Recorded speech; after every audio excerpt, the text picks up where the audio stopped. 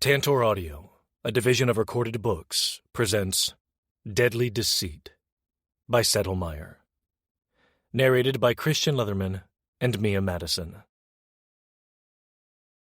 Chapter 1. Delancey.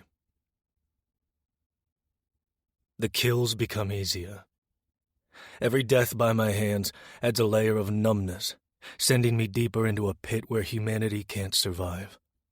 I was 12 years old when I took my first life. I was ordered to kill or be killed. It was a lie. I was going to die no matter what. When I woke up from a coma a week later, hooked up to machines and pain ricocheting throughout my body from being stabbed and left for dead, I shut down. No words, no emotions, nothing. I was asked about what happened, about the men responsible. Paper was shoved in my face, trying to get me to write it down since I refused to speak. My father tried to beat the answers out of me, leaving me with bruises and a busted lip that never healed properly. Still, I did nothing. Specialists were brought in, one after another, until I was finally diagnosed with traumatic mutism. My father sent me away to a youth psychiatric hospital because he didn't want to deal with a useless child. Something he said to my face before backhanding me across the cheek. The ring he wore on his middle finger cut my skin deep, resulting in another scar to remember him by. I spent the first year in that hospital wishing I were dead. I'd lay in bed for hours, the nightmares keeping me awake, thinking about all the ways I could kill myself. Not that I would have been able to follow through in that fucking place, where cameras watched your every move and nurses checked in on you every 15 minutes. With no options to leave this world, I turned my dark thoughts on the men who forced me to kill. On my father, who blamed me for my mother's death. On what he did to my brother, who tried to protect me from his abuse but got similar bruises and scars.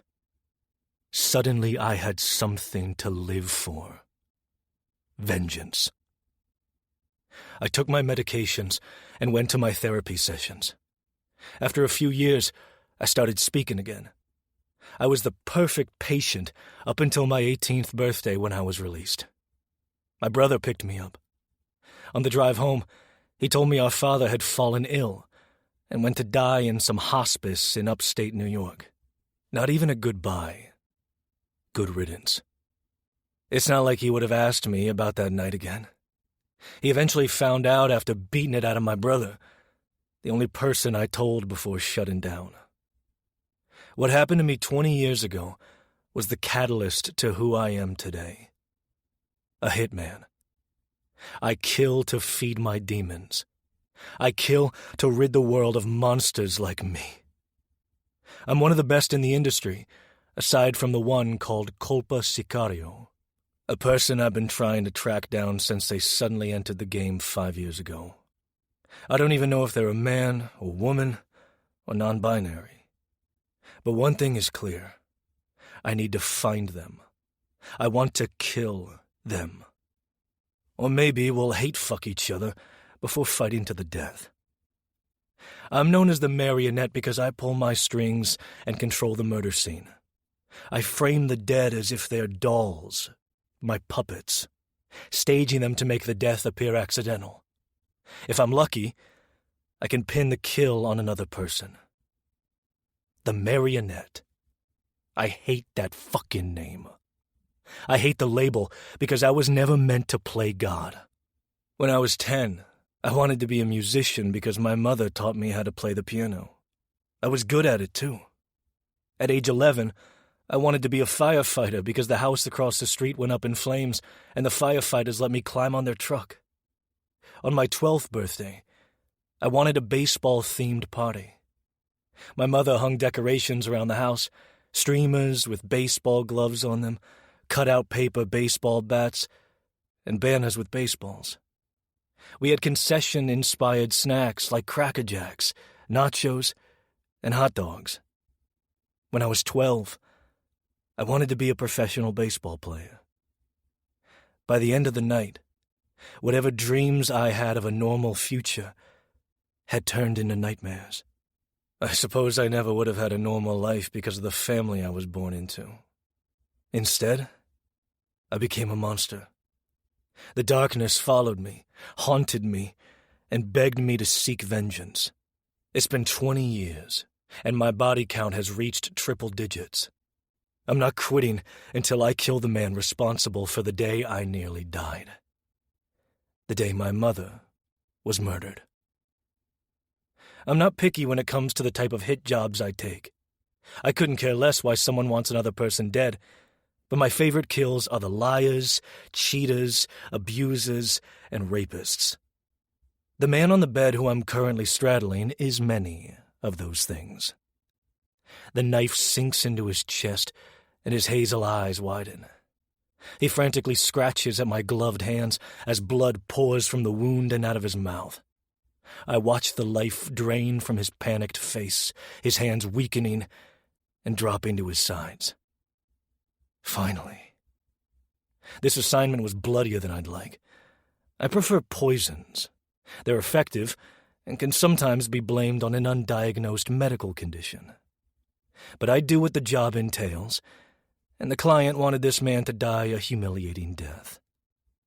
It took me months to plan it all out.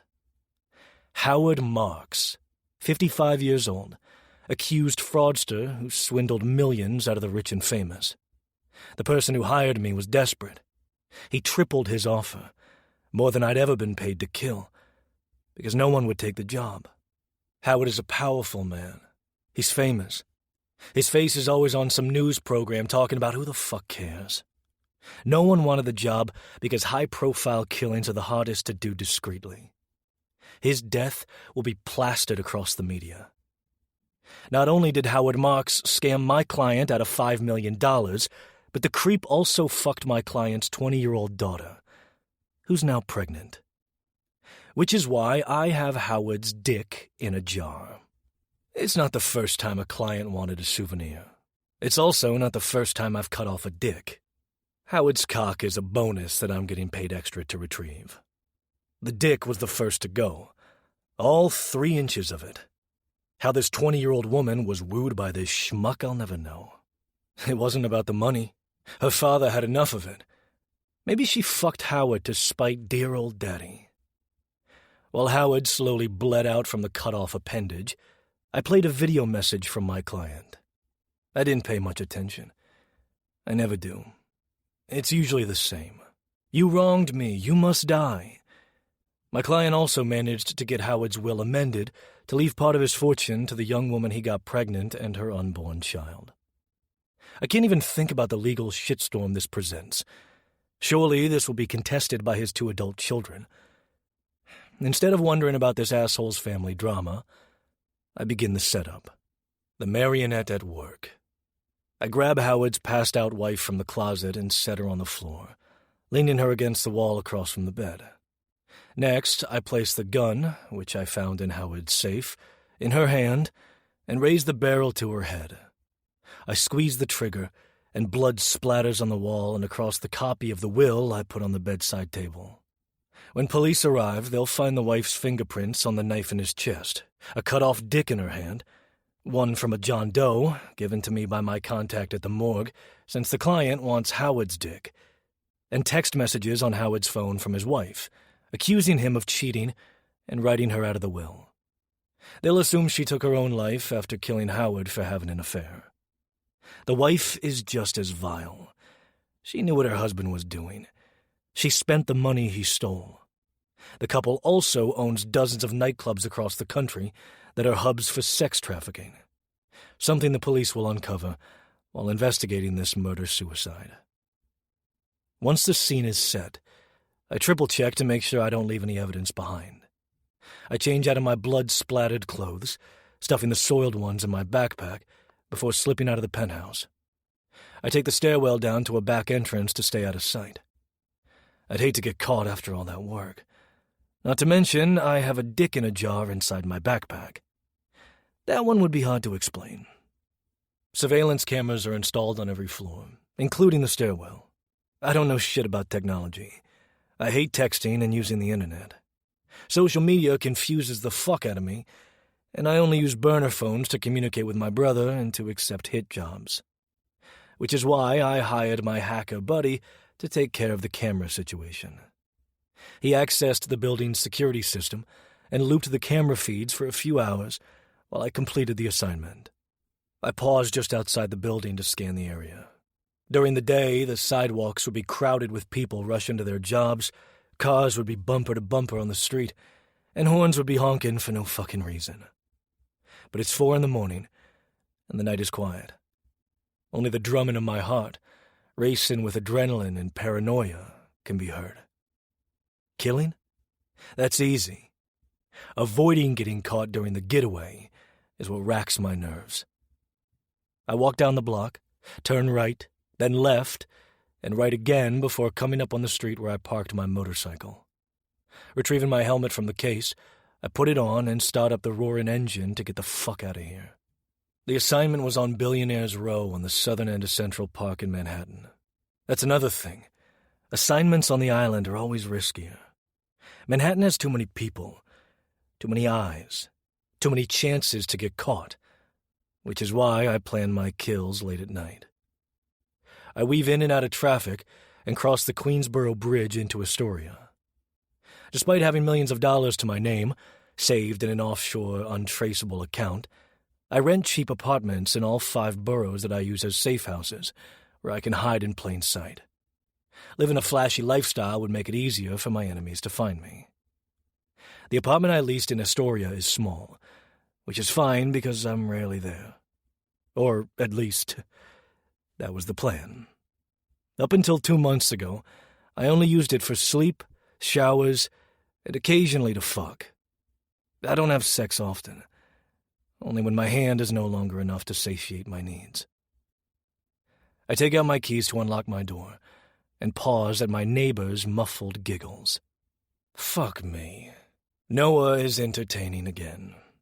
Noah McAllister, 31 years old, 5'10", brown eyes, hair color unknown because it's always dyed various shades of the rainbow. This month, it's purple. She's insufferable. She's a bartender at some bar on the east side of Manhattan, which means she comes home at 5 a.m. after her shift, making noise in her kitchen or fucking whoever she picked up at work. The walls between our apartments are paper thin. I hear everything. Every cough, every laugh, every godforsaken moan. She's a faker. I know they can't please her because the moment they leave, the sound of her vibrator pierces through the wall and overtakes the quiet of my apartment. Her toys make her come, and a part of me wants to barge into her place and show her what good sex can be like. I shake the thought from my head. I cannot get involved with my neighbor. Besides, we can't stand each other. In fact, I've considered killing her. I've broken into her apartment a few times and held a knife to her neck while she slept. Then my eyes would wander over her full body. She sleeps naked quite often, and my dick would convince me to keep her alive. I've been suffering since the day she moved in. She stays up late, and I wake up early. She bangs on her wall, yelling at me to turn down the music I blast while cleaning or working out or fucking my hand because I can't stop thinking about Noah's plump ass and plentiful curves. Her pouty lips, soft stomach, and melon-sized tits that she pushes out every time she sees me. I remember the first time we met, not long after she moved in 2 months ago. I'd woken her up hours after she returned home from what must have been a busy shift. She beat on my door, and I opened it to find Noah with her pink hair piled in a messy bun on the top of her head. She wore short shorts, a tight tank, and a sleep mask pushed up onto her forehead. She was so pissed with the way her chest heaved with heavy, frustrated breaths. I wasn't sure if it was because of her anger or her attraction to me.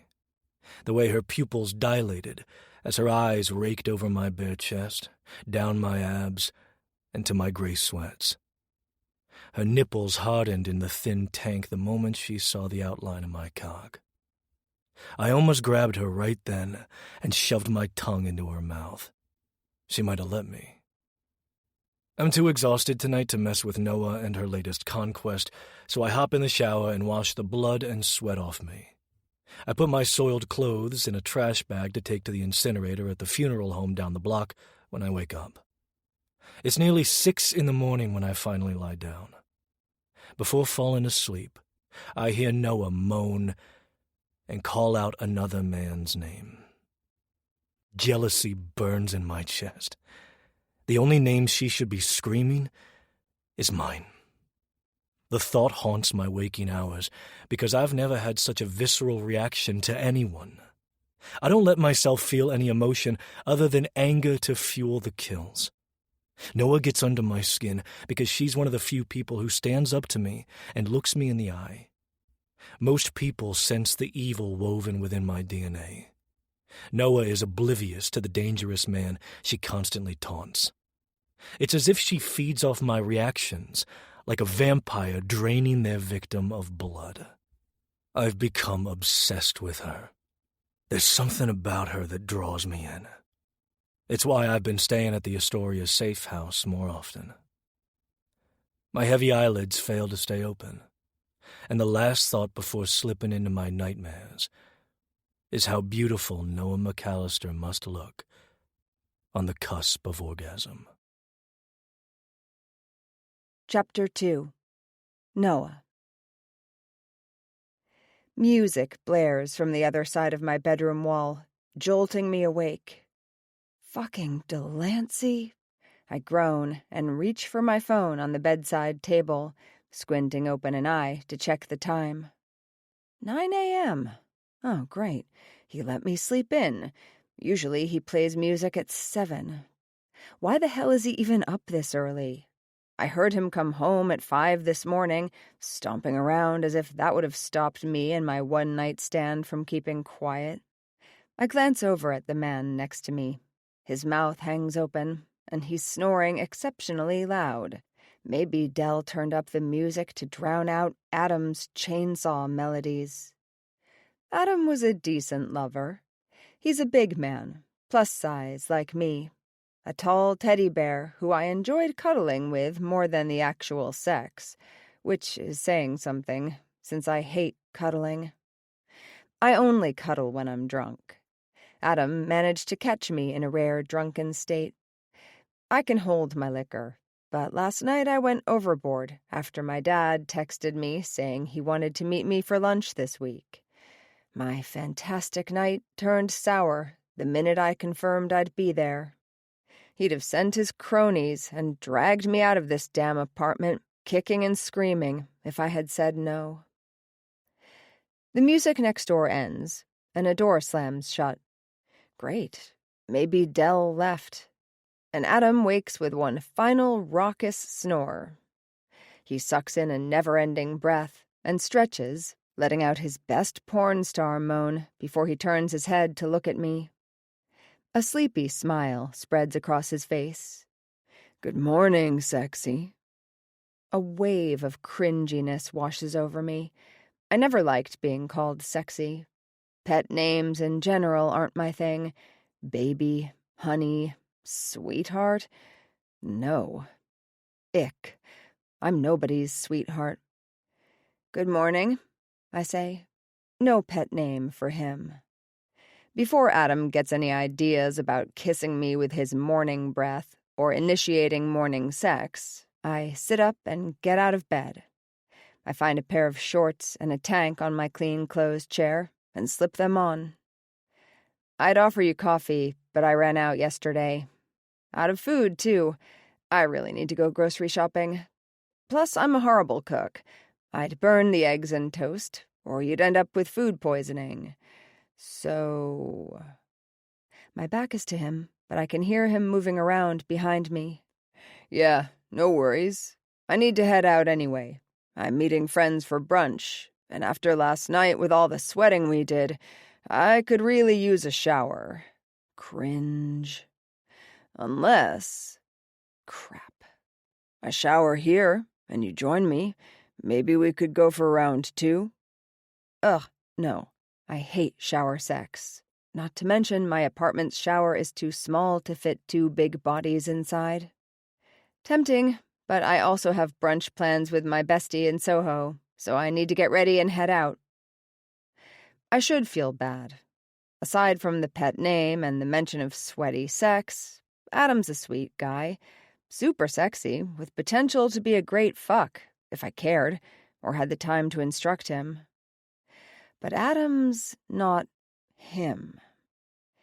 The golden retriever man shrugs and keeps getting dressed, while I head to the bathroom to relieve myself. I brush my teeth and wash my face, removing the makeup I forgot to take off before bed. Once I pile my purple hair into a heap on the top of my head, I return to the living area of my large studio apartment, where Adam stands in front of my bookcase looking at my photos. "A traveler, huh?" he asks over his shoulder. He's holding a picture of me standing in front of the Eiffel Tower, sparkling at night. I travel for work a lot. He frowns and sets the frame down. "Aren't you a bartender?" "It's for my other job." He turns around to face me, rubbing the back of his neck. "What do you do for your other job?" "I kill people," I say with a grin. Adam barks out a laugh. "That's funny. Are you a comedian?" I get stage fright. I wink, which makes his puffy cheeks blush. "So, do you want to do this again sometime?" "Sure," I say, and head towards the door. "I'll text you." "Let me give you my number." "You already did. Last night." He didn't. I open my door wide, giving Adam space to walk by. He pauses before passing and leans down for a kiss. I allow a quick peck on the lips and stifle the urge to shove him out of my apartment. I should really stop bringing one-night stands back to my place. Of course, before I can close my door, my annoying neighbor emerges from the pits of hell to taunt me. Damn, I really thought he left. Delancey leans against the doorframe to his apartment, arms crossed. He tisks while watching Adam descend the stairs. I hate it when he does that. His silent, judging stares are so loud, and he stares a lot. He wasn't much of a talker when we met, but now he talks too much, and I can't get him to shut up. Once Adam is out of sight and hearing range, Delancey huffs a laugh. "You little liar. Stalk much? Why'd you lie? Is it because you faked it, Rainbow Bright?" "I didn't fake it." He raises a brow at me. "Fuck off, Del. I'm not a computer, no. My name is Noah, not No. Stop calling me a word you never hear." "No." The last thing I see before slamming the door in Del's face is his narrowed eyes. I hate him and his stupid nicknames for me. No, Rainbow Bright, Skittles, Crayon, Kevin. Kevin took me a while to figure out. It wasn't until I saw a commercial promoting Home Alone airing on one of those channels that show Christmas movies the entire month of December that I realized he nicknamed me after the main character, Kevin McAllister. He's an idiot. My last name is spelled differently. I moved in 2 months ago, and I've hated Del since day one. His snarky comment about my pink hair, which prompted me to dye it purple the next day. His gorgeous face that's always stuck in a scowl. His dumb black hair that falls in a perfect mess. I hate how much I love that he's taller than me, because not a lot of dudes are taller than me. I hate his mesmerizing blue eyes, and how fucking hot he looked just now in his gray sweats and no shirt, because he's about to go for a run, even though it's 40 degrees outside. His body is packed with muscles, and my eyes greedily devour him every time he returns from his workouts, glistening with sweat. I hate how good he always smells, like sweat and the sun, an expensive cologne, tangerines mixed with nature, the woods after a fresh rain. And I hate how mysterious he is with all the scars littering his body, including one on his upper left lip and another along his left cheek. The alpha hole personality kills any attraction I have for Delancey, last name unknown, because he refuses to tell me, and it's not on his mailbox. I've checked. I could find out if I cared. I have my resources. But I don't care. I don't. Not about Del or his hot body. Okay, fine. That's a lie. I want to fuck him more than I want the coffee I'm about to brew. Sorry, Adam, I lied. I need the fuel to wake me up because there's no way I'm going back to sleep now. Del always knows exactly what to say to piss me off. Like, how did he know Adam couldn't make me come? My fake orgasms are Oscar-worthy. Besides, this time I did come. But it wasn't because of Adam. If I told Delancey I was thinking about him while fucking someone else, he'd never let me live it down. I flip off the door as if Del was still there and head back to my kitchen to start the coffee maker. While it brews, I climb back into bed, retrieving my bullet vibrator from the bedside table drawer. I need to relieve my built-up tension before I start the day. "About time, bitch," my best friend grumbles as I stumble into Boqueria, our favorite restaurant in Soho. The trendy, modern Spanish restaurant touts the best Barcelona-style tapas in America. I give her a hug, and she pulls back with a wrinkled nose. "Girl, you smell like sex." After getting off and screaming Del's name into my pillow, I fell asleep in orgasmic bliss and woke up just in time to catch a train here. No shower, so I don't doubt how pleasant I smell. "Jealous?" I tease. My bestie is stunning. Her long, dirty blonde hair is French braided with the tail hanging over her shoulder. She's wearing a purple turtleneck sweater tucked into black jeans, showcasing her plump body. Sage Manilow, no relation to Barry, is a big girl like me. We both don't give a fuck what the world has to say about our bodies. We dress how we want, fuck who we want, and do whatever we want. We're happy, and that pisses off the miserable fat phobes, which only encourages us to keep living our happy little lives. Well, happy on the outside, I suppose. My life has been one clusterfuck of misery. It began when I was 11, and I witnessed my mother's murder. I was inside my room reading when I heard her scream. I ran out and hid at the top of the stairs after seeing 2 large men in the living room. They had my mom on her knees, with her hands tied behind her back. She was crying, sobbing. Then one of the masked men held a gun to her head. He pulled the trigger, and I screamed and ran off, locking myself inside my bedroom. The men banged on the door, kicked it, and splintered the wood. I thought they were going to get in, but something must have spooked them, because suddenly they were gone. I was found hiding in my room 10 minutes later. I emerged to strangers downstairs, mostly men in ill-fitted suits and a few police officers talking to my father. The moment he saw me, he scooped me up into his arms. He held me for several minutes while I sobbed into his neck. I refused to let go until he forced me to sit on the couch and left me there to go talk to a new suited stranger who just walked in the door. I watched them just stand around talking, doing nothing except for the one person going around the apartment collecting evidence. No one walked up to me and asked me what I saw. I at least expected them to take me to the hospital to be checked out, physically and mentally. I'd just seen my mother get murdered, for fuck's sake. They did nothing. That was the night I learned my father is the Don of the Empire Mafia, a crime organization that's been around for decades and has power over law enforcement, New York City politicians, and other important people in this godforsaken city. Up until that night, I barely knew my father. He was in my life, but he was hardly around. Always busy with work, my mother would say. Losing her meant losing my sanctuary. She was my best friend.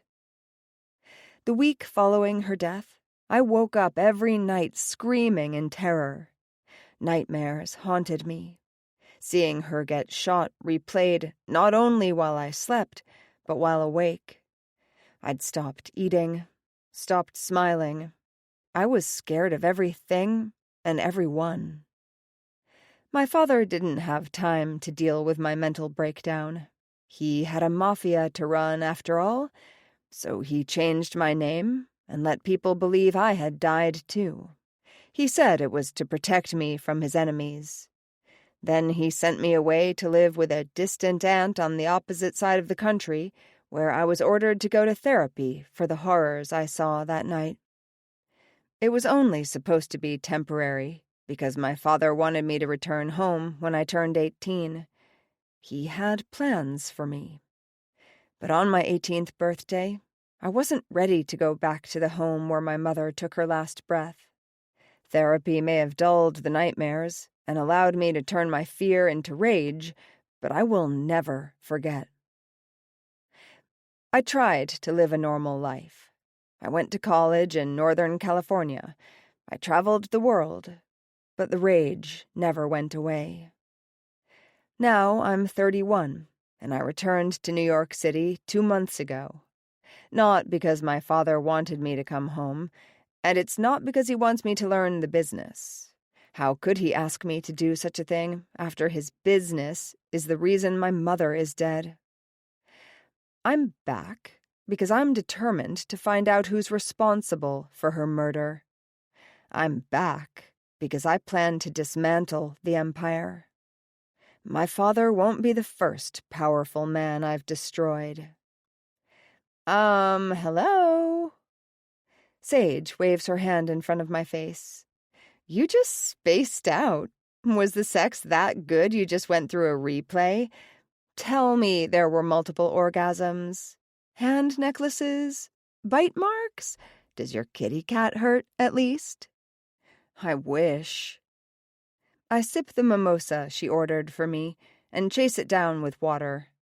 I'm way too dehydrated after last night. Aw, was it bad? What happened? Is it because you still have the hots for your grumpy neighbor? I pick up the menu, avoiding my best friend's eyes. I don't know what you're talking about. Just fuck him already. Put me out of my misery. Sage and I met at the bar we work at. We clicked instantly, and now, 2 months later, we're inseparable. We talk about everything. Well, not everything. She doesn't know about my family. She doesn't know I'm a Mafia princess, and my father wants me to take over someday. I can't let her get involved in this part of my life. Just like I can't tell her I have blood on my hands. Oh, shit, Sage whispers. An unbelievably hot man just walked in. I glance over my shoulder to see this hottie who has her speechless, which never happens. Oh, hell no. It's as if speaking about him conjured his presence. Speak of the devil, and he shall appear. I quickly turn back around and hide behind my menu. That's Grumpy Neighbor. What? Holy shit, Noe. He's hot as fuck. Did he see me? Please say he didn't see me. Oh, I saw you, Kevin, Delancey says, his deep voice vibrating throughout my body and awakening my thirsty cunt. I sit up straight in my chair and glance up at the man. He's dressed immaculately. Black pants, shirt, and suit jacket. His hair is brushed back, revealing his gorgeous blue eyes. Are you stalking me? He leans down, planting a hand on the back of my chair. He smells fantastic, as usual. His mouth is right next to my ear as he says, "What if I am?" I ignore the thought of how hot it would be if Dell was, in fact, stalking me. What is wrong with me? Stalking fantasies have never been my thing, especially with what I went through as a kid. Scary men breaking in and murdering my mother? No thank you. My next-door neighbor breaking in and ravishing me? Please. Hi, I'm Sage. My best friend's interruption saves me from the whimper that was creeping up my throat. Dell stares at me for a few seconds in that silent, sexy way of his, then finally averts his eyes to Sage. He plasters on a smile. "Delancey." He doesn't take her offered hand, which I find rude, and gives Sage a nod before turning his attention back to me. "I'm meeting someone here." "Congratulations." The door to the restaurant opens at that moment, and we turn our heads to watch a curvy redhead walk in and scan the room. She spots Dell and waves. "Ah, there's my date." He makes a point to look at me when saying date, adding his cockiest smirk. The fucker. "Good for you. I'm sure it's been hard all these nights alone with your hand. Have fun, laptop." I might have heard him growl when I turned my attention back to my best friend, refusing to give him a second glance. "A date?" Sage asks, once Dell and the woman walk off to sit at a table on the opposite side of the restaurant. Ouch. No ouch. This is good. This is fine. Is it? Yeah. Maybe this means he'll stop bothering me. Besides, we're just neighbors. He's allowed to date or fuck whoever he wants. I know I do. Like last night. Sage picks up her menu. "Okay," she says, drawing out the word and trying to hold back a smile.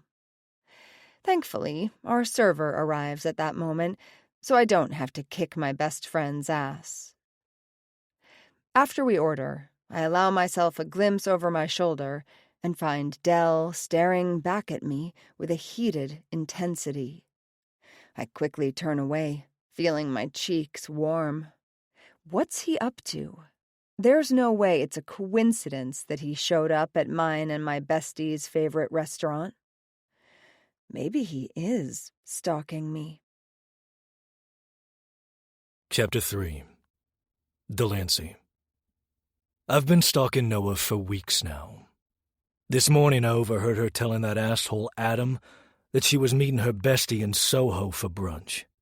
I know there's only one spot in Soho where the women like to meet. Boqueria is their favorite restaurant, so I told a past hookup to meet me here. I wanted to make Noah jealous, but I don't think it worked. I need her to desire me, obsess over me, so I can fuck her and get her out of my system. Instead, I'm the one desiring her, obsessing over her. She's beginning to get in the way of my plans. She's distracting me. It's been 10 minutes since Noah and her friend left, and the redhead across the table, Vicky, is talking about God knows what. I take out my phone and text my brother who heads the Queensboro mob. Me. Got a job for me? I started my killing career taking hits for the QBM. When that wasn't enough, I expanded and became the Marionette. I check the kill order message board, but nothing piques my interest. Either because the jobs don't pay enough, or it's too complicated of a hit. Typically, I wait a few days before accepting my next assignment. Taking jobs back-to-back opens the door for errors. I like to plan and scope out the target before making my move. But I'm desperate to murder someone. I need to relieve this tension that builds every time I see her. I could just give in and end her life. The thought makes my heart ache and my stomach twist with panic. I tuck my phone away because I know Elias won't respond anytime soon. He's horrible at communication, especially texting. So, that means my urge for violence will just need to be satisfied some other way. Maybe I'll find an underground fighting match and beat the shit out of some cocky amateur. Or maybe I'll go snoop around Noah's place. Yeah, that idea excites me more than spilling blood. I stand and take my wallet out of my suit jacket's pocket and extract $100 bill to toss on the table. That'll cover our meal and 50% of the tip. I have to go, I say, and storm out of the restaurant. Outside, I flag down a cab. Before I get inside, Vicky places her hand on my arm. You need me to help with whatever's bothering you? No, I can't. She's not her. But maybe Vicky can help me forget, even if it's for a few minutes.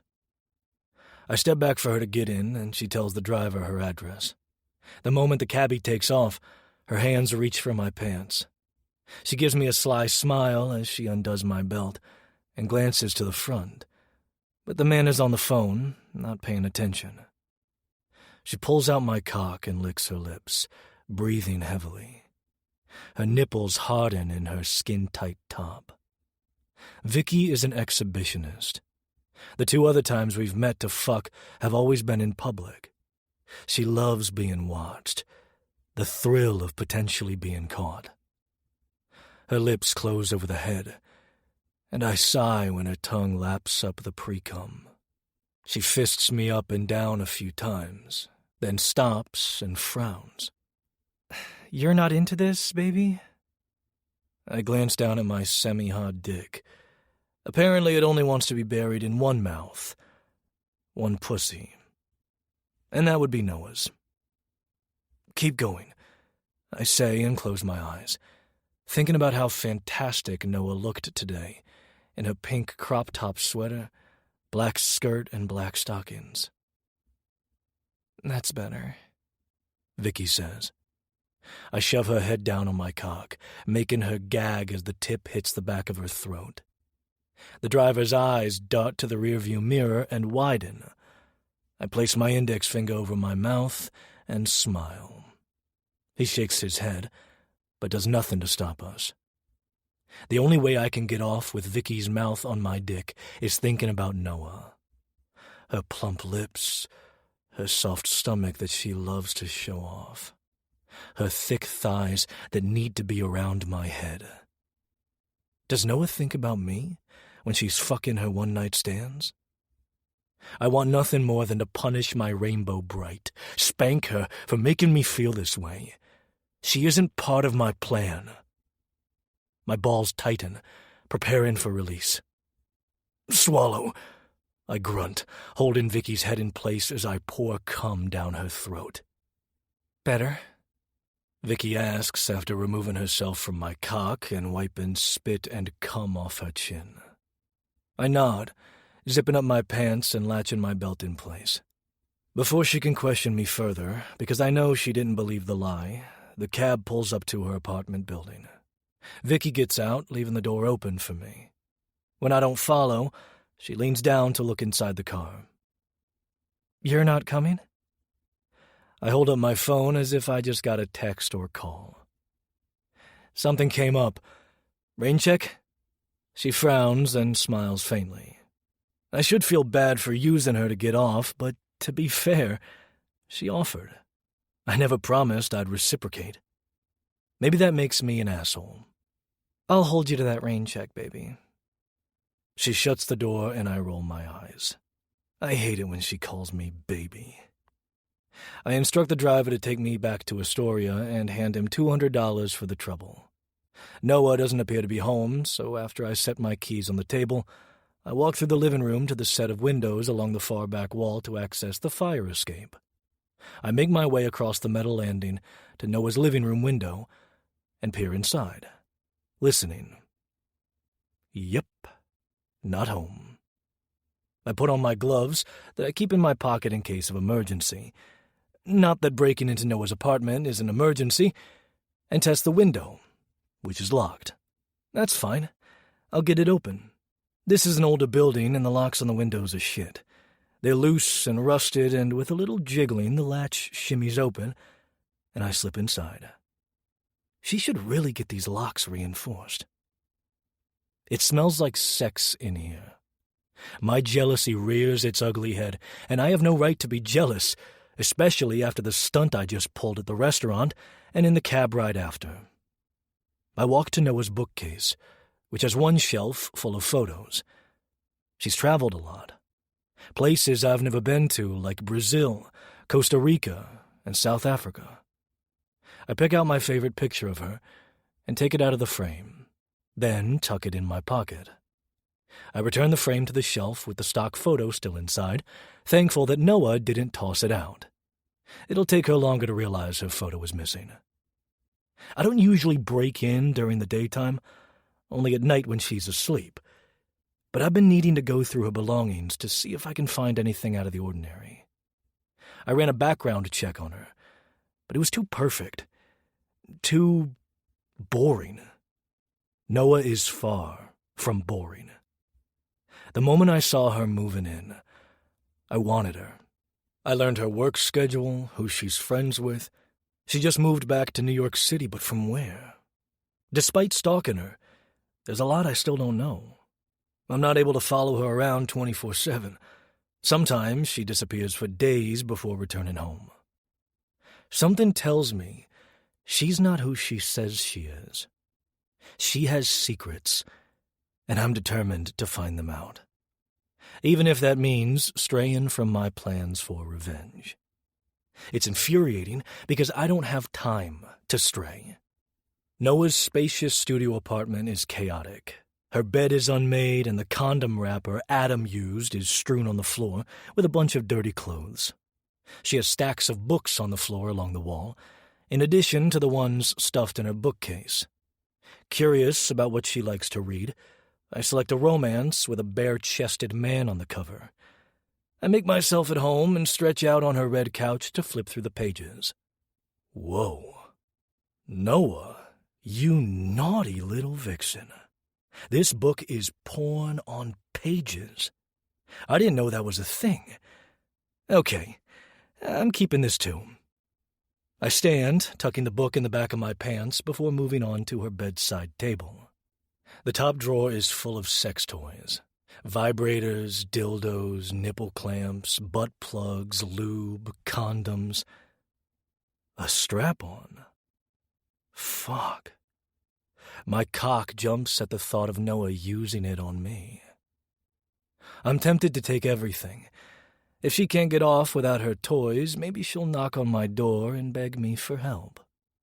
I behave myself and choose only one, pocketing her bullet vibrator. The kitchen is at least clean. Inside the cabinets, I find a box of Pop-Tarts and take out a packet, leaving the last one for her. I finish perusing her place while eating the sweet treat. It's been years since I've had one. My mother used to buy them for me and my brother all the time. Her bathroom is also clean, but full of products. All kinds of shampoos and conditioners, body washes, lotions, perfumes, and other things that I have no idea what they're used for. God, it smells wonderful in here. After leaving the bathroom, I continue along the back wall and crouch down next to a laundry basket in a corner full of small photo albums. I grab the top one and flip through it. There are more photos of her traveling. I've yet to see one of her traveling with someone. A solo traveler, I'm assuming. I'd love to travel the world with her. I shake the thought from my head and keep flipping the pages. At the back are pictures of Noah when she was younger. I'd say around 10 or 11. There are photos of her at ballet, playing the piano, the violin, the flute. Photos of her holding a bunny, a kitten, a puppy, riding a camel in the deserts of Egypt. There are several of her as a child, posing with a woman who is clearly her mother. She has dark brown hair, the same brown eyes, and a cheeky chipmunk smile that Noah has shown me out of spite too many times to count. I take one of the photos of this woman out of the plastic sleeve and flip it around. No name on the back. I don't find any pictures of Noah beyond this young age with the woman. Is she dead? I wonder what happened to her. My gut is sounding the alarms, so I steal a few of these photos too. The closer I get to Noah, the more mysterious she becomes. I've tried to keep my distance since she moved in. Stalking from afar counts, right? But now I'm intrigued.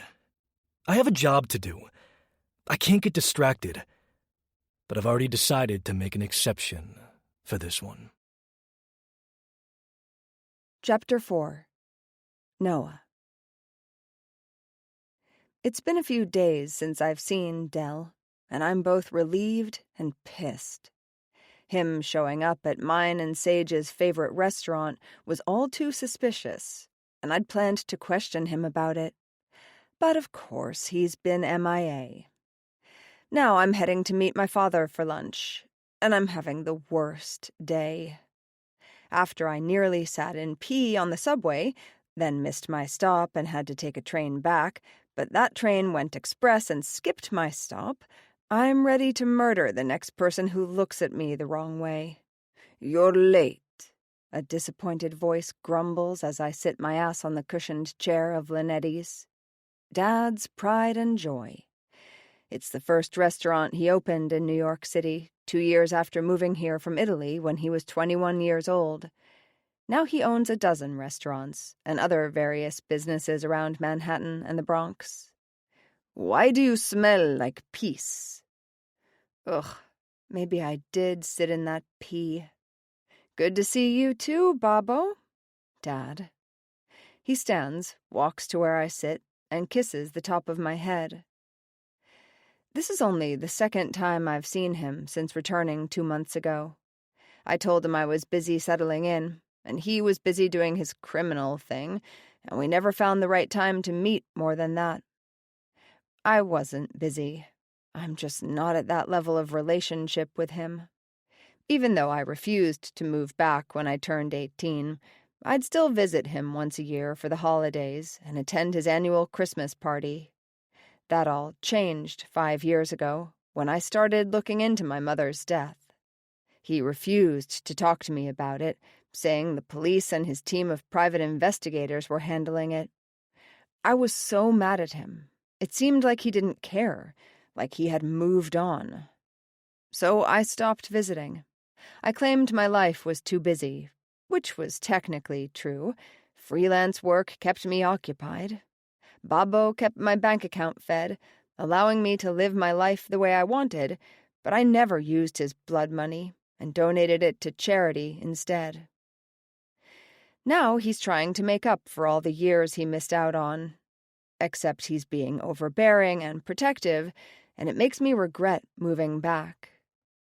I scowl at the old man, his wrinkles growing deeper the longer I'm in his presence. "Why are you late? You know I worry about you." "Train delays." "Why do you insist on taking that filthy transportation?" he growls, his anger making his Italian accent thicker. "How many times have I told you to allow my driver to escort you around the city?" I lean back in the chair, crossing my arms, because I've managed to stay alive for 31 years without his help. Doesn't he know that the last time I lived with him, I nearly died? "I'm an adult, Babbo. I don't need a babysitter. Besides, it's New York City. You know driving takes longer." "I'd rather you late because of traffic than to not show up because you're dead." "Well, I'm here now, late and alive." "Enough, Noah." He slams a fist on the table, knocking over my empty glass. A worker rushes over, tips it upright, and fills it with wine. I give the man a thankful nod and take a long draw of the bitter liquid. Gio Linetti is the scariest man I know. He always has been. He's a big guy, 400 pounds. Fatness and tallness run in our family. He's 6'6". I'm 5'10" and 280 pounds. His temper, however, is shorter than my patience with Del. "You know I have enemies. You know every day I worry they'll find you now that you're back. They could take you away from me just as they did your mother." His voice breaks, and I sigh, softening my defiant demeanor. I'm sorry. I cover my father's fisted hand with my palm. I know you worry, but I swear I'm careful.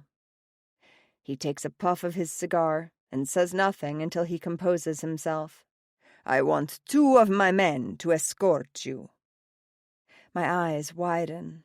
No, absolutely not. I want you to stop working at that vile bar.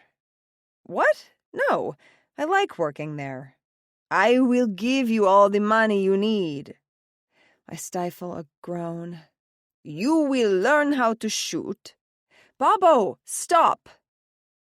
The restaurant goes silent. It's just us and the workers, but it's obvious they've never heard anyone raise their voice to their boss. Probably because that person would end up with a bullet in their head. Look, I didn't move back so you could reign over my life. I won't stop working because I need my independence. It's a fun job, and that's what I need right now. As for having 2 of your soldiers following me around, fine. If it makes you feel better, they can escort me when I go out. Only when I go out. They will not show up at my job. He thinks about my demands, petting his clean-shaven chin. They go to your bar and sit nearby, but out of the way, observing, ready to step in when needed. I pinch the bridge of my nose. He won't give up no matter how hard I fight. Okay, sure, but they better not boss me around. I won't hesitate to stab them. My father laughs, as if I'm joking. I'm not. Don't underestimate me, Babbo. I'll kick their asses. I told you I learned self-defense when I visited Brazil. He shakes his head, still chuckling. Then his smile fades. He takes hold of my hand from across the table. A punch or a kick is no match for a bullet. I wouldn't put it past my father to make me start wearing a bulletproof vest. I'm serious about you learning how to shoot. I hate guns. It's not because when I was 10 and tried shooting one of the long ones at my father's gun range and the kickback left a killer bruise. No, I hate guns because it's the weapon used to kill my mom. I'd much rather hold a knife in my hand. Mio angelo, my angel, listen to me. I received word that another hit has been put on me. I rip my hand out of his. What? By whom? He takes a sip of his whiskey. I don't know, but I'll find out. See, this is why I want nothing to do with his mob life. Someone always wants to kill the boss or his family. New York City has 3 crime syndicates: the Empire Mafia, the Queensboro Mob, and the Lords of Staten Island.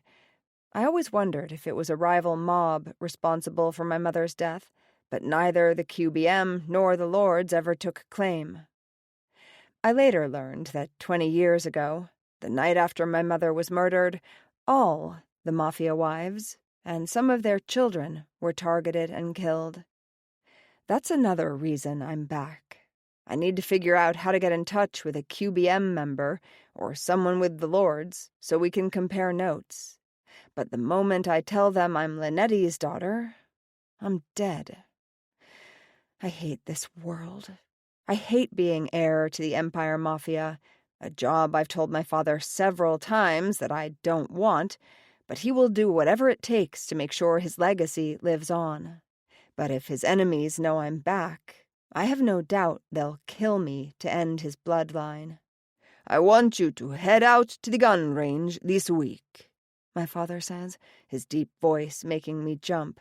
Ryan and Brian will go with you. Ryan and Brian? Really? He stands and buttons his suit jacket. No more subways either. And with that, he walks away. Chapter 5. Delancey. It's the middle of November, and my least favorite month is on the horizon. I haven't seen Noah in a few days, even though I've heard her through the walls plenty of times. I'm not avoiding her on purpose. I've been busy helping my brother with a QBM task. He rarely needs my help, so I've forced myself to answer his call. My demons are restless. I need to kill again. But it's still too soon after my last assignment. Fucking Vicky's mouth did nothing to ease my urge for violence. In fact, I think it made it worse because I felt guilty afterwards. Guilty that it wasn't Noah. Maybe the shooting range can help. Guns aren't my favorite weapon to kill with, but they're useful for sniper hits when I'm unable to get close to a target. I rarely accept sniper hits, since I'm unable to pose the kill as an accident. It opens me up to the vulnerability of a job being traced back to me. Still, I like to keep my shooting skills sharp. The biting cold slices through my leather jacket as I weave in and out of morning rush hour traffic on my black and orange KTM 990 Duke motorcycle. My fingers are already numb despite the gloves I wear. I hate winter. The cold reminds me of my childhood, being left to die outside in the snow. I tried to run. I made it out the front door of our house before a pair of large, strong arms caught me and plunged a knife into my stomach. When I was found, frostbite was beginning to kick in, and I was minutes from dying. I was told I was lucky to be alive. Everyone said my guardian angel was protecting me that night. No. This was no divine intervention. God wouldn't let me live just so I could spend the rest of my years killing and seeking revenge for my mother's death. Perhaps it was the devil who saved me. I've already killed the men who forced me to slit her throat. For years, I stalked them, played games with them to ignite fear in their every waking moment. I put them on edge for months before making my move.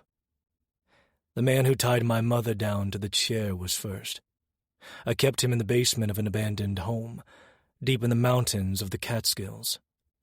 No one could hear his screams as I left him there for days to piss himself, starve, and lose his mind. Before his organs failed, I returned. I gave him water and food, just enough to survive while I carved small but deep cuts all over his body. A slow, agonizing death. The man who put the knife in my hand was next. I cut off his hands and applied a tourniquet so he wouldn't bleed out. I strung him up to a wall and played a game of knife throwing. I left him there with knives embedded in his legs, stomach, chest, and arms until the life slowly drained from him. I saved the man who chased after me and stabbed me for last. I dumped him out in the woods in the middle of a big snowstorm and hunted him. Just when he thought he'd lost me, I'd fire a shot his way. It took him nearly 5 hours before he ran out of steam and collapsed into the snow. His skin was blue and frostbitten when I approached him. I stabbed him in the same spot he did me and left him there to die. The bobcats and cougars ate well that night, leaving me barely any remains to dispose of the next day. His blood is still warm on my hands. It's been 8 months since I finally ended his year-long torture. The moment I turned 18, I've been on this path of vengeance, and there's one more name on my list. The man who ordered her death. Killing him will shift power within the New York City Mafia scene. My shoulders ache, and my body desperately needs sleep. I tried to catch up last night, but Skittles spent hours watching some ridiculous reality TV show. My banging on the wall did nothing but prompt her to turn up the volume at full blast. I want to strangle her. The thought quickly turned sexual, as I imagine my hands giving her a lovely necklace while I fuck her into the mattress. Get a grip, Delancey. Stop thinking about fucking your neighbor. The thoughts are becoming too frequent. The more I see her, stalk her, hear her moans from the other side of the wall, the more I crave to be near her. Or perhaps it's the way we banter, because I've never met someone who is as fast with the quips as her. I've met my match, and it's exhilarating. This is a sign to move out and retire the Astoria safe house, but for some reason, my stomach turns at the thought of leaving. You gotta be fucking kidding me. A familiar silky voice sounds from behind me. I'm at a stall, preparing my weapon, and slowly turn to find my lovely Rainbow Bright. As if thinking about her summoned the woman who haunts my thoughts 24/7. Kevin, you look like a disaster this morning. My eyes travel up and down her body. A beautiful disaster. She's wearing leggings and an oversized t-shirt that hangs off her shoulder, revealing a purple sports bra to match the purple mess of hair piled on top of her head. Stop calling me Kevin! Did someone kidnap you from bed? I sniff the air between us and ignore my cock jerking at her jasmine and citrus scent. It's an expensive perfume, her favorite. No time for a shower, smelly cat? Fuck off with that. I smell fantastic. She reaches for my gun, her fingertips skimming over the metal, but I snatch her by the wrist before she's able to grab it. Whoa there, killer. Keep those slutty paws off my baby. Surely she wasn't trying to grab my gun to shoot me. Slut-shaming? She tugs her arm from my grip. How sexist of you, laptop. This little brat. What are you doing here? Are you stalking me? I ask, secretly hoping she is stalking me. We're all the way in the Morrisania section of the Bronx. This city is massive, and I run into her here. I'm not a fan of coincidences. Not to mention, she walked into the gun range owned by New York City's most notorious mobster. Does she know the danger that surrounds her? Why would I stalk you, Del? We literally live next to each other. Fair. I'm here to learn how to shoot a gun, dumbass. Interesting. Why would a bartender need to learn how to shoot? Is she planning to carry? Gun laws in the Big Apple are strict, though she doesn't seem like one to abide by the laws. Guns are dangerous, I say as if she's a child. They go bang bang real loud. She growls, and it's rather adorable. It's why I enjoy messing with her. Her anger is intoxicating. Who's teaching you how to use a gun anyway? I look around and see a couple of big guys standing behind her. They're regarding me as if I'm about to strike out and murder Noah. Wait, are they her bodyguards? Those men sure are acting like they're protecting her. It's none of your business who's teaching me or why I want to learn, you nosy motherfucker. The snark catches me off guard, and the laugh slips past my lips. What's so funny? I quickly recover, shaken off the shock of finding another human amusing, and say, You're letting one of these yahoos teach you? What, can you do it better? I offer her the cockiest smile, which seems to piss her off based on the red in her cheeks deepening, and return to my stall to pick up my gun. Pointing at the target on the far end, I fire 5 shots, then hit the button to bring the paper to me. I tear it off and hand it to No. Her mouth drops open. Who the hell are you? The corner of my mouth turns up and that funny feeling of amusement returns. Fuck. Why do I like it? Teach me, Noah says, her eyes lighting up with lust. She's turned on? My gaze drops to her tits, and I wonder if her nipples are hard underneath that top. Stop ogling me and teach me how to shoot, Del. If she were mine, I'd punish her for being such a brat. A bossy little brat. I take a step back, waving my hand at the stall for her to step in. I attach a new shooting target paper to the hook before sending it to the back and reload the magazine as Noah gets into position. She eagerly reaches for the gun when I set it down. I tisk and slap her hand, garnering a frown from her. I grab the supplied shooting earmuffs and plastic eyewear.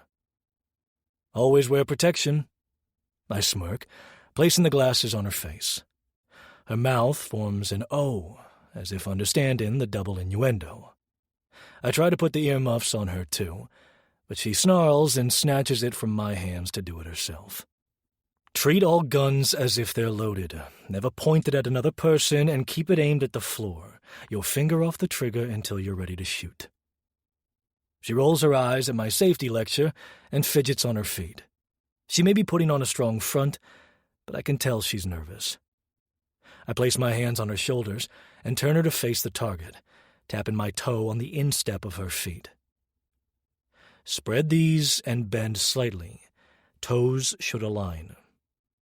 She follows my instructions, and once comfortable in her stance, she leans back. Lean forward, not back.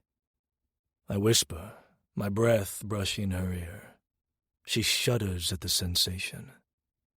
I smooth my hands over her arms, adjusting them to line up with the target. Hold the gun with both hands. Cup this hand over the other. Her breathing picks up, and she's leaning into me again. I don't immediately correct her posture, instead enjoying how amazing her body feels against mine.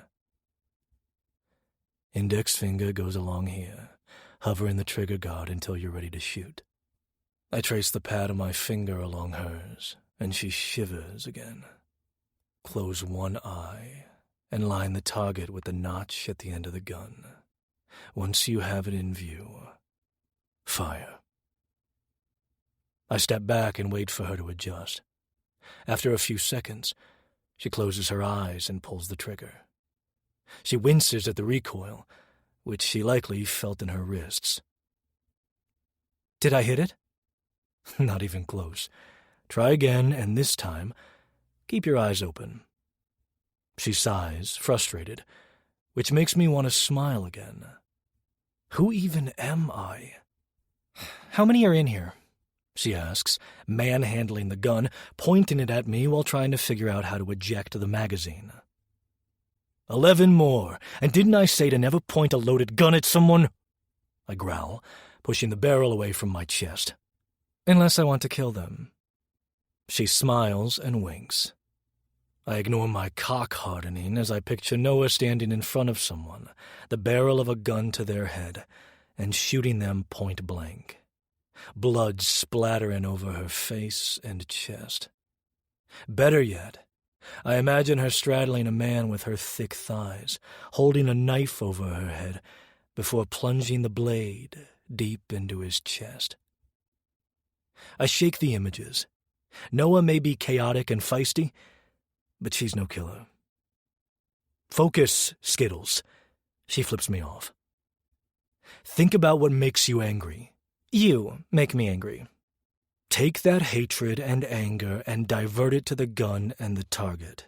Vengeance is a powerful state of mind. The smile on her face drops at my words. Shit. What did I say? What memory did I just trigger? An array of emotions passes over her beautiful face. Ones I'm quite familiar with. Sadness, rage, retribution. She positions herself in the stall, correctly this time, and lifts both arms. After stretching her neck side to side, her shoulders relax. She's focusing on the target, following my instructions to the T, and a strange swell of pride takes over me. The gun fires once, twice, 3 times. Noah giggles and fires 5 more bullets. Okay, Scarface, calm down, I say, snatching the gun from her trigger-happy hands. I prompt the target to return and tear the paper from the holder. Well, would you look at that? You actually got some shots on the target this time. She yanks it out of my hand, her eyes going wide the moment she spots a bullet hole smack dab in the paper man's groin. Holy shit! I did it! She squeals and throws her arms around my neck. I stiffen and hold my breath, not sure what to do. It's been decades since anyone's properly hugged me. It's different from the physical touch that comes with fucking. Hugging is so personal. My hands hover at Noah's sides, not daring to touch her, because once I start, I won't be able to stop, and that thought terrifies me. Noah must sense my unease and releases me. She steps back and glances over her shoulder at the two goons. They've got their palms on their guns, ready to shoot as if I'm about to attack Noah, when she was the one who launched herself at me. "Sorry," Noah whispers. She holds her head down, ashamed. It's strange because I've never seen this woman ashamed of anything. She always radiates confidence when around me. I want to lift her chin and tell her she did nothing wrong, that it's me. I'm the one too fucked up to hug her back. I hastily grab my gun and secure it in my holster, then collect my ammunition and leather jacket. Without saying a word, I leave. "Delancey, wait!" Noah's voice trails after me, but I'm already halfway to the door. Fuck! I let it get to me. I let her distract me. This is why I can't get attached to anyone. I lose focus, and I'm too close to finally killing the man who ordered my mother's death, and I can't let a woman fuck it all up. Even if that woman ignites the very spark of life that's been dead for 20 years. She's making me want to live again. And I hate her for it. Chapter 6. Noah. I haven't seen Delancey in a week. He's been avoiding me since that day at the shooting range when I hugged him. My hugs aren't that horrible.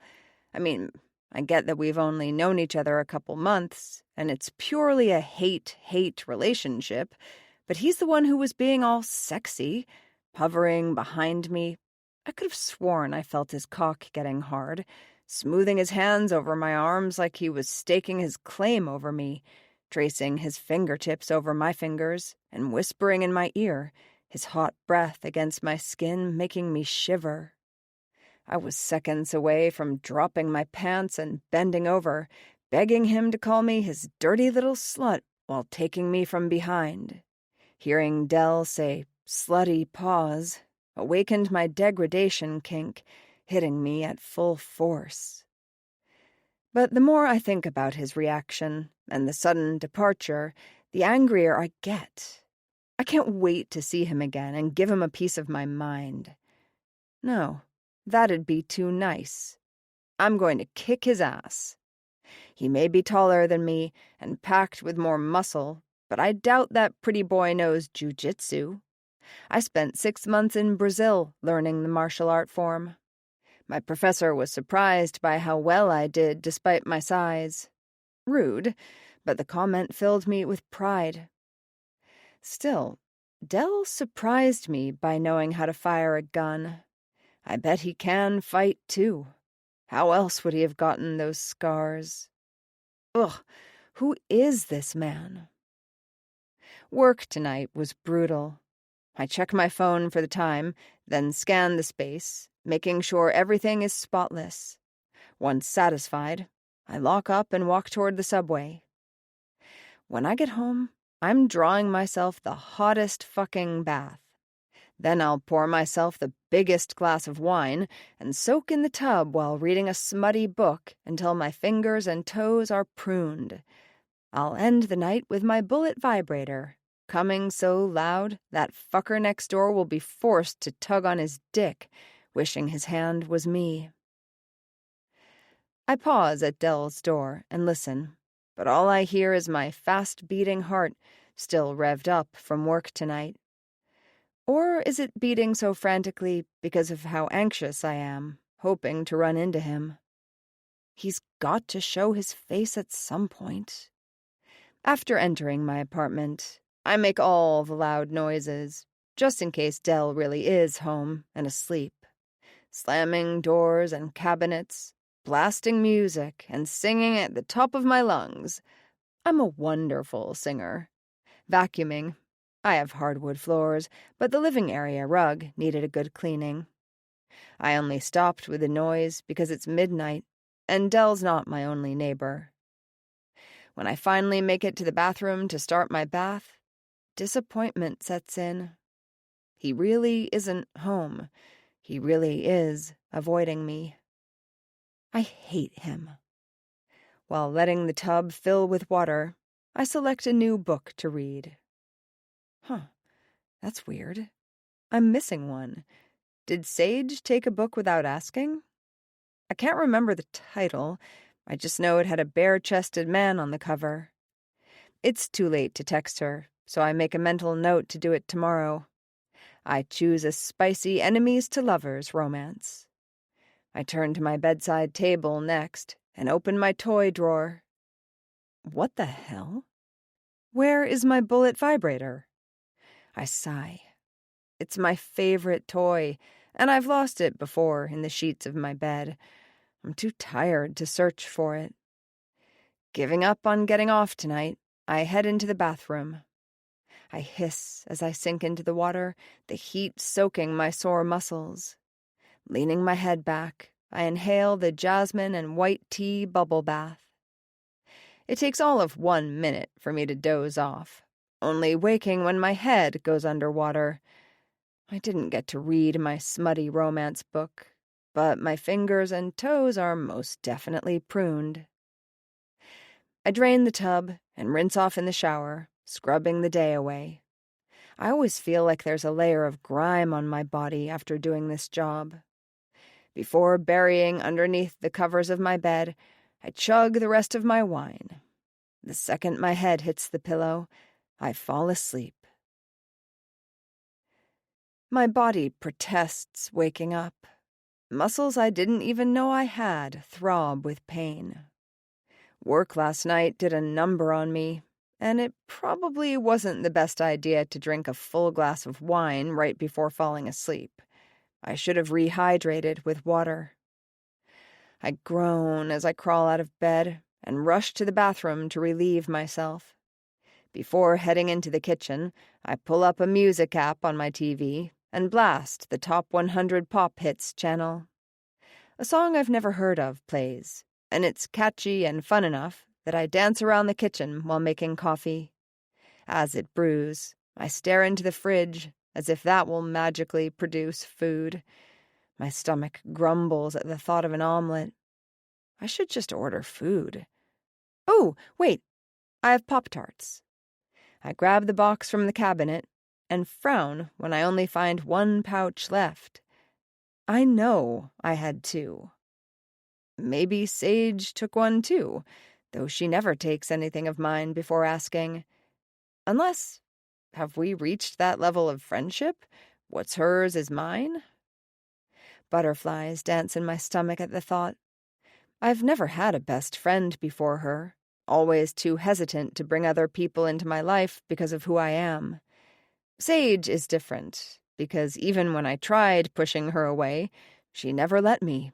She's always been accepting of me. I'll tell her everything eventually. I'll give her the option to dip out if my life is too terrifying for her. Especially when I tell her my biggest, darkest secret. The coffee machine beeps, letting me know it's done, and I shimmy my way over to grab the coffee pot. When I turn around, I scream, and the coffee pot slips out of my hand, shattering on the hardwood floor. The hot liquid splatters on my bare feet and legs. Jesus fucking Christ! Nope, just me, Delancey says. I limp to the counter to grab paper towels, but Dell is already handing them to me. I'm surprised how well of a dancer you are, since you sing like a cat in heat. I flip him the bird while I wipe the coffee off my legs. Dell disappears for a minute while I sweep up the broken glass and mop the floor. He returns with a first aid kit.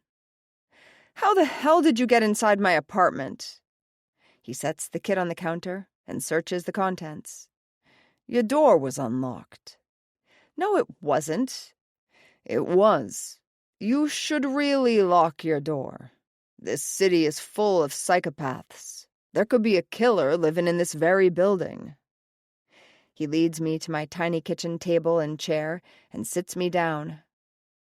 You're not going to gaslight me, laptop. I know I locked the door last night. I checked it right before I went to sleep, like I always do, and... What are you doing? He's setting ointment packets and bandages out on the table, as if he's about to perform surgery on me. You got cut by the shattering glass and burned by the hot coffee. Before I can respond, he has my right foot in his lap and smooths what I assume to be burn relief on my skin. Next, he applies an ointment for the cuts on my shin. He's taking care of me? He's so gentle and attentive and looks sexy as hell. Who is this man? Where have you been? I ask, as he wraps my foot with a bandage. He glances up at me through his black locks falling into his blue eyes. I had to work. Bullshit. He ignores me and takes hold of my other foot. I had to work, he repeats, softer this time, more sincere. Fine, I guess I believe him. What do you do for a living, Delancey? And don't lie to me. Don't avoid the question like you always do. He pauses momentarily, as if gathering his thoughts. I'm a private investigator, he says cautiously. I was called away on a job. He sets my foot on the floor, deciding it doesn't need medicine or bandages. I want to ask him about this job that took him away from me for a week. So he's a private investigator? That might explain why he knows how to shoot a gun. Is he former law enforcement? A part of me feels like he's not telling me the whole truth.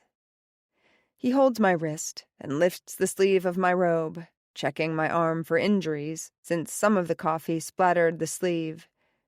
Wait, no, shit! I try to pull my arm back, but he holds on to me tighter. What happened, No? Dell's voice is low and laced with anger. Who did this to you? No one. I quickly tug the sleeve down to hide the cuts and bruises along my forearm. Dell releases me, and I stand, leaving him at the table. But he follows me into the living room, where I pace. It happened at work. There was a fight, and... He grabs me by the arm and pulls me against his body. His heavy breaths mix with mine, and for a second, I wonder if he's going to kiss me. Instead, he tilts my head to the side and spots a bruise on my neck. He brushes the pad of his thumb over it, making me shudder. And this? His fingers spread over my neck and skim down to my shoulder. He pushes the fabric of my robe back, tracing the inch-long cut there. This? When I refuse to answer again, he tugs on the robe's belt, pausing to give me time to protest. I don't, and it falls off my body. His enraged eyes scan my breasts, my nipples hardening under his heated stare. The tips of his fingers graze the bruises along my chest before moving to the cuts and scars on my stomach and sides. New cuts and bruises from last night, and old ones from past jobs. Who gave these to you? Answer me, Noah. The way he says my name, livid and full of demand, lights a fire in my stomach. I whimper. His eyes dart back up to mine at the sound. Give me a name. I just want to talk to them. I take self-defense classes, I say, hoping he believes me. Sometimes I get my ass kicked. He waits for me to continue, staring into my eyes as if he'll find the truth there. Why did you leave so suddenly at the gun range? I blurt before he can ask more questions. My words seem to snap him out of this protective demeanor, a side of him I wouldn't mind seeing more. It's sexy as fuck. Dell steps away from me, and I scramble to put my robe back on, suddenly feeling vulnerable and embarrassed about what had just happened. He points at a takeout box on the counter. "I brought you breakfast. A ham and cheese omelet and hash browns." He backs away towards the door. "What are you doing? Are you leaving?" "Yes, I have to. I can't. I'm sorry, He stumbles over his words, and I've never heard him so flustered. "I swear to God, if you don't stop so we can talk about what just happened. Delancey, fuck, I wish I knew your last name so I can properly curse you." He's out my door and down the hall as I continue yelling at him. Seconds later, I hear his motorcycle rev up, and he takes off. Chapter 7. Delancey. She's lying to me. She didn't get those cuts and bruises from her job bartending or from a self-defense class. Who is this woman? 2 months ago, when she moved in next door, I asked my hacker contact to run a background check on her. I do it with every tenant of every building I use as a safe house. Noah McAllister has basic social media pages. She likes to party and travel. No outstanding debts. Her mother, Sasha, died in a car accident when she was 11, and her father, Barry, is... I don't remember what her father does. A mechanic, maybe? In fact, I'd glanced over her background check and found it so vapid, with nothing standing out, that I didn't even care to look into her father's history. Now I'm wondering if it's all fake. Someone who doesn't want to be found will either make sure any evidence of their true existence has been erased, or they'll create a false life to hide the real one. Even my friend didn't notice anything out of the ordinary to require further digging. What if she's in danger? Her injuries, needing to learn how to shoot a gun, the goons who escorted her? Is she running away from an abusive relationship? I could protect her. The thought surprises me enough that I nearly crash into a box truck on the highway. I've zoned out for the last 15 minutes, speeding through morning rush hour traffic. Muscle memory takes me to the only place in the world where I'm at peace, where I can clear my head from this woman who quickly became an obsession. Grapevines snake up the brick entrance to St. Orion's Cemetery in Fresh Meadows, Queens. Weeds tower around the base of the arch and along the black iron fence. The cemetery has been neglected due to lack of funding or some bullshit. Most of the headstones are covered in filth, dirt, bird shit, moss, and mildew. The few families that still pay their respects here manage to upkeep their loved one's plot. My mother was one of the last people buried here before the land was declared at capacity. Her final resting place sits near the back of the cemetery, where I keep the grass cut down and the gray marble tombstone clean of grime. I smooth my hand over the engraved letters. Imogen Carter, a loving mother and wife. She was more than a wife and a mother. She was my best friend. She supported me in all my dreams, even if they seemed unattainable. When my older brother decided he was too cool to hang out with me, my mom was there to build forts in the living room, or be the princess the knight in shining armor saved. I don't have flowers to give you this time, Ma. I pick up the dead arrangement from the last time I visited and set it aside, reminding myself to toss it in the trash when I leave. I reach into my pants pocket and take out the photo of Noah I stole after breaking into her apartment the other day. I still don't know why I find her so fascinating. I typically only stalk the people I intend to kill. With Noah, being near her puts me at ease in a way I can't explain. Far too many times, when my nightmares kept me awake, I'd sneak into her apartment and watch her sleep. Maybe it's because she has nightmares too. I watch her toss and turn and call out for help. Or maybe it's because she's chaotic while I'm more laid back. She keeps me guessing. There's something else about her that she's hiding from me. I'll figure it out. She draws out my possessive side anytime she brings home a lover. And I've learned Noah is attracted to all genders. I've been tempted to kill whoever she fucks, jealous that they get to touch her, kiss her, taste her. Then I realize she might be blamed and thrown in jail. Instead, I rifle through her wallet or purse, get their info, and hand it over to Jed. I encourage him to dig up all their dirty secrets, if they have any, and reveal them to the world.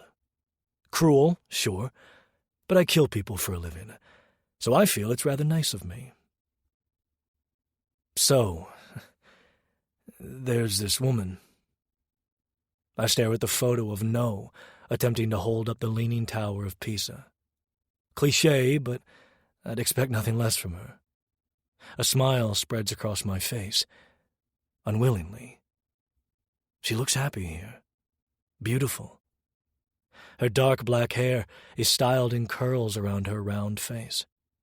She's wearing a black leather jacket and a body-hugging purple dress. Her soft stomach, wide hips, and thick thighs are outlined in the most delicious ways. A twig snaps behind me, and within seconds I tuck the photo away and stand, pointing a gun at whoever dared sneak up on me. I stare down the barrel of a Beretta. "How did I know I'd find you here, little brother?" Elias says and cocks the gun, pressing it into my forehead.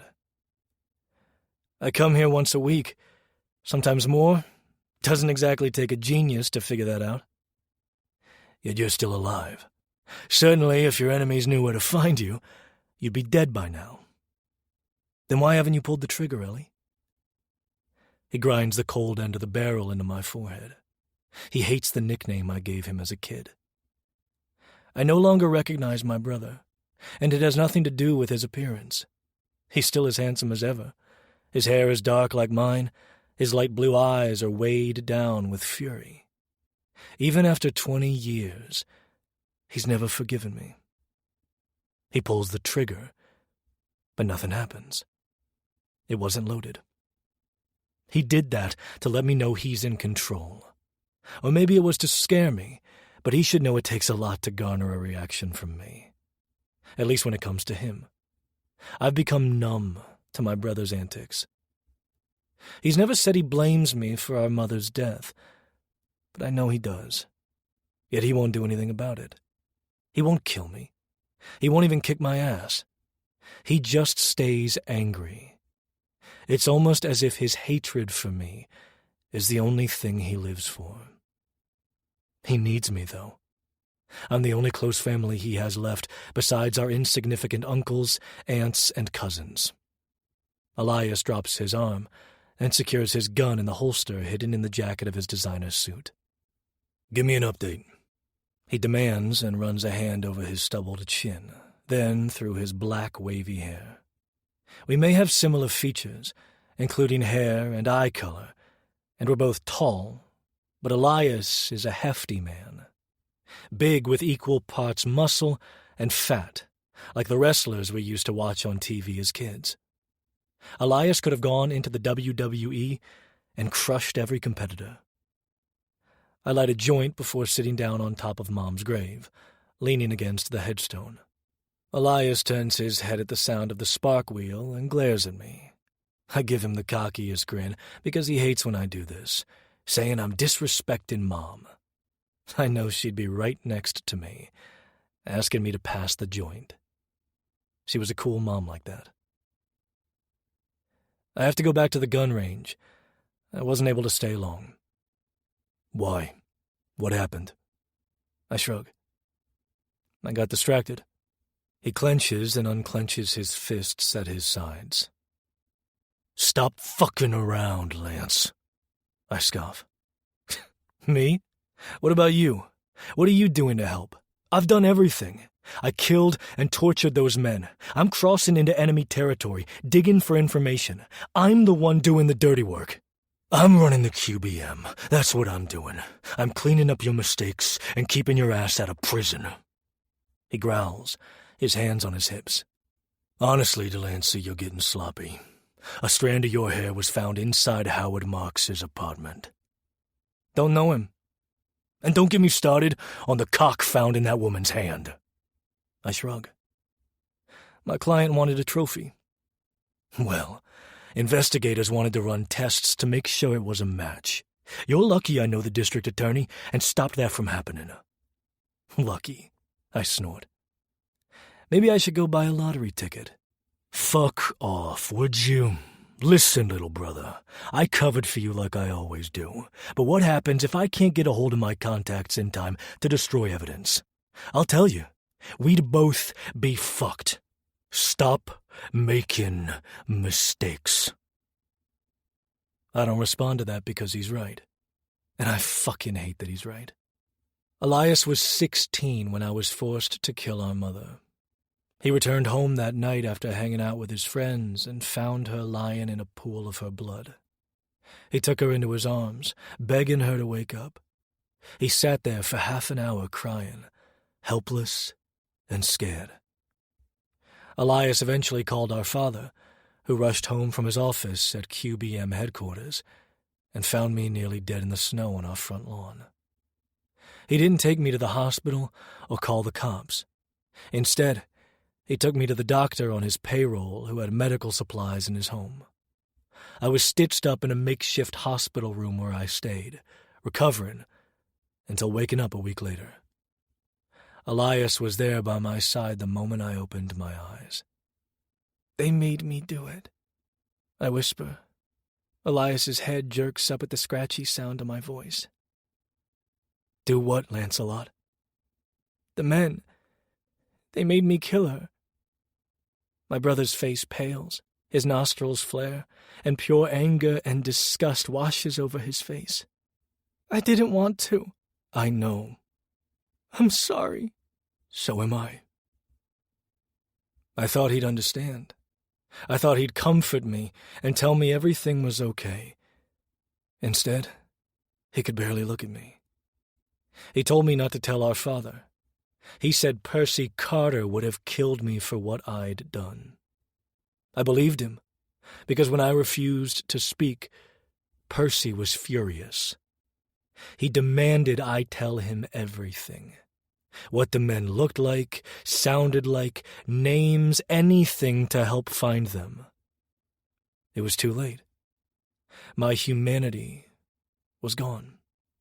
When Percy died shortly after my 18th birthday, Elias took over the Queensboro Mafia. He was only 22, but he had no choice.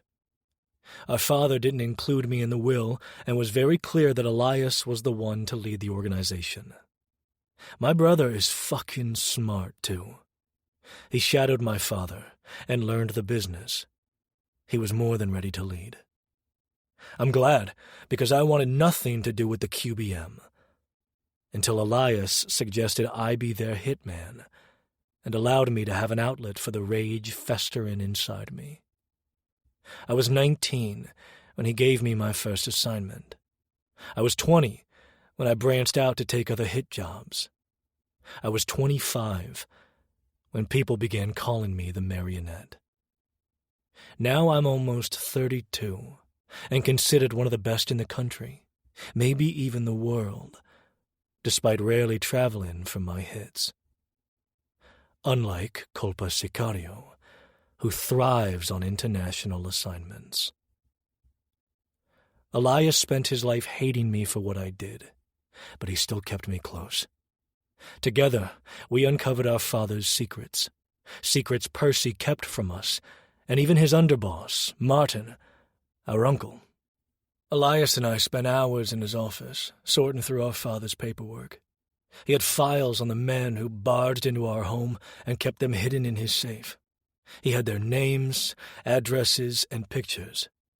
Seeing their faces as an adult, when I no longer feared them, instilled rage throughout my body. We can only assume he never took action, because the files didn't include information that linked these men to our rivals. He didn't want to accuse the other Dons of murder and start a Mafia war. The city was different 20 years ago. The QBM was newer and not as powerful as the other two crime organizations that run the city. Or maybe it took him years to gather the information in the files, and he died before he could seek his revenge. So, Elias and I decided to do it for him. For us. One by one, I tracked down the men. They lied about being affiliated with either rival mob. They refused to give me information about their boss. Until the last man, who broke after weeks of torture. He gave me a name. After taking a deep inhale of the joint, I stamp it out on my shoe and stand. I have to go. Elias grabs my arm when I attempt to pass him. Stop taking extra hits and focus on this. He waits for a response, but I don't know what to say. I need to kill to stay sane. Killing corrupt and evil assholes keeps my demons away. Please, Lance.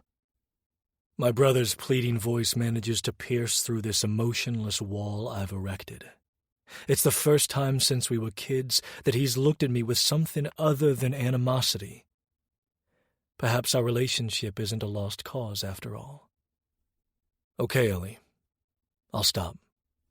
At least, I'll stop after I complete my next kill, which I accepted long before Big Bro spurred this request of me.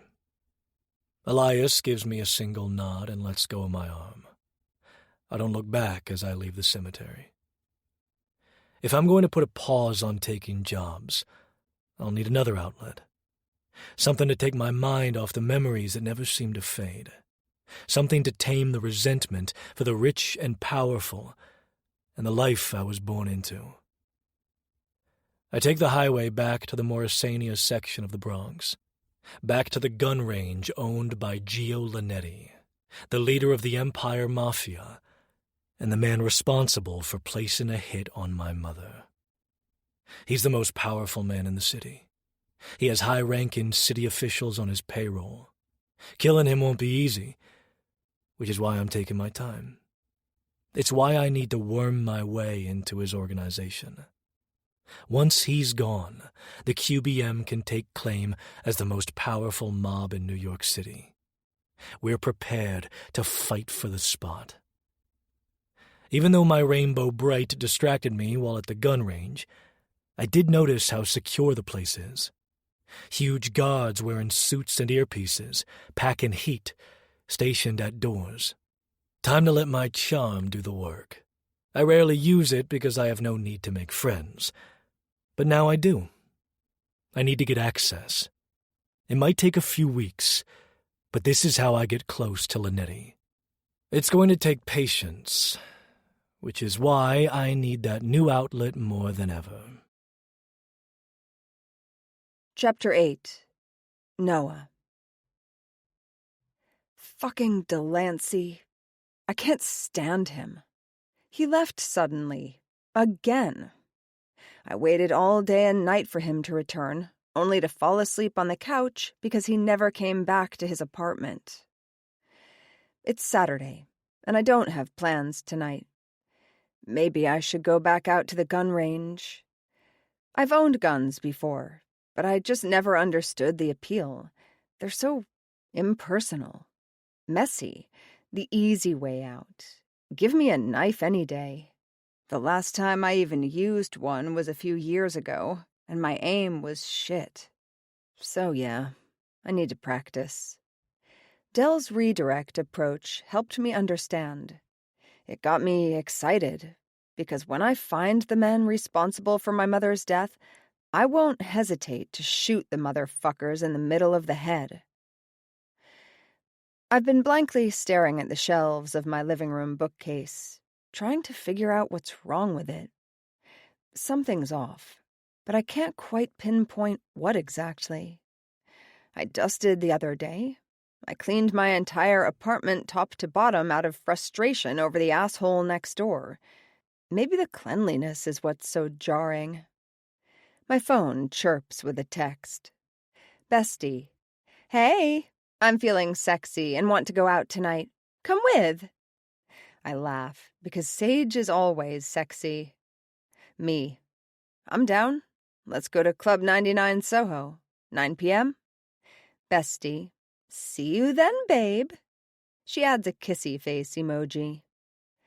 I'm not in the mood to fake laugh and flirt tonight, but Dell is driving me crazy, and I need to blow off some steam. What better way than to find someone to fuck? Wait a damn minute. Now that I think about it, I used to have the best sex life. Then I met him. Delancey ruined sex for me. It wasn't until Adam that I finally accepted how desperately I want to fuck Dell. He's been making a home at the depths of my subconscious, slowly chipping his way out to the forefront. I need to get him out of my system, especially if he's going to be weird every time he sees me because of that malicious hug at the gun range. He's hot and cold. One minute he's caring for my wounds, and the next he's running away. Fucking men. I need this night out. Maybe I'll bring someone home and let Dell listen through the wall to what he's missing out on. I mean, I know he already does that, but the thought of him sitting alone in his apartment, dick hard in his hands while listening to my moans, turns me on. Or I could invite him to join. The buzzer to my apartment sounds. I called my hairstylist, Jenny, to book an in-home appointment because it's time for a change. My stomach twists with excitement at how Dell will react to the new look. My hair gives him ammunition. He loves poking fun, but what I have planned will hopefully garner an entirely new reaction, one that includes him taking me by the throat and fucking me against a wall, or the floor, or anywhere, for fuck's sake. It takes a couple hours for Jenny to complete the transformation. I tip her generously and tell her I'll text her when I'm ready for a new color. I'm about to start the beautification process for tonight when there's a knock on the door that's so unnecessarily loud, I swear a SWAT team is on the other side. I grab my knife, hiding it behind my back before answering, only for Brian and Ryan, two of my father's goons, to stroll in. They're twins in their late 20s who have permanent scowls on their tanned and handsome faces. Crap, I forgot I asked you two to do this. You didn't tell my dad, did you? They look at each other, then back at me with a mask of guilt. Seriously? Fine, I'll deal with him later. That must have been what the text was about, telling me to come by the restaurant tomorrow. I need to get ready, but you boys have at it. They're changing my locks and adding additional ones. I don't trust Dell. He claims I left my door unlocked, but I know for a fact I didn't. He totally picked the lock, and I bet he learned that useful skill as a private investigator. I still don't believe that's his real job. Abercrombie and Fitch get to work while I head into the bathroom to shower and shave. By the time I walk out, the guys are done and sitting at my tiny kitchen table, eating the ham and cheese Hot Pockets I'd been saving for a lazy day. Thanks for the new locks. You may go now. Not if you're going out, Brian, the one with short, buzzed blonde hair, says. You know you're supposed to call us when you leave this apartment, which you've been doing a lot. How do you keep getting past us, anyway? I have no idea what you're talking about. My father has them stationed on the street in front of my apartment. Not that that's stopped me from ditching them whenever I want. Listen, Bry guy, I begin, dropping my robe to get dressed. He's not even fazed by my naked body. His brother Ryan, however, stares at me, eyes as big as saucers, with his mouth hanging open. There's no way I'm letting you two follow me around all night, cock-blocking me. Now, if you'd kindly fuck off. I slip on my red-laced panties and strapless bra. Brian rolls his eyes, while Ryan adjusts himself and squirms in his seat. Your father will kill us if we disobey his orders, Brian says, gulping. I won't let him. Brian chuckles. knowing I can't do shit to stop my father when he has his mind set on killing someone. I sigh and angrily snatch my dress off the hanger. Fine. Get the fuck out so I can finish dressing. I'll meet you out in the car. Nice try, princess, Brian says. We'll wait outside your door. I flip them off the moment the door shuts. They can't tell me what to do. I'm a grown-ass adult. A little immature sometimes, sure, but being responsible gets depressing, so sometimes I have to keep things feisty. I shimmy on the strapless black dress, the skin-tight fabric stretching over my rolls fantastically and makes my tits look luscious. My hair falls over my shoulders in thick, dark red curls, and my makeup is light, except for the maroon lipstick to match my hair. If only Del could see how fucking hot I look right now. Not that I'll see him tonight. I doubt he knows how to have fun. Has he ever been to a club? I can't imagine him dancing. Shrugging on my red leather jacket, I grab my clutch and red stilettos, then crawl out my window barefoot. I climb down the fire escape and onto the ladder that leads to the ground of the trash area behind my apartment building. I'm lucky the super keeps it clean back here, so I don't step on a broken piece of glass or a mouse. More than often, I'm climbing up, not down, because I locked myself out of my apartment. At least the locks on the windows of this building are shit. Wait, is that how Del got in? I glance up at the fire escape, and sure enough, his unit connects with mine. Guess it's time to reinforce those windows. Unless I want Del to keep sneaking into my apartment. I creep around the corner of the building to make sure one of the guys didn't come out here to wait. That would have been smart. One waits at my door, the other in the car, but neither twin is outside, so I rush down the sidewalk to the corner bodega where I called my Uber. My dad is going to be pissed that I ditched my protection again, especially since I agreed to let them escort me out in public. Oops, I lied. After a 40-minute ride from Astoria, the Uber pulls up to the front of Club 99 Soho. It's one of those upscale spots that's frequented by the rich and famous, which means it's discreet. No security cameras inside or out. That's why I drag Sage here. My father doesn't have spies at this club. At least, none that I've seen, because I certainly would have heard about it. Aside from the gun range and his restaurants, Gio Linetti also owns about a dozen bars and clubs around Manhattan and the Bronx. Too many times over the past 2 months after a night of partying, I'd wake up to an angry text from my father yelling at me to only go to the clubs owned by him so he can keep an eye on me. My phone buzzes, and Brian's name flashes across the screen again. That's the 10th time he's called now. I have about 20 text messages from Ryan, too. They've probably tried to trace my phone's location, but I made sure that wasn't possible a long time ago. A long line wraps around the corner of the club, packed full of people dressed in their sleekest attire.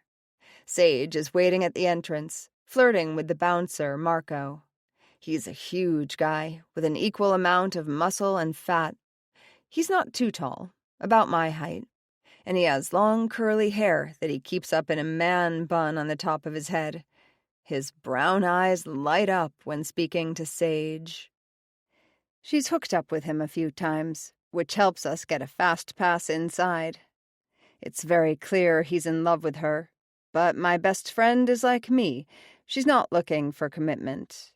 At least for Sage. She has reasons. She's a divorcee who's about to turn 33. Her asshole ex stole her identity and racked up thousands of dollars in debt.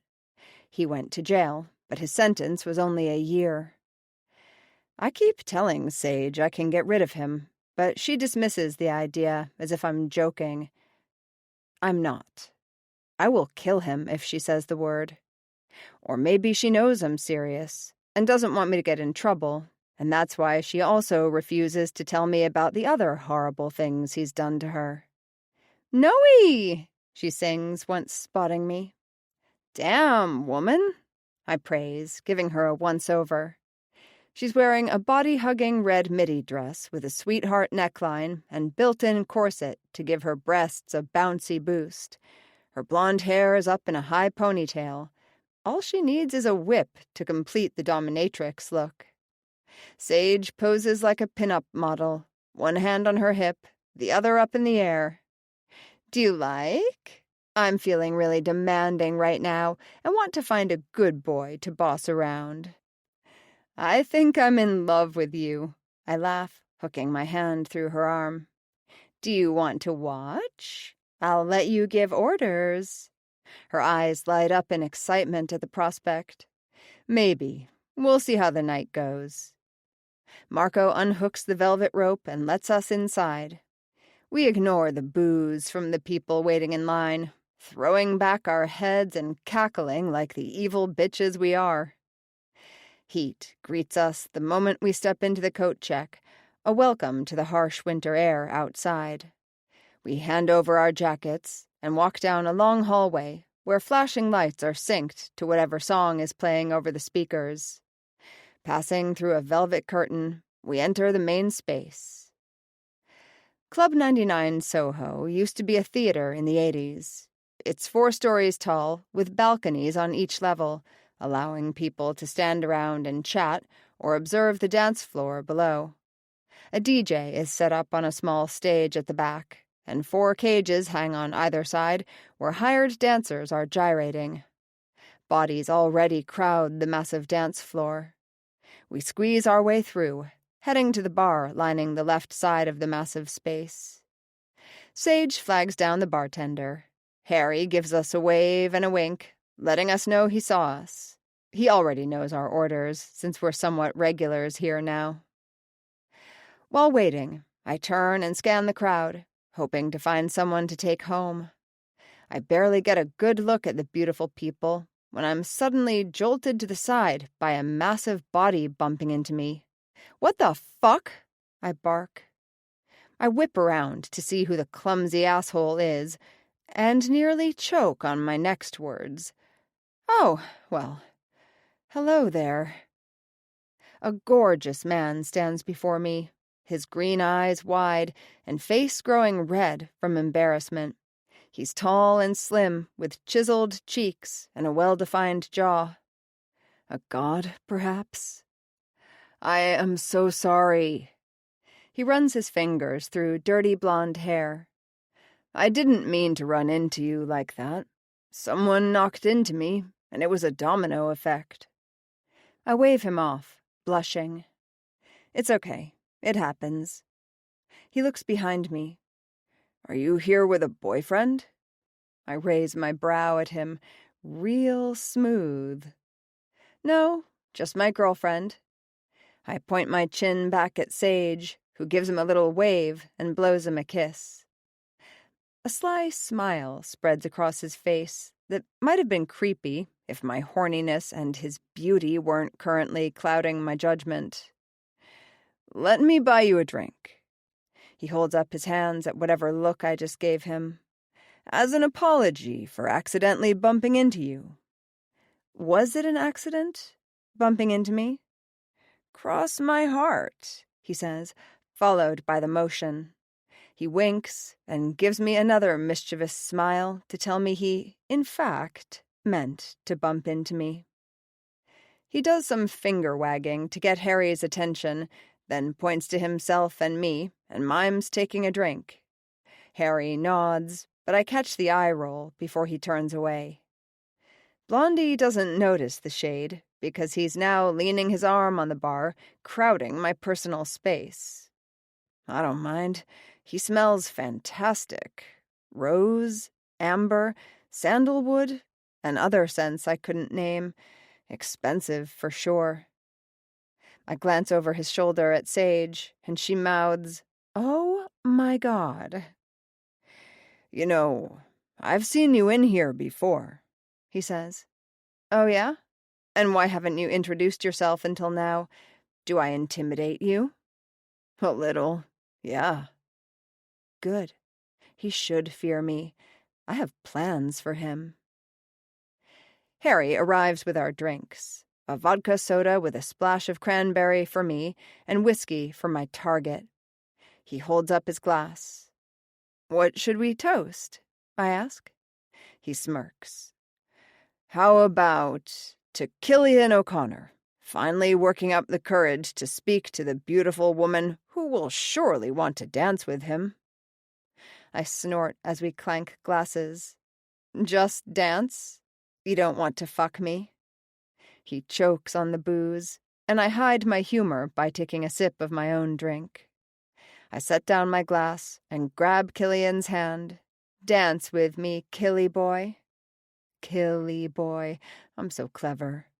"I think it's only fair you tell me your name, since you now know mine," he says, while following my lead.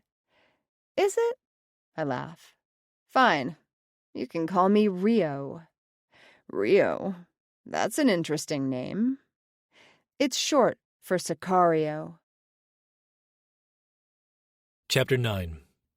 Delancey. Fuck. Noah just walked onto the dance floor, dragging my mark along with her. Why the hell is she holding hands and flirting with Killian O'Connor? I should warn her. Tell her the asshole is a rapist who covers up his crimes with money and blackmailing. I should tell her that the last woman he fucked got pregnant and was found dead at the bottom of the stairs to her apartment building. Killian is the son of Finn O'Connor, boss of the Lords of Staten Island. I've been wanting to kill him for years. He's had a hit on his head for as long as I can remember, but no one has dared take the job. Contract killers don't like getting involved with the mob, and New York City currently has 3 powerful ones. But I'm not your typical contract killer. I'm a Mafia hitman who doesn't give 2 fucks about the retaliation that will follow by killing Killian. He's fucked around with the wrong people. He's killed or ordered to be killed too many people with ties to rival mobs, including the QBM. The woman he murdered after getting her pregnant was my cousin. I stand in the shadows of the balcony on the 2nd level, watching my beautiful rainbow bright below. She looks sexier than ever. That black dress clinging to her voluptuous body, her tits round and pushed up, her long legs in those fuck-me heels. She dyed her hair dark red to match her plush burgundy lips. She's no longer a bright kaleidoscope of colors, but a fiery fox, a vixen luring unsuspecting lovers. No wonder my target is on the dance floor with her, grinding his dick into her plump ass. Killian loves shiny, pretty things, and Noah McAllister is certainly his next conquest. Jealousy ricochets throughout my body.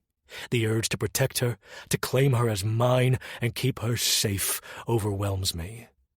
It's a sensation I've never experienced before.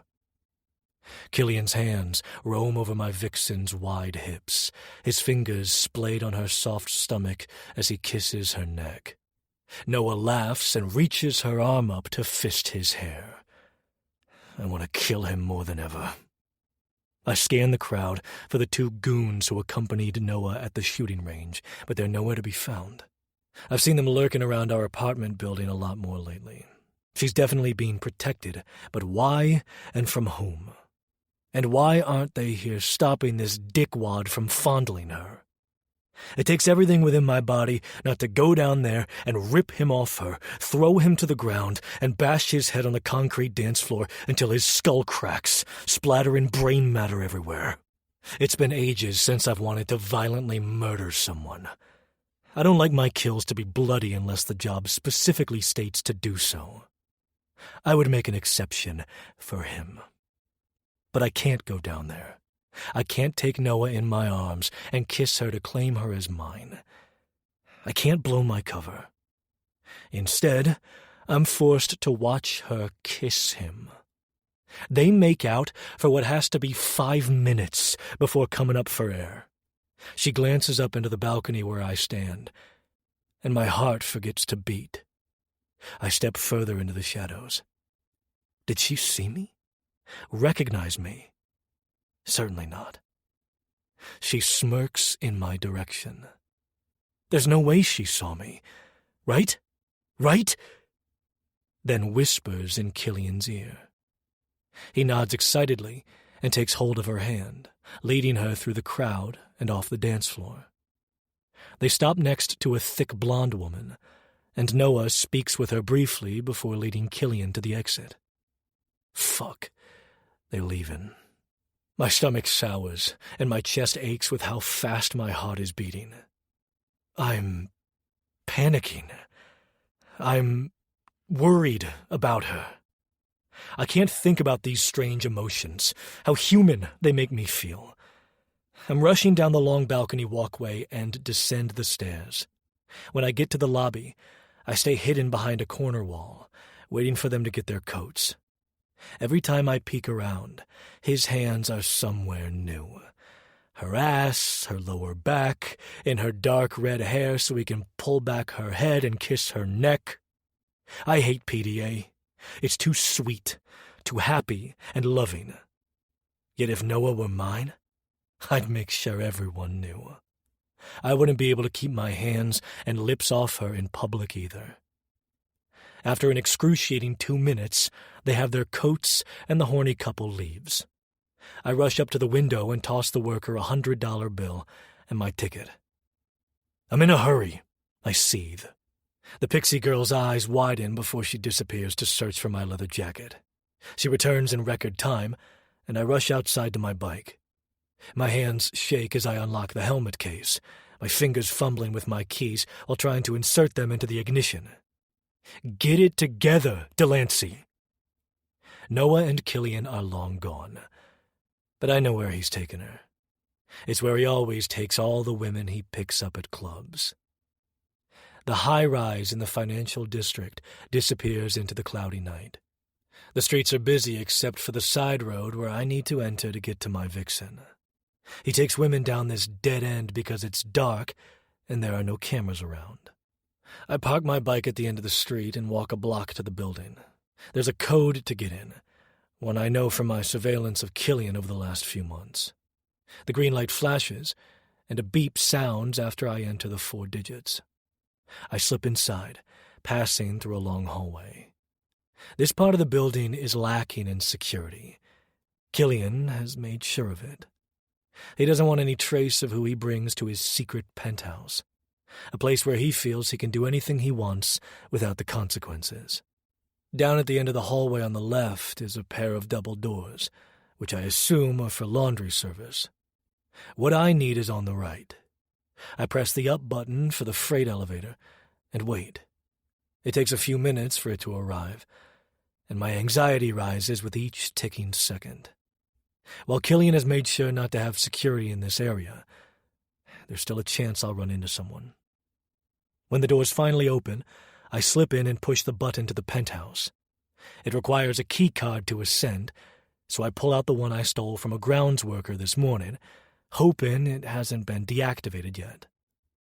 The elevator begins moving, and I exhale a long breath of relief. I scan the corners of the box and find no cameras, unless there are some hidden in the panel, which I doubt Killian would allow. Not to mention, if security was watching, they'd stop the elevator on the next floor and detain me. After less than a minute, the elevator slows and comes to a stop on the top floor. The doors open to a foyer of white swirled marble, walls decorated with expensive artwork, and 2 large abstract sculptures. There's another door that leads into the actual penthouse. I turn the knob, and it unlatches. Idiot didn't lock this door. My footsteps are silent as I walk across the sitting room's floor. The cream furniture matches the cream walls, which are decorated with more expensive paintings by artists I couldn't begin to name. I pass a bathroom, the kitchen, and the dining room before the soft notes of music playing from a room deep within the penthouse hits my ears. Damn, They were already in the bedroom? That was fast. Beyond the living area, which should have a fantastic view of downtown New York City if it weren't for the cloudy night, is a hallway. Framed photos hang on the walls, and there's a long and thin table with a vase of flowers and a stack of books on top. The dull music gets louder the longer I walk, passing closed doors left and right. I know the bedroom at the very back is Killian's room. I broke in a month ago and planted surveillance cameras in there and a few others throughout the penthouse to watch and record his crimes. He's brought women here to violently fuck, some who were into it, many who weren't. He shot a man in the head in the living room after he refused to pay up for who the hell knows what. And he sat at his kitchen island conspiring with men, who I recognize as Lords members, to kill a whole list of people. Names I didn't get because they never said them out loud. But I'm guessing they're victims of his father's strict loan shark operations, or maybe even rival mob members. Now my Rainbow Bright is in there with him. My vixen. The woman who somehow managed to warm the frozen organ that sits in my chest. What's his plan for her? She seemed into him at the club. Could this just be a hookup? What if I'm overreacting? I need to be sure she's in danger before barging into this room to save her. The music is loud, so if they're talking or fucking, I can't tell. Wait, was that a whimper? Fury ignites within my chest. Images of Noah spread out before Killian while he fucks her dance across my vision. My hand reaches for the knob of the door, and I'm seconds from bursting into the room. Then I hear a humph and a thud. The song ends. I've been wanting to do this for weeks, Killy boy, Noah says. What the hell? There's a groan and another whimper. Then a sound I'm all too familiar with. A knife plunging into flesh. I twist the doorknob and enter the room. Noah is straddling Killian on the ground, the knife protruding from his chest. She's nearly naked, except for a red bra and panties. A fantastic see-through lace set. Blood is splattered across her front side, and her chest rises and falls with heavy breaths. Haven't I fantasized about this very thing? No, this can't be right. My Rainbow Bright's no killer. Unless... Is she? Noah? The sound of my voice startles her, and she jumps up to stand. Delancey? What the hell? Did you follow me? I thought that was you at the club. She looks down at her bloody front side, to Killian's lifeless body, to her open, soiled hands. I can explain. No need to explain, Vixen. I came here to do just that. Chapter 10. Noah. You what? Did he just say he came here to kill Killian? I think I misheard him. I'm here to kill Killian. Oh, okay, what do you mean by that? What do you think I mean, Vixen? Vixen? What happened to Rainbow Bright? Oh, my hair. I dyed it. That clever fucker. Who are you? I ask. I'm a hitman. What? He's not. He can't be. He's been living next to me for 2 months. I'd know if he was a contract killer. Right? I mean, what are the odds that 2 contract killers move in next to each other? Something's not adding up here. This was my mark. He points at Killian, still dead on the floor. That's insane, I say, and slowly back away. I need a weapon. The knife I killed Killian with is still in his chest. My other knife is in my clutch, which is discarded on the floor at the side of the bed with my dress. If Dell's telling the truth, and he's a contract killer, Then he might try to kill me for claiming his mark and cashing out on the hefty payday. "Why are you backing away from me, Noah?" he asks, holding a hand behind his back, surely ready to grab a weapon. Fuck. He knows. He's figured it out. "Tell me why you killed Killian. What did he do to you?" I say nothing, and he narrows his eyes at me. "Are you in trouble? Is that why?" His thoughts are moving a mile a minute. I can see him silently working through everything. He suspects what I am, yet his brain won't let him accept it. "I can help you clean this up. I'll make it look like an accident." His eyes search the room, as if taking stock of every drop of blood and all the things I touched. An accident? He can make a knife in the chest look like an accident? The only person I know who can do that is... I gasp. "Marionette?" His head jerks up to mine. "What did you just say?" "You're the marionette." "How do you know about that?"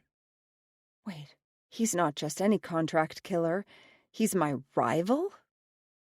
He stalks toward me, his eyes darkening with something that should terrify me, but it's turning me on instead, which confuses me because I should hate him.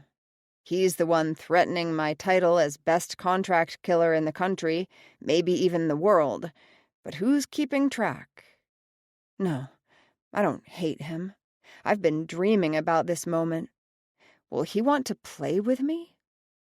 His large hand clutches my chin. "Tell me, Kevin, how do you know who I am?" I'm back to Kevin. It's my least favorite of his nicknames. I was starting to love Rainbow Bright. Even Skittles was cute. And Vixen? Fuck, I'm wet just thinking about him calling me that a few seconds ago. I slam my elbow against his arm, forcing him to release his hold. He stumbles back, his eyes wide. When he starts for me again, I kick him in the stomach and send him crashing into Killian's wall of mirrors. Shards of broken glass fall to the ground on top of him. While he's down for the count, I run to the side of the bed and lift my discarded dress, finding my clutch underneath.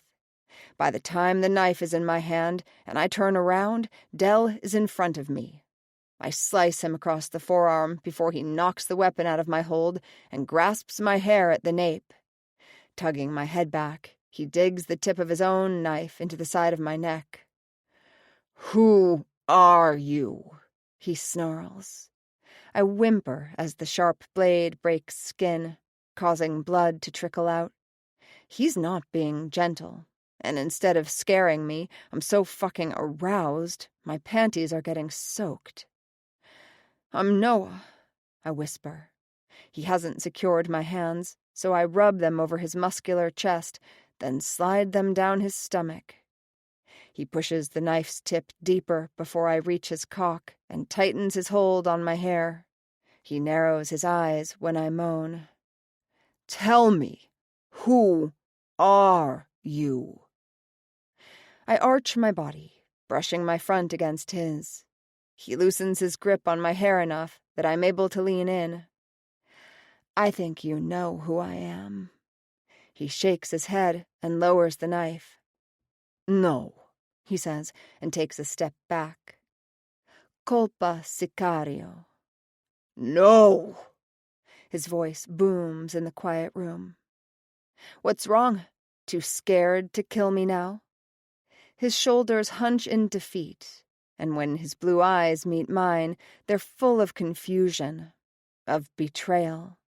My heart responds to this side of Delancey, because I've only known him to be grumpy and void of all other emotions.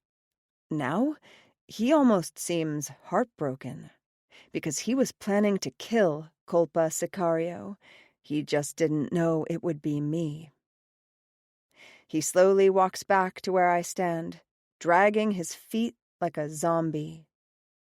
Once there's only a few inches between us, he lifts his hand and caresses my cheek. He runs his thumb over my lips, and I stop myself from snatching it between my teeth.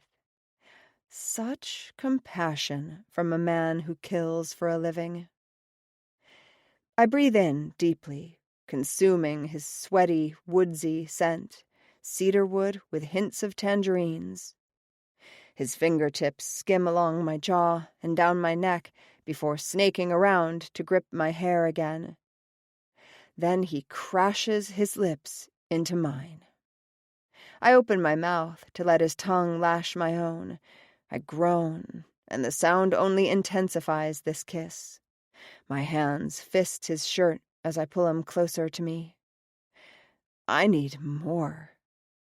He's devouring me with his magical mouth, and my hands are frantically working to remove his shirt when a pain rips through my right side. I break the kiss and look down. You stabbed me? He pushes the knife in deeper. You asshole!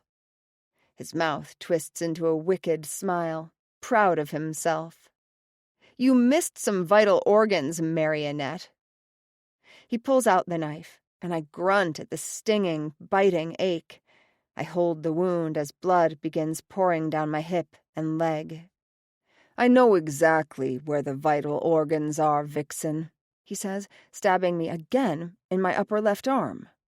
He wipes my blood from the blade on his black cargo pants. Maybe I want you alive so I can play with you. Torture you. His eyes roam my body as if picking out another spot to impale, and it's enough of a distraction to make my move. I headbutt him. Blood immediately starts gushing out of his nose, then I hook my foot around his leg, knocking his feet from underneath him. He falls to the ground on his back, still clutching the knife. Joke's on you, I say, straddling him. I get off on pain.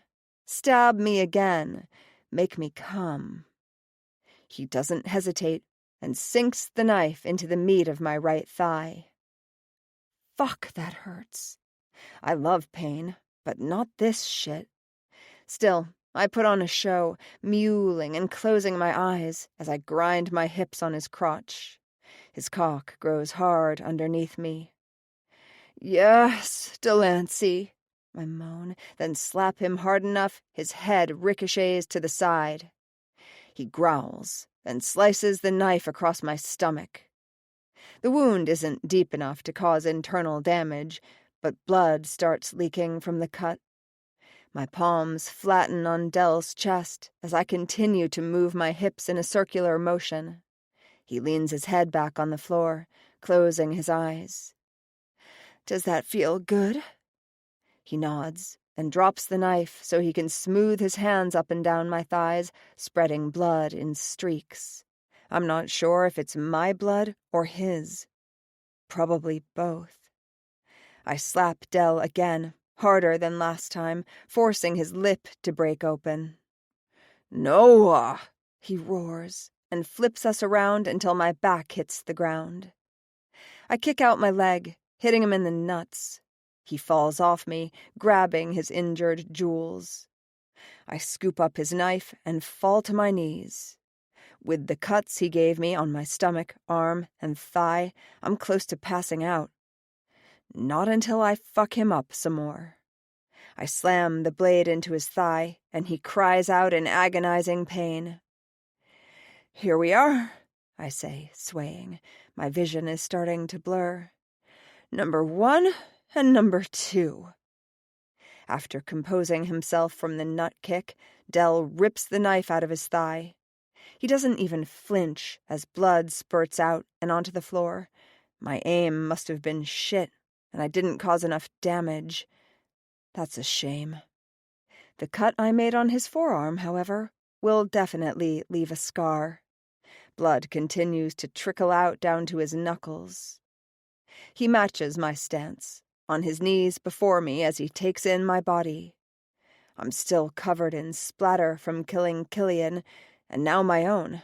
I'm sure I look like a horror show, a murder victim, or a murder suspect. Still, heat and desire stare back at me. Finish the job. Kill me, Delancey. Before he can respond, Dizziness claims me. There's a sensation of falling before I'm delved into blackness.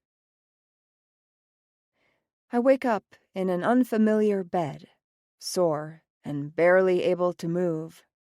"Careful, Vixen. You don't want to tear your stitches."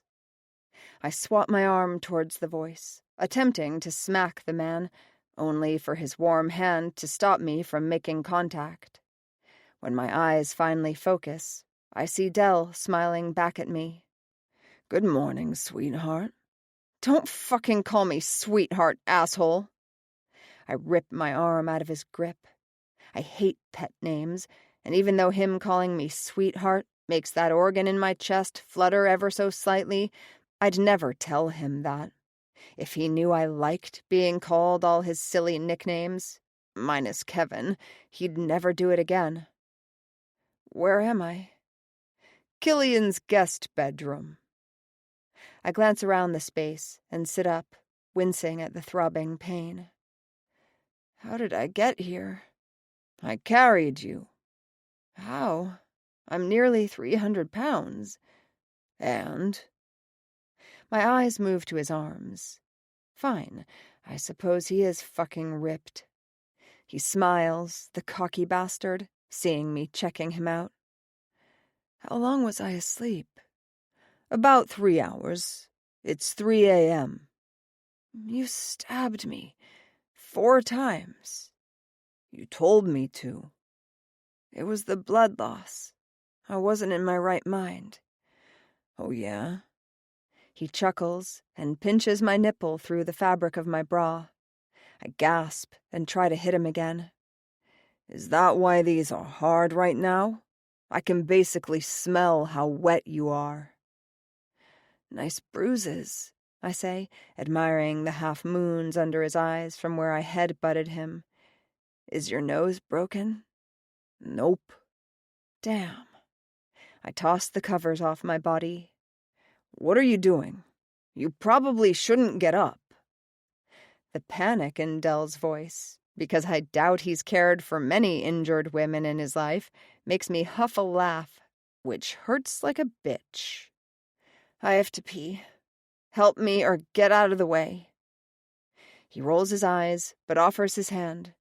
I take it, ignoring the thrill that shoots up my arm and spills in my stomach, awakening the butterflies.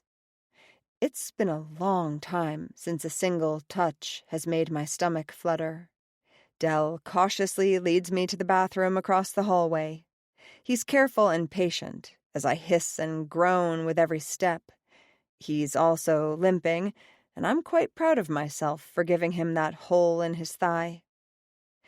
By the time we make it to the toilet, I stand there, staring at the porcelain throne as I try to figure out how I'm going to do this.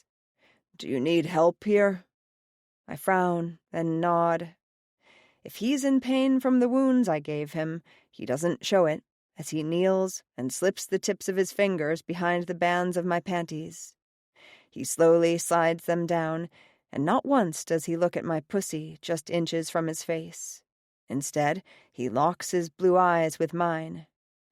Use me as an anchor to sit down. I grip his shoulders, and when my ass hits the toilet seat, I let out a long breath of relief. Thank you. You can leave now.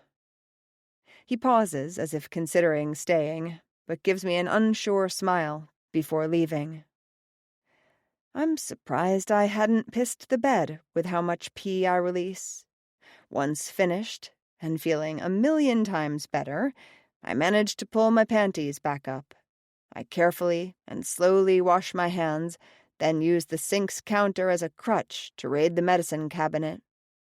I find a bottle of pain meds, the good stuff that Killian probably smuggled, and pop one in my mouth, washing it down by using my hand as a cup. I tuck the bottle in my bra and wipe the surfaces down to remove my fingerprints from everything I touched. By the time that's done, I'm sweating and exhausted as I inch my way out of the restroom. I pray to whatever God will listen that the painkillers work fast. I pass the guest bedroom to check out Killian's room, and find the place wrecked. Killian's body is on the floor, lying in a pool of his blood in front of the shattered glass mirror that broke when I kicked Dell into it. I spot my reflection in the rest of the wall o' mirrors. Dell kicked my ass. What's crazy is I'm not even mad at him. I did tell him to stab me. My dark red hair is frizzy beyond control. My eyeliner resembles a raccoon. I'm still in nothing but my bra and panties. The blood splatter was at least cleaned off my skin. My face heats with the thought of Dell sweeping a wet cloth over my stomach, chest, and neck. Damn, Vixen. How do you make murder look so good? The reflection shows him checking me out from behind. I turn and cross my arms, and Dell's eyes fall to my cleavage. What's your plan with Killian? Deadly home invasion. You should see the living room. I destroyed everything. His office, too. I broke into his safe and stole everything inside. Money, jewelry, gold. He opens his hands. His enemy list is long. No one will ever suspect anything out of the ordinary. What about our blood? I have a law enforcement source who destroys evidence. I already gave him the heads up. Of course he did. Dell stalks toward me, and I step back until my ass bumps into a dresser. Why didn't you kill me? I ask, my voice a near whisper. It's stolen by this man who's now in front of me, his hard front flush with my softness. He pushes a piece of my hair back behind my ear and glances down at my lips, then back to my eyes. Who says I'm not going to kill you? I snort, and the corner of his mouth turns up, stretching the faint scar on his lip. I want to touch it. I want to ask him how he got it. Same with the matching scar on his cheek. Something tells me those injuries aren't from his work as a contract killer. What about the scars on his chest and stomach? Were they from fights like ours? I gave him 2 new scars, almost as if I've staked my claim over him. He staked claim over me, too. Who stitched me back up? He has yet to step back. I might be panting, my voice breathy, because I can't function when he's this close to me. Despite me being 5'10", he towers over me by a few inches. He makes me feel small, which never happens. Dell traces his fingertips over the bandage on my arm, then to the one on my side. I shiver, and goosebumps prickle my skin. I did. Did you stitch yourself up, too? Yes. God, why is he so perfect? Never mind that he tried to kill me. He's still sexy and perfect, and devours me with every sweep of his eyes. Tell me why you followed me in the club. His eyes move back to mine. I was following Killian. I was planning to kill him tonight. Then when he bumped into you, I thought he was going to take you home and rape you, or harm you. Killian was a horrible man. I know. That's why I accepted the hit on him a couple weeks ago. Guess whoever wanted him dead had assurances put in place. Dell clenches his jaw and turns his back to me. Does that make you angry, puppet? That I'm the one who took him out? He swings around, his fists balled at his sides. He's breathing hard, clenching and unclenching his fists over and over. Then his tense shoulders sag. How did you become? How, damn it? I shouldn't want to explain myself. I shouldn't want his validation, but I do. I push off the dresser and walk to him. I'll tell you everything. Well, not everything, but maybe we shouldn't be hanging out at a crime scene. We've been here too long, and I need a shower. Dell nods and points his hand at the door. "Lead the way, Vixen." Chapter 11. Delancey. "Hell yeah! I've been dying to take a ride on your motorcycle," Noah says as we approach my bike parked down the block. KTM 990 Duke, right? You know bikes? Not at all, but I looked yours up online. Stalker, I say with a laugh. But my laugh fades as I see her wince with every big move she makes. Her pain has lessened, thanks to some pills she told me she stole from Killian, but I know she's still hurting. She'd never admit to it, though. Actually, I think I need to call us a car. What? Why? Noah whines. Your injuries. My motorcycle is a smooth ride, but what if I hit a bump and her wounds open back up? She scoffs. Fuck that. I'll be fine. I always wanted to be someone's pretty little backpack. Pretty is such an insignificant word when it comes to Noah McAllister. She's beautiful, gorgeous. She's a word that has yet to be invented to describe how exquisite she is. Before we left Killian's penthouse, she slipped on the dress she wore to the club and braided her hair, letting the tail fall over her shoulder.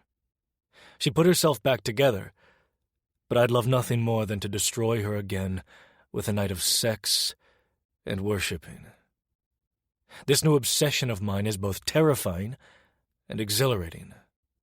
I want to run from these feelings, but at the same time, embrace them.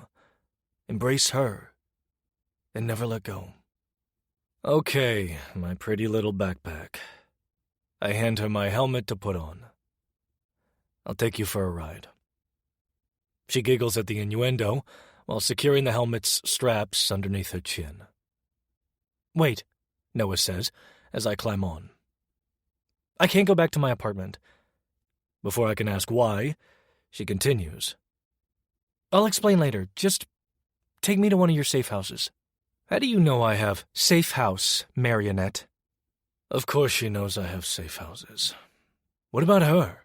She just moved back not too long ago. Maybe she hasn't secured any safe houses yet. Or she doesn't want me to know where they are. Noah's arms slide around my torso, and she squeezes hard enough that I almost can't breathe. Her front smashes against my back, and I close my eyes at how intimate this is. Not as intimate as our kiss. How she whined, as if begging for my taste. How she melted into me as the kiss deepened. Then I stabbed her. I had to. Pay back for the loud sex. For being culpa sicario. For driving me mad. When she begged me to do it again, that might have been the moment I knew I could never let this woman go. Once I'm certain Noah is secure, we take off. She yelps and squeezes me tighter. I take us across the Brooklyn Bridge, heading to Flatbush. The ride is quick since traffic in the middle of the night is scarce. At some point, Noah gets comfortable. She loosens her hold around me, and her balled-up hands flatten on my stomach. My cock jerks as she smooths her palms up and down my abs, as if she can't get enough of me. I can't get enough of her. I remember how devastatingly deadly she looked, nearly naked and covered in blood while straddling Killian. Her small hands wrapped around the knife's handle with the blade embedded in his chest. How wonderful she smelled when I cleaned and stitched her up. Jasmine and hints of citrus.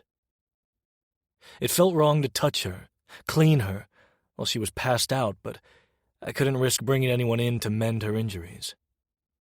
My eyes are heavy. I've been awake for nearly 24 hours. It was worth it to see Noah in action.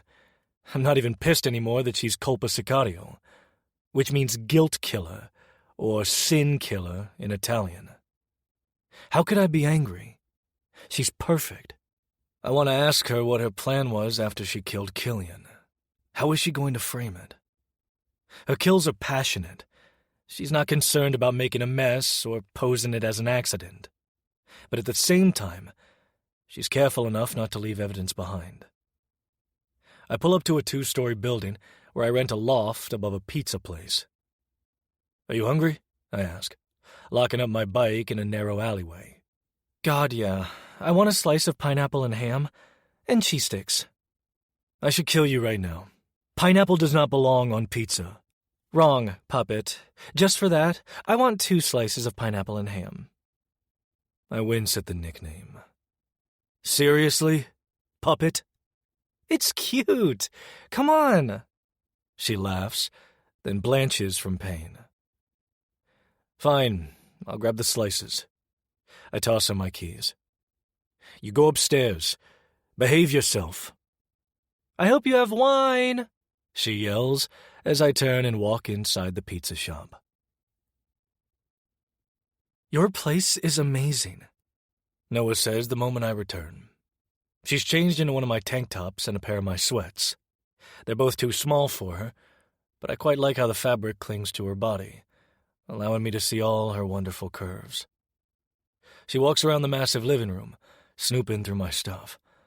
I have a line of bookshelves along one of the brick walls, and she's reading the spines of every book. I don't have many, maybe 3 dozen. Once in a while, she scrunches her nose, letting me know she found a genre she's not a fan of. I read a little bit of everything: mystery, thrillers, horror, nonfiction, and now romance after stealing Noah's smut book. She reaches a corner where I store my instruments. Her fingers pluck at the strings of the acoustic guitar, then press down on the white keys of the keyboard I have leaned up against the wall. You play? Not like I used to. She frowns but doesn't ask me to explain, and I exhale a little bit because I don't want to talk about that part of my life. At least, not right now. On the right side of the living area is a white couch and matching oversized chair set up in front of the flat-screen television hanging on the wall. Tall windows line the third wall, which I always keep shuttered with blackout curtains. The loft expands into a dining and kitchen space with small storage space overhead. Previous tenants might have used it as a bedroom, but I hide my weapons up there. The living area was big enough to build walls for a bedroom since I'm not a fan of open concept, mostly when it comes to sleeping. I'd much rather have a door to close so I can have somewhat of a warning in case an intruder or an enemy finds me. Here, I say, placing Noah's pizza on a paper plate, adding fake gags. She flips me off, then grabs the plate and the glass of wine she poured before I returned home, and curls up on my couch, her legs underneath her. She's definitely made herself at home, turning on the TV and finding a rom-com to watch. A sexual groan erupts from the woman at her first bite of warm Hawaiian pizza, and she does a little happy dance in her seat. I toss an accent pillow at her head, but her reflexes kick in and she bats it away just in time. She sticks her tongue out at me. The brat. Noah washes down her food with a sip of sweet Riesling that I've had on my shelf for years. I'm not much of a wine drinker, but I kept that bottle around for some reason. This is heaven. She sighs and takes another bite. Can we stay here forever and forget about our jobs as contract killers? Yes, I think, refusing to voice my desperation to have her in my life. She laughs at whatever the actor in the movie just said. I haven't been paying attention. Instead, I've been watching her. She laughs a lot, and I never realized how addictive that laugh is. It's hearty, not quiet in the least. I've heard her giggles through the walls of our apartments on many occasions, but to be in the same room as her when she's so happy, it's all too consuming. I'm becoming a glutton for her presence. Are you going to stare at me all night? I immediately look away, blushing from being caught.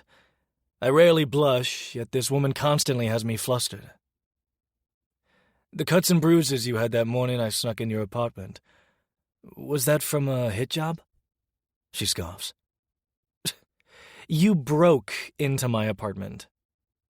Is it breaking in when you leave your window unlocked?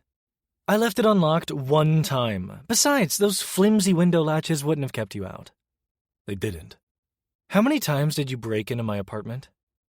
I shrug, and she narrows her warm brown eyes. A few. Did you do it while I was home?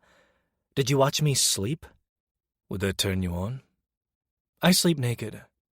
I know.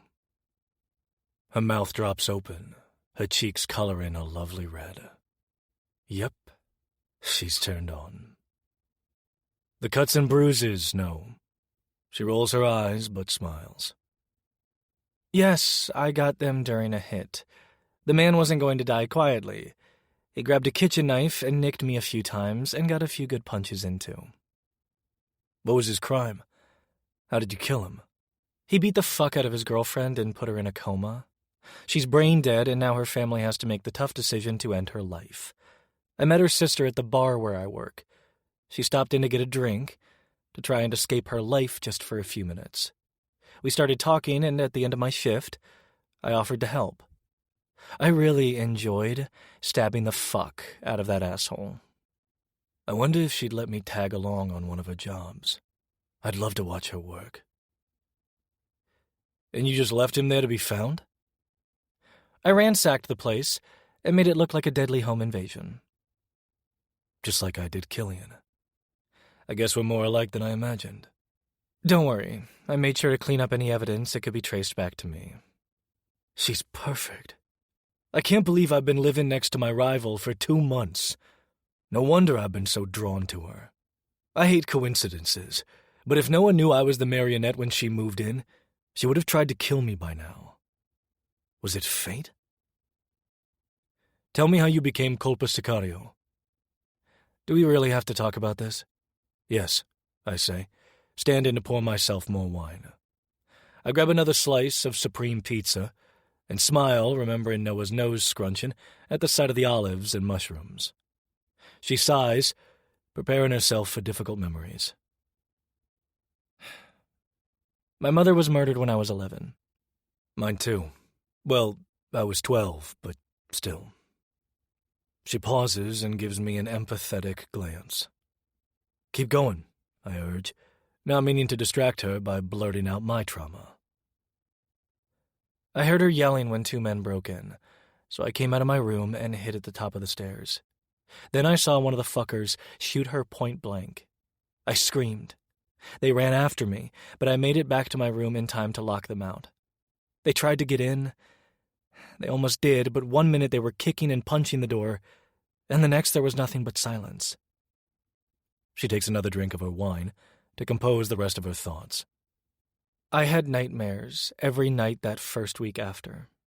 I'd wake up screaming and covered in sweat. My father didn't have time to deal with a traumatized child, so he sent me away.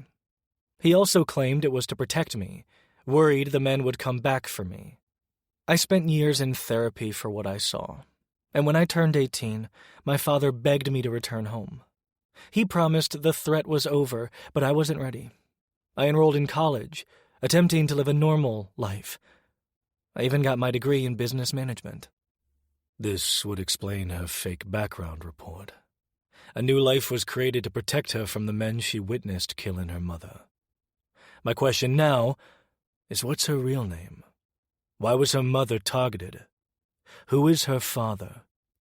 Was he someone important, and her mother became collateral damage? We'll get to those questions eventually. I don't want to scare her away right now by interrogating her. After graduation, I traveled. I took self-defense classes because I never wanted to be put in the same situation as my mother. I wanted to be able to fight back, and taking these classes did more to help me heal than therapy ever could. Don't get me wrong, I needed therapy, but I needed to fight more. I started out with karate, then over the years advanced to jiu-jitsu. I spent months in Brazil. That explains how you were able to kick my ass. And I was going easy on you. I smile and take a bite of my pizza. About 5 or so years ago, I started looking into my mother's death, the circumstances of that night. The men were never caught. At least, that's what my father claimed. And when I asked him about it, he dismissed me as if I didn't have a right to know. It pissed me off, so I took things in my own hands. I stayed busy because I didn't have many clues, and I ran into a lot of dead ends. But as I investigated, I came across other horrible people. People who did similar things to what happened to my mother. So, I started killing them. She shrugs, as if she just confessed to enjoying iced coffee over hot coffee. That's when people started calling me Colpa Sicario, the guilt killer. It's funny, because I never meant to make contract killing a career. I go about it in an unorthodox way. I'm all over the place, so I'm surprised I haven't been arrested or killed yet. She underestimates herself. She's badass. Surely she knows this. My stomach flutters at the thought of Noah out there kicking ass and killing monsters. My dick also takes notice. If it weren't for her injuries, I'd ravish her right there on the couch. Fuck her until her pussy's pleasantly sore. Choke her while she orgasms to heighten her release. How wonderful my hands would look around her neck. What about you? How did your mother die? I flinch. I knew she was going to ask. I didn't mean to let that slip out. Talking about that night is not something I do. Ever. With anyone. Not even my brother. I swallow hard and exhale a long stream of air before answering. Her throat was slit. I'm so sorry, Delancey. She moves as if she's about to come over and comfort me. I want that more than anything, but I hold up my hand to stop her. By me. I was the one who killed her. She sucks in a sharp breath. They made me, I whisper, my voice cracking. It was 3 men. They showed up at our home. It was around 10 at night. Mom and I were watching a game show on television. She loved game shows. I can't even remember which one. I think my memory blocked it out. I remember everything else. They shot down the door. She rushed me into a closet to hide, but the door didn't shut. I watched them tie her up. I watched them. I shake my head, not wanting to voice the unspeakable things they did to her against her will. I was crying so loud that they found me. After dragging me out, they ordered me to kill her, or they'd kill me. They laughed and laughed when I begged them not to make me do it, tears streaking down my cheeks. One of the men pulled out his knife and sliced it over my arm. It stung. I'd never felt such pain up until that moment, not even when I fell out of a tree and broke my arm when I was 6. I trace over the scar, something I do every day to keep my mission for revenge in check. It scared me, and suddenly, I didn't want to die. I took the knife from them and held it to my mother's neck. My hands shook violently. "Do it, baby," she said. "Mommy loves you, but do this so you can live." So I did it. I slit her throat. I remembered the way she regarded me as her life faded. Not with fear or disappointment, but with all the love a mother can have for her child. I never understood that, and I never believed I deserved that look from her. I'd failed her. I killed her. I paused to swallow down the tears burning my throat. One of the men snatched the knife from me. He told me I was next. I ran outside into the cold winter night. It had snowed that morning. My mom and I built a snowman in the front yard, which I knocked over trying to escape. I wasn't fast enough. The man caught me, stabbed me, and left me to die. My eyes are closed, but the cushion next to me dips, letting me know Noah is there. She takes my glass of wine and empty plate and sets it on the end table. "Lay your head in my lap." I open my eyes and gulp. "What?" "I don't think you've ever been coddled, and I want to coddle you. Lay your head in my lap so I can run my fingers through your hair." The tears lingering in my throat beg to be released. I want to suppress this vulnerable feeling like I always do. But she's right. I don't allow other people to take care of me. Not since my mother was killed. Even when I turned 18, Elias told me to learn how to take care of myself, as if I hadn't been holed up in a psychiatric hospital since the age of 12 with no clue how to be human. I lied down on my side, wincing at the bruises Noah gave me during our fight. My forearm, thigh, and nose still throb with pain. She buries her fingers into my hair and combs them over and over, more like she's petting a sick puppy than a dangerous killer. Her nails rake over my scalp, and I can't help the soft moan that escapes. We stay like this for several minutes, neither of us speaking, only the sound of the rom-com playing in the background. I'm grateful we didn't get to the part about why my mother was targeted, because then I'd have to confess that I'm part of the QBM. But what about her? What are her secrets? While I've stalked her, I can't follow her around all the time. I'm eager to uncover what else she's hiding from me. Chapter 12. Noah. The next day, I wake up to do damage control. Dell destroyed my phone after I killed Killian, then went into a 10-minute rant about burner phones. I tried to explain that my personal phone is hella secure, encrypted or some shit, and I never have anything incriminating on it. But whatever. I already ordered a new encrypted phone that I have to pick up tomorrow. I use one of his burner phones to call my father to spin my story. I explained that I told his twin goons to meet me at the club, certain my father will believe me over them, but lost my phone while dancing. I got really drunk and went home with Sage and have been holed up at her place ever since. He demanded I give him the address so he could send his men over to retrieve me. I gave him a decoy address to buy myself enough time to return home and grab some clothes. Dell and I plan to lie low for the next week or so, anticipating the fallout from Killian's murder. Not that we'll get caught.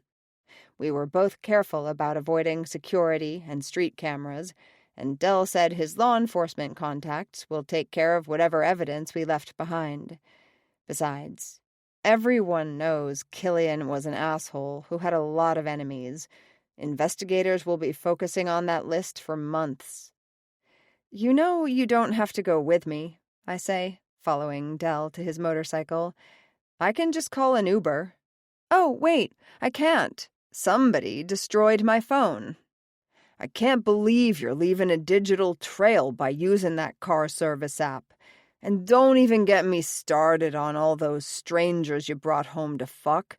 Never bring people to your personal space. It makes you vulnerable, susceptible to an attack.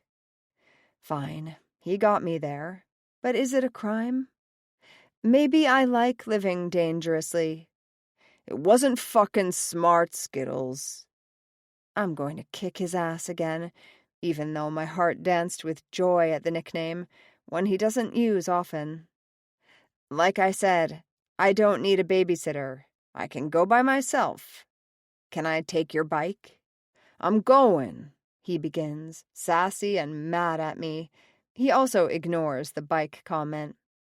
I want to get some things from my apartment, too. He grabs the helmet and puts it on me. My heart flutters at the sweet move. He's so focused as he brushes my hair back and secures the strap underneath my chin. God, he's beautiful. I'm not used to seeing him this close, and I can't get enough. His long eyelashes, dark blue eyes, thick black eyebrows, and long strands of midnight hair on his head. His scars that make me want to kiss the raised skin. Even though he's busted all to hell from our fight, he's still perfect. I clear the lust from my throat and distract my desire by pestering him some more. You have everything in your loft. What else could you need? He finishes with the helmet, taps the top, and smiles. No, he grins like he's up to something. I've been reading this book, and I'm dying to finish it. It's called Her Indecent Desire, or something like that. Man chest on the cover. It's quite good. I gasp. You fucker! That's my book! I knew you stole something from me. What else did you take? He winks, puts on his helmet. I notice he has two now, one for me and one for him, and swings his leg over the bike. He pats the seat behind him. Get on, Vixen. I consider rebelling or pouting, but he looks too fucking hot in his black leather jacket, jeans, and t-shirt, so I get on like a good girl. We weave through traffic, which isn't too bad since it's after the evening rush. It's a cold, late November night, and my bare hands are freezing. I slowly move them down Dell's stomach and underneath the bottom of his shirt. His abs constrict underneath my icy skin. Noah, Dell warns, his voice barely audible over the bike's engine. My hands are cold, and you're warm, I whine, smoothing the palms up and down the sculpted muscles. It's not long before they're toasty, but I keep going, loving the way Dell reacts to my touch. I skim my palms down until I reach the buttons of his jeans. I snap one open, then another, before he realizes what I'm doing and grabs my hand. You're going to make me crash, he growls. Then you better hold on tight, I yell back. I slip my hand into his pants and rub my palm over his hardening cock. He moans at the contact, and I squeeze around the shaft. It's straining to break free from his boxers, but it's not possible with the way he's seated on the bike. I start stroking him, gently at first, then rougher. He swerves at one point, so I pause until he's able to compose himself. We're almost to our street. I'm working him pretty well at this point, and I know he's approaching the edge. Right when he parks in front of our building and shuts off the engine, I extract my hand and jump off the bike. What the fuck, Noah? That's for destroying my phone. I'm going to kill you. You won't. Dell gets out his keys to unlock the building's front door when the smell of gasoline and rotten eggs hits me. A gas leak? Shit! Dell, run! We bolt off the building's steps and get halfway down the sidewalk when the explosion hurls us forward. I land on a pile of trash at the curb, forcing the air out of my lungs. Delancey?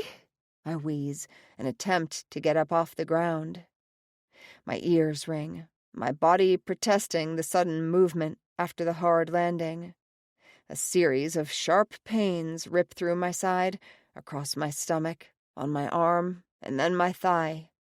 I look down to see all my stitches have opened. The exposed skin on my hands and face singes with first-degree burns. Thankfully, my clothes and heavy jacket protected the rest of my body. My legs don't want to work, so I crawl on the ground.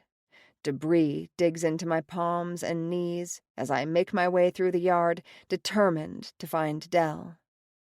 Thick smoke and flames fill the air, making it hard to see. It's been a few minutes of searching and calling Dell's name. I hear police and fire sirens in the distance, growing louder by the second. Panic builds in my stomach, racing through my veins that I'm not going to find him, that he's dead, and the only person to ever understand my trauma and my need for vengeance is gone. A muffled groan sounds from underneath a detached door. Noah, the gruff voice says. Delancey? I manage to get on my feet and rush over to the blown-down fence that separates our building from the neighbors. The door isn't too heavy, and I'm able to push it off him. Are you okay? Are you hurt? I ask, and frantically move my hands over his body, searching for injuries. His stitches from our fight have opened. His hands and face also have slight burns. Something wet clings to my palm after passing over his side. He has a piece of wood sticking out of his skin. He immediately rips it out. Dell, no! It was a surface wound. I wouldn't be awake and talking if it had hit vital organs. Don't worry." He holds out his hand, and I help him stand. He winces the moment he takes a step. "I think my ankle is sprained." The sirens are nearly upon us, a block or two away. "Can you walk on it?" "Yeah, we need to get the fuck out of here." Dell uses me as a crutch as I lead him back to the bike. "I'll drive," I offer, despite me never driving a motorcycle and being a bit terrified about driving Dell's baby. "No, I'm okay." He hands me the helmet, and I shake my head. "No time." "Put it on," he growls. I scowl, but do as he says. I swear I hear him say, "Brat," underneath his breath. We're on his bike, and seconds after turning on a street away from the inferno, police and fire arrive. I can't even think about cell phone video or home security footage that captured our escape. Dell takes us back to his safe house in Brooklyn. By the time we're ascending his stairs, I'm struggling. The loss of blood from all my stab wounds reopening has me dizzy and nauseous. My eyes flutter, and I sway on my feet. "Stay with me, sweetheart," Dell says, patting my cheek. "Don't call me sweetheart, asshole," I mumble, making him smile. Inside the loft, Dell leads me into the bathroom and sits me on the closed lid of the toilet. He disappears and returns with a bottle of one of those sports drinks, which he shoves in my hand. "Electrolytes," he says, and I chug the drink while he grabs a suture kit from his bathroom closet. "This is going to hurt, okay?" I nod, and he pierces my skin, stitching up the first of my reopened wounds. The ones he gave me. He must realize this as I watch regret wash over his face. "What are you thinking about?" I ask, trying to distract myself from the pain. He shakes his head. "If I hadn't stabbed you 4 times... I told you to. I egged you on." The corner of his mouth turns up. "So you admit it wasn't the blood loss?" I huff out a laugh. "It wasn't the blood loss. Besides, I stabbed you too. I get 2 more jabs at you, and we're even." "I think we're already even, if you count the headbutting and kicking me in the balls." I laugh, then wince. Okay, no being funny while injured. Dell finishes repairing the stitch on my side and moves on to my arm. God, I love how focused he is on doing a good job, on taking care of me. I find it hard to believe he's the hardened contract killer with a body count in the triple digits. "Tell me about a happy moment with your mom," I say. He sucks in a sharp breath, not expecting the change of topic. His brows furrow, and his lips form a thin line. It's clear he doesn't like recalling memories of his childhood. I don't blame him. "One time, she took me to the Brooklyn Botanic Garden. It was summer, and I was 11. My brother didn't want to go. He never wanted to do anything fun like that. I think it's because my father expected a lot from him. He was the oldest, and he was expected to take over." He pauses and glances up at me. Had he almost revealed something to me? "The family business one day, so he was always shadowing my father. Because of that, I mostly hung out with my mother. She loved everything about nature. Sometimes we'd go to Central Park and just hang out there all day. She'd bring a picnic basket and a book, and I'd run around and chase bugs or some shit. The day at the Botanic Garden was different, because she'd told me it was her birthday. I had no idea. I was just a kid. I didn't know about adult things, like my parents' birthday or their ages. We celebrated with lunch and a piece of cake. Then we went to the gardens. She wanted to sit on a bench and wait for a butterfly to land on her. She said when a butterfly lands on you, it signifies joy or indicates a huge change is coming to your life. He exhales a shuddering breath. It took 5 minutes before the first one flew over to us, but it landed on me, not her.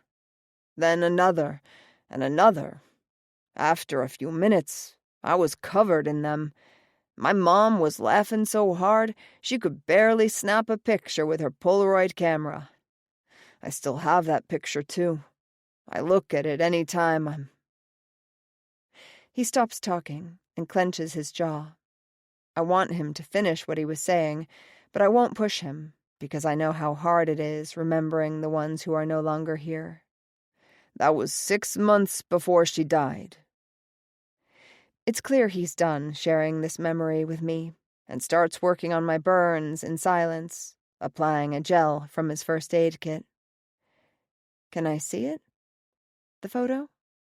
He smooths the medicine over my jaw, then on my knuckles, considering my request.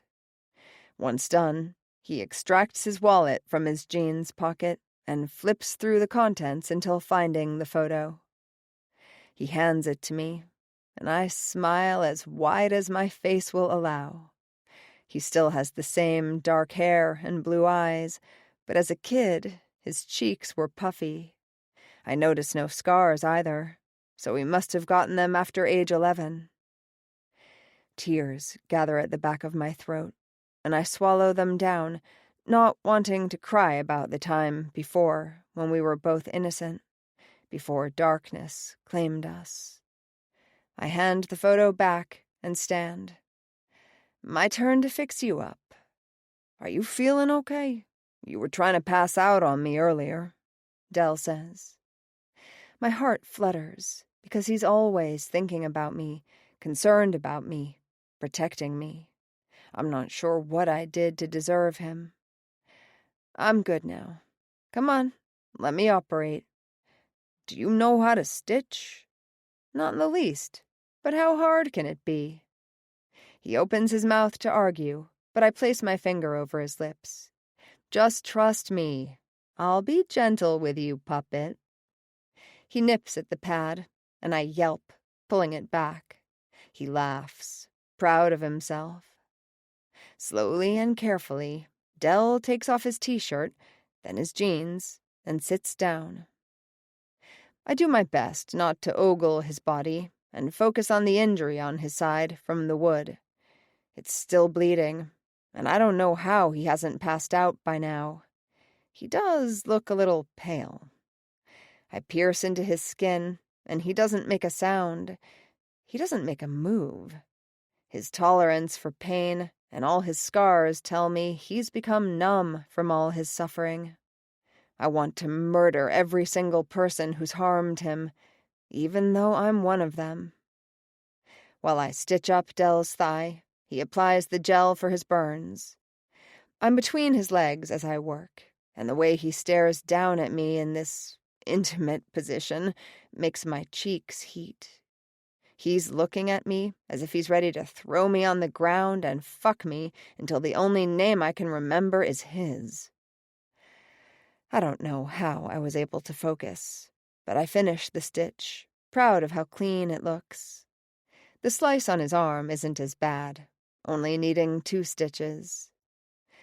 Tell me about your scars, I say, trying to distract myself from his searing stares.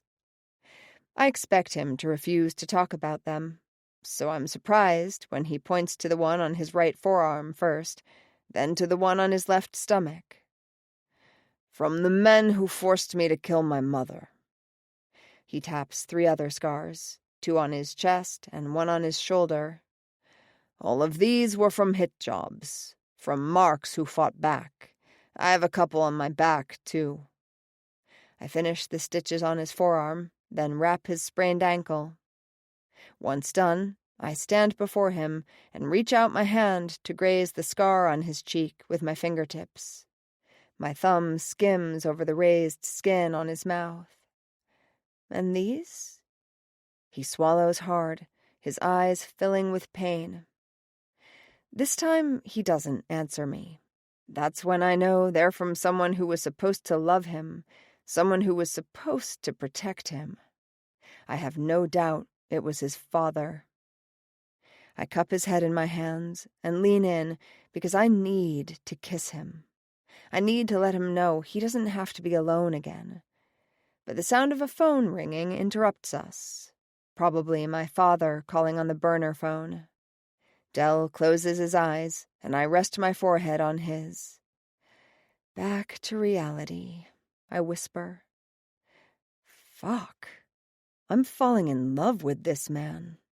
I tried to resist him the moment I moved in next to him 2 months ago. I could never figure out why I was so drawn to him. Now I'm sure that it was his darkness calling to mine. Chapter 13. Delancey. I leave Noah to handle her overbearing father and hop back on my bike to return to our destroyed apartment building. What the fuck happened? Was it really a gas leak? Or was someone trying to kill us? Or me? Or her? She talked about her mother's murder and how her father hid her from the men responsible. Have they found her? I pass a staging area for the media, and the reporters yell at me, microphones pointed my way to lure me over for an interview. But I ignore these leeches and walk under police tape. The officer stationed there nods, recognizing me because he's a QBM soldier. I spot my brother standing in the debris-littered yard, talking to a police sergeant. "What are you doing here, Ellie?" Astoria is neutral territory. I must have been hallucinating when relief passes over his face the moment he sees me. "Lance, what the fuck happened?" "No fucking clue, but why are you here?" He sighs and grabs me by the elbow to pull me aside. "I know where all your safe houses are, brother." Rage builds in my spine, but instead of causing a scene by fighting with my brother, I rip my arm out of his grip. He leads a mob organization. I'm his enforcer. Of course he has eyes on me. "Tell me what you know," I say, and turn away from him to survey the damage. "There are traces of gasoline in the unit next to yours. But no traces in mine?" I ask when I walk back to where the sergeant stands. My brother's source, who always gets me out of trouble, frowns. "Most of the gasoline-soaked furniture and belongings appear to be a woman's, unless those burned-up romance books are yours." He chuckles, and I consider punching him so hard his nose caves in. Sexist asshole. "Pull up your camera feed," Elias says, not even asking if I have security cameras, because he knows I'm a paranoid fuck. Since I don't know shit about technology, my hacker/tech guy, Jed, had initially set everything up and showed me how to securely log in to view the videos. I find the time of the explosion on my feed, and a few minutes before, there are 2 masked men carrying gasoline containers letting themselves inside Noah's apartment. What the hell? Did they have a key? I didn't install cameras inside her apartment, so I fast-forward until they exit her place without the red plastic containers, obviously leaving them inside. One man pauses just outside the unit and lights a cigarette. He takes a puff, then flicks it inside and closes the door. A few minutes pass by before Noah and I are seen walking up to the building. "I know they're wearing masks, but do they look familiar?"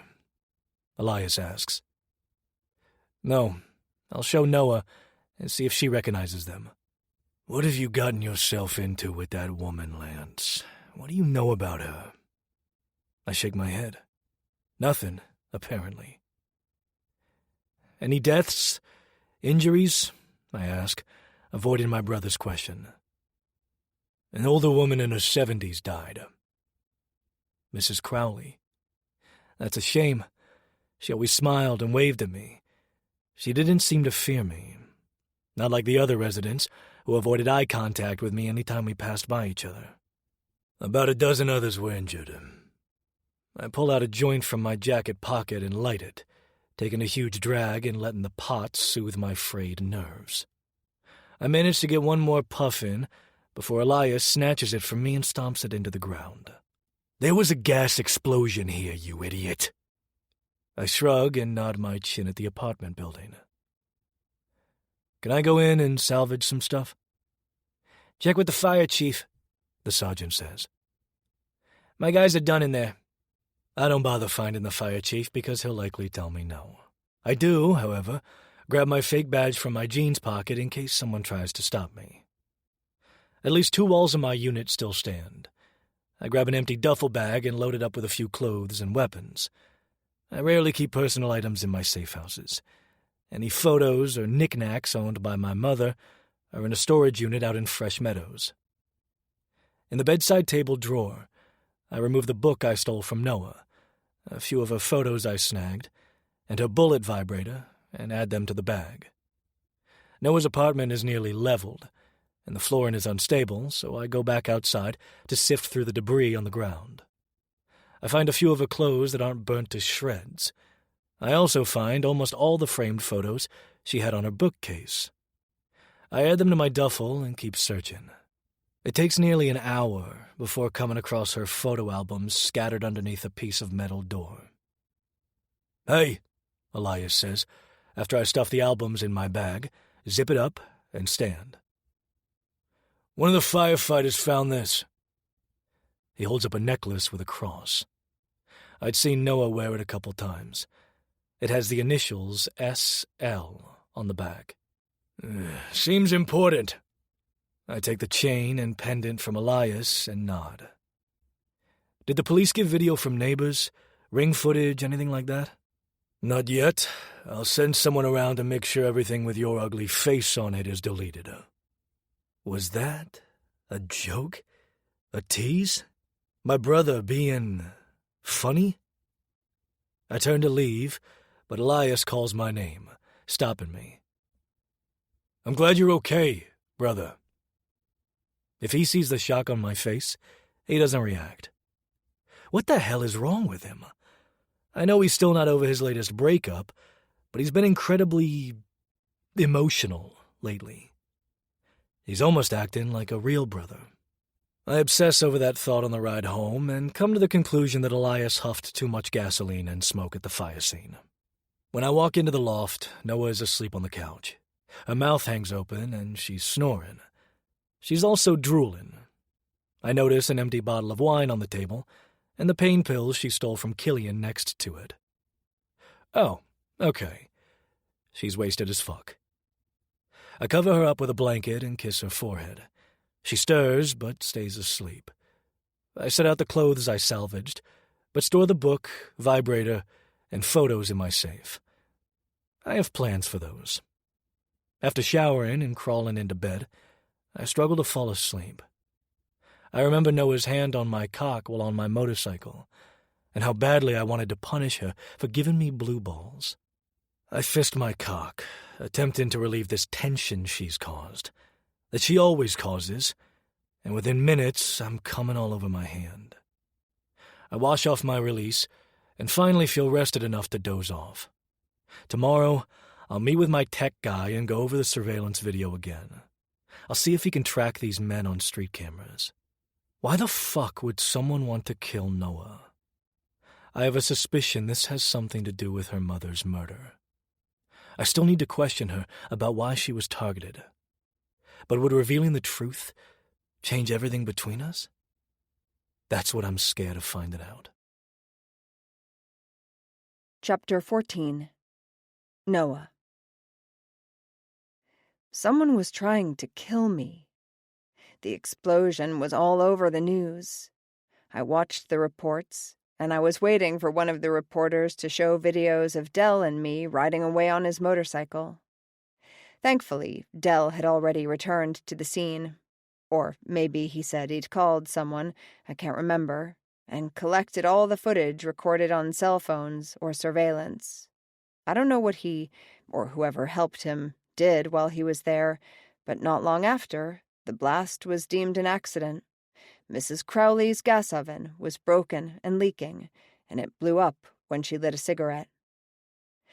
Now it's been a little over a week hiding out in Dell's safe house in Brooklyn. He hasn't been around much. Despite the men wearing masks in the surveillance video, Dell was determined to identify them. He'd be gone all day, then return late at night after I'd already fallen asleep on the couch or in his bed. I'd hoped he'd join me, but he never did. I wondered if he was avoiding me again because of how personal we've become with each other. After I picked up my new encrypted phone, I made the necessary calls. First, I contacted the bar where I work to let them know I'm taking an emergency leave of absence. I don't financially need the job, but I love the excitement that comes with the bar scene, making drinks and fucking strangers. Sometimes I find my marks at the bar. Next, I texted Sage to let her know I was alive and that I'd be recovering at my father's townhouse on the Lower East Side. I knew she wouldn't want to visit because she's not a fan of Gio Linetti, based on the things I've told her about him. Some were lies. Most were the truth. My father was a bit harder to convince, especially after lying about being at Sage's, giving him a false address, and sending his goons on a wild goose chase. I told him that the building's landlord put us up in hotels for the time being, and he demanded I tell him where, so he could send his cronies to come get me. New bodyguards, because Brian and Ryan were fired, or killed, after I ditched them. I forced myself out of bed and dressed in a pair of sweats and a tank. I lost everything I owned in that explosion. My photos, including ones of me with my mother, some of my favorite outfits, little things I've collected over the years while traveling. Dell managed to salvage a few of my clothes, but not many, so I ordered a whole new wardrobe, express delivery. I made a pit stop in the bathroom before heading out to the kitchen to find something to eat. The clank of a pan stops me in my tracks. I grab a vase from a table in the short hallway and lift it as I silently walk into the kitchen. My heart beats faster, and my vision blurs because all I see is a man with a weapon. I run towards him with the vase over my head. Seconds before I crash it down, he turns around and grabs me by the throat. His strong fingers squeeze the column. "Dell?" I wheeze out. "Hello, Skittles," he muses, still not letting go. I whimper because I'm a little bit turned on, definitely not thinking about him slamming me down on the table and fucking me while choking me and calling me his dirty little slut. The whimper surprises him, and he lets me go, taking the vase out of my hand and setting it on the counter. He turns back to the stove and he's holding a spatula, not a weapon. He's making breakfast? Not only that, he's making breakfast shirtless while wearing low-hanging gray sweatpants and an apron. "What are you doing here?" I ask, surprised to see him. "I live here?" I scoff. "I mean, yeah, but you've barely been here since the explosion." He shrugs.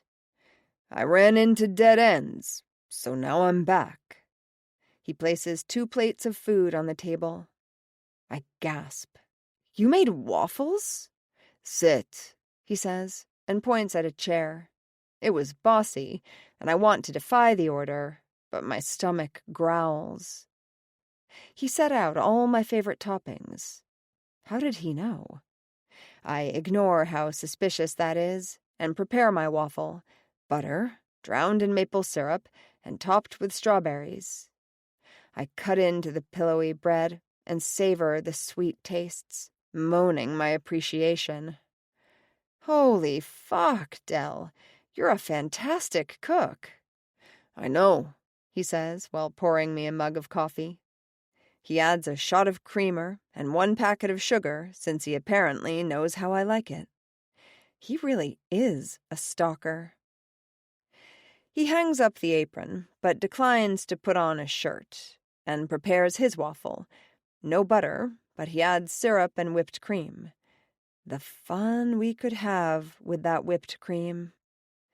It's probably best he hasn't been around this past week. I needed to heal from my injuries, but that wouldn't have stopped me from jumping his bones. I constantly think about our kiss before he stabbed me, and I'm more than ready to continue what we started. We eat in silence, and my thoughts turn to our conversation before the explosion. I've been wanting to ask him more about what happened the night he was forced to kill his mother, specifically the men who made him do it. Were they ever caught? He said he was 12 when it happened. So how long has it been? Since I still don't know a lot about Dell, including his last name, that fucker, I assume he's my age, give a year or two. So that means it's likely been 20 years for him as well. Huh. That's got to be a coincidence. I mean, murders happen every day. I'm sure our mothers were killed weeks or months apart. How old are you? I ask, then take a bite of my waffle. 31. Okay, so that would mean his mother died 19 years ago, not 20. Why? He looks up at me, his brows pinched. I think we can help each other. Yeah? With what? Find our mother's killers. You tell me everything you have, and I'll share all the evidence I've compiled. It's helpful to have a second set of eyes on things like this. He narrows his eyes at me. Maybe. He returns his attention to the newspaper he's holding while eating and sipping his coffee. All he needs is a pair of glasses, and he'd look so studious at this moment. I scoff, and he looks back up at me. What? I cross my arms and lean back in the seat. You don't trust me, do you? I didn't say that. Then why? He sets the paper down and crosses his arms to match my stance. Fine. What do you want to know? Oh, okay. I didn't think he'd give in that easily. You were 12 when it happened? He nods. It was my 12th birthday. Christmas Eve. What? We celebrated my birthday that morning, and then that night. You were forced to kill your mother on your birthday? My voice cracks as I ask the question, and my vision blurs with tears. Yes, he says, and clears his throat. It snowed, Dell continues, surprising me that he wants to talk about it. I was excited that it was going to be a white Christmas. His words trail off. But after what happened, it's why I no longer celebrate my birthday. Why I hate Christmas. My mind races with this information, my stomach souring as I make the connections. 20 years ago, on Christmas Eve? Is Dell a QBM or Lord's heir? No, he can't be. I thought I knew all the heirs. Elias Carter and Killian O'Connor. Did I miss one? That's the only explanation. I'm scared to voice this suspicion because I could be wrong. But if I'm not... We sit in silence for a few seconds before I speak. My mother was killed the day before Christmas Eve, 20 years ago. Dell sits up straight, finally understanding my words. Our mother's murders are connected. They have to be, I whisper, barely able to process this revelation. Dell, if we compare notes... I know who killed my mother. He stares down at his half-eaten plate of food as if that would have all the answers. Who? He grinds his teeth, his nostrils flaring. Who, Dell? Tell me. I watch him silently battle over whether he'll share this information with me. I need to know if my suspicions are correct. I almost grab him by the throat and yell in his face to tell me when he blurts out, Gio Linetti. My entire body stills, only my heart beating wildly in my chest. What? The leader of the Empire Mafia. No. His head jerks back up to me. What do you mean, no? Within seconds, Dell stands and grabs a knife from the bamboo block on the counter. I hop off my chair and get into a fighting stance. "What the fuck do you know about Gio Linetti? Who is he to you?" This is it. This is when he finally kills me. He's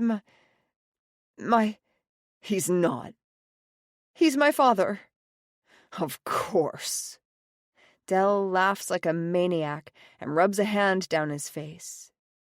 "Barry McAllister, your dull, fake life. How could I be so fucking stupid?" He did a background check on me? Of course he did. He's the marionette, that smart, cautious motherfucker. Dell rushes towards me, knife over his head. I block his arm coming down, but the blade slices my cheek. Oh, hell no. I slam the heel of my hand into his Adam's apple, and he wheezes, grabbing his throat and stumbling back. While he's distracted, I swipe my leg out, taking him down to the ground. The moment I climb on top of him, he tries to grab me, but I take hold of his wrist and twist. He cries out, letting me know I've done some damage. "Stop fighting me!" "You killed her!" he growls, attempting to hit me with his other hand. I scoop up the knife he dropped on the ground and stab the blade through his right palm. "God damn it, Noah! Fuck you!" I punch him, and his head ricochets to the side. His eyes flutter as if he's about to pass out, so I give him a titty twister, which makes him growl. "Stay awake so we can talk about this." He tries to buck me off him, but he's still somewhat dazed by my sucker punch. "I was 11 when your mom was killed. Obviously it wasn't me. It was your father. He ordered her death." I pause, because this all but confirms my suspicions. Dell is a Mafia heir, and he believes my father is the one who targeted all the mob wives and their children? Gio would never risk starting a war. At least, I don't think he would. My distracted thoughts allowed Dell to buck me off him. He flips me over onto my back, hard enough that the air leaves my lungs. Now he's straddling me. He slides the knife out of his palm and tries to stab me, but I swat it out of his grip, and it goes flying across the hardwood floor. His hands latch around my neck, and he presses both thumbs against my trachea. The pain and lack of air excite me, and I can't help moaning. The muscles in Dell's clenched jaw ripple, and he glances down at my breasts, noticing my hard nipples through the thin fabric of my tank. "You love when I'm rough with you, don't you?" Okay, this is good.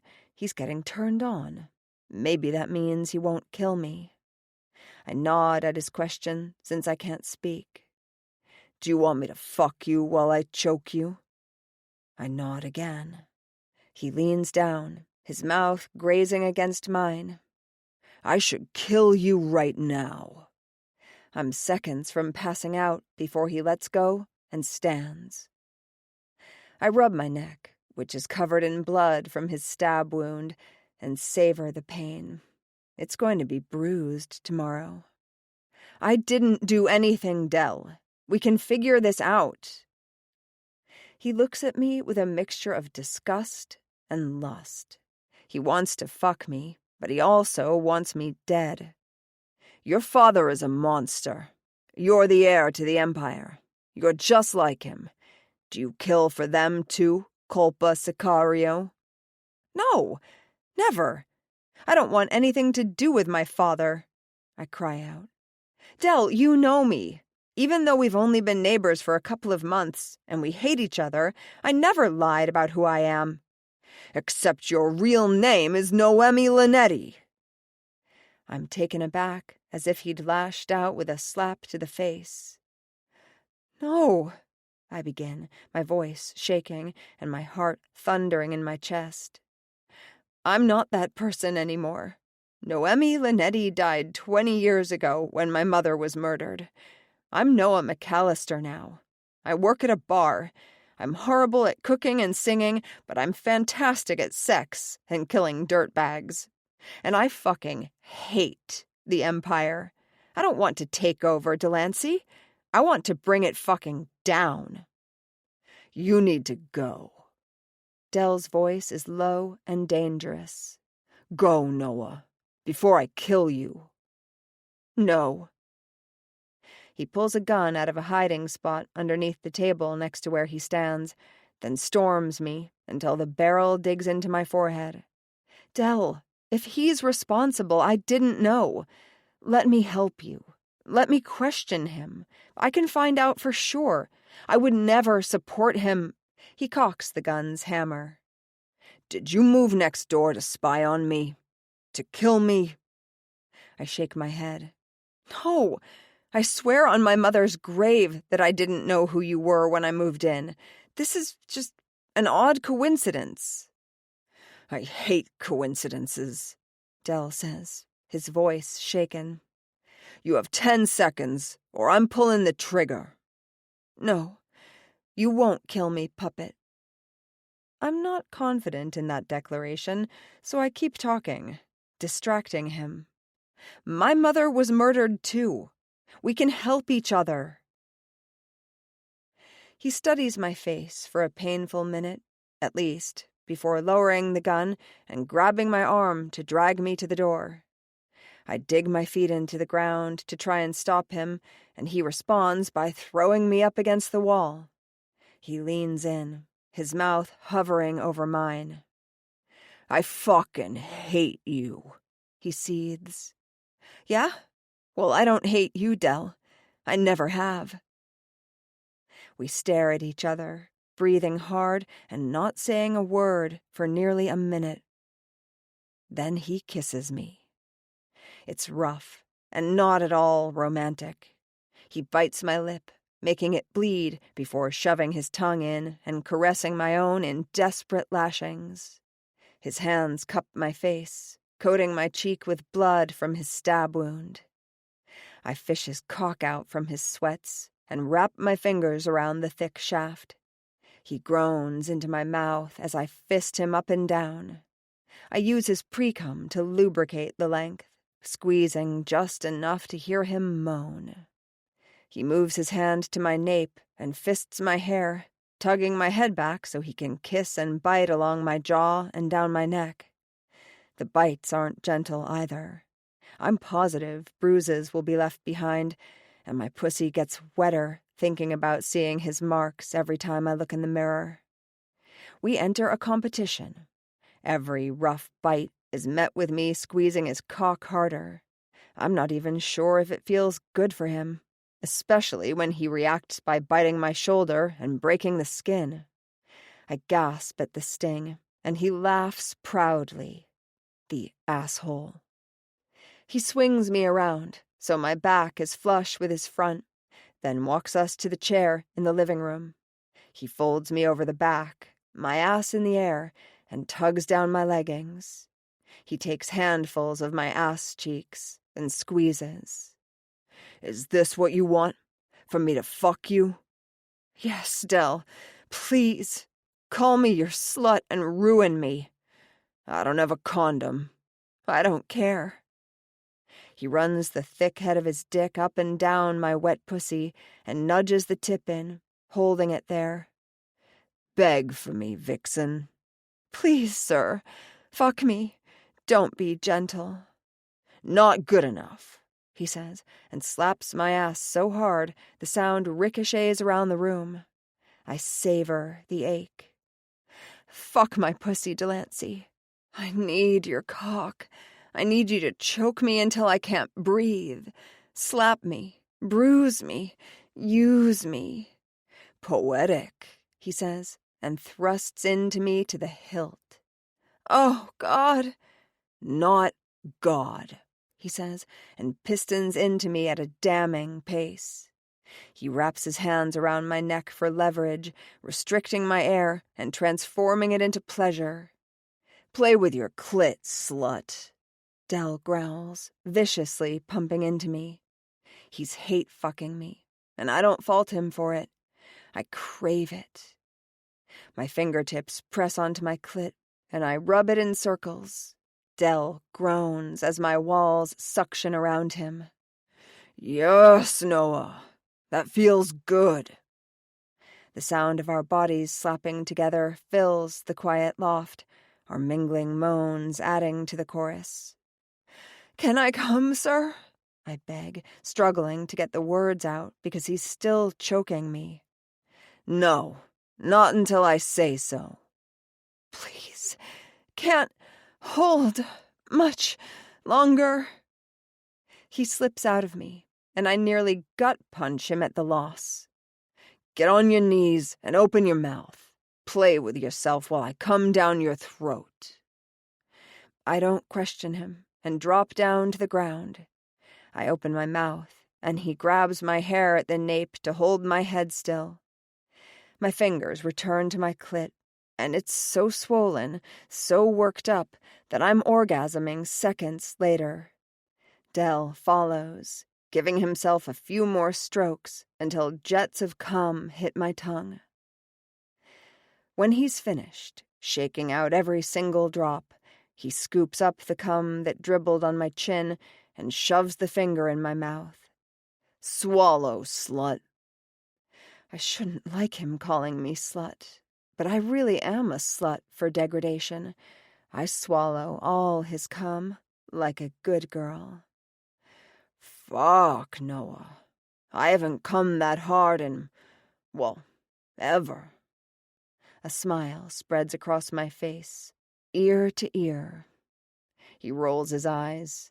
So proud of yourself. Fine, we can talk. But that doesn't mean I still won't kill you. You won't kill me, Del, I say, standing, because that was just a taste, a preview of how good sex with me can be. I kiss him, letting my tongue slip between his lips so he can taste himself. When we part, I look down at my front side. I'm covered in blood and cum. I could really use a shower. I walk away, glancing over my shoulder to see if he's going to follow. He doesn't, but I didn't think he would. He just fucked the daughter of the man responsible for ordering his mother's death. I really am lucky he didn't kill me. Sex might have just saved my life. Chapter 15. Delancey. I hate her. I hate her father. I hate that I wasn't strong enough to resist her. I want to kill her. But she's right. She did nothing wrong, as far as I know. So, we'll talk.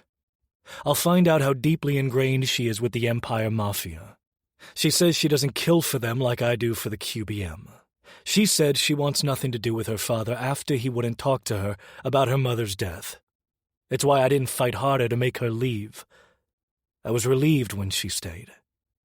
Then I was furious. She taunted me, and I took the bait. And God, did her pussy feel fucking fantastic. Perfectly made for me. She let me rage fuck her, choke her, do things I've wanted to do during sex, but I was afraid I'd go too far. I want to destroy her. Fucking Noah didn't help my growing obsession for her. Stop gawking at me and start talking, puppet. I both love and hate the nickname. Anything but laptop and computer. Del is also growing on me. But when she calls me Delancey, I go feral, as if her velvety voice saying my name awakens my cock and begs to be hers. Why do you think my father ordered the kill on you and your mother? I sip on my coffee, still struggling to trust her with this information. She doesn't know I'm QBM. At least, I don't think she's figured it out. Who am I kidding? She's fucking smart as hell. What if she knows and is playing me? My father had files on the men who broke into our house that night. It had their photos, names, addresses. Over the years, I tracked them down, tortured, and killed them. The first two held out, never revealing any useful information. But the last man, he gave me your father's name. That's it? Just a name? Which is why I kept digging. I realized I needed to get access to the Empire. I went to your father's gun range to find a way in. Instead, I found you. I should have known she was connected to Linetti that day. Instead, my lust for her overshadowed my critical thinking skills. Did you find what you were looking for at the gun range? I fist my hands on the countertop. The pain from the hole in my right palm sends a shot of lust throughout my body. Noah stabbing me shouldn't have been so sexy. My cock was hard the entire time I wrapped it with a bandage while she was in the shower. I was working on it. I needed to make friends with the employees, get behind closed doors. I couldn't just break in. Places like that are well protected. You're smart. You would have been killed. What's behind the locked doors at the gun range, Noah? She sighs and takes the towel off her head. Bending over, she shakes her dark red hair and combs her fingers through the wet locks. She's wearing a teddy, hot pink with sheer lace and satin trim that does nothing to hide her dark nipples and the patch of hair on her cunt. I know she dressed like this on purpose to tempt me. Gun running, money washing, murders, the usual, she says the moment she's upright. Noah, I warn at her playful tone. I'm sorry, Delancey, but I have no idea. I told you, I'm not interested in my father's mob business. He wants me to take over someday, but I refuse. I don't want this life. I never wanted it. I fucking hate the Empire. I don't want to take over Delancey. I want to bring it fucking down. The confession surprised me. I want to ask her about her plan to bring the Empire down, but she continues speaking. My mother might still be alive if Gio Linetti would have been satisfied running restaurants instead of ruling a crime organization. He was greedy, plain and simple. She props her hands on her hip, narrowing her eyes at me. Who was your father, Delancey? I stand and walk over to her, hoping to appear intimidating. Instead of fearing me, she holds her head up high and juts out her tits. I think you've already figured out who my father is. Maybe I have, but I need you to tell me. Percy Carter. I don't understand. Her words come out as a whisper, confusion taking over her face. Percy had 2 sons? Yeah, but he made sure to erase me from his life for what I did. Not many people know I exist, which works out great for my line of work. She shakes her head as she processes this information. How did he die? Rumors were he got sick. He did. Lung cancer.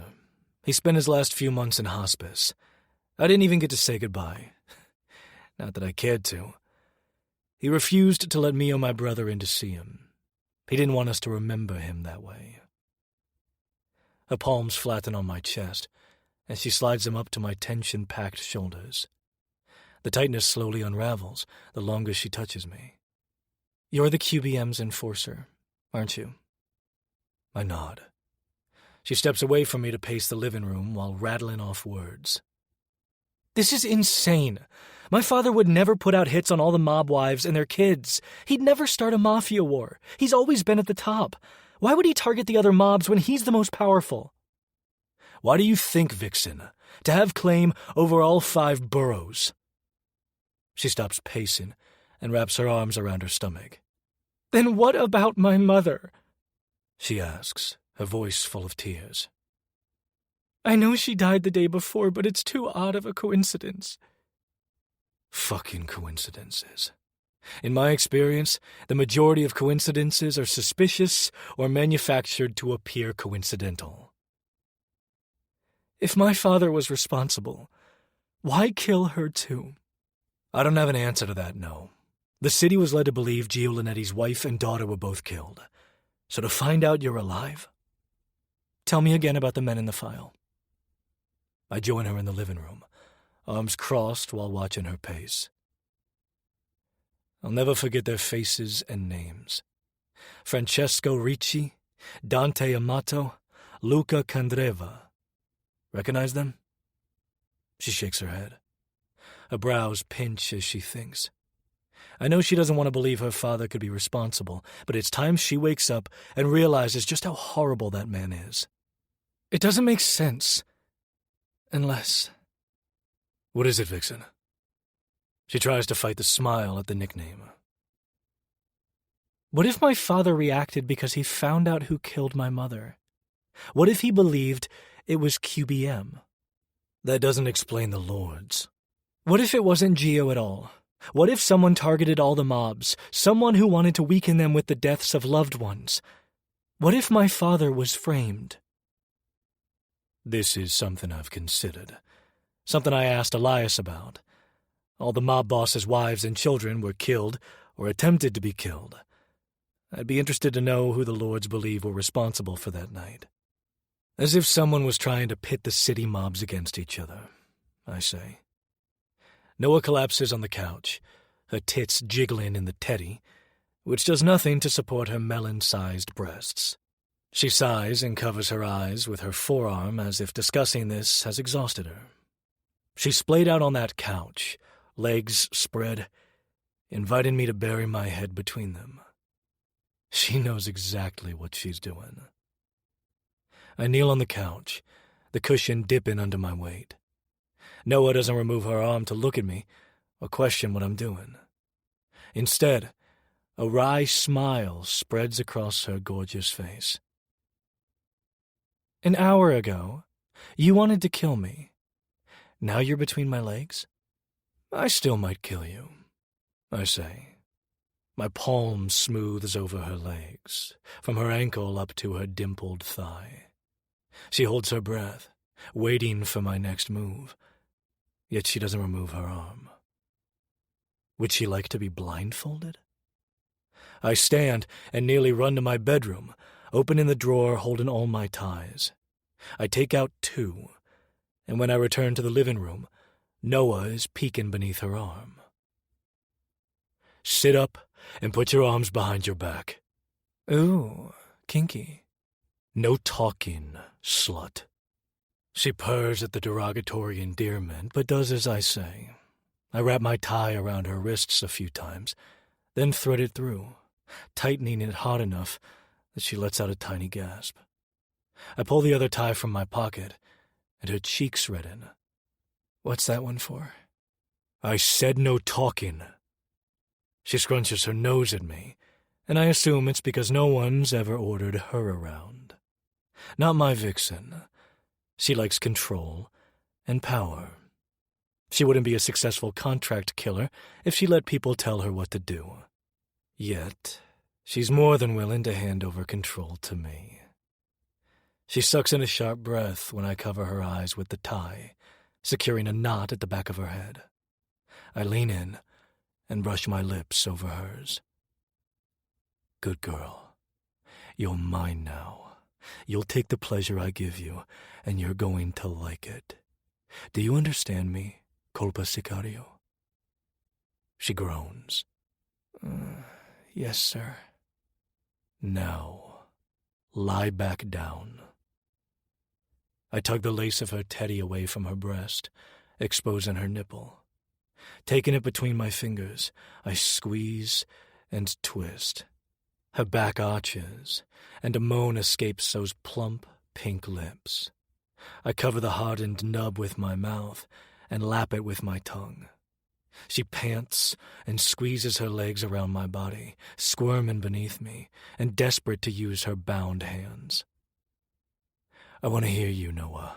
I want you to scream my name when I make you come with my mouth. Do you understand? Yes, sir. Please.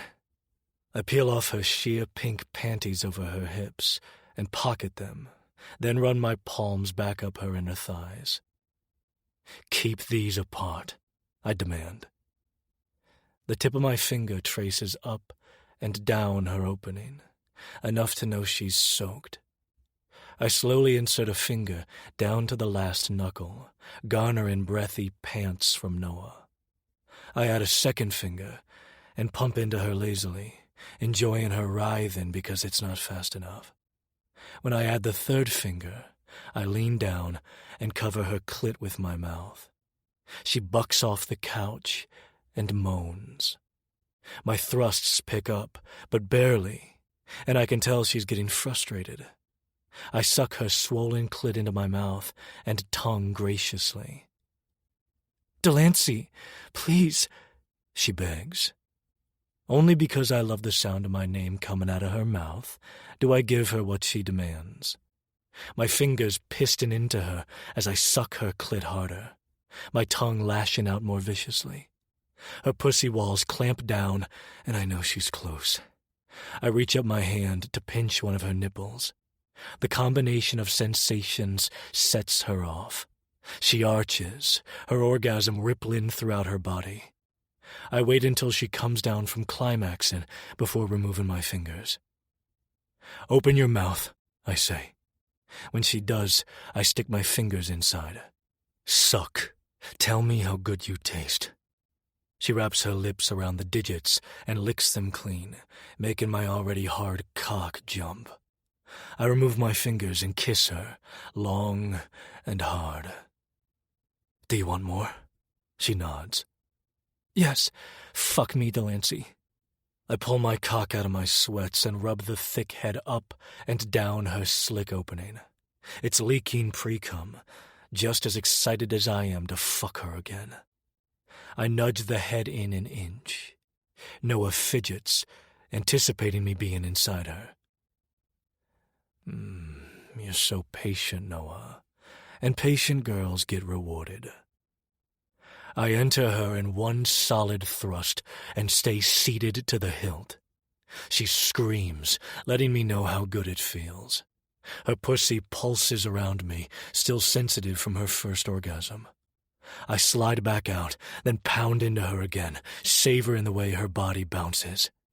The small moans and whimpers that come out of her mouth as I fuck her nearly put me over the edge. I'm reaming into her, hard and fast.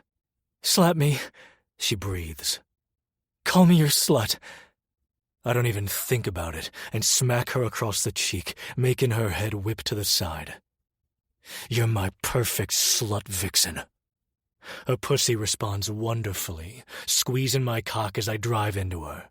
I slap her tits next, leaving a red mark, and she arches off the couch again.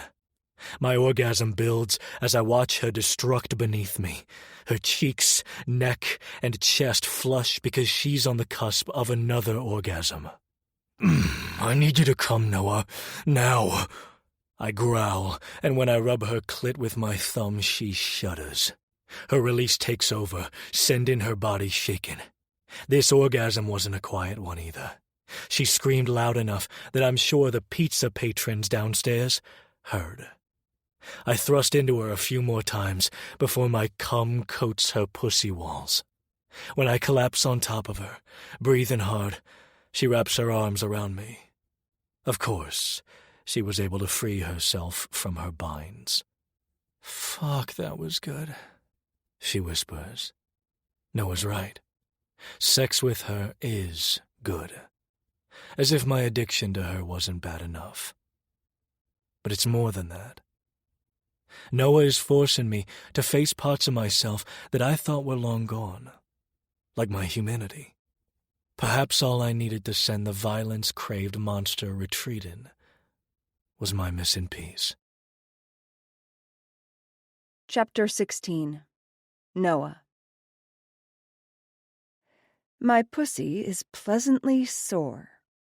Delancey fucked me on the couch, then he dragged me to the bedroom and fucked me on his bed. Then we made our way to the shower, where he ate me out again before fucking me against the tiled wall. Maybe I am a fan of shower sex.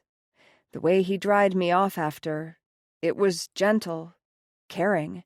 I never imagined him to be so loving. Like right now. My period is about to start. I woke up with debilitating cramps. I'm spotting this morning, then it'll be a day or two of heavy bleeding and more cramps. The hormonal IUD I got barely helped with my PCOS symptoms. Some months are worse than others. I just don't have time for this. I can't wait until menopause, and I'm done with periods. I've known since I was 11 years old that I didn't want kids, and yet every month I'm reminded about my body's failure to get pregnant. "I got the stuff you asked for," Dell says, entering the bedroom carrying a plastic bag and tray. He hands me the bag with my pads inside and sets the tray down on my blanket-covered lap. "Are these chicken wings?" "You said pads with wings." I cover my mouth, trying to hold back my laughter. This sweet, adorable, clueless man. "I didn't mean chicken wings." I hold up the package of pads and point to the word. "The pads have wings." "How the hell was I supposed to know?" "What else do you have here?" His face lights up with excitement. "A heating pad, chamomile tea, berries, Midol, and..." He takes his phone out of his pocket and taps at the screen for a few seconds. Smooth instrumental music starts playing. "Soothing tunes to ease your stress." I pop a blueberry in my mouth. "Did you Google things to help with period cramps?" He frowns at me. "Yes? Why?" I shake my head, but smile at this thoughtful man. He leaves the room and returns with a bottle. "Want a full-body massage?" "What?" he asks at my confused face. "The internet's told me it would help." "Don't look at me like that, woman." "The internet's? With an S?" "Shut up. You know what I mean. I fucking hate the internet. I'm lucky I found this information. So humor me."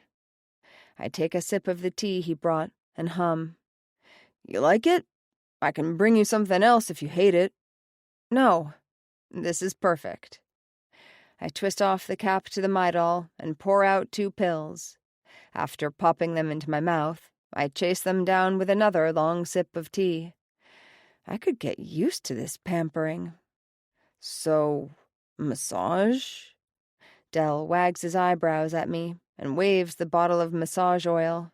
"You just want to get me naked and put your hands all over my body." "That's true, but I also want you to be comfortable. Tell me what you need from me." My face drops, because I've never had anyone offer to take care of me. My father doesn't count. He cares too much. My father cares when I don't want him to, when he doesn't give me the choice. Thank you, Puppet. I appreciate this, all of this. I'm just really tired, so rain check on the massage? "Of course." He leans in and kisses the top of my head, then stands up straight with an awkward look on his face. Sorry. I hope that wasn't weird. It just felt like a natural thing to do." I laugh. "You can kiss me on the top of the head any time." Dell leaves, taking the chicken wings after telling him my stomach will not be happy eating them. I finish the bowl of berries and drink all the tea. The Midol is already helping, so I lie back down and place the heating pad on my lower stomach. I must have dozed off, because now I'm on my side. The bed behind me dips, and a pair of strong arms wrap around my body. The heating pad fell during my tossing and turning, so Dell picks it up and holds it in place over my cramping uterus. "Good night, sweetheart," he whispers next to my ear before kissing my neck. "Don't call me sweetheart, asshole," I mumble.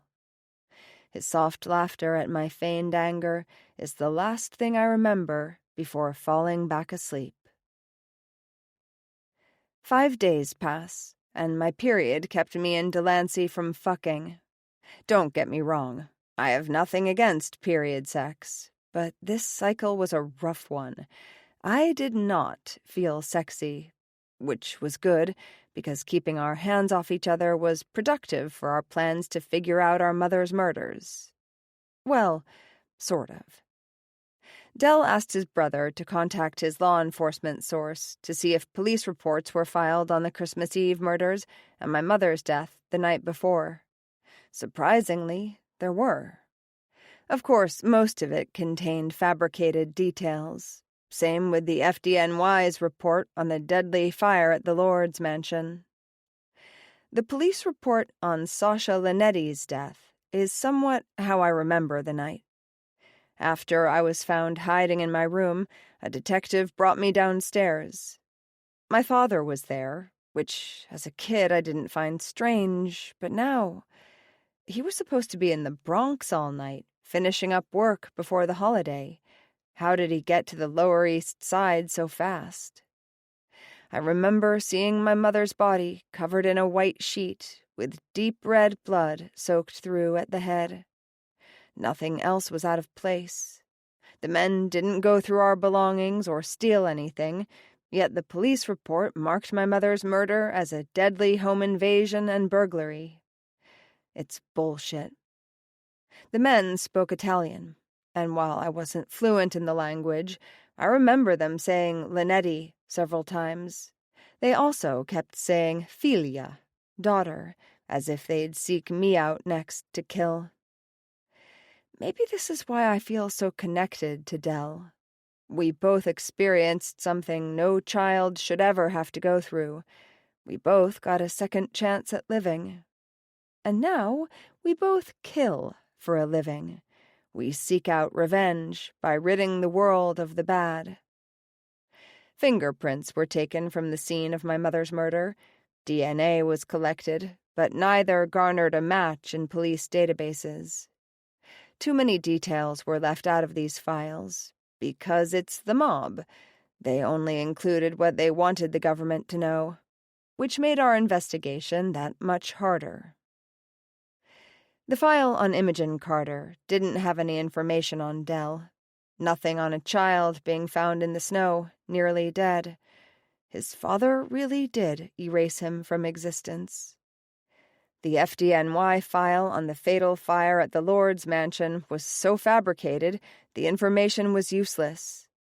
The cause was listed as a wire malfunction in the laundry room. The cause of death for Killian's mother and sister was listed as smoke inhalation.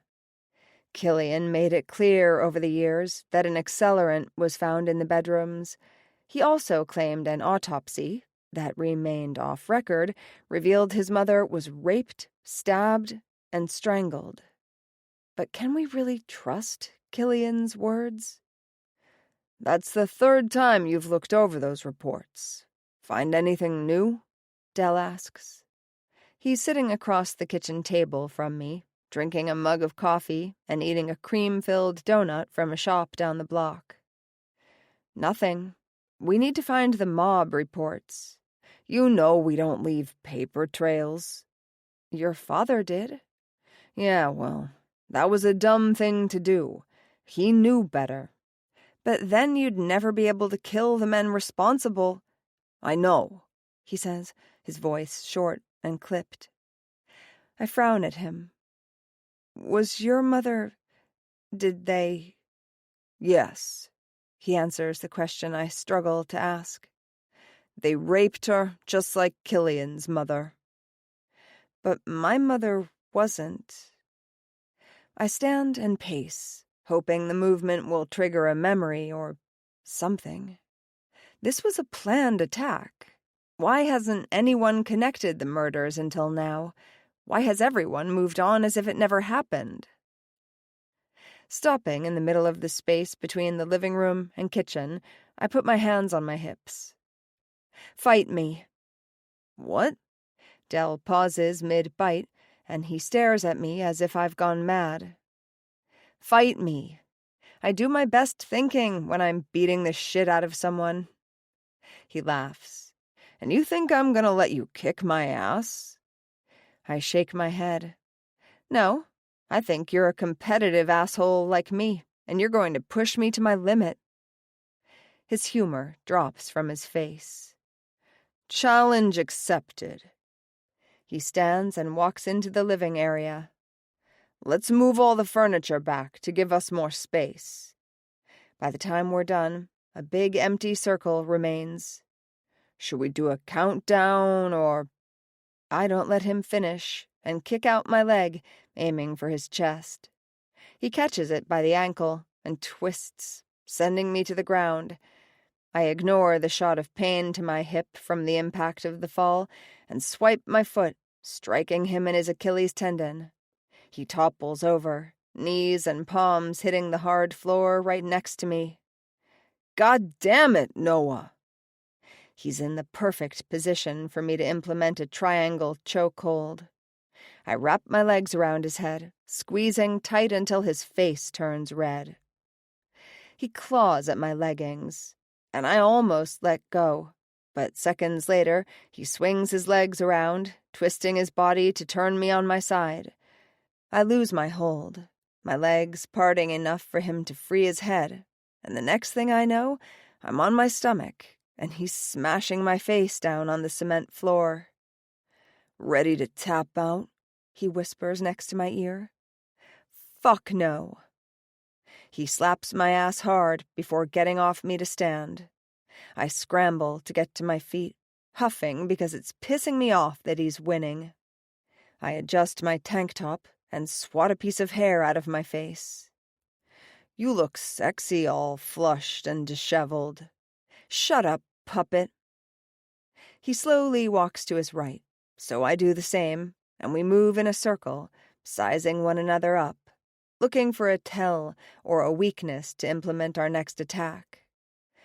It's hot in here. Don't you think it's hot in here?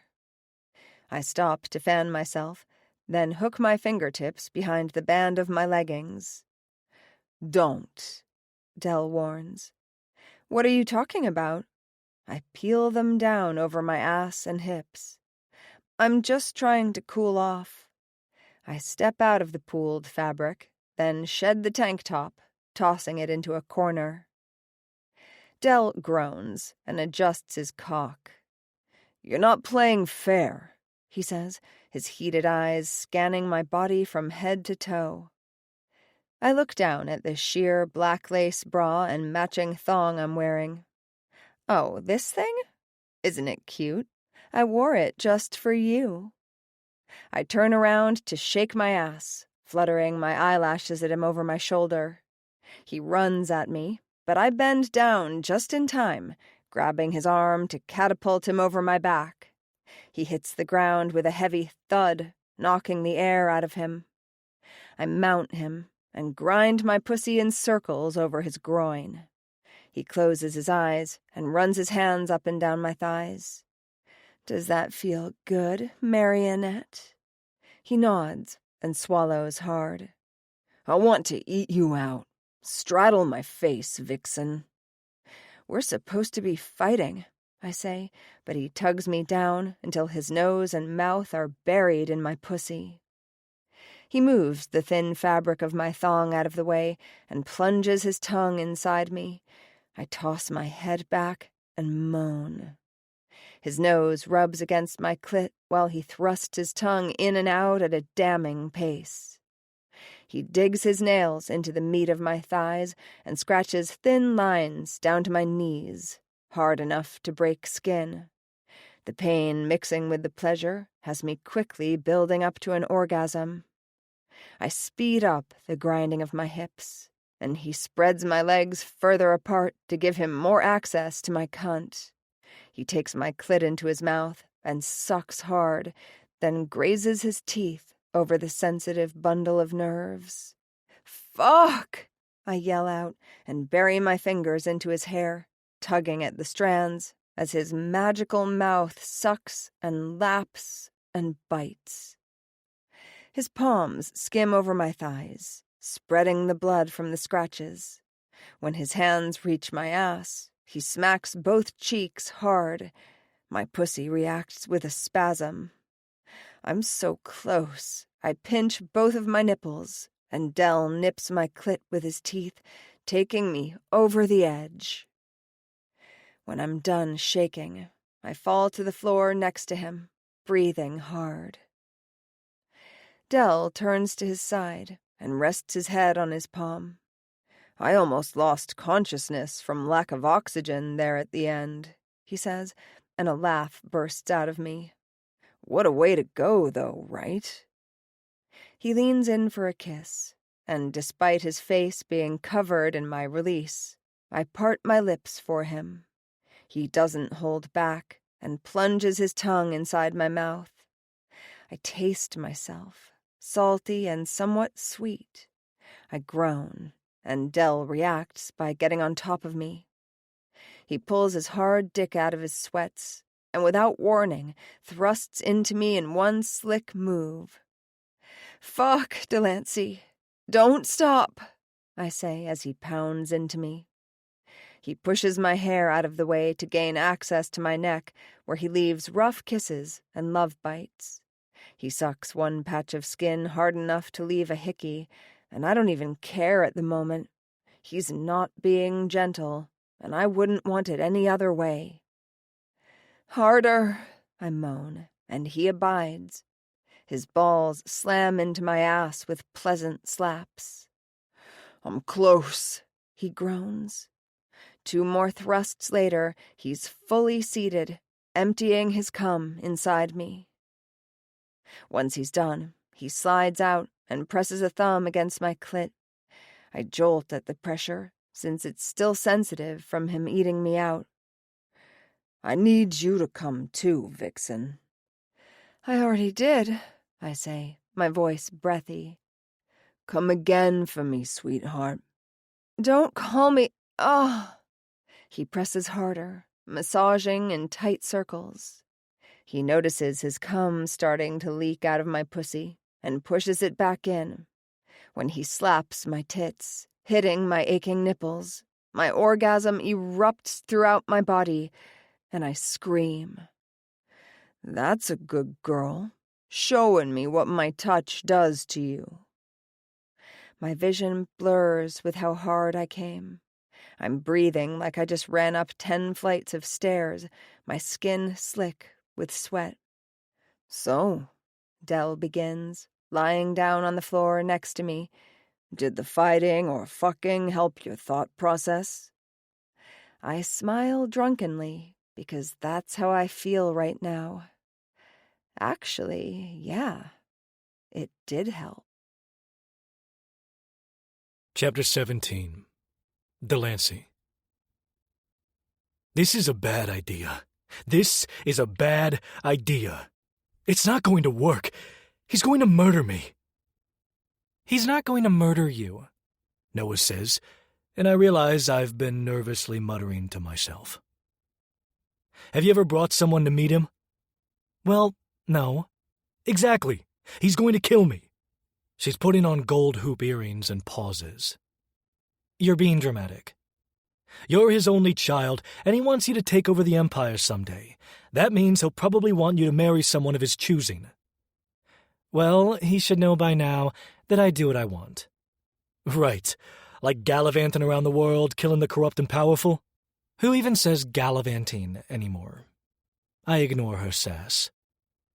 Your father seems insanely protective. How did he allow that? Oh, I noticed his protection detail no matter where I went. He always had eyes on me from the moment he sent me away. It made it harder for me to take on hit jobs, but I managed to ditch his goons. She picks up a gold chain with a single diamond in the middle and puts it on. Why didn't your parents have kids after you? Wouldn't Gio want to make sure he had someone to take over the organization once he's gone? Noah stares into the mirror with a frown, her fingertips on the chain. It's clear she's thinking about her mother's necklace, which she lost in the explosion. I've yet to return it to her. I'm waiting for the perfect moment. My mother struggled getting pregnant with me. She had complications throughout. I was born, and the doctors basically said she could die if she got pregnant again.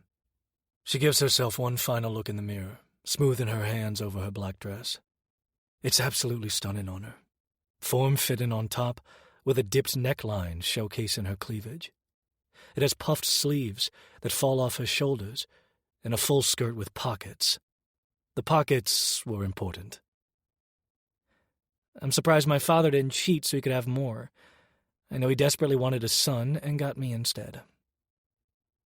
She walks to where I stand and adjusts my tie. Her father is hosting a Christmas party, something he does every year. Despite being back for a few months, Noah is announcing her official return tonight. And since most of the underworld believes she's dead, tonight's expected to get interesting. Do you think bringing me tonight and introducing me as your fiancé is a good idea? She sighs and places her palm flat on my chest. I'm not going to lie. He's going to be pissed, but he'll get over it. I'm fucking screwed. She came up with this fake engagement idea as a way to bring me into the Empire so we could dismantle it together. I know this is what I wanted. I needed to work my way in so I could get to Geo, but my plan was always to target his associates, not bypass them and go straight to the man in charge. Did Noah consider that her father might not accept me into the family? We planned to use one of my aliases. I can't exactly go into an Empire party and introduce myself as Lance Carter. I may be an unknown QBM heir, but my last name could spill blood. It feels weird to be celebrating, Noah says, frowning. I wanted to stop celebrating Christmas after my mother's death, but my father turned the holiday into a memorial for her.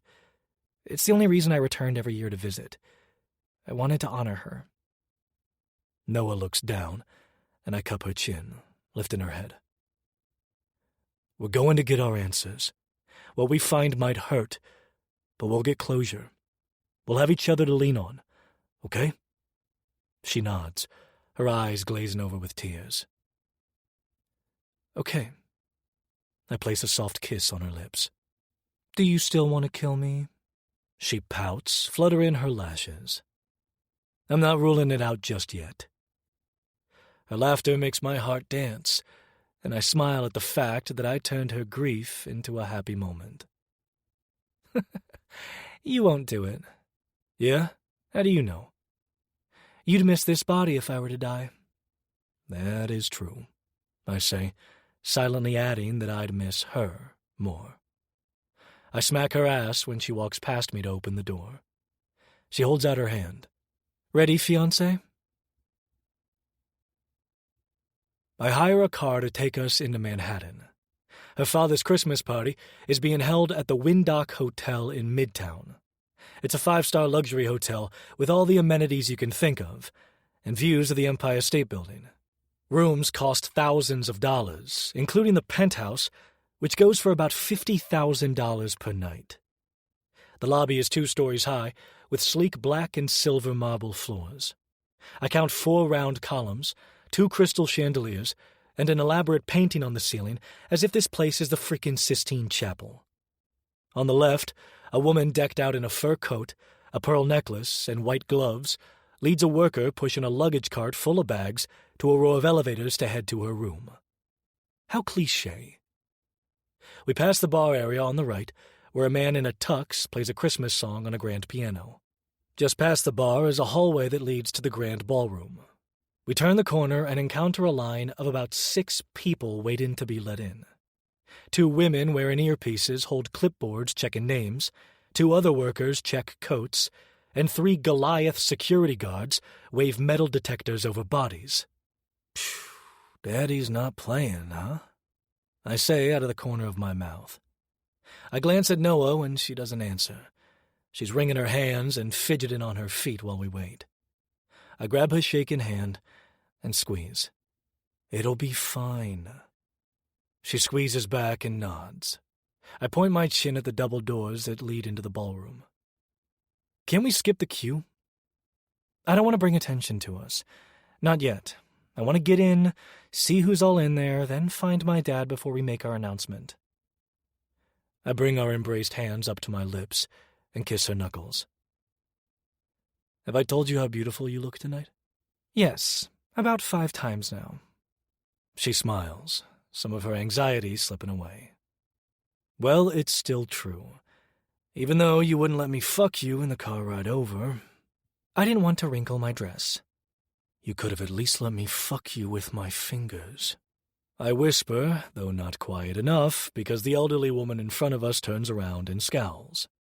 I wink at her, and she clutches her pearls. Literally. Don't worry, puppet. I plan to reward you for your patience tonight. I'll let you put it in any... Before she can finish, it's our turn.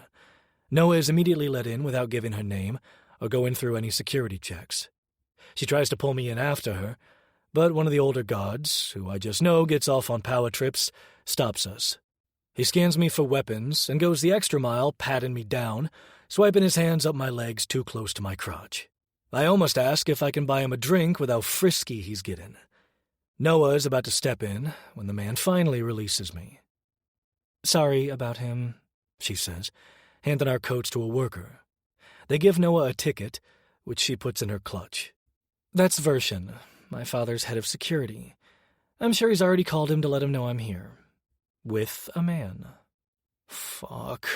I'm going to die tonight. The ballroom is decked out in red, green, and gold. The Christmas tree that's nearly as tall as the room is packed full of decorations. Bows are wrapped around columns, and gold streamers hang from the ceiling. A string quartet plays an instrumental version of a popular holiday song, while a handful of people dance along to the music. Others stand around drinking, eating, and chatting. Is it always this gaudy, tacky, extravagant? From what I can remember, yes. She grabs 2 champagne flutes from a server making rounds and hands one to me. When I used to come to this thing, I'd never stay long. I'd have a few drinks, eat the hors d'oeuvres, and find someone to fuck. I break the stem of the champagne glass. Aw, does that make my puppet jealous? Yes. The grin she gives me tells me she's up to no good. What? You don't want to share me? Come on, Deli baby. Let's find someone to take home with us tonight. She wags her eyebrows at me. Someone? I ask, even though I know she's attracted to all genders. I want to hear her say it. Man, woman, non-binary. I find beauty in everyone. She runs her lower lip between her teeth. What about you? I'm bi, and while I do enjoy a threesome, you're mine. And I'm greedy, and I don't want to share you with anyone. Her cheeks warm to a beautiful red, and she swipes her tongue over her plump lips. Stop thinking about me fucking another man. She snorts. I was actually thinking about you fucking a woman while I ride her face. But now that you mention it... Lance? My brother's rough voice startles me, and I whip around, snatching Noah by the wrist to pull her behind me. Del, why are you trying to hide me? She peels out of my grip and steps to my side. Hi, I'm Noah. Elias scans Noah's body and rubs his thumb over his bottom lip, letting me know he likes what he sees. Elias, this idiot's brother, he says, pointing his thumb at me. He takes her offered hand, but instead of shaking it, he lifts it to his mouth to kiss her knuckles. A gentleman. Noah purrs. The fury that races through me is nearly debilitating. He's not a fucking gentleman, I growl. Elias laughs, the asshole. I have to say, I've never seen my brother so protective of another person before. Noah takes my fisted hand and opens it to weave her fingers with mine. She squeezes my arm, then rubs her palm up and down. She's trying to calm me. What are you doing here? I ask, my voice low. If anyone were to find out the leader of the QBM is at an Empire party. Everyone knows Elias Carter leads the QBM, but few people know what he looks like. He rarely shows face. Sometimes he'll send a body double with similar hair and build to business meetings while acting as a right-hand man. He's present, but in the background. I think it's clever. He's a mystery, and he has a reputation of no mercy for violent criminals who prey on the weak and poor. Preying on the rich and powerful and corrupt is a different story. I was invited. he says with a shrug and takes a sip of his whiskey. By my father? Noah asks, and Elias whips his head over to her. His eyes narrow. You're Gio Linetti's daughter? I thought Noemi Linetti died? No, it was a lie. She snorts. It's weird hearing my birth name again after all these years. Elias turns back to me, questions fill in his face, but he doesn't ask them. He wants to know how long I've known Noah is the enemy and why she's latching onto my arm. Yet, he's the one eating and drinking at the party hosted by the man who ordered our mother's death. We're working together, I say. And fucking, Noah adds, which makes Elias's face turn crimson. As much as I enjoy Noah messing with my brother, his temper is unpredictable. I wrap my arm around her waist, bringing her flush with my side. I wanted to meet yesterday to tell you everything, I say. But you never answer my text messages. I even called and left a voicemail. So don't act surprised. I tried, like I always do. We'll meet tomorrow to talk. It better be a good fucking explanation, little brother. Elias seethes. It will be, Noah says, trying to ease the growing tension between us. Oh! She squirms out of my hold and waves at a thick blonde woman walking through the crowd towards us. She's the same woman I saw at the restaurant and again at the club with Noah the night she killed Killian. Sage! Noah says, hugging her bestie. You look amazing. Sage poses with one hand on her hip and the other in the air. She's wearing a red sparkling strapless dress and elbow-length white gloves. Her hair falls in curls over her shoulders and down her back. Thanks, Noe. She blows a kiss at her best friend, and I'm tempted to grab it because only I should be blowing kisses to Noah. A stupid thought, which is why I keep my hands in my pockets. Sage, you've met Del before. Sage scans my body from head to toe. Oh, I remember. She gives Noah a not-so-discreet wink of approval before turning her attention to my brother. And this is Elias. Oh, fuck. Sage's cheeks pink with embarrassment? I don't know this woman at all, but she doesn't seem to be the type to embarrass easily. You... Elias growls. I'm sorry. Noah begins. Do you two know each other? We fucked and she disappeared. Elias bellows, garnering the attention of a few people nearby. Tell the whole room, why don't you? Sage huffs. And it's called a one-night stand for a reason. Do all your one-night stands give you multiple orgasms? Do they fuck you until your eyes cross and your brain stops working? Isn't that what you said to me after the 5th round? Sage opens her mouth, then immediately clamps it shut. She can't argue with that. Is this the unbelievably earth-shattering, mindless sex guy you told me about that you met at a club in Brooklyn a few weeks ago? Noah asks, attempting to ease this tension. You mean the club I own? Underground Park Slope? Elias asks. Yes, that's the one. Noah giggles. Oh, Sage, after what you told me, why would you ever deny yourself another night with the boss? The boss? Now I'm intrigued. Yes, why, Sage? My brother's words are full of hate, but his eyes can't stop devouring the woman's body. Elias isn't like me. He needs companionship. He needs someone to love and take care of. His girlfriend of 2 years broke up with him last month. They always do when they find out who he is and what he does. Or he breaks it off with them to protect them from this life. He desperately wants to marry and have children. Anyone going to address Sage calling Elias the boss? I ask, desperate for an explanation.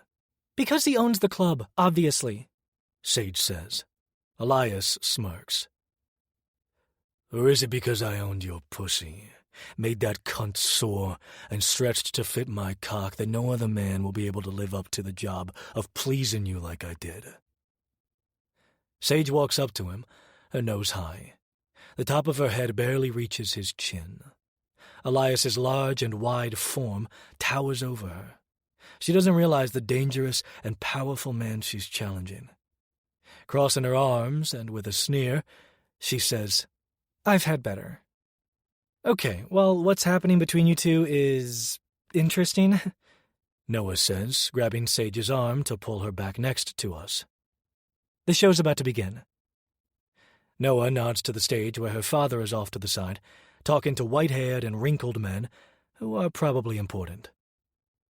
"What show?" Sage asks, her button nose scrunching. "I'm sorry I didn't get to tell you before. Please don't be mad," Noah says to Sage, then turns to my brother. "Can you watch over her? She means the world to me." She then treats Elias like a doll, moving him to stand next to Sage, and she lifts his arm to snake it around Sage's waist. Sage wiggles to get out of his hold, but Elias clings to her tighter. "Let's go," Noah says, taking my hand and walking us into the crowd toward the stage. "Babo." She greets her father with a kiss on each cheek. His eyes are filled with love when he looks at her. "Mio Angelo." He takes her small hand in between his large ones. "I wish you would have told me you were coming tonight." His eyes move to me. I swear I see him snarl. "And with a friend." Noah laughs. "He's far more than a friend, Babo. In fact, we have some news." She takes my hand and leads me onto the stage. She taps on the microphone to make sure it's on. "Excuse me, everyone. Can I have your attention?" The conversations slowly die out, and heads turn to the stage, some with confused faces, others lighting up at the prospect of a performance. There will definitely be drama. "My name is Noah McAllister. Well, I suppose you'd know me as Noemi Linetti, Gio Linetti's daughter. Surprise! Not dead." Chatter fills the room. I glance at her father, and his face deepens red. His fists ball at his sides. "Noah, what are you doing?" Noah ignores her father and keeps talking. She waves her hand at me. "This is Lance Carter, son of Percy Carter, brother of Elias Carter." My stomach sours as Noah goes off plan. She didn't use my alias for the announcement. What the hell is she doing? The voices in the room grow louder. She has to yell her next words. "And we're engaged to be married!" Chapter 18. Noah. The stare of murder I got from my father after that announcement almost made me drag Dell out of the party and go into hiding. "I hope you know what you're doing," Dell says next to my ear while we slow dance to "I'll Be Home for Christmas." I've had 3 shoots of champagne and a vodka soda cranberry, and I'm feeling pretty freaking good.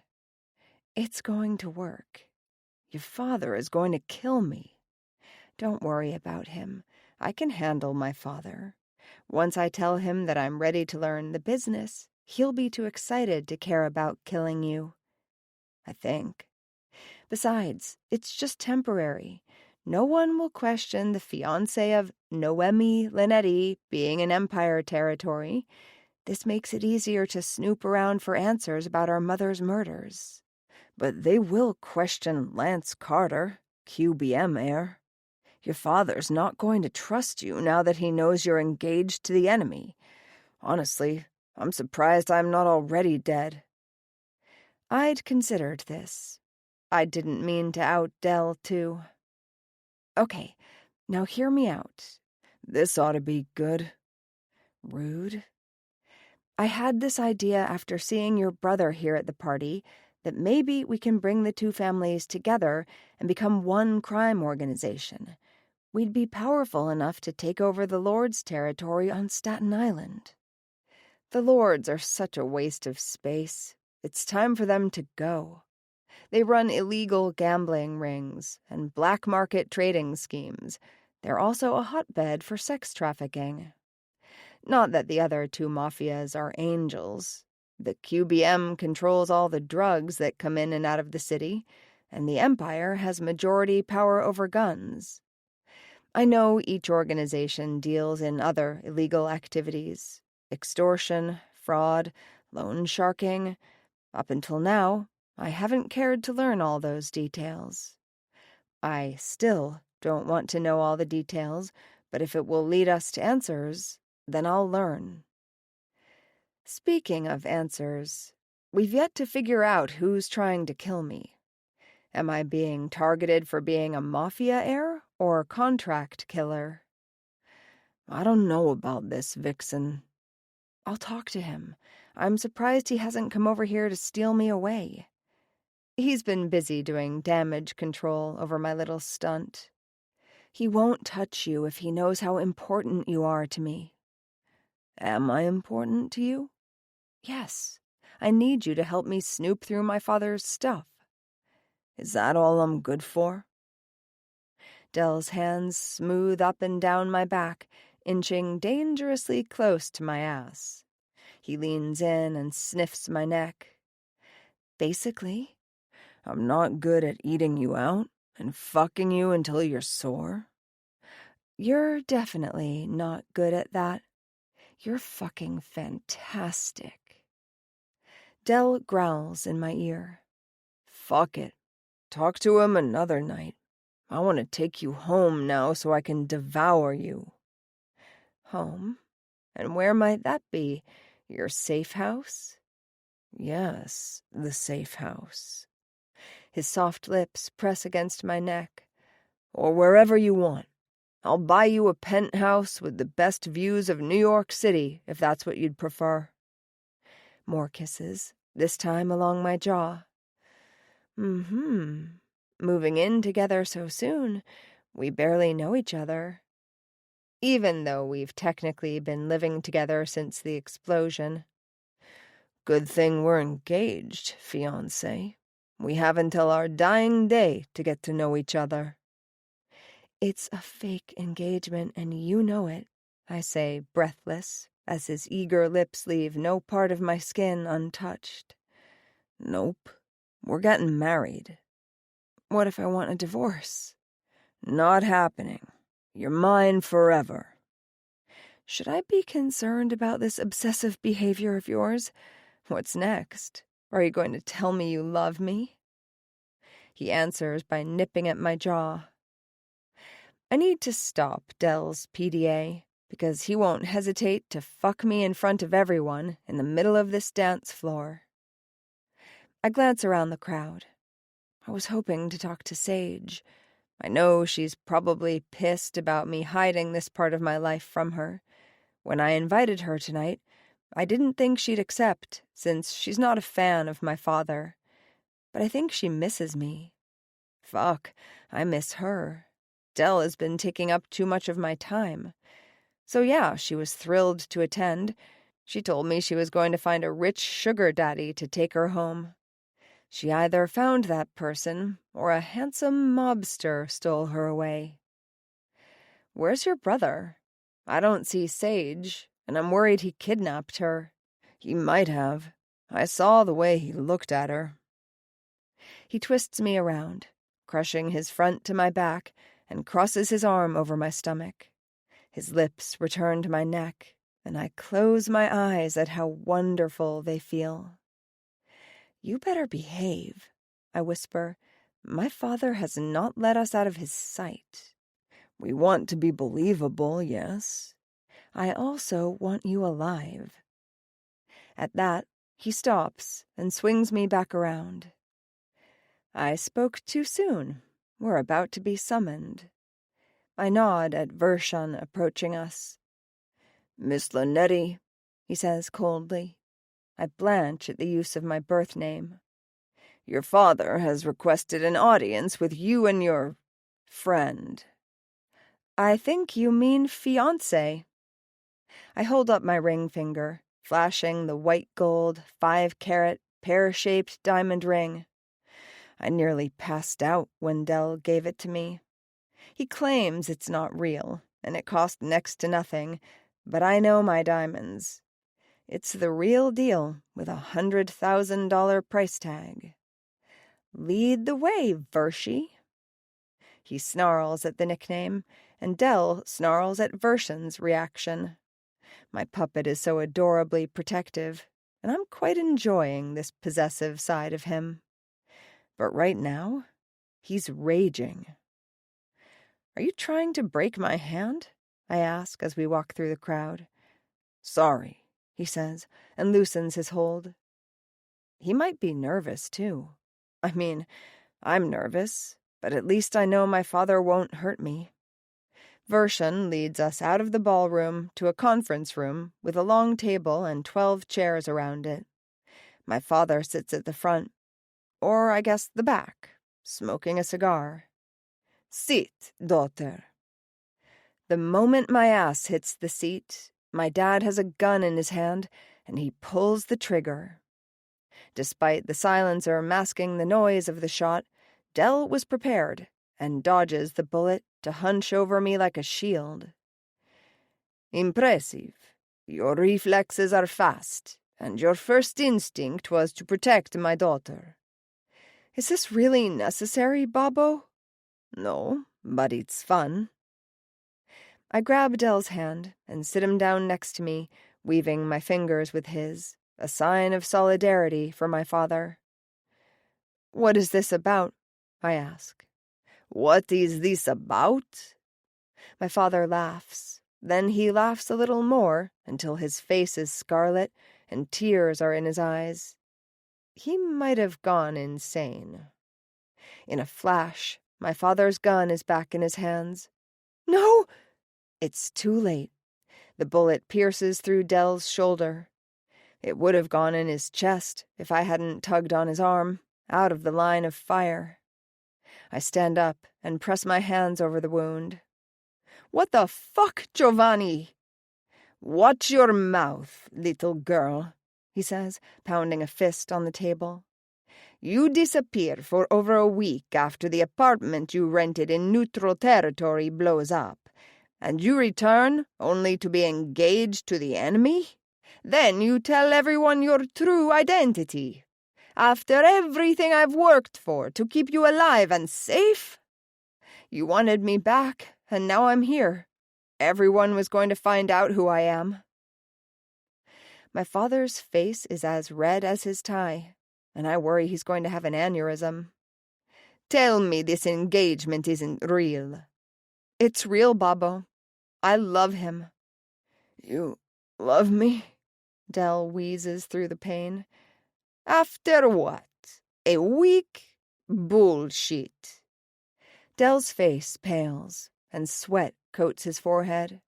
He winces when I ease pressure off the wound to swipe a piece of stuck hair back. Maybe I do love him. At least, I can see myself loving him. We've known each other longer, almost 3 months now. "He's QBM," my father says, and spits on the ground beside him. "I think him being QBM can help us," I say, my voice shaking because my father's face reads pure murder. I might not be able to talk myself out of this one. His eyes narrow before he stands and walks to where we sit. He raises his gun and presses the barrel to Del's head. "Tell me why I shouldn't kill him right here in front of you." My throat aches with the threat of tears. I rarely see this side of my father. Ever since my mother's murder, I knew there were 2 versions of him, the man who loved and cared for me, and the murdering mobster. But part of me didn't want to believe he could be the latter. I never wanted to believe he could be capable of ordering the hit on the wives and children of rival mobs. Now, I can see it. I see the true Gio Linetti. Because to the world you may be a dangerous criminal, but to me, you're Babbo, my father, I say through tears. You love me, and if you care about me, you won't kill Lance. Let me explain. You at least owe me that. He presses the barrel harder, and I can hear Del grind his teeth in response. My father finally lowers the gun with a sneer, leaving an indentation of a ring on Dell's forehead. Before I can breathe a sigh of relief, Geo pistol whips Dell and knocks him out cold. Seriously? My dad shrugs. I don't like the way he looks at you. I pinch the bridge of my nose. Can you please call someone to stitch him up so he doesn't die?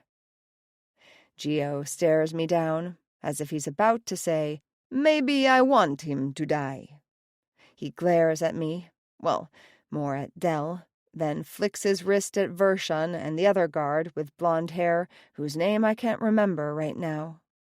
No-name guy gives my father a snarl, or maybe that was meant for me, and leaves. Okay. My father waves his hand over the table. Talk. My eyes move to Vershun. I'd rather not have him here either. My father must see my hesitation, and with a silent command, the big security guy exits the room. Why him? My father asks the moment the door closes. I grab a bottle of water on the table to try and rehydrate after all the booze I drank tonight. The champagne kicked my ass. I'm not used to the bubbly stuff, and it made me a little lightheaded. I need clear thoughts to have this conversation. He saved me from the apartment explosion. We were out on a date, and when we returned, the building blew up. Like I said, an accident because Mrs. Crowley's gas oven broke and was leaking, and she lit a cigarette. May she rest in peace. I do the sign of the cross to drive my point. Lance found me, treated my wounds. I was underneath debris. Who knows how long I would have been there before someone found me? Not entirely the truth, but close enough. You told me you were fine, my father growls. I was. I am. I'm just saying he was there for me. I'm digging myself into a deeper grave. I should stop talking about me being injured. Anyway, yes, Lance is QBM, but Bobo, think about it.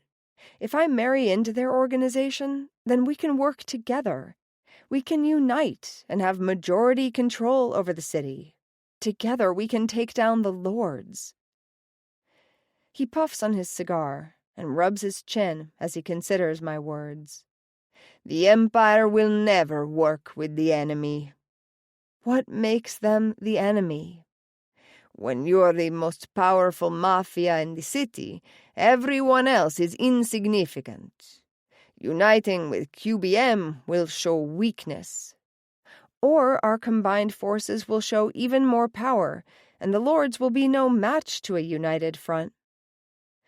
I sigh, knowing he will never agree to this. Still, I have to try. Besides, didn't you invite Elias Carter tonight? What was your plan with that? His eyes jerk up to mine. What? I didn't invite that low-life asshole. I open my mouth, then clamp it shut. Okay, I suppose I didn't get an answer from Elias when I asked if my father invited him. He got distracted when I revealed I'm Gio Linetti's daughter. Then who invited him? How did he get in? I don't like this plan, mio Angelo. This man could be playing you. How do you know he didn't seek you out to get close to me? He lived in the building before I moved in. Babbo, look, this is real. Like it or not. Either you're on board, or Lance and I will run off together and elope, and you'll never see me again. You think you can go anywhere without me having eyes on you? My stomach drops, and my heart thumps rapidly against my chest. I've always known he's kept tabs on me. Still, hearing him say it infuriates me.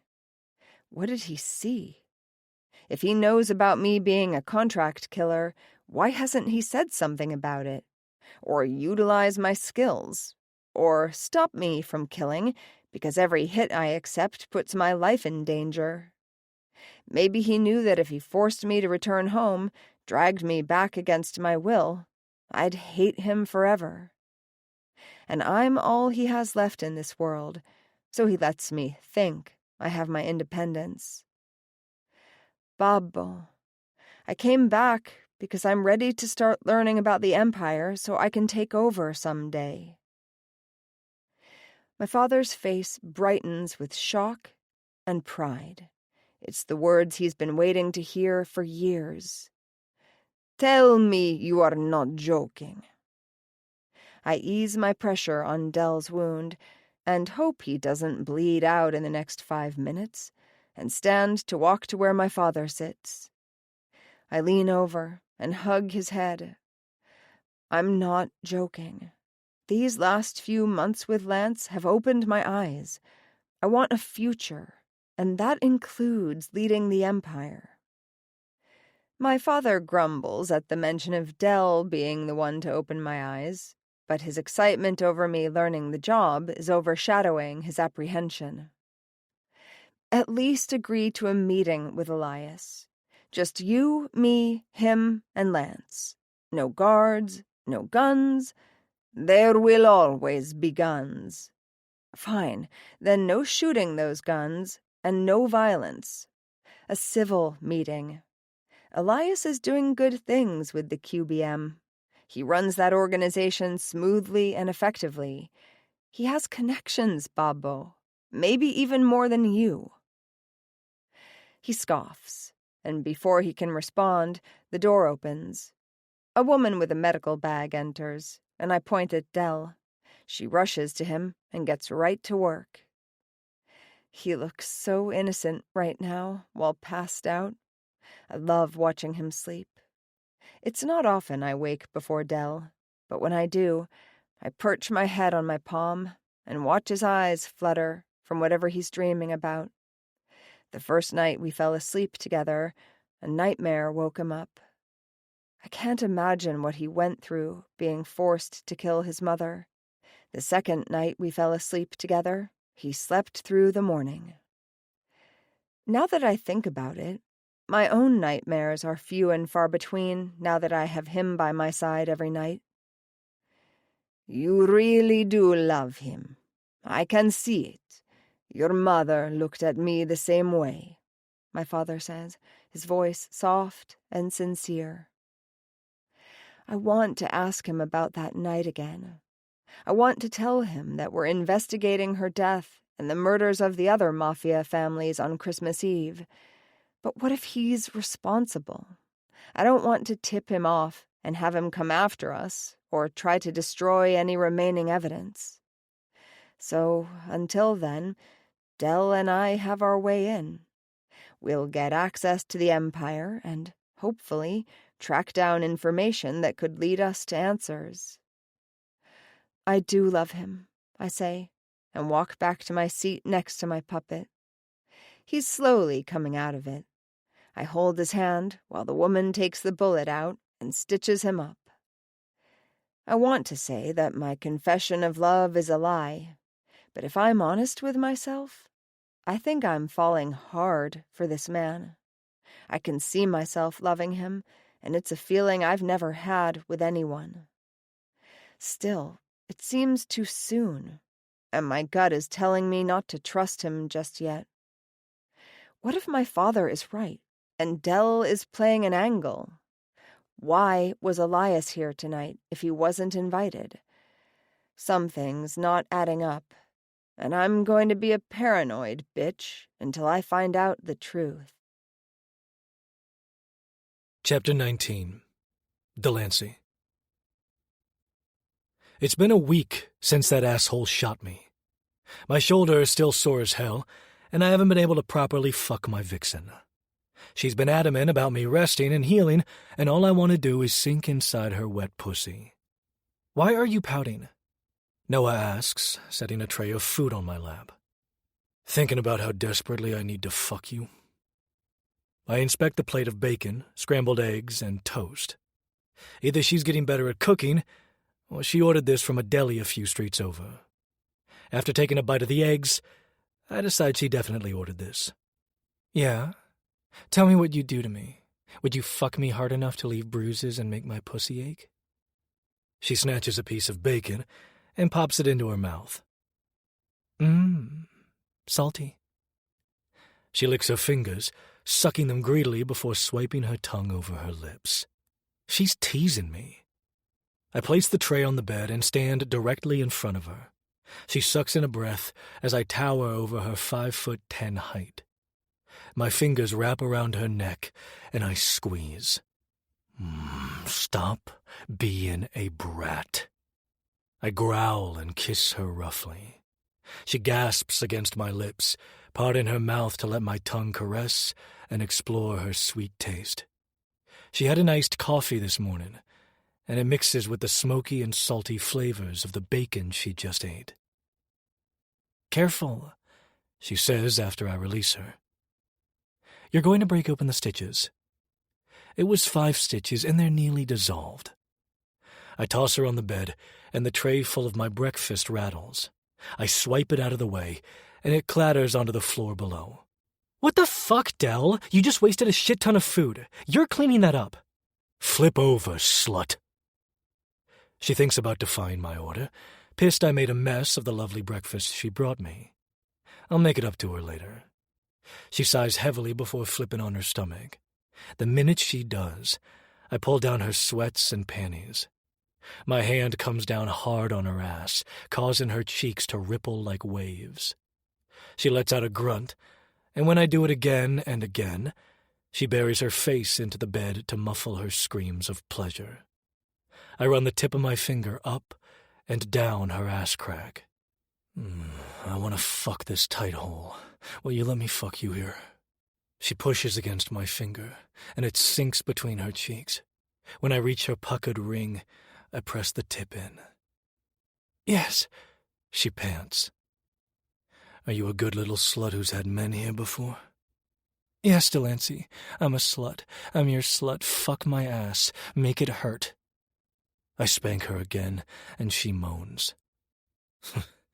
No longer concerned about my stitches? Fuck your stitches. I need you now. Please. She gets on her hands and knees. An invitation. I take a bottle of lube out of the bedside table drawer and squeeze the thick gel on 2 fingers. Let me see just how tight you are. I push 1 finger in slowly, and she arches her back. Oh, yes. You're tight. Are you sure you can take me? Yes, sir. I'll take it all, please. Give me your cock. My hand crashes down on her left cheek. Good girls get rewarded, and you're being a brat right now. Be patient. She whimpers as I push my finger all the way in. I ease it out, then begin pumping. I'm slow at first, then speed up when I add a 2nd finger. You're doing so well, Noah. Are you ready? I ask after stretching her asshole enough it won't hurt. I'm ready, please, she rasps. I remove my fingers, and she whines at the loss. After stripping my sweats, I grab my dick and soak it with lube. I line the thick head to her asshole and push in barely an inch. She sucks in a sharp breath. Relax, sweetheart. She groans, and I press in halfway. Yeah, don't call you sweetheart.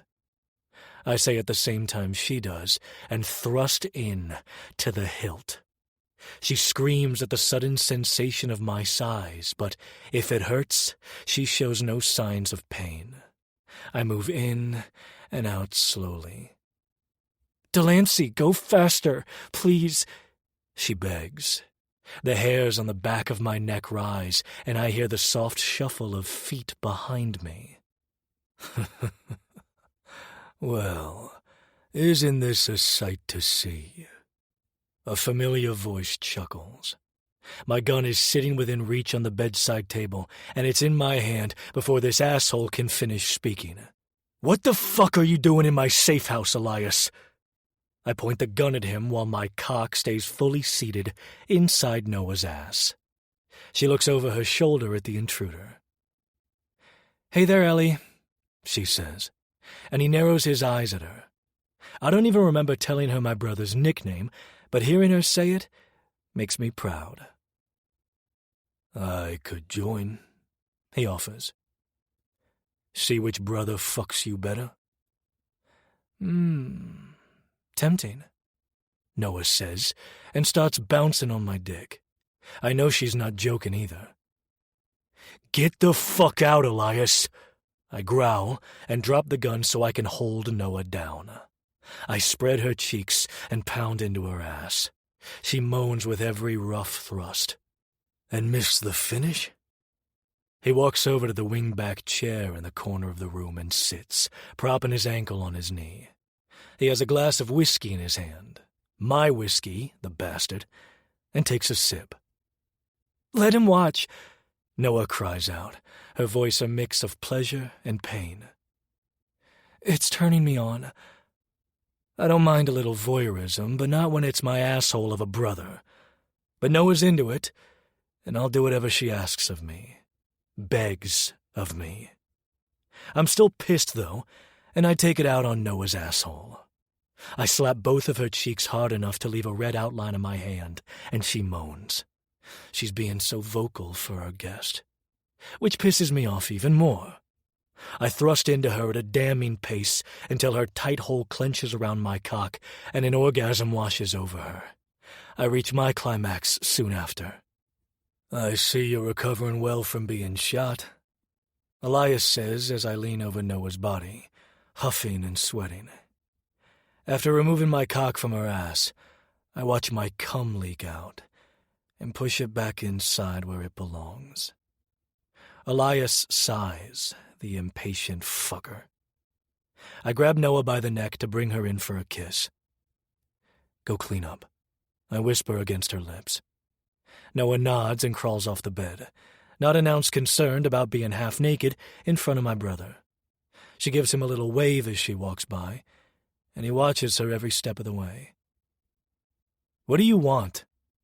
I ask the moment Noah's in the bathroom. "Gio Linetti shot you." "He did." "And why did I hear about it from someone else?" He takes another sip of his whiskey. "Not to mention that stunt you two pulled at the party. Engaged to Linetti's daughter? Seriously, Lance?" He sets the glass down on the small round table next to the chair. "What's the goal here? Are you making a play?" "We have a plan," I say in a low, warning voice. "We?" Elias shakes his head. "You're pussy-whipped. What is this plan? Are you sure she's not using you, leading you to a trap? If she wanted me dead, I'd be dead. We know what we're doing. We don't need your help." "Actually, we do need his help," Noah says, coming out of the bathroom. She's found a pair of underwear, but the sheer fabric does nothing to hide her trimmed bush peeking through. Elias is also staring, so I punch him in the jaw. "What the fuck, Lance? Stop looking at her like that." "Boys, stop fighting." Noah stands between us as Elias puffs out his chest and raises his chin, ready to hit me back. She raises a brow at Elias. "And your brother's right. Stop looking at me, or I'll tell Sage." Elias narrows his eyes at Noah, calling her bluff. She picks up her phone off the bedside table and taps away until finding Sage's phone number. "Okay, fuck." Elias is trying to get a rise out of me. I have no doubt my brother finds Noah attractive, but he'd never act on his feelings, especially with his sights set on Sage. "Now, Elias, we need you to join us for dinner tomorrow night at my father's townhouse on the Lower East Side." "Absolutely fucking not." Noah holds up a finger to stop him from further protest. "I promise it will be worth your time." Noah has no idea what she's doing. Inviting the leader of a rival mob into the home of New York City's most notorious mobster is begging for someone to be shot and killed. And I doubt we'll be planning Gio Linetti's funeral. Noah says her plan is to convince these two powerful men into working together and forming one mighty mafia. Her words, which I pointed out that Mighty Mafia sounds like a cartoon that airs on Saturday mornings. I don't see how this will work. It would still mean putting one of them in charge of the combined organizations while the other plays right-hand man. Gio Linetti will kill Elias before letting him rule. My brother is also a stubborn asshole and won't give up control. He only agreed to dinner because Noah explained that combining the mafias is temporary until we can uncover the truth about our mother's murders. If it's my father, he will pay for what he did, and Elias can take over sole control of the combined organizations. Noah says to me in the car, head into Gio's townhouse on the Lower East Side. She's too scared to say that her father must die. She knows that's the only answer. But who kills him? Me or her? I don't think I could let her live with that. I know what it's like to kill a parent and the trauma that never goes away. Even if she finds out he betrayed her, she still loved him. He still cared for her for the past 31 years. We're already planning to dismantle the Lords, so if it was Finn O'Connor who put out the hits 20 years ago, then he dies. Either way, we offer his soldiers and associates immunity for providing us insider information that will help us absorb their organization or threaten death if they refuse. You're too trusting, No. We shouldn't let any of the Lords live. They're just following orders. We can vet them. Or torture them. I'm sure you'd love doing that. I would love that. Still, we'll have to discuss this further. I've yet to meet a Lord soldier who isn't as corrupt as their leader. What if it was my father? If it was Percy, then there's nothing else to do since he's dead. I'm not convinced your father will agree to merge with the QBM. It's unprecedented. I know it's a long shot, but I have to at least try. That being said, I came back with a promise to destroy the Empire. That hasn't changed. My anger has always been with my father for letting the underworld kill my mother. Instead of bringing the Empire down, why don't you steal it from him? I offer. Take over and lead it your way. I don't think I'm strong enough to lead. Not yet. I'm more than happy to let Elias have it. Do you think he'll help me? I take her hand and kiss her knuckles. I have no doubt. Elias has slowly been gaining more control over city officials and law enforcement. The QBM is aiming for the top spot, so if Elias has a chance to take it from Gio, he will. And if none of the three mafias were responsible for the murders? She meets my eyes. The thought has crossed her mind, and she's scared that will be the outcome. I don't know. Noah answers. Is it possible that whoever tried to kill Noah with the explosion is the one who put out the hit all those years? Are they trying to tie up loose ends? If that's the case, why didn't they douse my apartment with gasoline too? It doesn't make sense. We sit in silence for a few minutes. Noah's head rests against my shoulder. It's such a normal thing for someone to do. A gesture of love and trust. It makes me feel human, which is still a strange sensation for me. Can I ask you what happened after the gun range? You disappeared for a week. Where did you go? She looks up at me, flutter in her mesmerizing brown eyes. I tuck a piece of her hair behind her ear, and she closes her eyes at the move.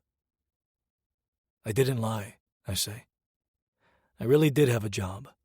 Oh, right. Your private investigator job. She giggles. Technically, I do investigate and research each kill. Don't you? She shrugs. Not really. I mean, I'll do a bit of recon to track behavior and lock down their schedule, but I don't need that much from my targets. I'm also not as concerned with setting the murder scene like the marionette. I really hate that name. She laughs and wraps her arm around my stomach. Her jasmine and citrus scent envelops me, and my hand falls to her thigh. I rub my palm up and down, desperately wanting to go between her legs to sink my fingers inside her cunt. She already teased me by not wearing underwear with her dress. You're nervous about telling me. she asks. I am. Can she hear my heart thundering in my chest? Or maybe it's because I can't keep my hands still when I'm anxious. Can she see me sweating? I'm nervous because I'm still not used to sharing my life or my feelings with another person. I remember after her father shot me. I was delirious with pain, yet I swear I heard Noah tell her father she loved me. I haven't asked her about it. I'm scared she might think I'm crazy because we haven't known each other long. Or what if she says she never uttered those words? And if she did say it, was it only to convince her father that the fake engagement is real? When you hugged me, I don't know, it surprised me. I hadn't hugged anyone like that since my mother died. So I needed to get away from you, clear my head. I took a job, a sexual predator who was released from prison on some dumb technicality. The mother of the teenage girl he raped didn't have a lot of money to pay me, so I took the job pro bono. You're a good man.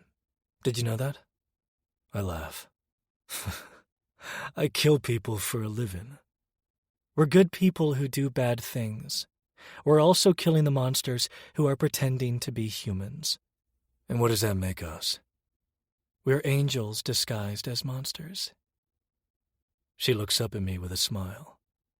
I press a finger underneath her chin and tip her head up, allowing me to press a kiss to her plump, dark red lips. I want to ravish her in the back of this car, kiss her until her lipstick is smeared and lips swollen. But she's pulling away before I can follow through with my plans. We're here, she whispers against my mouth. The car slows to a stop, and my door opens. A blond man in a suit and earpiece stands back, waiting for us to get out. He flashes his gun at me, a warning not to try anything. Fuck, I told Geo no soldiers. Noah murmurs to me. Like I said, too trusting, Vixen. That's a bad quality to have for a contract killer. I tease. She punches me in the side. A little too hard, making me oomph as we approach the building where another huge man in a suit stands at the entrance. Noah takes my hand, interlocking our fingers as she stares him down. Let us by, Vershi, Noah commands. I have to pat him down. This is a peaceful dinner. Dell's not going to be a problem. Trust me. I wouldn't trust you as far as I can throw you. And, well... He waves his hand up and down the length of Noah's body, and it takes everything in me not to snatch it and twist his wrist until it breaks.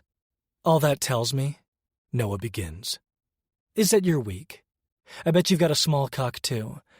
You wouldn't be able to get it past my cheeks, huh, Vershi? A blonde guard, who I think is Vershin's second-in-command, and looks more like he should model for men's fitness magazines, barks a laugh at Noah's insult. Vershin doesn't find it amusing and takes a step forward. I pull my gun and point the barrel at his forehead. Dell, don't! Too late. I pulled the trigger. Vershin falls to the ground, blood pouring out of the bullet hole in the middle of his forehead. The rest of the security team surrounds us, guns drawn. If Noah hadn't been here and moved in front of me as a shield, I'd be dead, lying next to Vershi. Or maybe it's because GQ has his hand up, a silent command not to shoot. That's interesting. Dumbass, Noah mutters out of the corner of her mouth. She has her hands raised, so I follow suit. He insulted you, I say, and he lunged at you. I'm pretty sure I insulted him worse, and he didn't lunge. He took a step. One step, laptop. Oh, she's angry. She pulled out the old nickname. Let them in! A booming voice behind us says. Noah lowers her hands and turns, grabbing my arm to twist me with her, until we're facing her father. Babo. He doesn't look at his daughter. His eyes are on me. I expect anger to greet me. I expect him to raise his gun and fire, launching a bullet between my eyes or through my heart. Instead, Gio Linetti stares back at me with respect. I heard what Vershin said about my daughter. I commend you for defending her.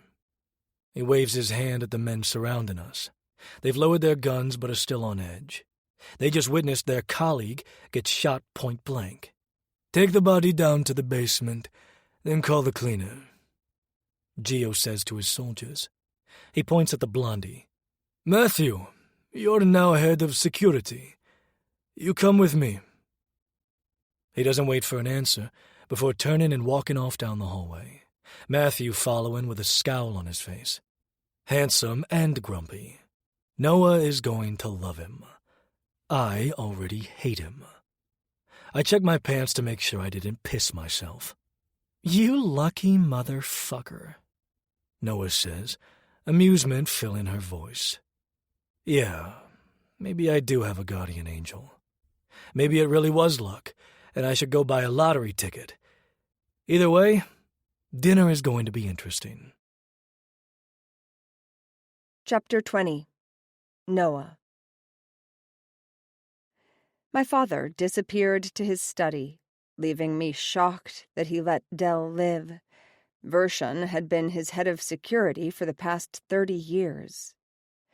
I remember being a kid, and Vershon would make snide remarks about my weight, or snarl at me because I was too loud, too hyper, too much. Did my father know the man was a fucking tool and had always been an asshole to me? Still, I'm not going to ask him why he let Dell live and give him any ideas. I give Dell a tour of the townhouse while we wait for the rest of our dinner guests. Sage texted me 5 minutes ago saying she's 10 minutes away, and the butterflies in my stomach start stirring. She showed up at Dell's apartment the day after the Christmas party and demanded an explanation. I'm guessing Elias gave her the address, since he showed up uninvited a few days after her. Sage and I talked for hours. I told her everything about my mother's murder, about my father protecting me by changing my name and letting the world believe I was dead. She said she understood. She wasn't mad that I kept it all a secret to protect her, only that I kept this badass part about myself from her. And now, Elias, with his hard eyes for Sage, has dragged her deeper into our world. It's not her fault she became best friends with the daughter of one of New York City's most notorious mob bosses. I should have pushed her away like I do everyone else. But the moment we met, we clicked. She matched my energy. When I was sad, she'd buy Ben & Jerry's and join me on the couch to watch movies that made us cry. When I was mad, she was furious, and she'd take me to one of those rage rooms where we paid money to break stuff. Nothing seems to shock her about my chaotic and unhinged personality, like when I go from laughing at the smallest thing to ready to murder someone. She was there for it. Well, not the murder part. Though now I wonder if she would have held down my marks while I stabbed them through the heart. Sage makes me feel accepted for who I am, no matter what. There was no way I was letting her go. But will she accept me after I tell her I'm a contract killer? Will she hate me for being a monster? Will she fear who I truly am? You're fidgeting. Dell's voice pulls me out of my thoughts. I want to tell Sage about Colpa Sicario. Are you worried how she'll react? Yes. She's going to hate me or never want to see me again because I'm a killer. I shift on my feet and twist my hair and nibble on my fingernail. Dell tugs my hand away from my mouth and sticks my index finger in his mouth down to the knuckle. He sucks and flicks his tongue over the pad. My breathing falters, and I squeeze my legs together. He's distracting me from my thoughts with his talented tongue. She won't, he says after releasing my finger. Sage is a smart girl. She'll understand. His words ease my nerves. Not entirely, but at least I'm thinking about sneaking off to fuck Dell instead of confessing my darkest secret to my best friend. We continue walking through my father's brownstone. holding hands. I'm taking Del from room to room, telling him stories from my childhood, or showing him photos hung up on the walls, and the story behind each one. We stop at my mother's small office, a room I haven't stepped foot in since her death. "You don't want to go inside?" he asks. I shake my head, tears burning the back of my throat. This room holds too many memories. "Tell me a happy one." Del smooths his palms over my shoulders, letting me know he's listening. He's shared so much about his life with me, and I've yet to open up to him. She'd sit in here for hours, journaling, or reading, or creating new fun recipes. She'd let me help her in the kitchen, teaching me how to cook and bake. I even wanted to be a chef at one time. Of course, that was 20 years ago, and I forgot everything. Maybe that's why I'm so horrible at cooking and baking now. I point to the oversized white cotton chair in the corner. I'd sit there and just watch her. She was so beautiful. She modeled in Italy before moving to the U.S. The cushion of the chair sinks slightly from how much my mother and I used to sit in it.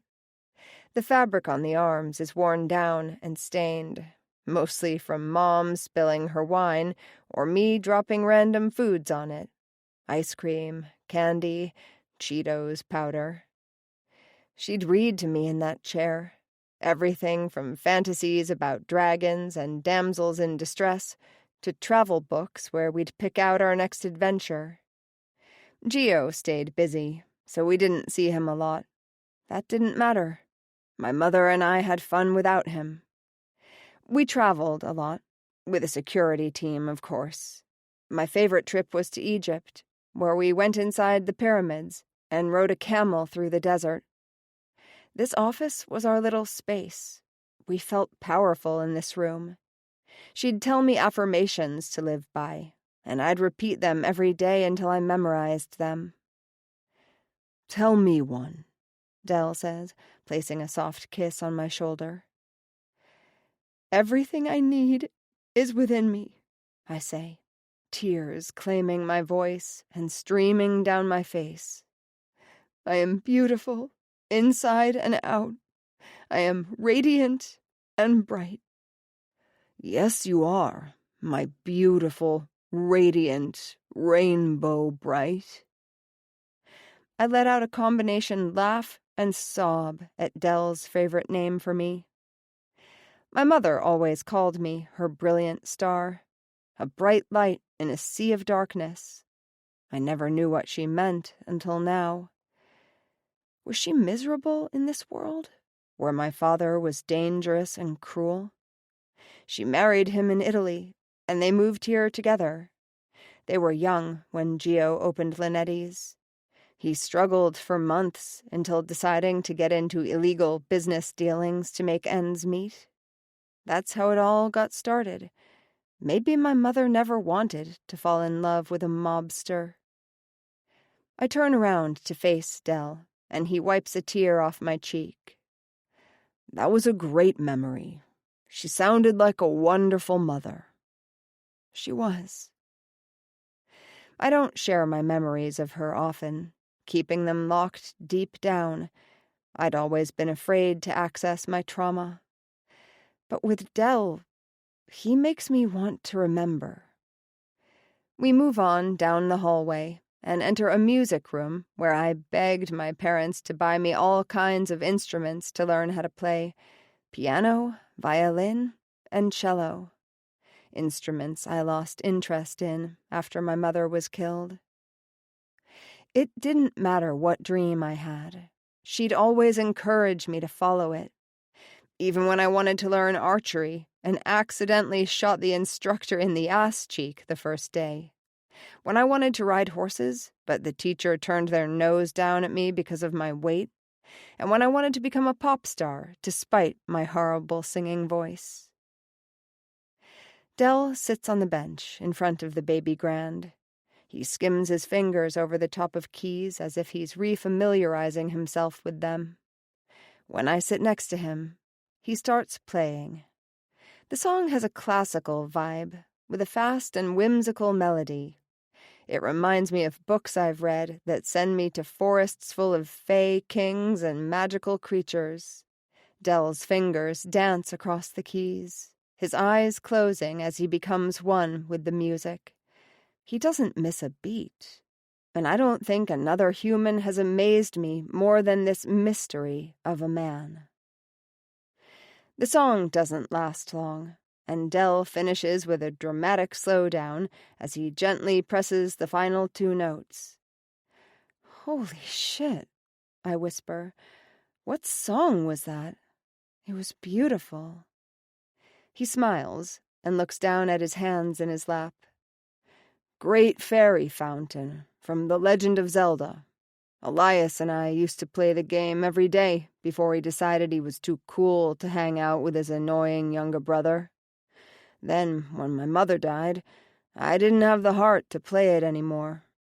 It reminded me of when she was alive, and she'd yell at us to come downstairs for dinner, but we were in the middle of a big battle, so we'd argue with her until she'd come in and turn off the game. We'd get so mad at her." His smile drops, and his Adam's apple bobs as a painful memory resurfaces. "She's no longer here, and I wasted time being mad at her over a fucking video game." I push the hair falling on his forehead back and run my fingers through the locks. He closes his eyes at my touch and clears his throat. "She loved the piano. She taught lessons, taught me and Elias how to play too. Elias wasn't interested. I don't think he remembers how to play, but I do. Even after she died, I kept playing. That's when I learned the Zelda song. I couldn't bear to play the game, but the song was like an ode to her." He shrugs and looks away to wipe a tear off his cheek. When he turns back to me, he's smiling. "I want to eat you out on this piano." I frown, and his smile drops. I palm his cheek. "You know you can talk to me about anything, right? You can be vulnerable with me. This was a beautiful moment, a wonderful memory you shared with me. That's all it needed to be." "So you're saying I ruined it?" I laugh this time and bring him in for a hug. "You didn't ruin anything." He melts against my body, squeezing his strong arms around me. I inhale his citrus and woodsy scent. "I'm never letting you go," he whispers against my neck. "I'm not going anywhere." 2 voices arguing downstairs break up the moment we're having. "Sage," I say at the same time Dell says, "Elias." When we get to the sitting room, Elias has Sage pinned to the wall and they're making out? What the hell? Dell clears his throat. Sage tears herself from the kiss and slaps Elias, the sound ricocheting throughout the small room. She wipes her mouth and walks over to where I stand to hide behind me. Elias has his back to us, his hand on his face where Sage hit him. "Are you okay?" I ask. "I'm fine," Elias answers. "I was asking Sage." His frustrated and somewhat embarrassed expression from Sage's slap turns murderous. He balls up his fists at his side. "She's the one who slapped me," he growls. "He kissed me without my permission," Sage counters. "I haven't seen you in a week, and you didn't seem to mind when you moaned the moment I slipped my tongue inside your mouth." "Okay," I say, breaking up whatever this is between my best friend and Dell's brother. She told me they slept together again the night of the Christmas party, but didn't go into details, despite how much I begged. She claims it was just a one-time thing, which is the same thing she said the first time they fucked. I think she likes him, but is terrified that he's the Dawn of the QBM. "Excuse me," a woman says, appearing at the opened door to the sitting room. "Dinner is ready to be served."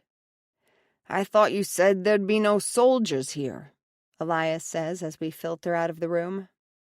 "There wasn't supposed to be, but did you really believe my father would agree to that? Never mind that I trusted his word, though now that I think about it, he never actually said there wouldn't be guards." "No, which is why I brought 3 of my own men." "Were they allowed in?" "Nope, but they're on standby." "Good. Just behave yourself. My best friend is here, and I can't have you or Dell pissing off my father and a gunfight breaks out." "I'll keep her safe." "I'm sure you will." Elias smiles, and it might be the first time I've seen something other than anger on his face.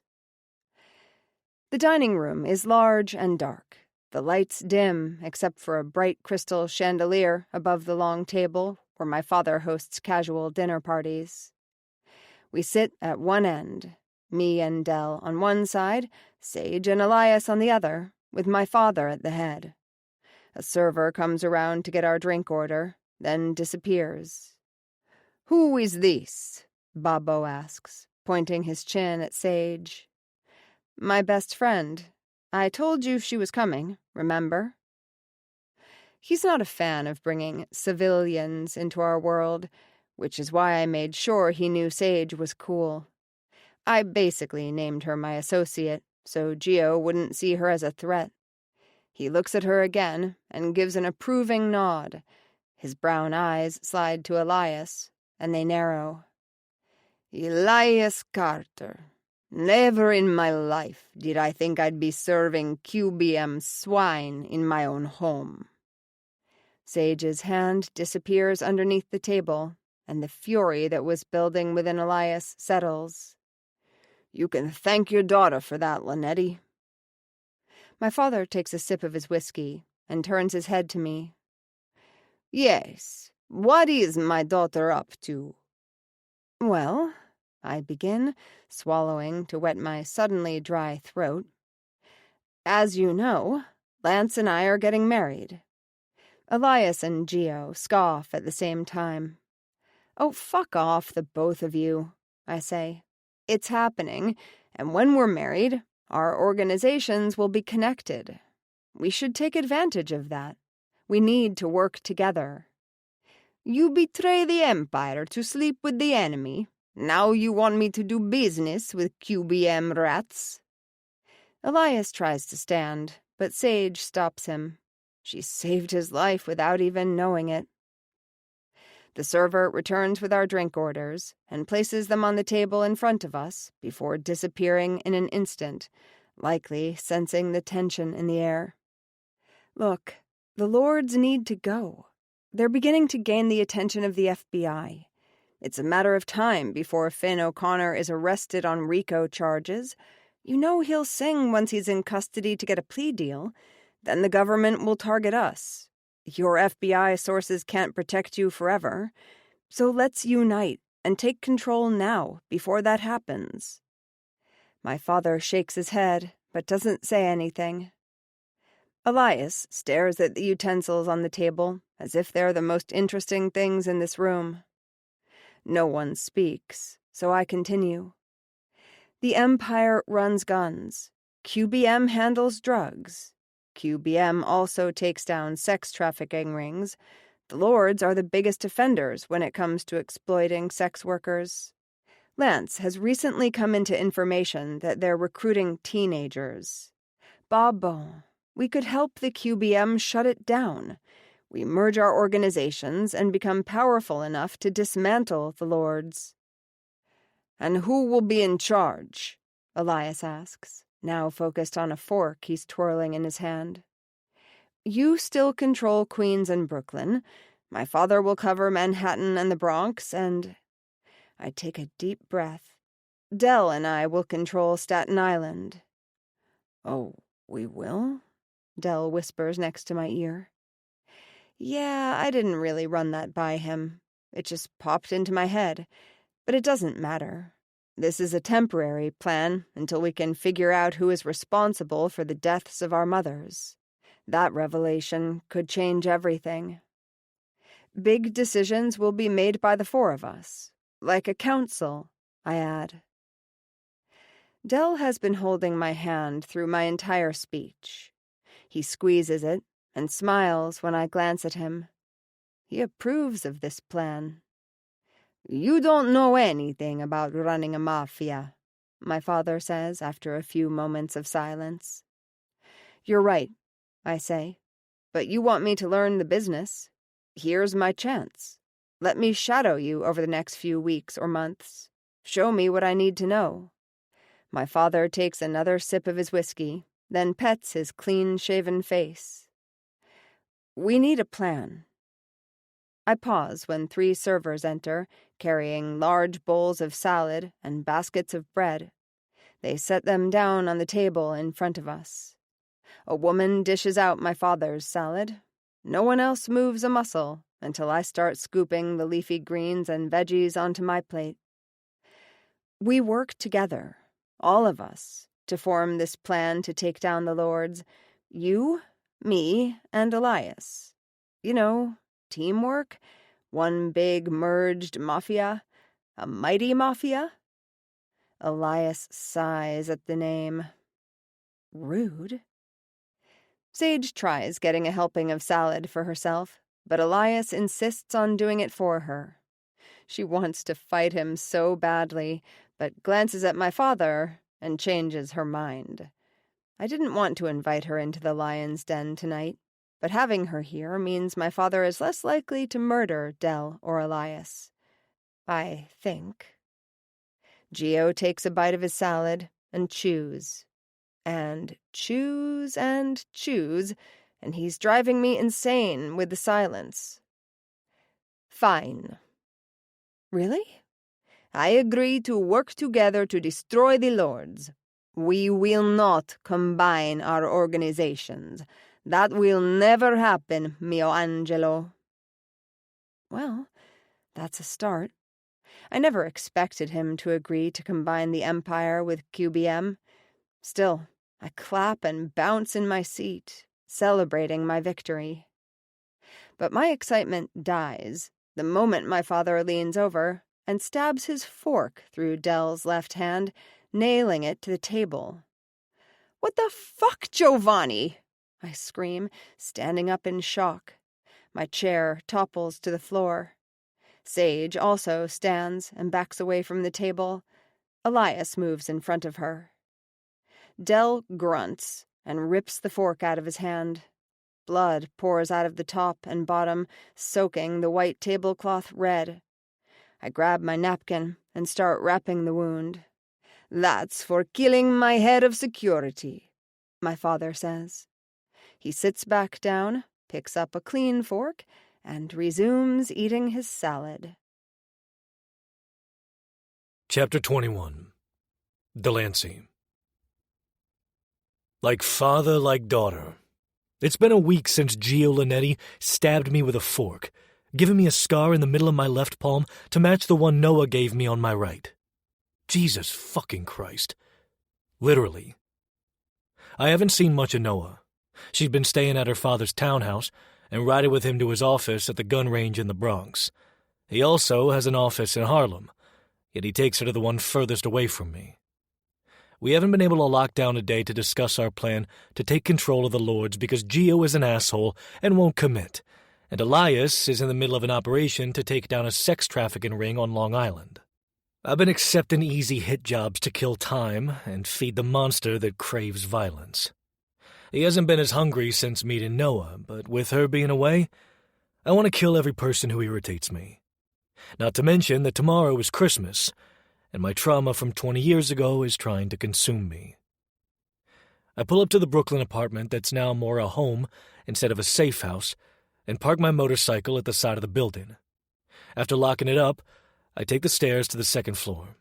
My body aches from the work I did tonight to clean up my kill, but the exhaustion biting at my heels fades the moment I hear soft music playing through the door.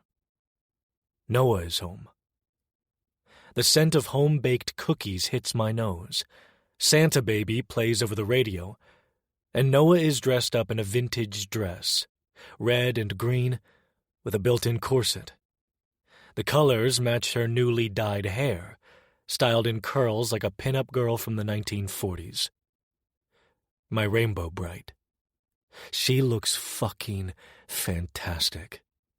"Welcome home, fiancé," she says, flashing me her sexy smile. Fiancé. The word coming out of her mouth makes me groan.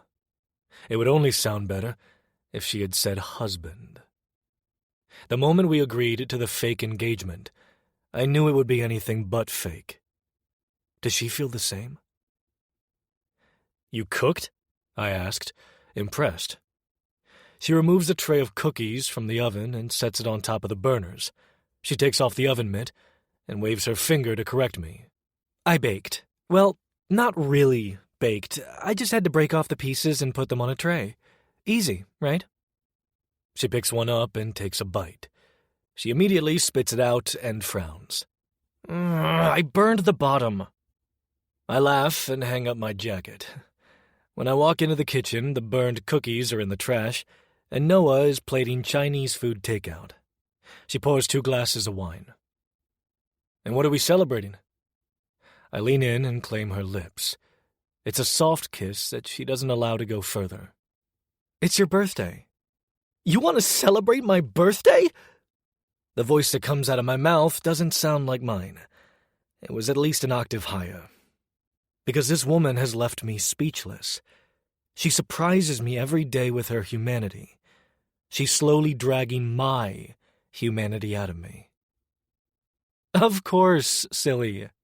Noah turns me towards the bathroom and pushes my back. "Go clean up and then we'll eat dinner. After, we'll have cake. Did you bake the cake too?" "God, no." "Oh, good. Don't make me take your birthday gift back." She got me a gift too? I stumble away in pure shock. I haven't celebrated my birthday in 20 years. I haven't wanted to celebrate my birthday. But Noah has me excited. I'm turning 32, and for the first time in 20 years, I'm going to be happy on the anniversary of the worst night of my life. Noah ordered my favorite, Kung Pao chicken with a side of crab rangoon. She got sesame chicken with rice for herself. We eat in silence, enjoying the meal while sipping on Pinot Blanc. Once we're stuffed, she takes a single slice of chocolate cake out of the fridge, still in the plastic container from wherever she bought it from, and sticks a lonely candle in it. "I'm not going to sing to you because I'm a horrible singer." "Oh, I know. I've heard you through the walls at the old apartment." She flips me off. "Anyway, I know this day holds a lot of pain for you, but we're getting so close to finding closure. I can feel it. So, I thought this year could be different, and we celebrate both your birthday and Christmas." Last night, on the anniversary of her mother's murder, we honored Sasha Linetti by visiting her grave at Bronx Cemetery. We brought books and sat at her headstone, reading for. This audiobook is completely free and made just for you. Take a few moments to enjoy this gentle pause and know that your presence here means so much to us.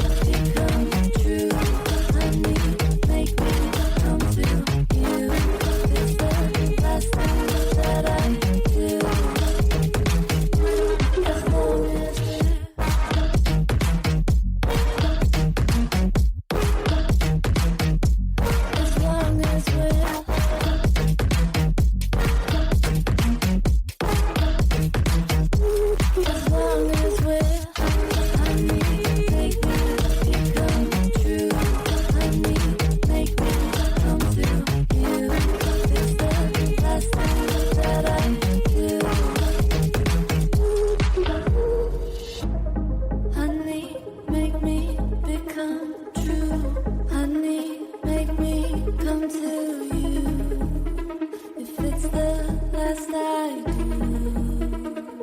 I feel alive in your arms, though it feels like a dream. I'll be wherever you are,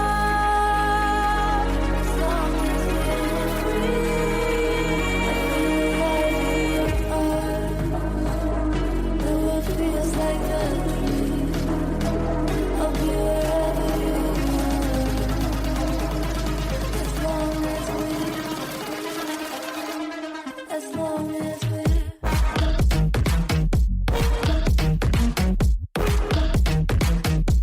As long as we're,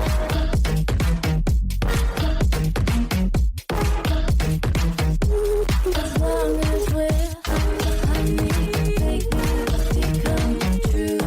Honey, make me come to you. It's the last thing that I do. As long as we're,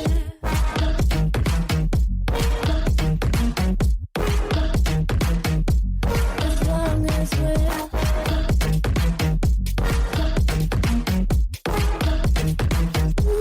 as long as we're, honey, make me become true. Honey, make me come to you. It's the last thing that I do. Hours. Noah confessed that she's only visited her mother's final resting place a handful of times. She said it was too difficult, seeing her name etched into the headstone. It was too final. A reminder that she was never coming back. Talk to her, I said. She'd never done that. She never sat and talked to her mother like I do when I visit Imogen.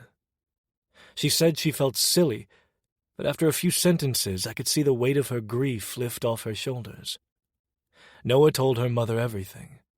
About me, about us investigating her death, about her plans for the Empire.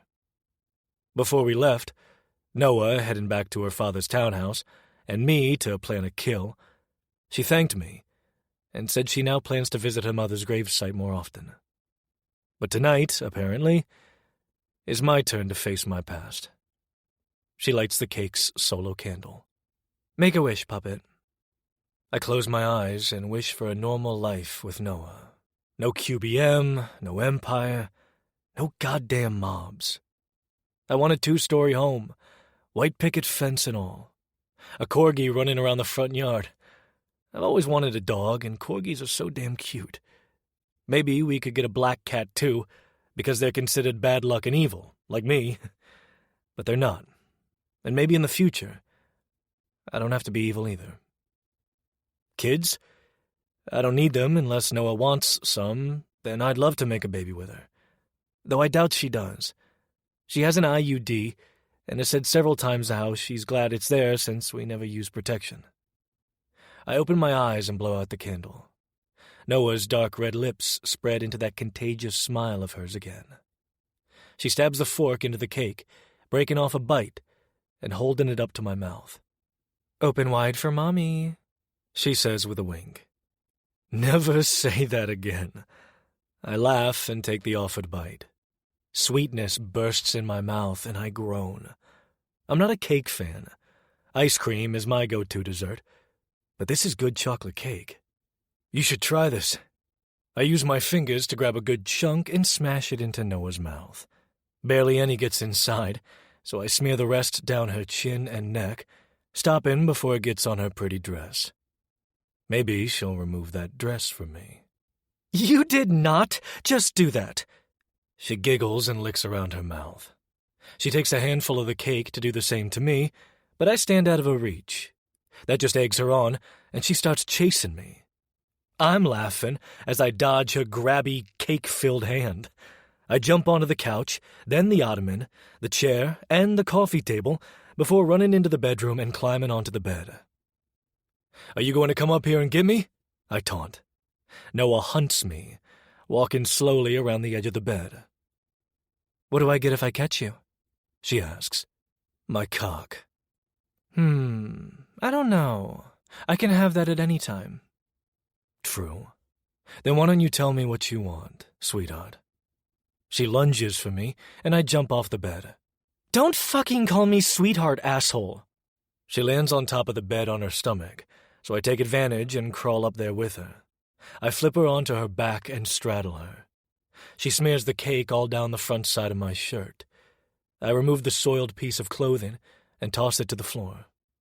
She still has leftover cake and frosting on her palms and rubs it over my abs. I inhale sharply at how strange, yet fantastic the food feels on my skin. Tell me what you want, Vixen. Skittles, crayon, rainbow bright. I lean in and place a soft kiss on her lips. Kevin. She tries to buck me off, so I pin her arms to the mattress. She's huffing and puffing at her attempt to break free, but I'm stronger than her. She eventually gives up. Tell me. She bites her lower lip and smiles. I want to peg you. Oh, yeah? She nods. You don't think I've had a cock up my ass before? I know you have. You don't think I've let women peg me before? She moans. Does that turn you on, Vixen? Yes. Here's the problem. She holds her breath, anticipating my next words. I'm the one who caught you. I release one of her pinned arms so I can slide my hand underneath her dress. She's wearing tights, so I rip them to shreds. Her panties go next, allowing me to sink my fingers inside her wet pussy. Always so ready for me, Noah. I pump in and out and flick her clit with my thumb. She arches off the bed and groans. I remove my fingers and stick them in her mouth. Suck. She greedily laps up her pleasure, then I kiss her, getting a mix of sweet cake and her cunt. I grab her hair at the nape and bring her mouth to my torso. Clean me off. Her tongue swipes through the mess she made, licking up the frosting. My cock grows harder with every greedy stroke across my abs. I release the tight hold on her hair, and she falls back onto the bed, allowing me to finish removing her underwear and tights. I use the now torn material to tie her hands to the bed frame and place her panties over her eyes. I want to hear you, Noah. Tell me how much you love my cock. I strip out of my sweats and take hold of my dick, then slide into her in one brutal thrust. She rewards me with a scream of pleasure piercing through the silence of the bedroom. That's right, Noah. This pussy is mine, and you will only come when I tell you. Do you understand? I pound into her, using the fabric of her dress as leverage. I want to tear it off her so I can see her tits bounce, but the outfit is too beautiful to destroy. I'll just have to patiently peel her out of it. I pause inside her, to the hilt, to unbutton the front of the corset. She gasps and squirms because she can't see what I'm doing. She can only feel it. Once the fifth button is undone, her breasts pop out and jiggle. I lean over and take one of her nipples in my mouth. She bucks at the sensation and moans her sweet song as I flick my tongue and suck as hard as I can. I scrape my teeth over the hardened bud. "Delancey," she pants. "Please." I continue moving inside her, slow at first before picking up speed. "You feel so good," I say, driving into her. When I slap her breast, her cunt constricts around my cock. "Can I come? Please, sir." God, I love when Noah begs. "Yes," I answer, slapping her other tit this time. She explodes with an orgasm. I pause to let her come down from the high, then resume my thrusts. "Give me another one, Noah." I adorn her throat with the finest hand necklace and squeeze, confining her breaths as I piston into her tight pussy. She tugs at the tights I've used to bind her hands, and the material digs into her wrists. She winces at the pain, which only adds to her pleasure. I can already feel her next release building. Her face darkens red from the lack of air, and I let go when she snaps her fingers, since she can't tap on my arm to let me know she needs to breathe. The rush of air mixed with pleasure sends her over the edge again, and this time I go with her. In one final thrust, I douse her pussy walls. I've never come so much and so hard in my life. I lie on top of her, panting and sweaty. She's freed her hands from the binds and runs her fingers through my hair. "Time for your present," Noah says, and pushes me away so she can sit up. "Let me clean up first." She gives me one final kiss, then smacks my ass as she walks by me to the restroom. While she's in there, I change into clean clothes, remove the cake-smeared sheets, and wipe down the kitchen. I manage to salvage a few more bites of cake for myself. I'm pouring 2 glasses of wine when Noah emerges. She's dressed in a mouth-watering red and green silk pajama set. The shorts ride up her ass and show off her dimpled thighs. "Don't look at me like that. We can't get distracted again." She reaches for the cabinet above the fridge and pulls out a wrapped box, not too large but big enough to make me raise an eyebrow. She holds it out to me. "Don't tell me I shouldn't have, because I wanted to, and I'll fight you if you argue with me." I open my mouth to argue because I love fighting with her, but I can see how much this means to her. I take the box and we sit on the couch in the living room. "Hurry up," she says with a smile. She's excited, maybe more than me. I tear into the rainbow and unicorn wrap-in paper to reveal a brown box. It's taped all to hell, so I grab my pocket knife to cut through the packaging. Noah eagerly bounces on the cushion beside me. When I open the flaps to the box, I find 2 Nintendo Switches inside, and 2 copies of the latest Legends of Zelda game. Tears build behind my eyes, my throat aching as I hold in my elation. "Noah," I whisper. "We can play together. Will you teach me?" She places her palm on my arm, glancing up at me with a look that says, "I'm here for you, and your past doesn't scare me. The trauma you experienced won't push me away." At least that's what I hope that look tells me. Tears blur my vision, so I can't really see her face clearly anymore. "I'd love to," I say, swallowing hard. She kisses my cheek and stands. "Teach me tomorrow, because now that we fucked, I want you to make love to me. Then we'll cuddle and fall asleep. And tomorrow we'll wake up and you'll make waffles." "I will, huh?" "Yes, I'm a horrible cook. And we'll open presents." "You have more?" "Then we'll go to my father's for dinner." I groan. "Elias will be there, and we can finally come up with a plan to take down the lords." And just like that, my happy birthday turns sour. I really don't want to get shot or stabbed again, and every time Noah's father sees me, he puts a new hole in my body. Chapter 22.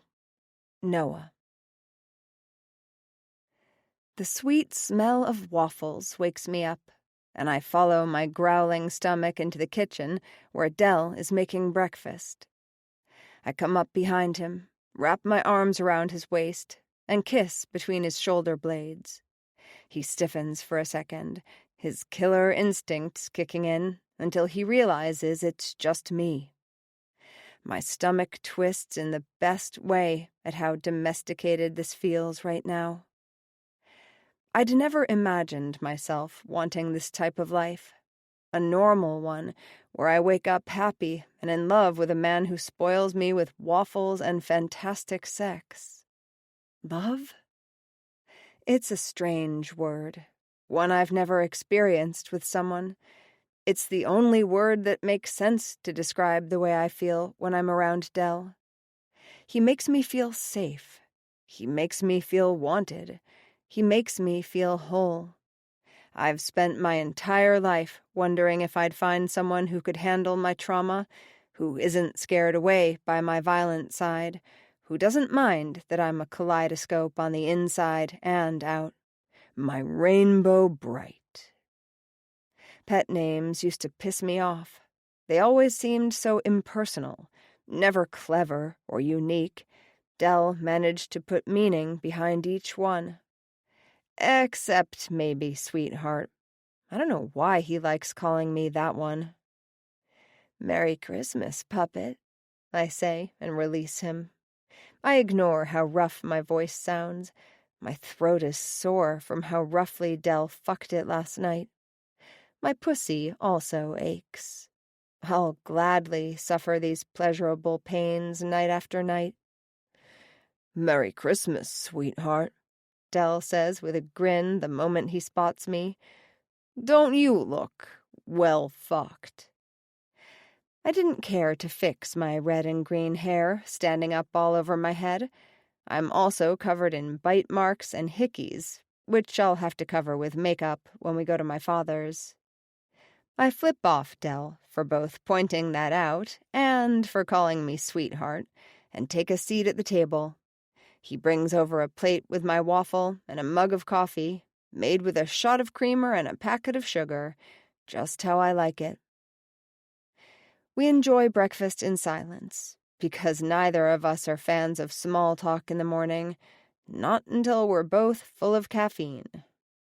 Once our food is gone and coffee drank, we grab each other's gifts from their hiding spots and head to the living room.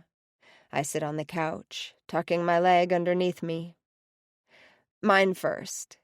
I hand him a large manila envelope. He opens it and peeks inside. Noah, he whispers, taking out a stack of papers. He swallows, his Adam's apple bobbing. It's for your new piano, I say, as he shuffles through the sheet music. He pauses and glances up at me, his eyes glazed with unshed tears. You got me a piano? Not just any piano. I begin and open my phone to show him the pictures. Your mother's. He takes my phone and swipes through the photos. You told me your father sold it after your mother passed. He nods. Elias said Percy hated seeing it because it reminded him of her. I asked your brother if he knew who bought it, and he didn't, but his underboss did. He was the one who took care of the sale for your father.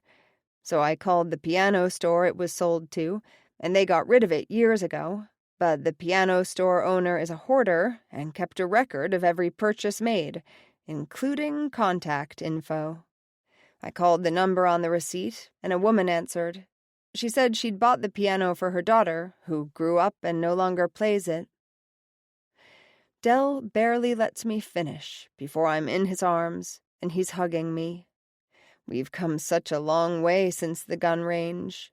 I think this is the first hug he's initiated. We pick it up tomorrow. When he releases me, he picks up the wrapped box he set on the floor and hands it to me. There's a card on the top. When I open it, Christmas music starts playing. I giggle at the thought of Dell perusing the card aisle for this. Inside are 2 pieces of folded-up paper. I close the card and set it aside, but the music doesn't stop playing. What the hell? Dell covers his mouth with his palm, hiding his amusement. How do I get it to stop? Now Dell is giggling like a child up to no good. Delancey William Carter, did you buy me a prank card? That did it. He loses control and falls back onto the couch with laughter. I stand up and stomp to the window, opening it to toss the card outside. Hey, Dell protests. Rude. I ignore him, even though my face hurts from smiling at his stupid prank, and pick up the first folded paper. What is this? I ask, confused because all it has is a poorly drawn plane, 2 stick figures that I believe are me and Dell, holding suitcases. Did you draw this? He nods and smiles ear to ear. What does it mean, though? A vacation, You and me. Whenever and wherever you want to go. Really? You travel a lot, right? Yeah. How did you know? The photos inside your apartment. You had a lot in front of international landmarks. Were you traveling for pleasure or colpa sicario business? Both. Some hit jobs needed me to travel. My favorite one was a small town just outside of Florence, Italy. My target was a woman who was stealing money from organizations that help people in need. She had a laundry list of shitty things she'd done. After killing her, I had time before my flight back to the States to play tourist. I took so many photos. I'm sad I don't have them anymore. They were all in the apartment that blew up. I never got a chance to go back and try to salvage my belongings following the explosion. Dell got some of my things, but me going myself was too risky. We worried about the person who was trying to kill me scoping out the place to see if I'd return so they could finish the job. We still haven't figured out who wants me dead, but whoever it is hasn't tried again. I don't know if that's good or bad. Now this one, Dell says, and hands me the other folded-up paper. This one is also hand-drawn by Dell. It's him and me in the kitchen, wearing chef's hats and aprons. Is this you making me a meal? He shakes his head. This is you and me cooking together. Then it sinks in. He wants to teach me how to cook like my mother once did. He remembered I'd told him that. You said how much you love baking and cooking. I'm decent at it. I thought I could show you a few things. I place my palm on his cheek, and he turns his head to kiss it. I love it. Good.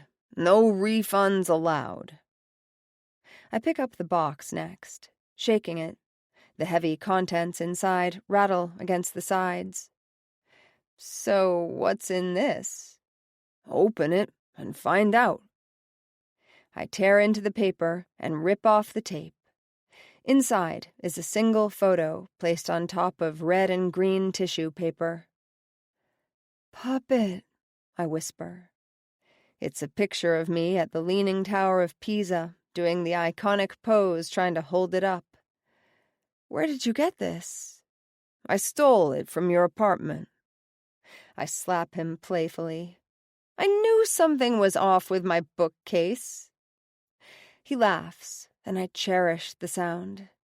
He's laughed more today than any of our previous times together. Keep going. There's more. I remove the tissue paper and find one of my romance books and my bullet vibrator. Seriously? He shrugs. I thought about taking all your toys. I know how reliant on them you were after bringing home your one-night stands. Yeah, because of you, I add silently. He was the reason I couldn't get off, because all I wanted to do was fuck him. Keep going. There's more? He nods, and I remove the last piece of tissue paper. Underneath are more photos. My photos. The rest from my bookcase and the small photo albums I kept in a laundry basket. I'm crying as I pick up a framed photo of me and my mother on my 11th birthday, the last birthday I spent with her. How? I ask, my voice full of tears. I salvaged whatever I could. The photos were likely saved because they were on the ground underneath a metal door or other debris. Some of the edges might be burnt, though. He pushes aside some of the photos and reveals a black box. I gasp. My mom's necklace? It's a simple gold cross. I'm not religious, but I kept the necklace after she died. I wanted to have something she always wore close to her heart. I thought I'd never see this again. Oh, Delancey, I sob, and now it's my turn to hug him. But this time, the hug turns into kisses. which turns into both of us naked, and we're making love, and using my bullet vibrator on the living room floor. There's no way I wasn't going to thoroughly thank him for the best gift I've ever received. Del is nervous, and it's adorable. A little sexy, too. He's also sweating, and he keeps rubbing his palms on his jeans.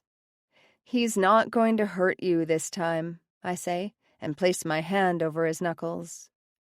2 times, Vixen. It's Christmas. My father won't be violent on a holy day. At least, I hope not. My father is extremely religious. I believe he still goes to church every Sunday.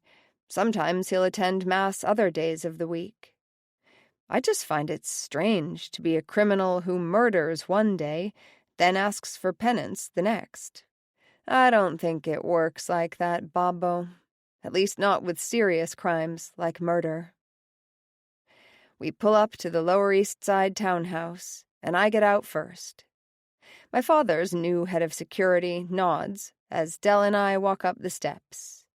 He's the guard whose name I couldn't remember the night of the Christmas party. Matthew Dalton is younger than Vershi, probably 35 or 40. He's one of my father's top soldiers, and he was Vershin's right-hand man, so it makes sense that he'd get the role. "Miss Linetti," he says, and I cringe. Please call me Noah. I suppose I'm going to have to get used to that name now that I outed myself at my father's Christmas party. Matthew smiles and looks me up and down with his dark blue eyes. He seems to like what he sees, even though I'm wearing a Santa hat, leggings, and an ugly sweater that says, "Jingle my bells," with Santa bent over, showing off his balls. Del tightens his hold on my hand and makes a noise that might have been a growl. Aw, my jealous puppet. Matthew's eyes move to him and scan over his body the same way he did mine. Matthew just let me know he's into both of us, which gives me an idea. Instead of me pegging Del, would he let me watch while Matt topped him? Nah, I still want to peg Del. "What?" Del begins. "No pat down?" Matthew quirks a perfect brow. "If that's what you're into, I'll pat down whatever you'd like." Del chokes on his words, and I tug on his arm to walk us inside. "Rain check, Matty." "What the fuck was that about?" Del asks as we head down the hallway. "I think he likes you." "No, he was checking you out." "Maybe he's into both of us?" Before Del can respond to that, we've arrived in the sitting room. Elias is already here, sipping on a glass of whiskey. "Finally," he sighs and peers around us.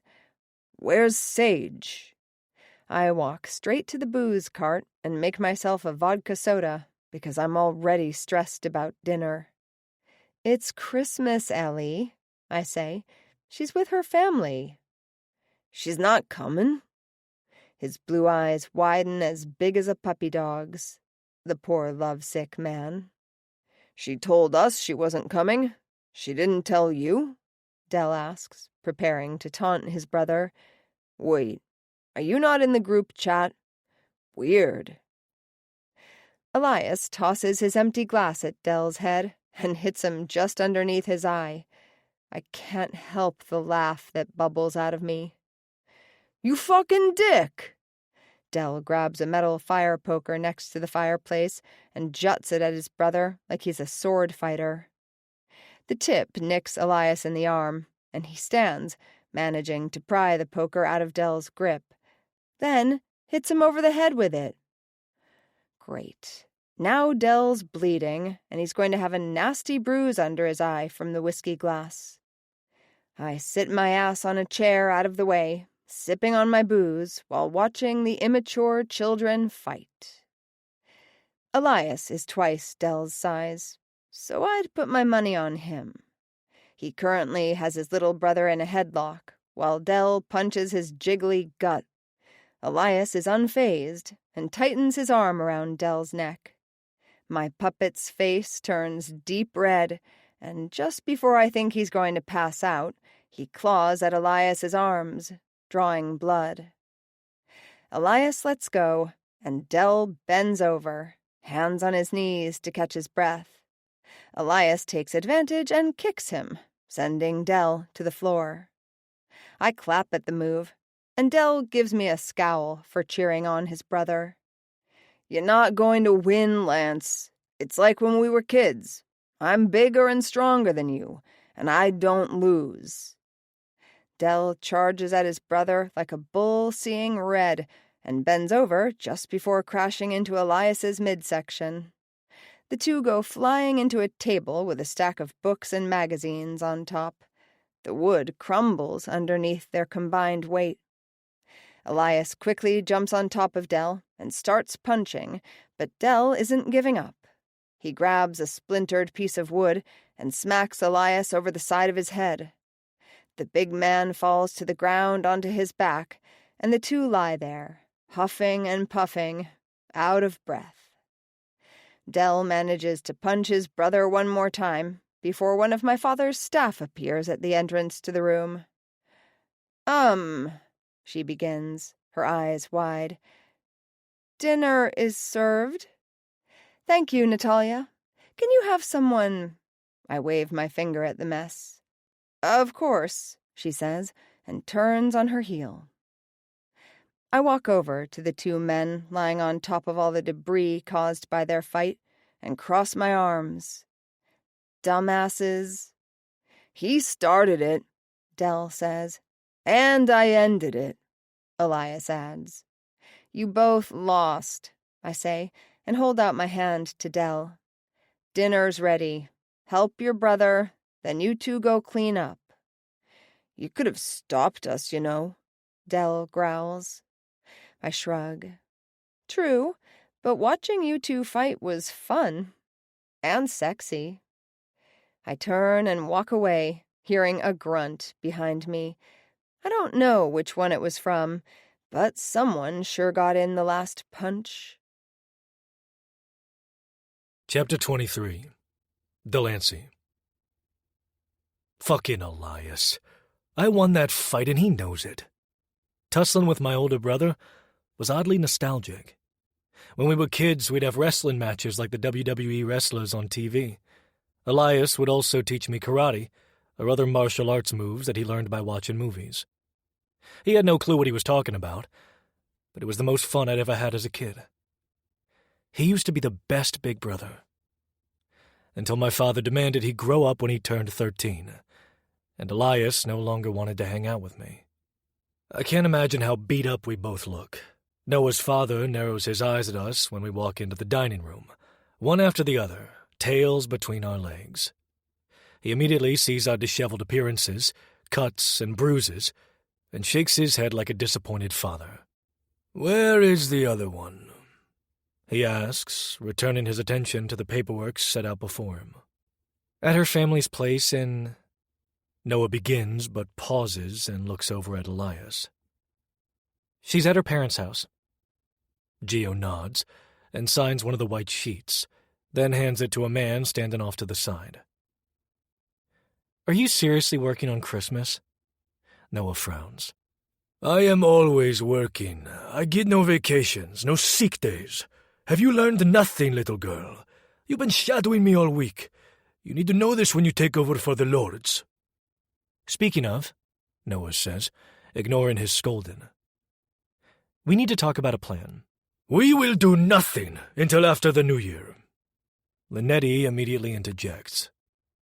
"Fine, but we can still talk about it," Noah counters. He grunts but doesn't respond, and before Noah can continue, the food starts rolling out. Baked salmon and Italian dishes like tacchino ripieno, antipasta, salad, charcuterie, and traditional American foods like ham, green bean casserole, mashed potatoes and gravy, macaroni and cheese, and deviled eggs. Once everything is on the table, Noah says, So, I was thinking, no! Gio's booming voice scares Noah enough that she jumps in her seat. My hand falls to her thigh, and I squeeze. My touch barely soothes her. We eat. Then we talk. Noah shrinks into herself, and I want to murder him right now for making her feel this way. He's lived his life getting his way, but he agreed to work together to bring down the lords. He needs to learn to listen to others. Noah must sense my anger and shakes her head subtly. She doesn't want me to argue with him. Not today. We eat in peace. Only me, Noah, and Elias making conversation. Once dessert is served and Gio finishes eating 2 pieces of pie, pumpkin and pecan, Noah opens her mouth to speak. I was thinking I could lead a meeting with Finn. Absolutely not! Gio growls and slams his fists on the table, causing dishes and silverware to clatter. You will not be going anywhere near the lords. Do you understand me? You let these 2 men handle taking them down. After every one of those assholes is dead and there is no more danger, then you can claim leadership over Staten Island. I'm an adult, Giovanni. I can protect myself. I know how to shoot a gun. Barely, I silently add. Which reminds me, she needs to do more sessions at the gun range. If I'm going to lead, I need to show my face. Let people know who they're dealing with. And we're not going in there with guns blazing. We don't want a bloodbath because that will only gain the FBI's attention. Which is why we need a plan. We should set up a meeting. If I can't lead it, then you should, Babbo. Finn might not even agree to meet with me or Lance. Maybe Elias, since he's the QBM boss, but it should be you. A man who I believe is Gio's consigliere enters the room. He walks to Gio's side and leans down to whisper something in his ear. Linetti glances at Noah, then me and Elias. I'll take care of it. Gio responds, then stands. I'm sorry, mio Angelo.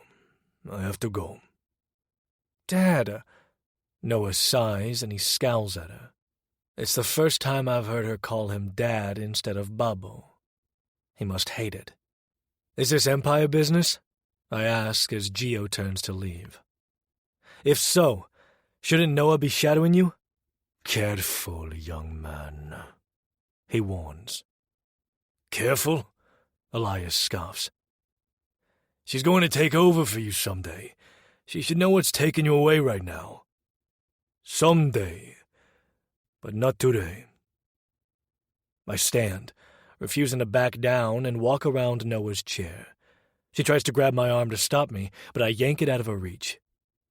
Let her join you, I say, chin raised. Matthew, who'd been standing against a wall with his arms crossed over his chest on guard, steps closer. Gio lifts a hand to stop him. The blond man clamps his jaw shut, the muscles rippling. So much for that rain check. We just became his enemy. Where I'm going now doesn't concern you, or her, or your low-life brother. Before I can take a swing at him for calling my brother a lowlife, I mean, he is, but only I get to call him that, Noah steps in front of me. Elias stands, but he at least has enough sense to stay back, unlike me. Gio points at me over Noah's shoulder. You're lucky my little girl loves you, because you would be dead right now for speaking to me like that. When he reaches the dining room door, he pauses and focuses on Noah. You want to learn this business? She nods. Stay alive. Never take meetings unless they're on your territory, and you're surrounded by guards. Finn O'Connor does not deserve the courtesy of a meeting. Then tell us what to do, Babbo. You will do nothing. You send others to die because the only way to successfully bring down a crime syndicate is to go in with guns blazing. And with that, he leaves. I'm breathing hard, adrenaline rushing through my body. It's making me lightheaded and I might just pass out from hyperventilating. Noah takes my hand and leads me out of the room, beckoning Elias to join. We return to a freshly cleaned sitting room, and Noah sits me down on the couch. Elias sits on the love seat across from me. He's hiding something, I seethe. Probably, Noah sighs. But attacking him and getting yourself killed won't help us figure it out. He told you to send us in guns blazing. Sounds like a setup to me, Elias says. I agree, but I refuse to do a hostile takeover. We'll come up with a plan ourselves. Then I can present it to my father and let him know we're doing it with or without him. We shouldn't tell him anything, I nearly bark. Noah scowls at my tone, and I immediately offer her an apologetic look. Or we tell him a fake plan and see if he turns on us, Noah concludes. You have an idea? Elias asks, sipping on a glass of whiskey that he brought from dinner. Maybe. Is it a good one? I ask. I guess we'll find out.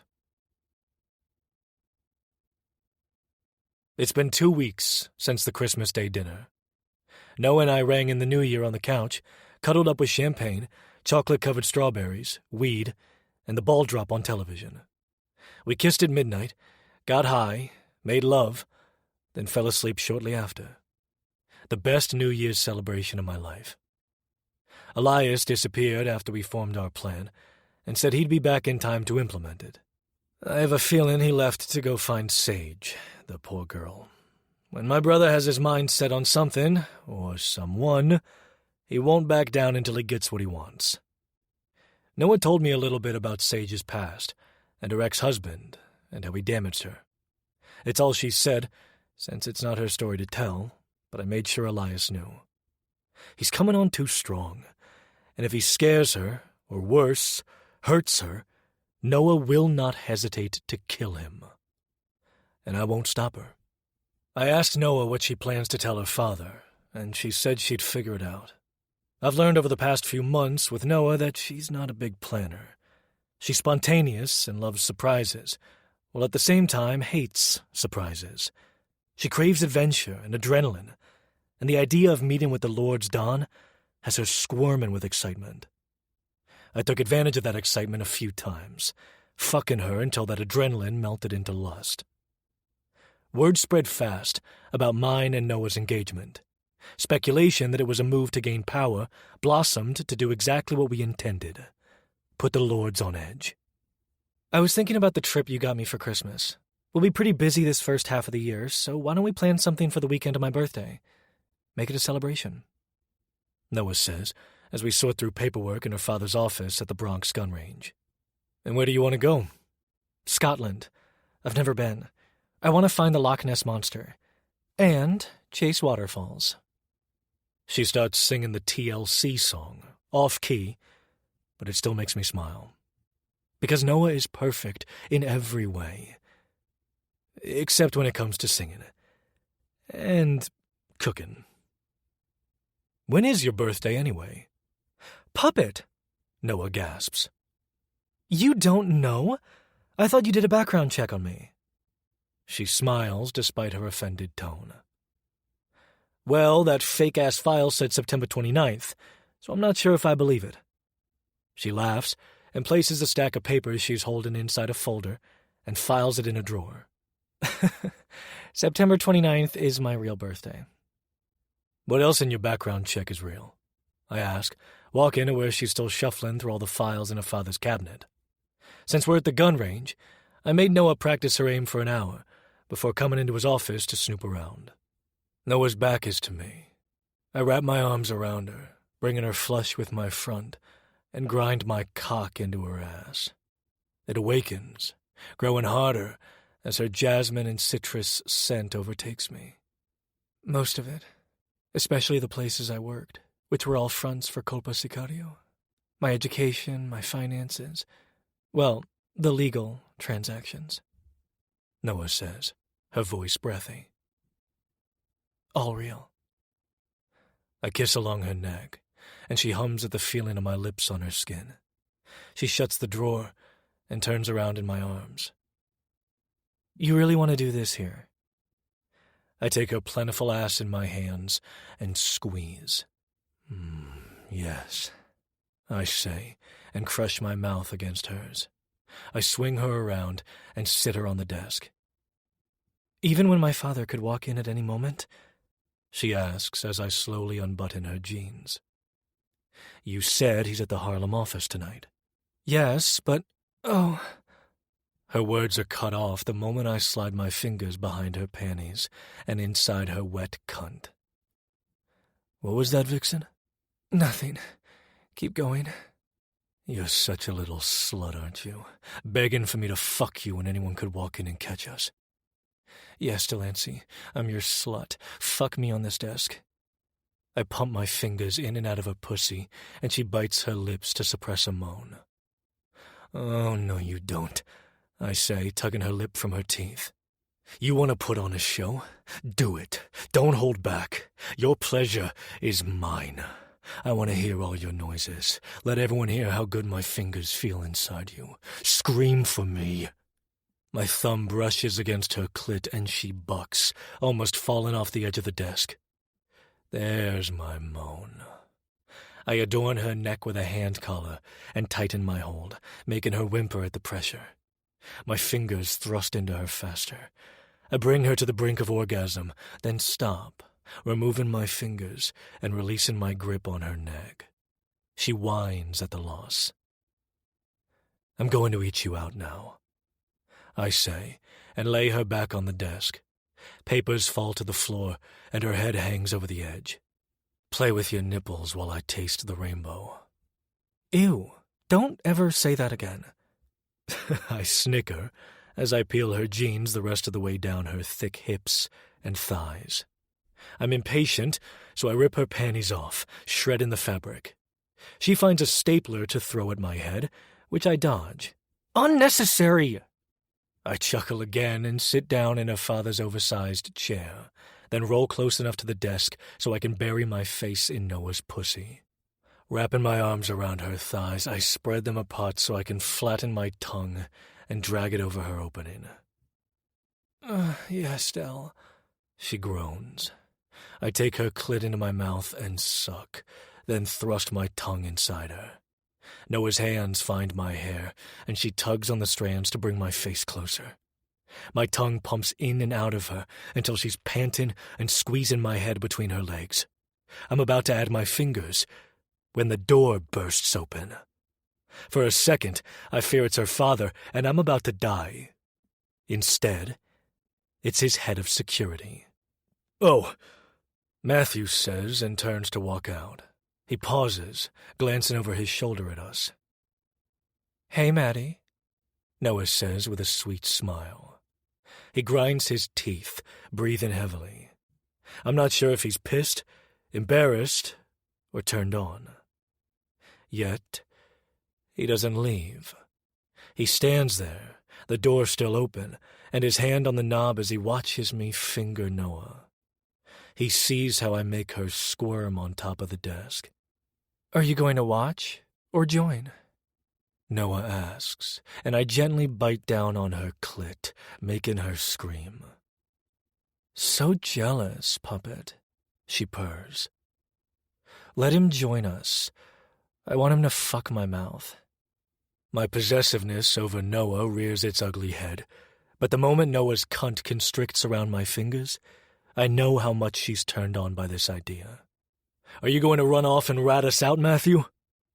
Matt scowls at me, his face transforming from indecision to frustration. Or maybe it's anger. I don't care. He wouldn't do that now, would he? Noah says, her voice straining from the pleasure I'm giving her. Besides, we're engaged. We can fuck all we want. But maybe not on her father's desk, I silently add. Matt runs his hands through his dirty blonde hair.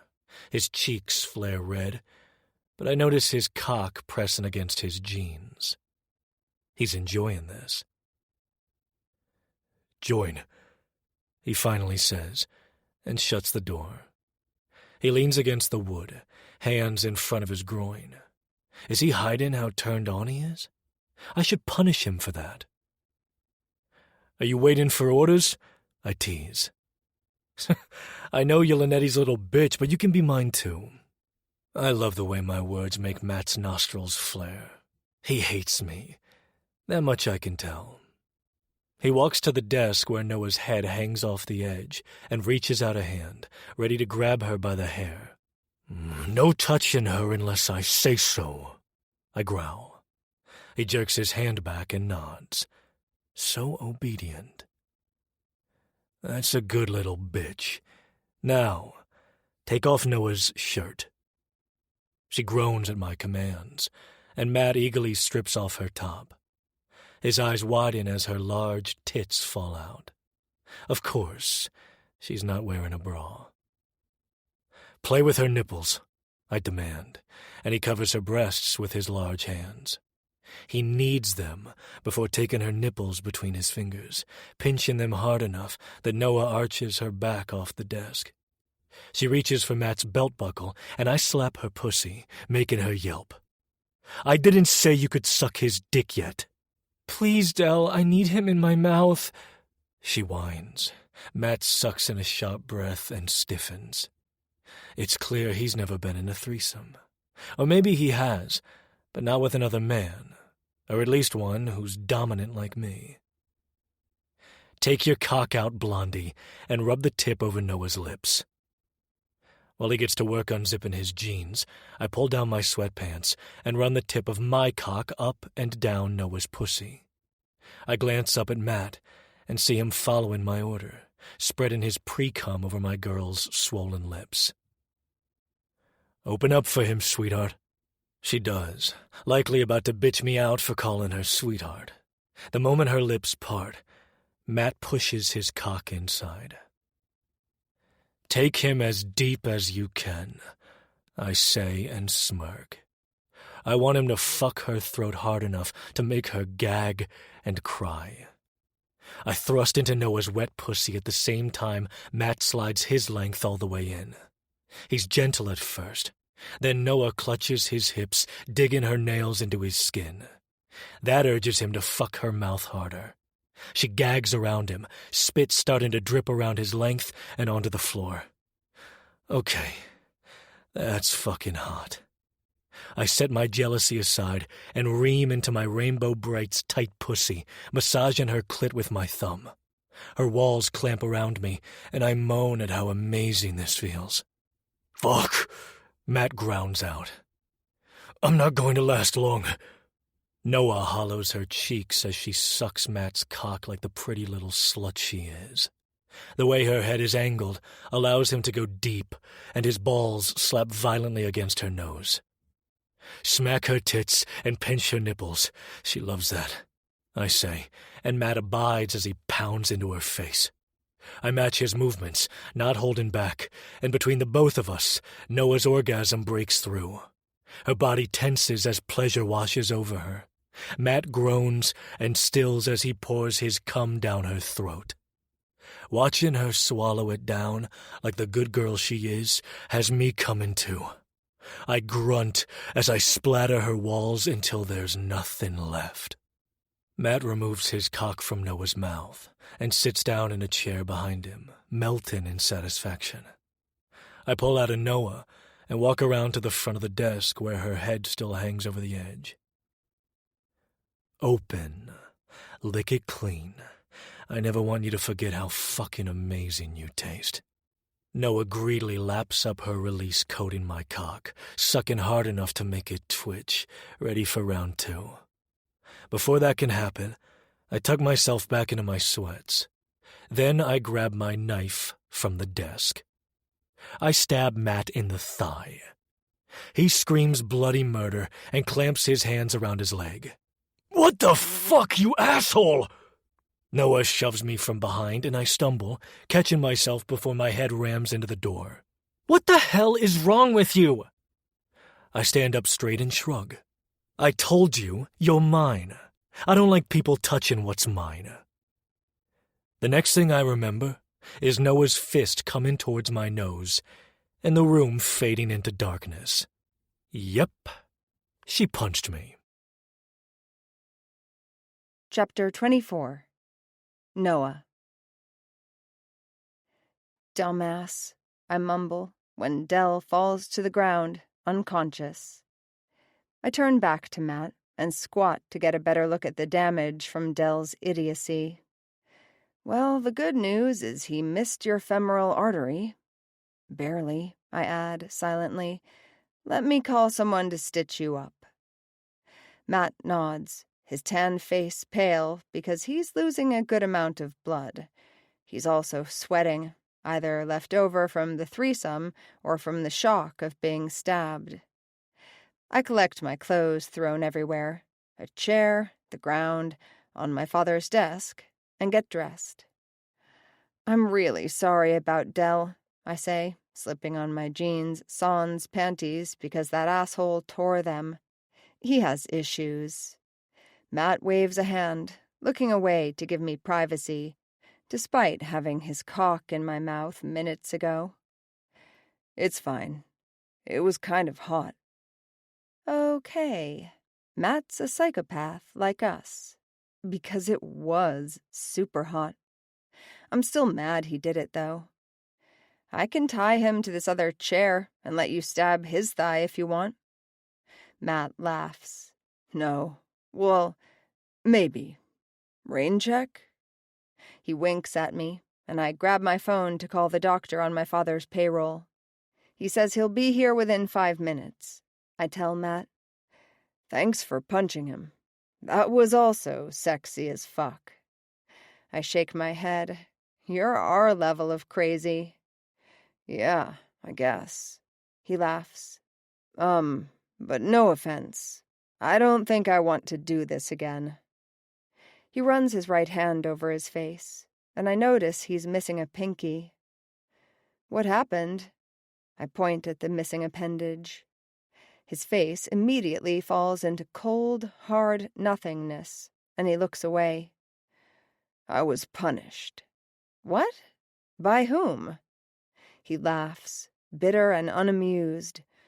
Who do you think? I open my mouth, at a loss for words at his sudden change of attitude. You really know nothing about how your father runs things, do you? I don't. I'm sorry. There's an uncomfortable silence between us. So my father did this. He clenches his teeth, causing the muscles in his sharp jaw to ripple. It could have been worse. I could be dead. Matthew. Before I can offer him any assurance that things are about to change, the doctor arrives. Dr. Hager, an older German man with stark white hair, stitches up Matt. Then he takes a look at the dumbass still passed out on the floor. The doc waves smelling salts in front of his nose to wake him up and checks for signs of a concussion. He gives Dell the all-clear before leaving. Oh, I begin, and help Dell stand. I forgot to ask what you needed. Matt tilts his head. You barged in here and caught us fooling around. Did you have a reason? Did you need something? Right. He stands and hobbles to the door to make his exit. Your father wanted me to assist you with your plan to take down the lords. Of course he does. My father refuses to help, so I'm not even surprised he sent Matthew in his place. He wants to make sure I won't be putting myself in danger. I'm not about to trust my father's new head of security. He's too friendly, too eager to help us out, and fuck us, apparently. Anyone who's loyal to my father sees everyone else as the enemy. But Matt might be different. What he just told me about being punished, the hatred in his voice, and disgust on his face, he might truly be on our side. I want to ask Matt what he did to garner such a harsh punishment, but my attention turns to Dell when he grunts. He wipes his nose, which is still bleeding, and dark circles are starting to form underneath his eyes. I grin at the aftermath of my right hook. Proud of yourself? He asks. You deserved it. I turn back to Matt. We're meeting Friday morning, 9 a.m., Whitehall Terminal. We'll take the ferry to Staten Island and have a driver meet us to take us to the Lord's mansion. Don't be late. You got it, boss. I raise a brow at Matt, and he blushes. I really like the sound of a man calling me boss. I wonder if I can convince Dell for another threesome with Matt if he promises not to hurt him again. I turn to my puppet, who glares at Matt's back as he leaves the room. Okay, maybe not. Let's go, Stabby. Dell follows behind, head down, tail between his legs. Where the fuck have you been? Dell asks when his brother finds us at Whitehall Terminal. None of your fucking business, Lancelot. I will fucking kill you, he warns. I know Dell despises the nickname. Well, he'd told me how Elias used to call him that all the time when they were kids, and how he loved it, making him feel like a knight in shining armor. Then, after Dell was forced to kill his mother, Elias refused to use the nickname again, as if he was punishing Dell.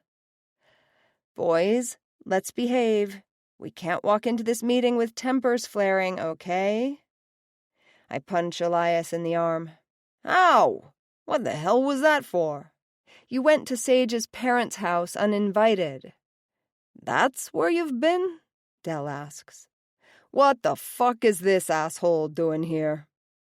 Elias avoids his brother's question and stares Matthew down, as if that will scare my father's head of security away. Gio sent him to help. More like sent him to spy. Elias scoffs. And what's wrong with him? He points at Matthew's leg, noticing him limping slightly as we walk with the crowd to board the ferry. I stabbed him, Dell answers. It was a threesome, puppet. We invited him to join. You're just a jealous asshole. I sigh and turn to Matt. I'm still so sorry. He smiles at me, but narrows his eyes at Dell. Matt is definitely not as harsh as Vershun was. Vershi wouldn't have hesitated to kill Dell for what he did. Of course, we never would have invited Vershun to join us for a threesome. Vershun was closer to my father's age, while Matthew is a few years older than us, and looks like he could be a Hemsworth brother. We find our seats outside, along the side of the ferry, away from other passengers. Thankfully, it's not too crowded, and we can have some privacy. Okay, I begin. Let's go over the game plan. We've been over it 1,000,000 times, Elias whines. Boo-hoo, you big baby. We're going over it again, Dell says, picking a fight with his brother. I give his leg a squeeze in warning. These men, I swear. I reached out to Finn O'Connor for a meeting, telling him I have information on who may have killed Killian. He's still under the impression that it was a home invasion gone wrong. At least we think that's what he believes. We have connections across the 4 other boroughs that he doesn't, so he was quick to accept this meeting. After Killian's body was found, Finn went on the news vowing to find his killer. He put on a show, the grieving Staten Island business owner who has already lost too many of his loved ones. We expected him to blame the other mobs, but surprisingly, Finn went along with the cops' motive. We know better, though. He's up to something. Then, once inside, we threatened to turn him over to the FBI on racketeering charges. He has the choice to either hand over control of the Lords and work with us as a united crime syndicate, or get locked up for the rest of his life. This is not going to end well, Dell says. He'll never believe Gio agreed to become one merged Mafia. A mighty Mafia, I add. He's going to fight back, Elias adds, ignoring my mighty Mafia comment. It's a fun name, and they know it. Look, I sigh and rub my temples. I can feel a headache coming on. It's time for this rivalry between the 3 organizations to end. We already have an advantage over the Lords. The underworld believes the Empire and the QBM will unite once Del and I are married, which has the Lords on edge. So we go in and offer him a deal, or threaten to turn him in to the FBI. He knows we have connections there. He knows Geo is desperate enough for power to do something this unprecedented. And if he refuses and opens fire, then we fight back and kill him. I shrug, as if we're not about to walk into the viper's nest. If I'm honest, I'm terrified. Your father was under the impression you were going to stay out in the car with me, Matt says, frowning. Yeah, about that. Change of plans. I'm not staying in the car. Matt takes out his phone, certainly about to call my father, and Del snatches it from his hands and tosses it overboard into the New York harbor. Matt takes a second phone out of his other pocket, holding it away from Del this time, only for it to be seized by Elias. Matt stands, ready to throw punches. Sit down and shut the fuck up, Del orders, and I squeeze my legs together at the demanding tone. Unless you want to be tossed over the side next. Matt clenches his jaw, and he scans the area, seeing passengers about 30 feet away. A few eyes turned our way at Del's outburst. Matt shakes his head and slowly sinks back down to the metal bench seat, deciding not to make a scene. The plan I told my father involved me staying in the car with Matt, while Del and Elias barged in with a team of Empire and QBM cronies to shoot up the mansion and kill Finn. Instead, we're doing it my way, by blackmailing him into turning over control. I'm also hoping we can ask Finn about the Christmas Eve murders during this meeting. He might have evidence to help us with our investigation. After a 30-minute ride, the ferry docks at St. George Terminal on Staten Island. I lead the men out of the station and find our driver. He's one of a few dozen QBM and Empire soldiers who have already arrived on the island to prepare for this meeting. They'll be hidden on nearby properties, waiting for our call if things go south. The SUV takes us to the hilltop community of Emerson Hill and turns into the driveway of a massive estate. The Lord's Mansion. It's a Mediterranean Tuscan-style villa, painted pale orange with cherry wood trim. I count 6 balconies and terraces throughout the 4 floors. Sculpted bushes fill the front yard, and about half a dozen luxury cars that I couldn't even begin to name are parked around the circular end of the driveway. Elias exits the SUV first, followed by Del, me, and Matt. A short set of stairs lead us from the driveway to the front door, where Finn and his security team wait. Finn is in his 70s, with dark gray hair and a leathery, tanned face. He's wearing a bowling shirt and slacks, and shiny black dress shoes. He's a small guy, short and thin and frail. I wonder if the old man is sick as he coughs into a handkerchief. He also leans over slightly, relying on a cane to keep him standing. Unless the cane is a weapon, and the sickly demeanor is all an act.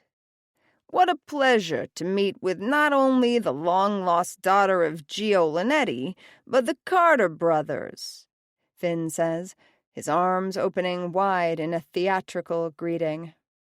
We always wondered what happened to little Lance after that tragic night. Percy made sure to wipe you from existence, didn't he? I hold my arm in front of Del when he tries to take a step forward.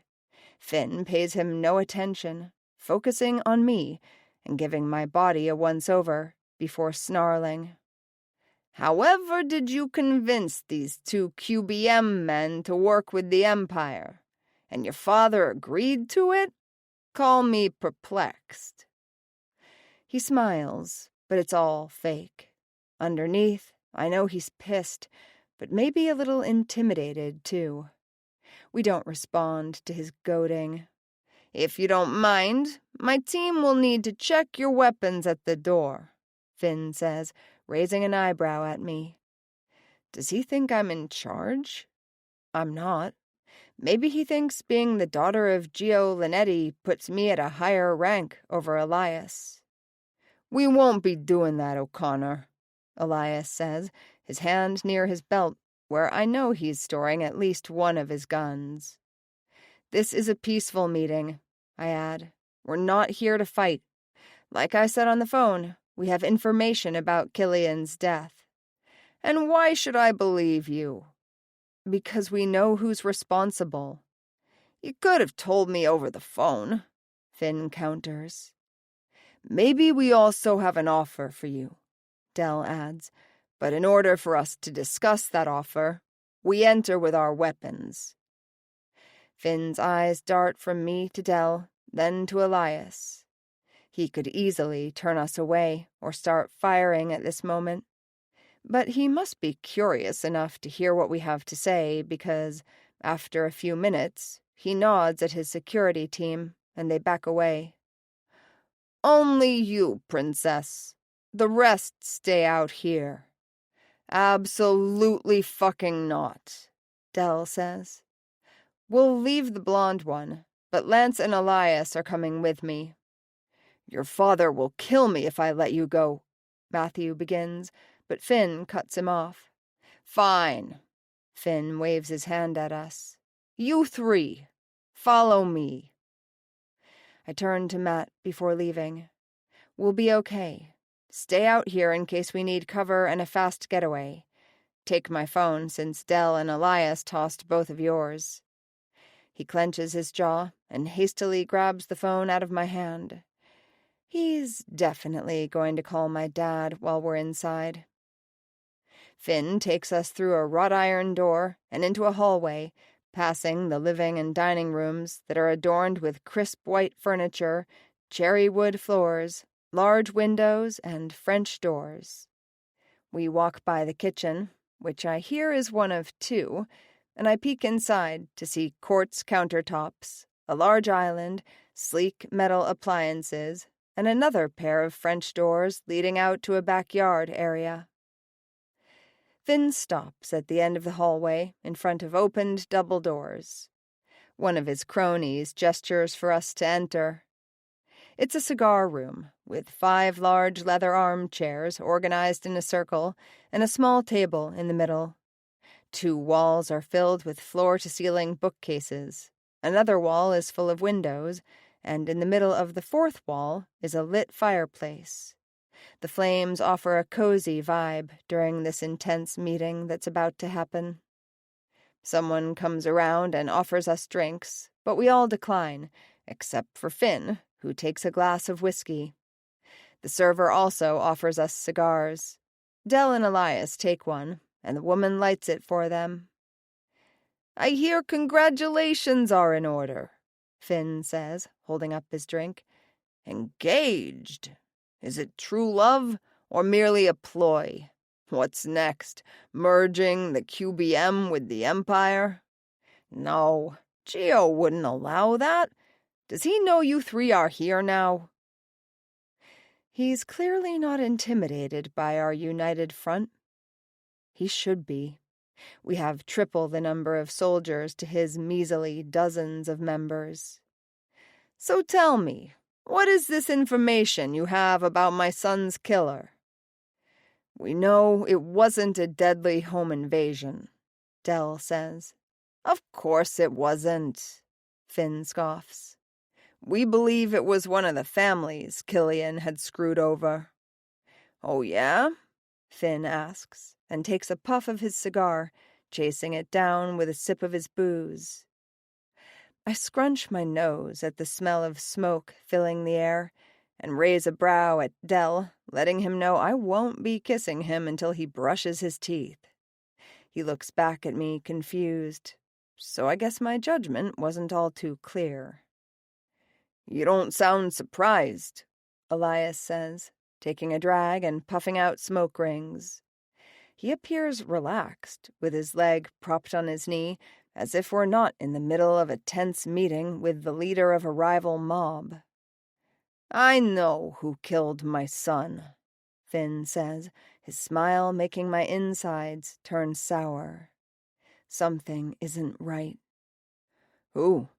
Dell asks, taking the bait. A contract killer. Finn answers, looking at me, then Dell. 2, actually. The Marionette and Colpa Sicario. This is bad. This is really bad. We need to leave. Don't know them, Dell says. You don't, huh? Finn laughs, and it's one of those villain laughs that sends a chill down my spine. Imagine my surprise when I discover the 2 people I hired to get rid of my useless son are my 2 biggest rivals. Finn pulls a gun from his holster and fires it at Dell and Elias, who duck just in time, clambering to the floor. I was sitting closest to Finn, and before I'm able to take cover, the old man grabs me by the arm. The cold metal of a gun's barrel digs into my temple. Let her go, O'Connor, Dell says, scrambling to his feet and aiming a gun at the mob boss. Elias points his weapon at Finn's soldiers, who wait for his orders to open fire on us. If you hurt her, I will make sure you die a slow and painful death. The fear in Dell's eyes ignites a fire in my stomach. I will not let this fucker kill me and leave my puppet alone again. I ram my elbow into Finn's stomach, and he releases me. I turn around, slamming the heel of my hand into his nose, and he topples over onto his knees, clutching it as blood pours out. How did you figure out who we are? I kick him, and he falls to the ground. Behind me, I hear Dell and Elias firing their guns as they fight off Lord's members. Finn groans, and I kick him in the stomach. Tell me. We need to get out of here, Vixen, Dell yells as he stabs a man in the neck and lets him fall to the ground with a thud. Tell me, Finn. Fuck you. Did you blow up my apartment building? He starts laughing again, like a madman, and it's clear he's not going to talk.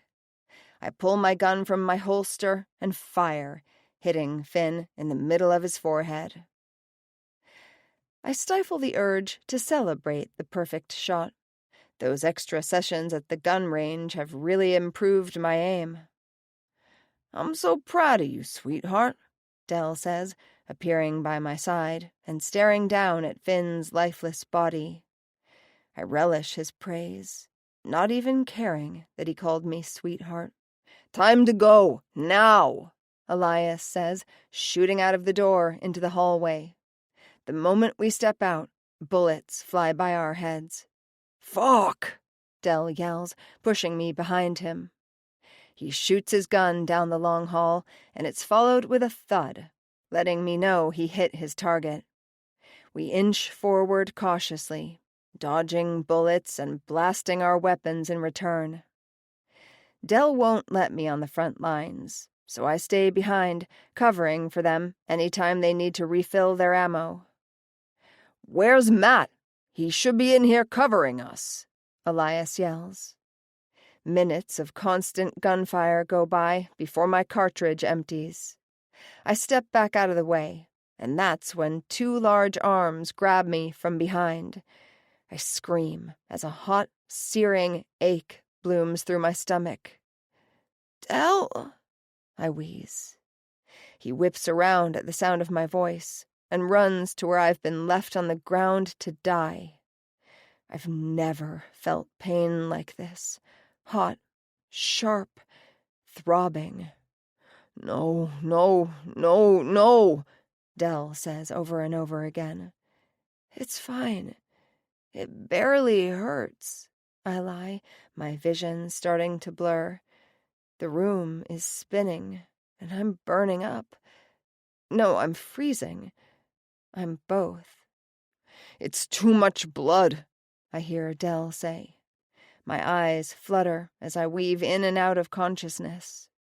Don't fall asleep, Dell says. It feels like I'm floating. I'm really tired, Puppet, I whisper. Please, Rainbow Bright, stay with me. Please. And right before I pass out, I swear I hear Dell say he loves me. Chapter 25. Delancey. It's been 4 days, and Noah is still in a coma. I tried to take her to a hospital, but Gio didn't want to deal with paperwork and police. He already had to send a cleanup crew to the Lord's mansion. Finn is dead, and most of his soldiers were killed in the shootout as well. Thankfully, fellow QBM and Empire members were on standby outside. We anticipated this would turn into a bloodbath. We just didn't realize it would happen so fast. It's almost as if someone tipped Finn off. I suspect Matthew. He disappeared during the shootout, nowhere to be found when we emerged from the mansion. Or maybe it was Gio. He refused to be a part of this plan. Did he have an ulterior motive? Is that why he told Noah to send me and Elias in? So we could be killed, and he could claim control of the QBM? Noah had mentioned she was suspicious of how quickly her father agreed to this plan. After Elias and I carried Noah out to an SUV in the parking lot and told one of our guys to call her father, we went back inside, and I let my rage fuel the rest of the massacre.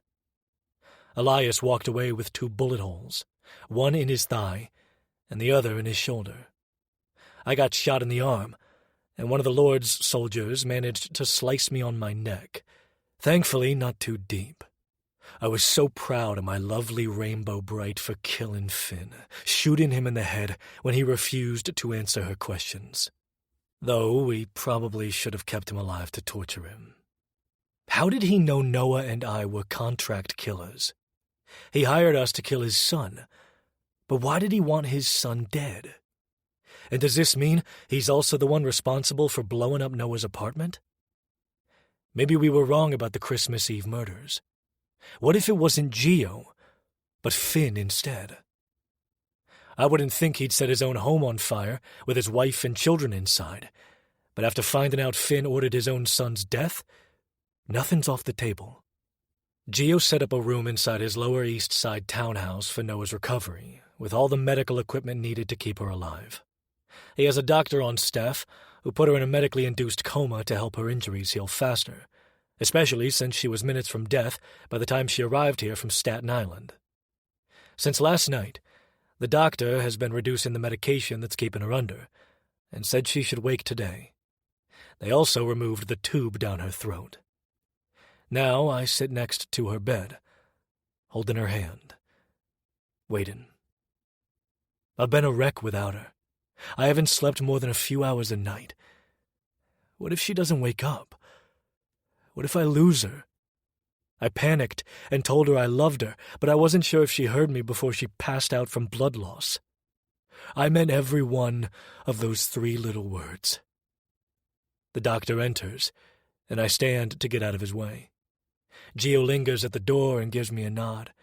He's furious that I let her get hurt, but at least he didn't kill me for it. One thing's for sure, Gio has a hit out on Matthew. He failed to follow orders by letting Noah go inside the Lord's mansion, and she nearly died because of it. Gio wants his head. I'd be more than happy to help find him. I still don't trust that fucker. There's something about him rubbing me the wrong way. I swear I've seen him glaring at me, and even Gio when he doesn't think I'm looking. Her vitals are good, the doc says, adjusting his wire glasses on his nose. If she doesn't wake up by the morning, call me. He leaves, and a nurse comes in to change her dressings. She marks things down on a chart and hangs it on the end of the bed before quietly slipping out. Gio returns to Noah's side and pets her hair, then kisses her on the forehead. I know she'll want your face to be the first she sees when she wakes. Please call me when you two have had your time together so I can see her, okay? And with that, Gio leaves. That man shocks me every day. Has he finally accepted that this thing between me and Noah is real? It may have started out as a fake engagement, but I have no intention of letting Noah go. If she'll have me, I'd love to make her my wife. I doze off in the oversized armchair next to Noah's bed. I'm not sure how long I've been asleep before fingers combing through my hair startle me awake. "You were having a nightmare," she says, her voice rough and raw from not speaking these last few days. "Vixen," I whisper and stand to scoop her up in my arms. She hisses, and I immediately release her. "Fuck, sorry." Her cold palm finds my cheek, and she smiles. "The pain was worth it. You never initiate hugs." I try to kiss her, but she slaps her palm over my mouth. "My breath tastes like death. I need to use the restroom and brush my teeth." She moves to get out of bed, but a gazillion medical wires are still attached to her. My heart races with panic. "You shouldn't be moving around like this. Let me call the doctor." "I'm fine. I promise," she says. I purse my lips. "Please, just stay put while we wait for the doctor to check you out." She searches my eyes and nods at whatever she sees in them. "Lie down with me." She pats the side of the bed. I fire off a text to the doctor, then get in, tucking her to my side. "I realize I wouldn't have gotten far, because there are catheters in my ass and up my coochie." Noah murmurs. A laugh bursts from my throat, and it's a strange sound after not finding humor in things since she nearly died. Of course, Noah is the one to bring the light back to my darkness. "That's why I wanted to call the doctor, Vixen," she hums. Call me that again." "Vixen," I say, and kiss the top of her head. Her arms are wrapped around me, and she nuzzles her nose into my armpit. "You stink." I laugh again. My cheeks already hurt from smiling, and she's only been awake for a few minutes. "I haven't been concerned about hygiene." "That's gross." "Yeah, well, you pooped and peed in bags for the past 4 days. She tilts her head back to look at me. "It was that bad?" "Yes, sweetheart. You were stabbed, and the knife nicked your liver. You had to get emergency surgery. Did you know your father has an operating room in the basement? Anyway, they put you in a medically induced coma to help you heal faster." "Wow," she whispers. Should I point out that I called her sweetheart and she didn't yell at me? No. I think I'll take that as a win. She's warming up to the nickname. I can't decide which one I like best, because Noah is, and has never been, simple. She's my beautiful rainbow bright, a colorful crayon, my sweet Skittles, a vivacious vixen, my sweetheart. I've never had a sweetheart.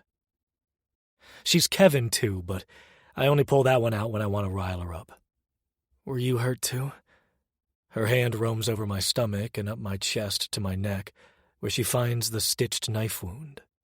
She skims her fingertips down my arm, causing goosebumps to rise, before she traces them over the sewed-up bullet hole. I've had worse. She lifts my shirt, and her fingertips find my oldest scar, the one that nearly claimed my life. She likes tracing it any time we cuddle after sex. It's along the side of my stomach. My father's doctor was surprised that all my vital organs were missed. It's why I didn't die sooner. Instead, I was left to bleed out. A painful, suffocating way to go. Noah moves her freezing hands over more scars along my stomach and chest. My abs constrict, trying to escape the icy touch. I killed Finn. I smile and lift her chin with my thumb and forefinger. Hell yeah, you did. The doctor walks in at that moment, followed by the nurse, and I hop out of the bed. I'm going to clean up while he's taking the poop shoot out of you, I say, and Noah giggles. Good. Your stinky ass was making me gag. I almost make a joke about giving her something to gag about, but hold back since there are other people present. The shower was quick, and I feel 100% better when I return to Noah's room. She's sitting up in bed, eating soup and drinking ginger ale. Her father sits in the armchair where I've been camped out for the past 4 days. Shit. I forgot to text him. Gio stands when he sees me. I'll leave you two alone. I have a meeting at the gun range. Once he's gone, Noah smiles mischievously at me. The doctor said I can take a shower. Did he? I was kind of hoping I could give you a sponge bath. Tempting, but a shower sounds heavenly. Will you help me? Are you done eating? For now. Okay, I'll help you. But it's only going to be a shower. No messing around. Noah frowns. Aw, you're no fun. I'm serious, Vixen. You're injured. No sex until you're healed. She holds up her hands. Fine. I'll keep it in my pants. Noah hisses in pain with every step she takes, and I smirk. Oh, shut up. Recovery from surgery is no joke. Am I laughing? You really thought we were going to fuck in the shower, didn't you? Didn't I tell you to shut up? By the time we make it to the bathroom, Noah is sweating and panting. I help her shed the medical gown and turn on the water to the perfect warm temperature. I carefully guide her under the stream, making sure her dressing doesn't get too wet. The nurse said it's waterproof, but to avoid getting it soaked. Aren't you going to take your clothes off?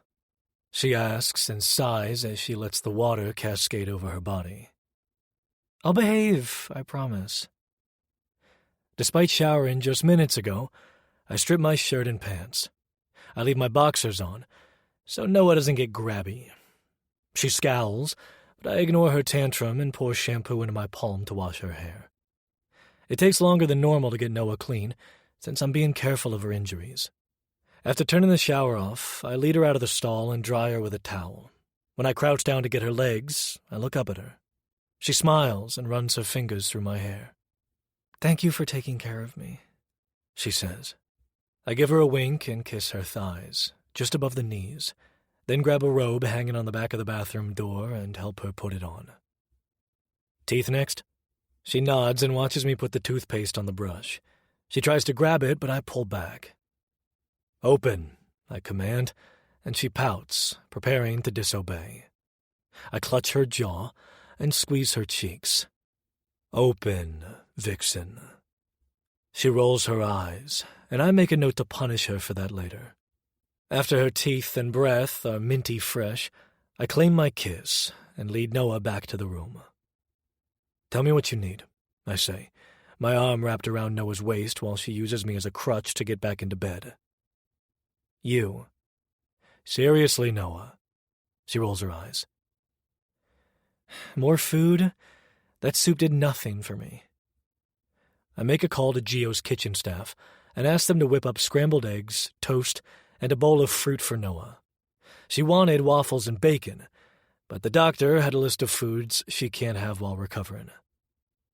And coffee, she adds before I hang up. I order her apple juice. Coffee is on the list. Anything else while we wait? She pats the bed beside her. More cuddling? I'm suspicious of her intentions, but crawl into bed anyway because I desperately need to be touching her right now. Noah curls up against my side and rests her head on my chest. I've never been one to cuddle, but having Noah's body against mine is a luxury I never knew I needed. She's warm and soft, and I relish how the calm of contentment rushes through my veins. If we could only lay here forever, and not worry about killing to survive, and surviving to kill. Why were you such an asshole neighbor? Noah mumbles.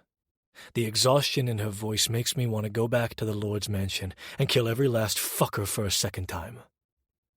Me? An asshole? I laugh. You must be confusing me with someone else. Waking me up at 7 or 8 in the morning blasting your music? That's an asshole thing to do, puppet. I smile at the memories that were only a few months ago.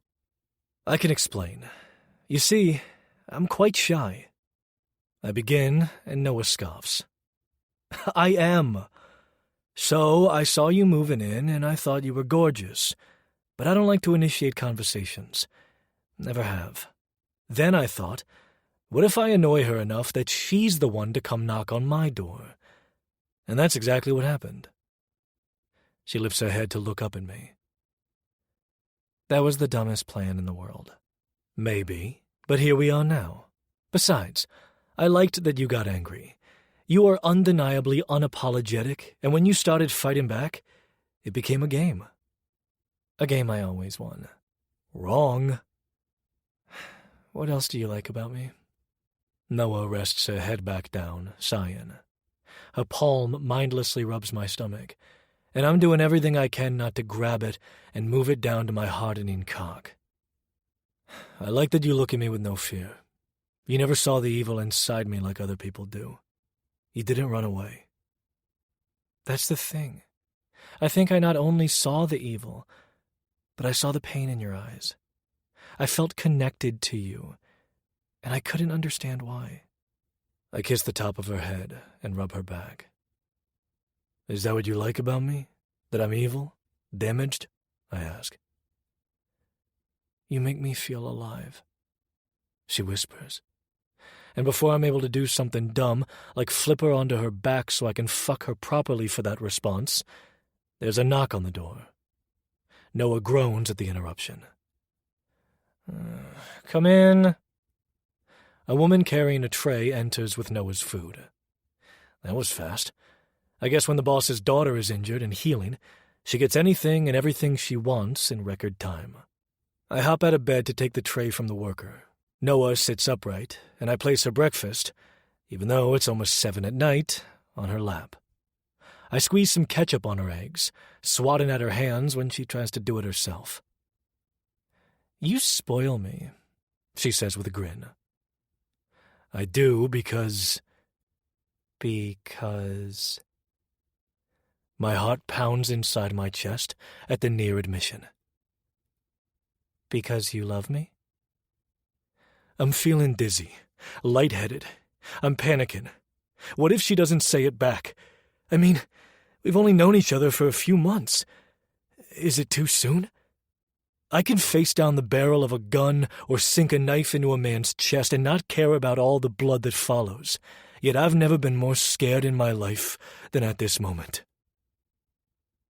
Tell me you love me, Delancey. Noah's voice is low, barely a whisper. My phone rings, and I curse as I pull it out of my pocket. What? I yell upon answering my brother's call. What the fuck is up your ass? I'm in the middle of... It doesn't matter. I need you to meet me at the Lord's mansion. I found something. I'm not leaving Noah here alone. Tell the guy you stabbed to stay with her. Elias chuckles, and I want to crush my phone in my hands. I'm ready to argue and tell him that even if Matthew hadn't disappeared, I wouldn't want him anywhere near Noah without me here.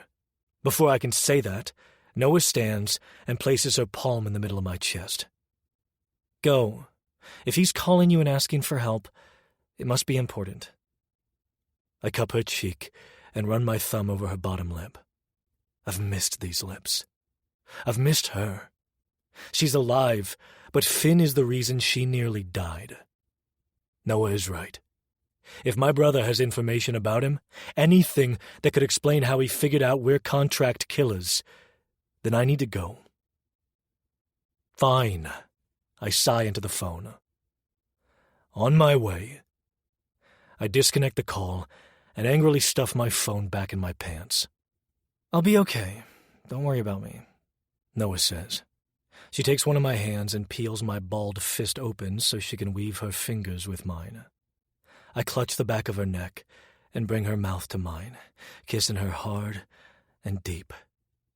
She gasps for air when we part. Yes, I do love you, Rainbow Bright. I begin. I love you so much it scares me. And I walk away before she can react. Chapter 26. Noah. Del leaves me in shock, my heart racing. He loves me? I knew he was obsessed with me, but I never thought a man like Del could fall in love. He's like me. He pushes people away because of trauma. The crushing pain of losing a loved one never seems to go away. It's why I've never been in a relationship. It's why I tend not to have friends. Sage was an exception that I still regret now that she's part of this world. Plus, Dell and I are both killers. We crave violence. How can love play into the world we've created for ourselves? The world that we fell into after a tragic night 20 years ago. I text Dell to send me updates, adding a heart emoji, then cringe because he deserves more than a heart emoji. Should I have texted him that I love him too? What if something goes wrong at the Lord's mansion? What if Lord's soldiers, the ones who got away, show up for revenge? What if Dell is hurt or killed, and I never get to tell him I love him back? No, I can't text him. No one wants to be told they're loved for the first time through a text message. I barely eat my eggs, toast, and fruit before my stomach turns upside down with nerves. There are too many unanswered questions still. Is Finn responsible for our mother's murders? He's the one who put a hit on his own son, but I don't blame him. Killian grew up to be a liability for his father. I doubt Finn wanted his wife and children to die all those years ago. I am, however, convinced he's the one who ordered my apartment to be blown up. My mind won't shut off, and I refuse to lie here in bed letting my thoughts drive me crazy. The doctor told me I needed to walk around, so I ease myself out of bed and shove my feet into slippers. My injuries ache as I inch my way down the hallway, but the pain medication I'm on numbs it enough to be bearable. By the time I reach the door to my mother's office, I'm sweating and fatigued. For 20 years, I avoided this room, which remained exactly how she left it. The space is small, only big enough to hold the oversized chair in the corner, a desk, a bookcase full of books, framed photos, and other knickknacks. Her desk is dust-free, and there's a closed journal directly in the middle, with a pen beside it. I open the pink cover and flip through the pages. Most of them are full of recipes, random thoughts, or ideas for charities she loved to volunteer for. Only a few pages remain blank at the back, and before I close it, I notice a page is missing. There's a sliver of paper at the bottom that lets me know it was ripped out in haste. That's strange. My mother would never be so careless when it came to her journal. Unlike me, she was always organized. She loved cleaning and decorating. I leave the desk and walk over to the bookcase. The spines are color-coordinated and resemble a rainbow. My mother was a fan of the old romance books that had bare-chested, long-haired men on the covers. She had 3 rows full of them, leaving the 2 bottom rows of the bookcase for my children's books. I remember one day, not long after turning 10, she'd been in her office working on a letter to the city about a fundraising opportunity. Aside from volunteering, she'd donate tens of thousands of dollars each year to charities, especially ones involving children and animals.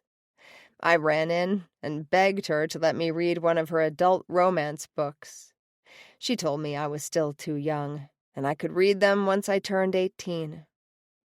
Then I forgot all about these books after she died. At least, I didn't care to read them anymore. A blue-spined book has been mixed in with a red one, so I pull it out to put it back where it belongs. Deadly Deceit. The cover is gorgeous. It has a curvy blonde woman in a red dress, her leg poking out of a slit, and a man with dark black hair beside her, wearing a suit and holding a gun. I flip it around to read the back. A woman discovers her husband has been lying. She stumbles upon his secret life as a mobster, walking in on him the moment he murders a man in cold blood. When she tries to run, he imprisons her in a cage. She's not alone. In the cell next to her is her husband's rival, who's been missing for the past 5 years. Together, they form a plan of deadly deceit, escape, and kill the most powerful and dangerous man in the city. Damn, this sounds good. Maybe a little too close for comfort. I'm going to read it. I tuck it under my arm and head back to my room. After setting the book on my bedside table, I walk into my closet to change out of the robe. I pick out an oversized green sweater and leggings, then comb my red and green hair into a bun at the top of my head, making a mental note to text my hairstylist Jenny for a dye job since it's no longer Christmas. Maybe I'll go all green this time. Or blue. Though blue would open the door for Dell to call me a smurf. I walk out of my room to wait downstairs for Dell to return and run into Matthew in the hallway. Relief sweeps through me, and he smiles at my reaction. So my father kept his promise? An emotion flickers over his face, too fast for me to process what it was. He looks over my shoulder. What are you up to? Are you okay? I heard you almost... I'm okay. Hurting like a motherfucker, but alive. He holds one hand behind his back, and suspicion washes over me. My heart kicks into action, fueled by adrenaline. I point my chin at him. What are you hiding? Nothing. He takes a step back, and I match the move, hovering my hand over the knife I tucked into the band of my leggings, just in case. Though, if he has a gun, my knife won't be much help. Stop, he says, his voice raised. I swear to God, Matt, if you're here to kill me, you better kill yourself, too, because Dell will find you and make you wish you were dead. I'm not going to kill... He huffs and walks closer to me, into the dull light of the hallway. Oh, Matt, I whisper. His left eye is bruised, and his lip busted. He's got tape over the bridge of his nose, leading me to believe it's broken. I just wanted to thank you for talking to your father, he says.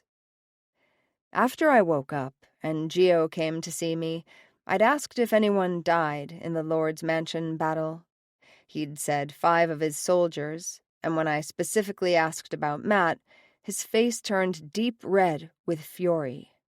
I found out about the hit he'd put on Matt, and I demanded he rescind it immediately. Matt was following my orders.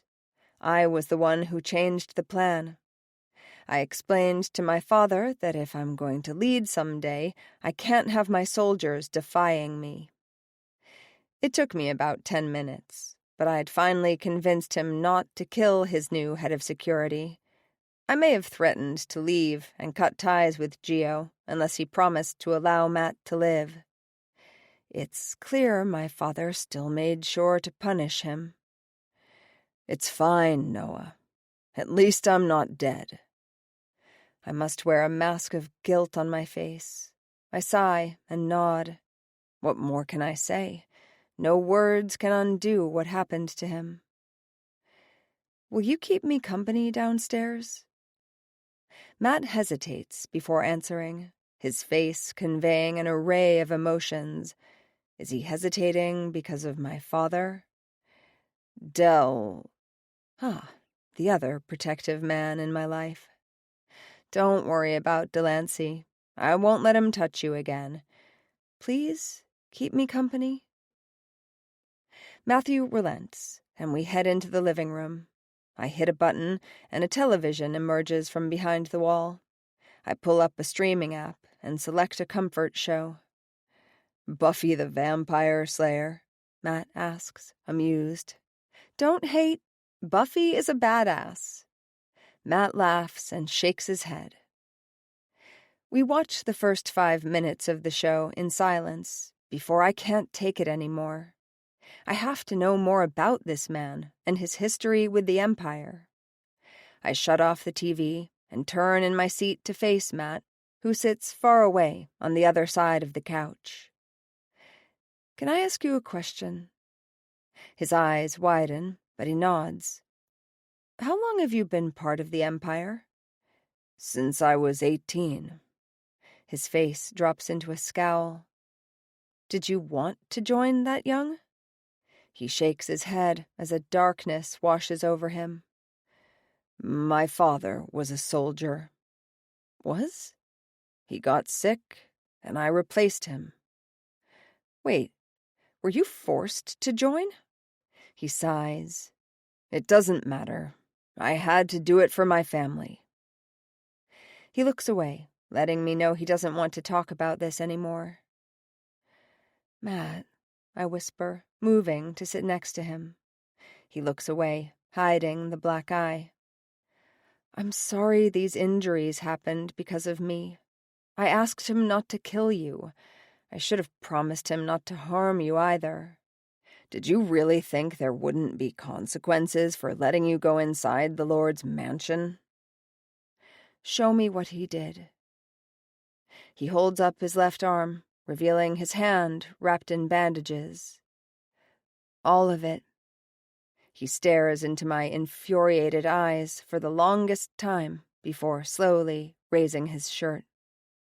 I curse. His entire torso is covered in bruises. "This is not how I will run things once my father is gone," I say quietly. "I won't do this. I wouldn't. It's necessary. It's how mafias work. You'll see." "No, Matthew. Fear is a tool, but so is unity. Respect. I'll give you an out once I'm in charge. I promise." He clamps his mouth shut and looks away again. He doesn't believe me. "How long have you hated him?" "Dell or your father?" That makes me laugh, and the tension running through Matthew's body eases. "I was talking about my father, but now that you mention it, what is it about Dell that scares you? You've been an Empire soldier for 20 years. You've worked your way up the ranks, right? Killing an endless number of men? Probably dudes twice as big as you." "Yeah, I guess." "So what is it about my fiancé?" Matt's face turns crimson, and I wonder if he's about to pass out with all the blood rushing to his head. Well, he stabbed me." "You've been stabbed before, Matthew." He smiles at me saying his full name again. He must not hear it a lot. He's got a great smile. It lights up his tanned face. He's not as built as Dell, or as tall, but he's definitely packed with muscle. Now if I could only convince Dell to have fun with Matt again. "Yeah, but I've never been stabbed over a blowjob." He sighs and rubs his palm over his face. "I'm not scared of Dell. I mean, he's intimidating as fuck, but I mostly worry about your father finding out. And I really don't want to die anytime soon." He laughs nervously. "Don't get me wrong, Noah. You're beautiful, and your mouth is fucking talented. But now every time I see you or Dell, I think about our threesome. As much as I would love to get involved with you two, I'd be the first one to end up dead if something went wrong." "By either my dad or Dell killing him," I add silently. "Well, that's a shame. I was desperately wanting to peg Dell while he fucked your ass. Or maybe you fuck him while he fucks me." Matt groans. "You're killing me, Noah." I giggle and ignore the heat spreading across my skin as I imagine reaming into Dell, him shuddering with an orgasm and pouring his cum into Matthew's tight hole. It's going to happen. I just have to find someone who Dell won't want to maim afterward. The sound of car doors closing jolts us out of our conversation.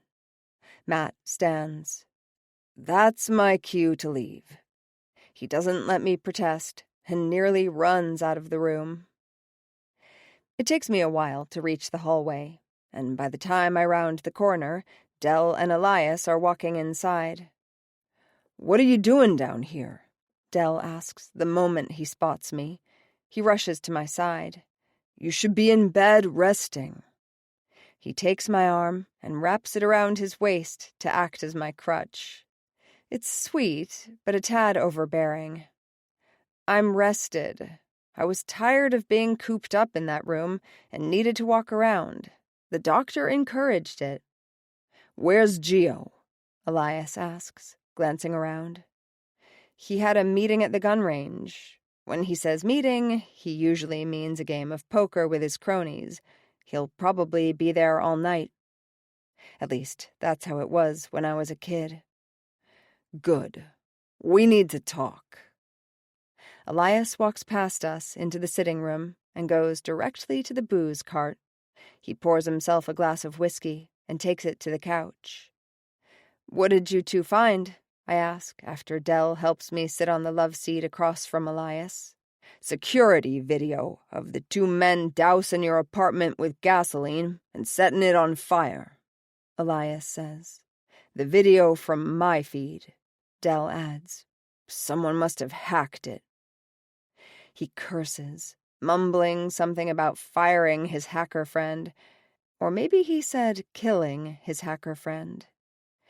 So he was responsible for blowing up our apartment, I conclude. "I'm not so sure," Del says. "How the hell did he get that footage? Why would he want evidence to tie himself to the crime? There's no way for us to know that those men in that video are lords," Elias adds. Okay, but he said he hired us to kill Killian. Why? He had no other heir. "That we know of," Elias says.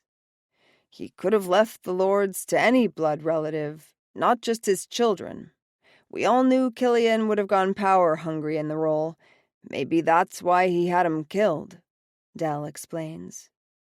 "And as for hiring you both," Elias begins, "double assurance, in case one of you failed." But he figured out who we are. How? "We found pictures in a manila folder addressed to Finn," Elias continues. "You and Killian entering his apartment the night he was killed. Del showing up minutes later. Then pictures of you and Del leaving. Whoever was taking photos of you followed you all the way to Del's safe house.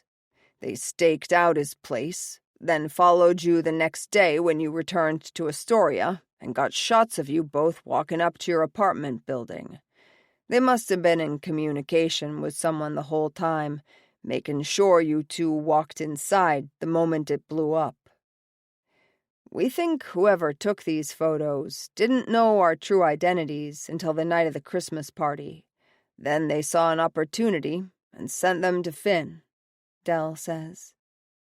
Someone wanted him to retaliate, I murmur. Our engagement connected our organizations, and they didn't like it. Del and Elias nod simultaneously. But who? That's what I can't understand. "Whenever we figure that out, we'll have the answers to who was behind the explosion, and possibly who was responsible for the murders of our mothers." Chapter 27. Delancey.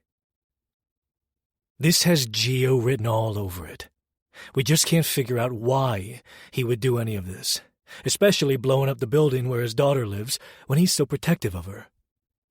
It's been nearly 3 weeks of snooping around his offices at the gun range. We've yet to go through paperwork at his other office in Harlem, because he's there most of the time, and we have no good reason to be there without him. At least at the gun range, we can cover ourselves with target practice. Noah's injuries are all but healed, so we left Gio's townhouse and returned to the Brooklyn loft. For the past few weeks at the end of the day, we'd both crawl into bed, make out or fool around a little, or cuddle until falling asleep. It's been nice having her next to me. In my arms, her soft body against mine, my face snuggled into her neck as I inhale her sweet smell. "I got something for you," Noah says, walking into the living room after her shower. She's wearing a robe and has a towel on her head. In her hands is a box wrapped in black. "Go shower, and I'll give it to you after." Oh, this must be something sexual then. She wants me clean so she can get me sweaty and filthy again. I don't think twice and jump off the couch. It takes me 5 minutes to scrub my skin with the body wash Noah loves so much, the one with woodsy and citrus undertones. I don't wash my hair, no patience to do so, or shave because I know how much she loves the scratchy feel of my stubble along her thighs and cunt. When I return to the living room, the lights are low, and she's lit a dozen or so candles around the room. She stands in the middle, wearing a hot pink lingerie set to match her hot pink hair. Pink, like the first time we met. My cock jumps as I take in her body. Her large breasts are barely held in by the fabric of the corset. Her dark nipples poke out because she's turned on and excited about the gift she's about to give me. A row of her skin peeks above the band of her panties, showcasing the beautiful pattern of the stretch marks along her round stomach. Her thick thighs are adorned by garter belts that hold up knee-high stockings. The thong she's wearing is sheer like the corset bra, doing nothing to hide her dark pussy hair.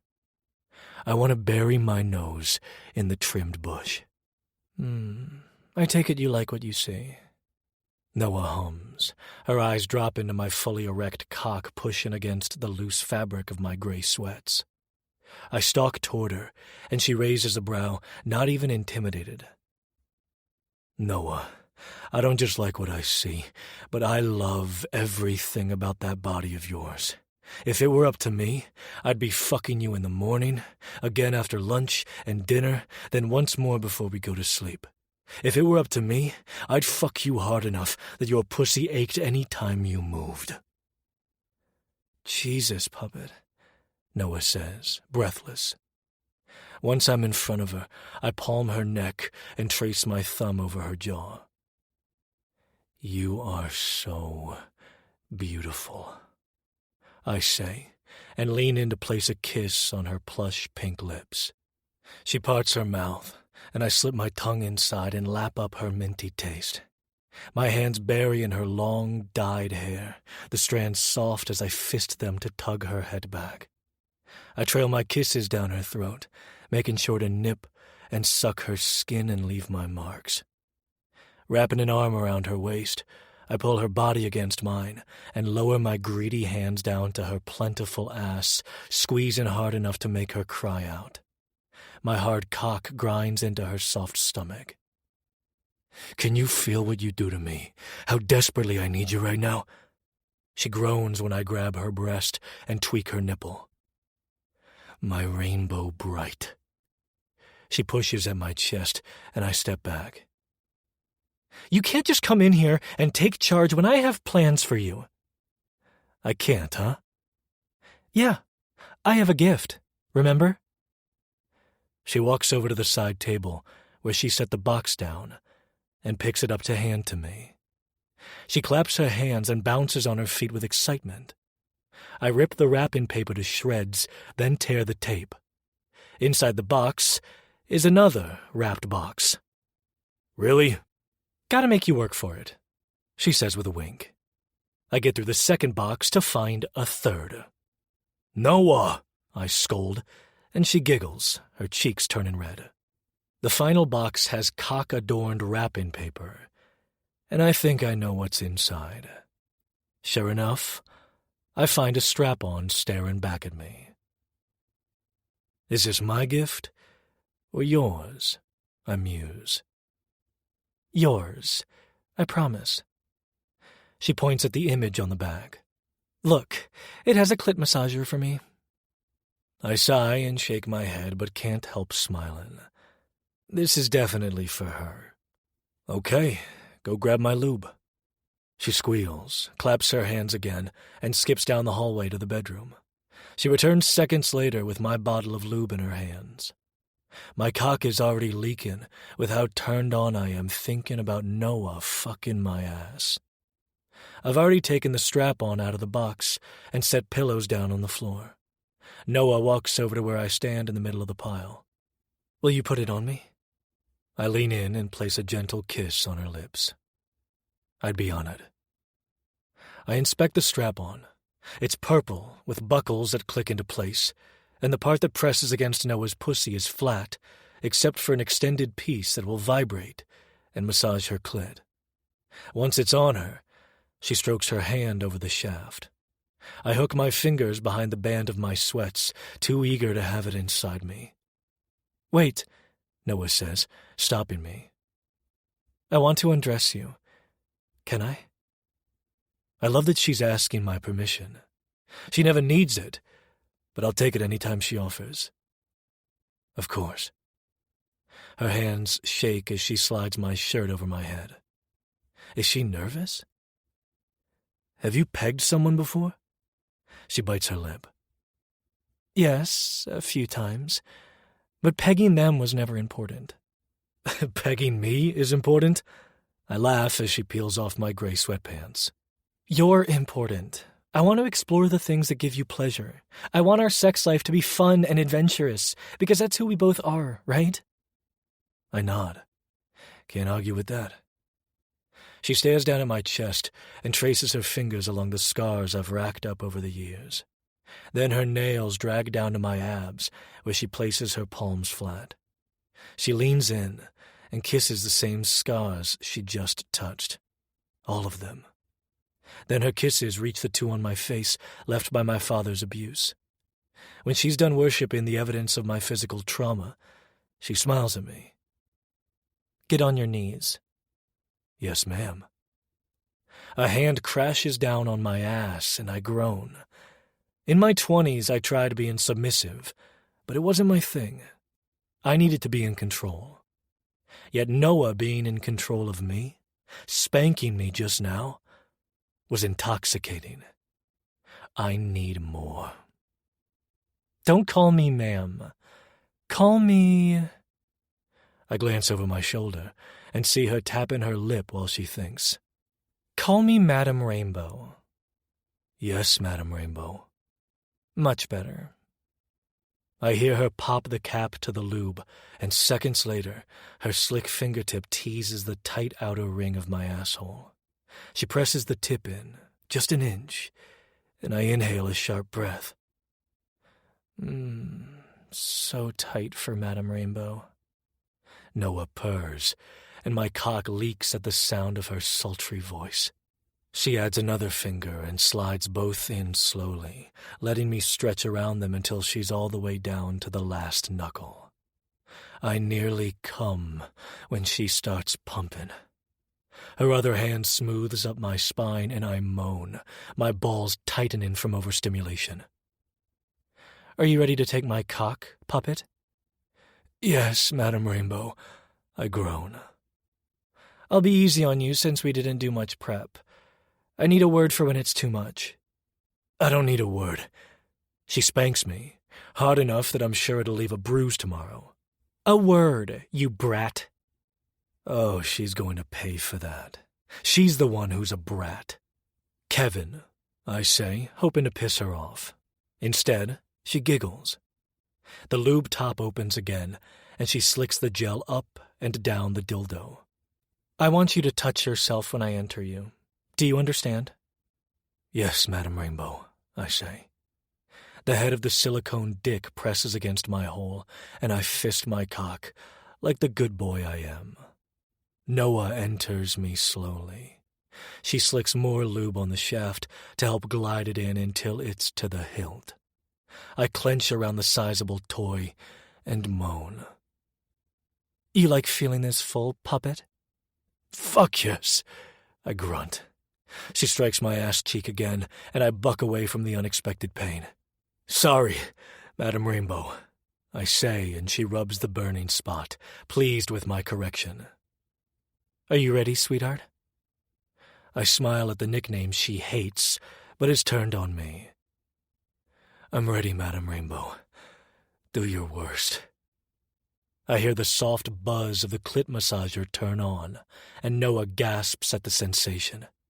Then she pulls out of me and slams back in. My hand squeezes my cock, and I fist myself to the rhythm of Noah pegging me. Her thighs slap against the back of mine as she picks up her pace. More cum leaks onto the blanket I spread out on the floor. I'm not going to last long, Noah, I groan. I get a lashing for calling her Noah, and my asshole clenches around the dildo as the pain mixes with pleasure. You don't get to come unless I allow it, she says, breathless. She pistons into me, harder, and I fist my dick vigorously. Please, Madam Rainbow, I beg. She latches onto my hair, tugging my head back. Oh, fuck, that feels good. Her thighs slap against the back of mine, her cock grinding through my clenched asshole. Okay, puppet, you can come. Can you do that for Madam Rainbow? When I don't answer, I get another smack on the ass, and that's what breaks me. I scream out my orgasm and shoot jets of cum onto the pile of pillows below. Noah stays seated inside me until I finish coming. When she slides out, I flip her onto her back and frantically work to unbuckle and remove the strap-on. Once that's gone, I rip her pretty lingerie, and she tries to slap me for it. I pin her arms to the floor. I think my forearm landed in your cum, she says, breathless. I lift it up, and sure enough, there's a patch there. I move it to her mouth. Lick it up, slut. She groans but does as I say. Then I descend on her pussy, lapping my tongue up her slit to cover her clit. She arches her back when I suck and lash against the sensitive bundle of nerves. I slide 2 fingers into her soaked heat. You're dripping, sweetheart, I growl. But here's the problem. That strap-on couldn't get you off, even with the clit massager. I thrust my fingers into her at the same rough pace she just fucked my ass. My tongue, my fingers, my cock will always be better than your toys. Do you understand? I continue pumping my fingers in and out and suck her clit into my mouth again. It doesn't take long for her to reach her release, and she's shaken beneath me. I crawl up her body, leaving kisses along the way. Her stomach, her breasts, and take a nipple between my teeth. She gasps, and my cock jolts at the sound. It's already ready for more. When I start kissing along her neck and jaw, I line up my cock to her still wet pussy. I don't give her any warning when I thrust in. Fuck, Dell! She screams. I lift her leg and rest it on my shoulder, allowing me to fuck her deeper. I watch her tits bounce as I drive into her. It's brutal, and I'm not holding back. She can handle it. Reaching down, I massage her sensitive clit with my thumb. Ah! She pants, and her walls choke my cock in response. Give me another, Noah. She squeezes her breasts and pinches both her nipples while I continue to massage her clit. Her cheeks burn red with lust, and I drop her leg so I can wrap my hands around her throat while reaming into her pussy. I'm choking her hard enough that she loses air quickly, and just before she's about to tap me to let go, her orgasm washes over her. I release my grip on her neck, admiring the redness that will surely turn into bruises tomorrow, and pump into her gripping pussy a few more times before I'm coming again, splashing my remaining cum against her walls. Such a good girl, I say, and collapse beside her. We lie there panting for a few minutes. Then Noah turns on her side and traces her finger up and down my bare chest. You liked me pegging you? I nod. Would you let another woman peg you while you fucked me? Maybe that curvy redhead you had a date with that one day? You're insatiable, Vixen. I laugh. What if Matthew fucked your ass while you fucked me? I jump up and start tickling her. She screams and giggles and curls her legs to try and kick me. I'm starting to think you like Mafia more than me, I say, continuing my torture. Never! She laughs and manages to slip away from me. I chase her around the apartment, and when I catch her, I fuck her again. And again. And again. Chapter 28. Noah. Dell is a man true to his word. He fucked me until my pussy ached, and every time I moved, I thought about how he filled me, bruised me, claimed me. We spent 2 days together, forgetting about the world, the Mafia, and the fact that someone wants me dead. Now it's time to get back to work, trying to figure out if Finn blew up my apartment, or if he was set up, and if he's the person responsible for our mother's murders. I'm going to the Harlem office today, I say, walking out of the closet dressed in a crop-top sweater and high-waisted jeans. Dell takes in my body, and his eyes light up with lust like they always do when he sees me. He's going to let you inside his most protected space? Dell asks. I shrug. He doesn't know I'm coming. He can't cover anything up if I arrive unexpectedly. Besides, he's at the gun range today. Do you want to come with me? Oh, I'm not missing this. Let me get dressed. After about 15 minutes, Dell and I are on his motorcycle, weaving through lunchtime traffic. We enter Manhattan, heading up FDR Drive toward Harlem, when Dell makes a sudden exit. Where are you going? I yell, but he can't hear me through my helmet and over the motor. Then a bullet flies by my head and lodges in the rear frame of the car in front of us. What the fuck? I glance over my shoulder and see a black SUV with tinted windows speeding up to us. We merge onto First Avenue, only to be met with heavy traffic. I reach into Dell's jacket for his gun and start shooting behind me. All 3 bullets hit the SUV, causing it to swerve. It veers off the road, jumps the curb, and crashes into an outdoor dining shed. Those extra sessions at the gun range with Dell really paid off. Dell parks his motorcycle nearby as people approach the driver and passenger sides of the SUV, trying to help the people inside. From what I can tell, no innocent bystanders were injured by the crash. Hopefully it stays that way. Get the fuck out of here. Dell growls at them and waves his gun around. A woman and man take off immediately. A few other people linger, either in shock or because they're not seeing a big gun in Dell's hand. But the moment someone inside the SUV fires a shot at us, the area clears. Police sirens wail in the distance. We need to get out of here, I say, ducking behind a parked car on the street. Cover me, Dell says, and runs toward the SUV. Damn it, puppet! I take a stance, ready to shoot, but who's ever inside the SUV must be injured, or they didn't see Dell approach the passenger side.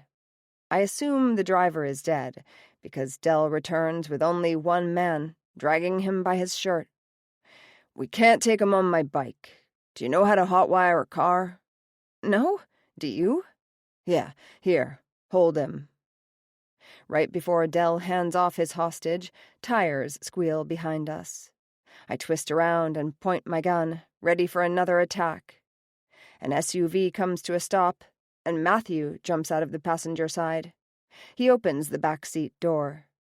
Get in, he yells. I don't hesitate and run to the vehicle, crawling in and sitting on the far side of the back seat. Dell follows, but I can see uncertainty cross his face.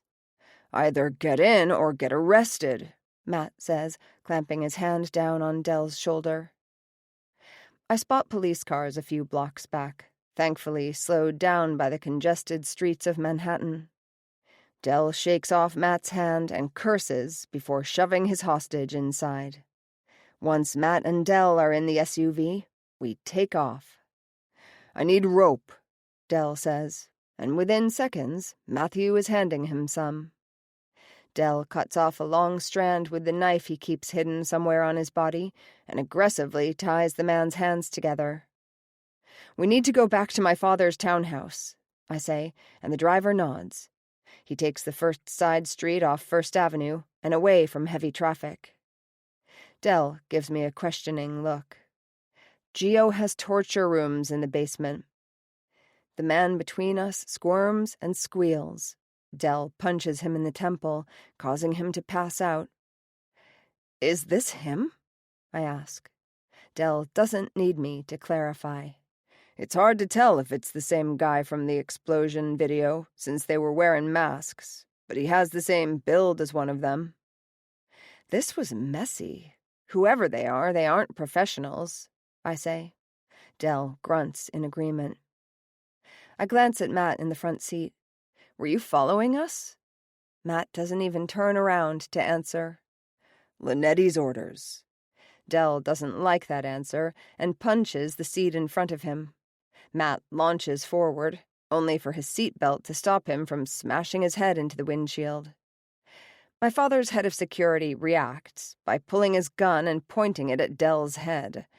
Del's just as quick, his own gun in his hand and aimed at Matt's chest. "Do it, Blondie," Del seethes. "Can we not with the foreplay?"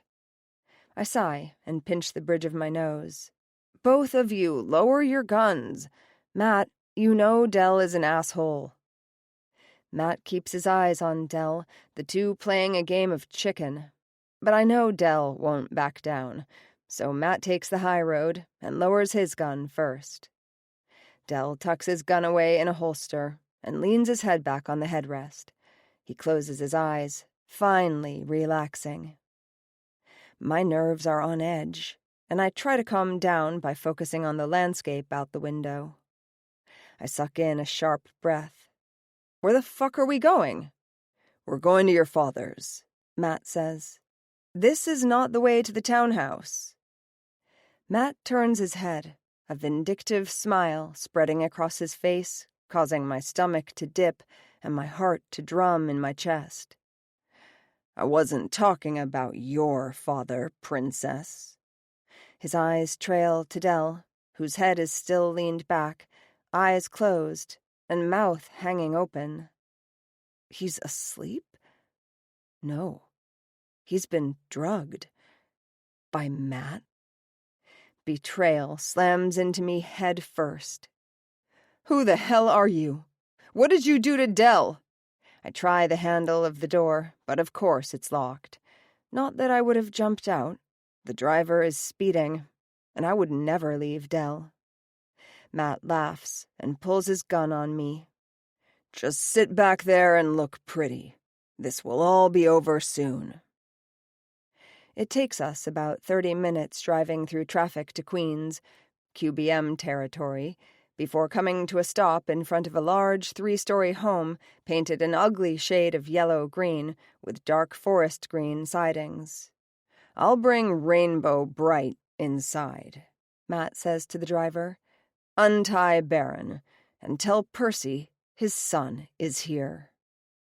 "Percy? Del's father? He's alive?"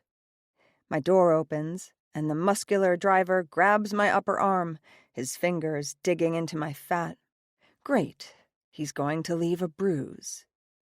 He hands me off to Matt, who grinds a gun into my side, making sure I don't fight back. I wouldn't even try, and it has nothing to do with Matt being taller and probably stronger than me. I'll play along so I can figure out how the hell Percy Carter is still alive. Was Del playing me this whole time? Fury ignites in the pit of my stomach. "Why, Matt? You've been a part of the Empire for 20 years. Why are you betraying my father now?" "Why are you betraying me?" I silently ask. I slap on a strong face because my heart is hurting. We walk down a long sidewalk covered with snow on either side. The home next door has a snowman in the front yard, and I can only hope there are no kids nearby, because this place is minutes away from turning into a bloodbath. "Betraying your father? Seriously? After everything I told you? Matt scoffs and shakes his head. Princess, I've been wanting to do this from the moment he imprisoned me in this godforsaken Mafia. Fuck. I'm going to die today. Matt shoves me inside the front door, and the place reeks of piss and mildew. There's no furniture inside, clearly an abandoned home. Look, I know he did unspeakable things to you. Not just me. He killed my mother and sister. Oh, Matt, don't. You're not allowed to feel sorry for me. You're just like him, culpa sicario. What the fuck? How did he...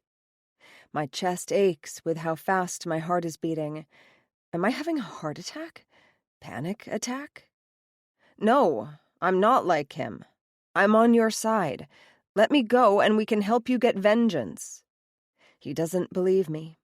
After everything we've shared, me telling him I would give him an out, a new life, does he need money?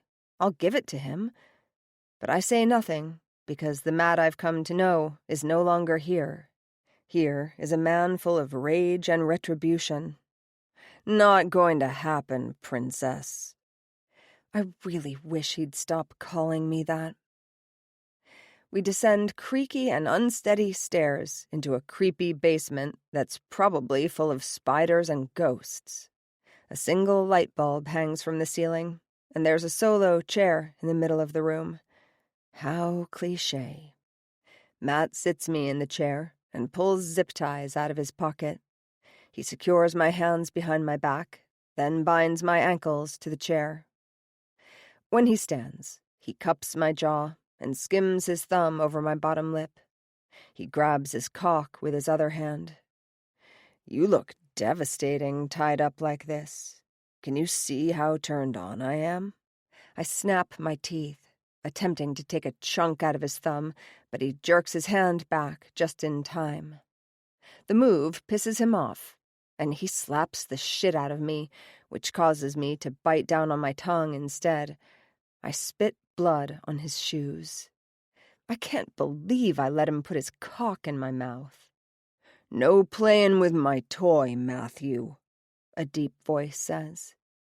I turn my head toward the stairs and see a large man with silver and gray hair who looks eerily like Elias, standing on the bottom step. Percy Carter. Two men, holding up a still passed-out Dell, emerge right behind him. Dell! I squirm in the chair, but all it does is tighten the zip ties around my wrists and ankles.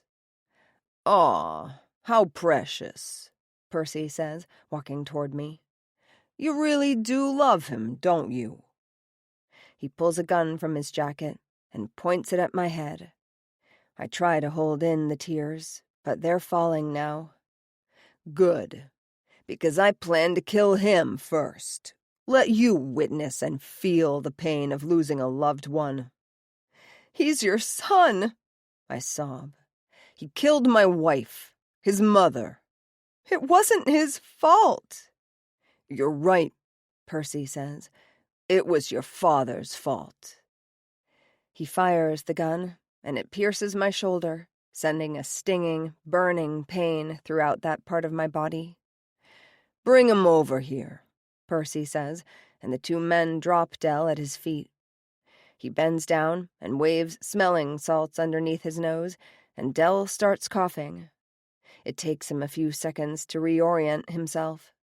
When he spots me, his eyes widen, then his vision focuses, and he finally sees his father. He reacts by throwing up. Seeing ghosts, son? He wipes his mouth before standing, wavering slightly. How? Simple. I lied. I was never sick. Dell's confusion lingers, so Percy sighs. I received a folder a few months after you killed your mother. It provided me with everything I needed to know, including photos, names, and addresses of the men who forced you to murder Imogen. There was a note with the name of the man who hired them, Gio Linetti. We never saw a note with Lynette's name. It took me years to figure that out," Dell says, and locks eyes with me. He mouths, "Are you okay?" and I nod, despite the blood pouring out of my shoulder. "Right. Well, I couldn't have you killing Lynette. That was my job. I left the folder for you and Elias to find and seek out your vengeance while I planned mine. I had all the evidence I needed to prove Geo ordered Imogen's death, thanks to those files Matthew delivered to me.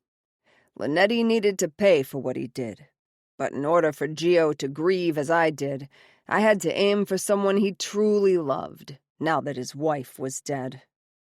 "Me," I whisper. "You, princess, the heir to the Empire. I kill you, and Lynette has no blood relative to leave his organization to." Both of my parents were only children. I never had aunts, uncles, or cousins. The Lynette line dies out, and the QBM can finally take claim as New York City's most powerful mafia. "Elias would never allow this," Dell growls. "Perhaps not, but now that I'm back, he will have no choice but to hand over the QBM." He chuckles. "So what happened to the little girl who saw her mother killed all those years ago? Lynette let everyone believe she died, but I knew better. I had spies embedded in the Empire that told me you lived. I spent years trying to find you, with no luck." He turns to Dell. "Until my son, who led me right to you." My heart stops working. I can no longer breathe. "What?" I ask, my tears returning. Dell shakes his head. "I didn't. I would never. You have to believe me, no. Lance was stalking you, and I was stalking my son. Now, what was it about this woman that had him so fascinated?" I'm shivering, and I'm not sure if it's the shock, the blood loss, or because it's cold as fuck down here. "Lance couldn't watch over you all the time, but I did. Imagine my surprise when you led me right to Lynette's restaurant. My spies were right. His daughter was alive and well and back in New York City. A miracle." I'm going to die here.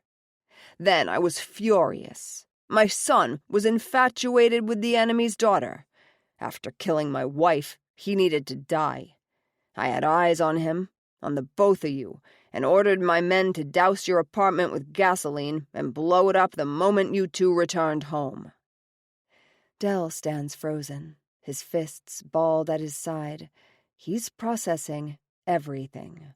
He's planning his move, but he's waiting until his father finishes his villain monologue. He wants to hear the rest just as much as I do. "You had someone following us the night Killian died, didn't you?" I ask, urging him to keep spilling. "The night you killed Killian?" "Yes, I had someone following you and taking pictures. Then I sent Finn the photos after that stunt at the Christmas party. He needed to know the contract killers he hired to kill his loose cannon of a son were also his rivals." "And then what was your plan? Kill me and poof, your revenge is done?" He scoffs.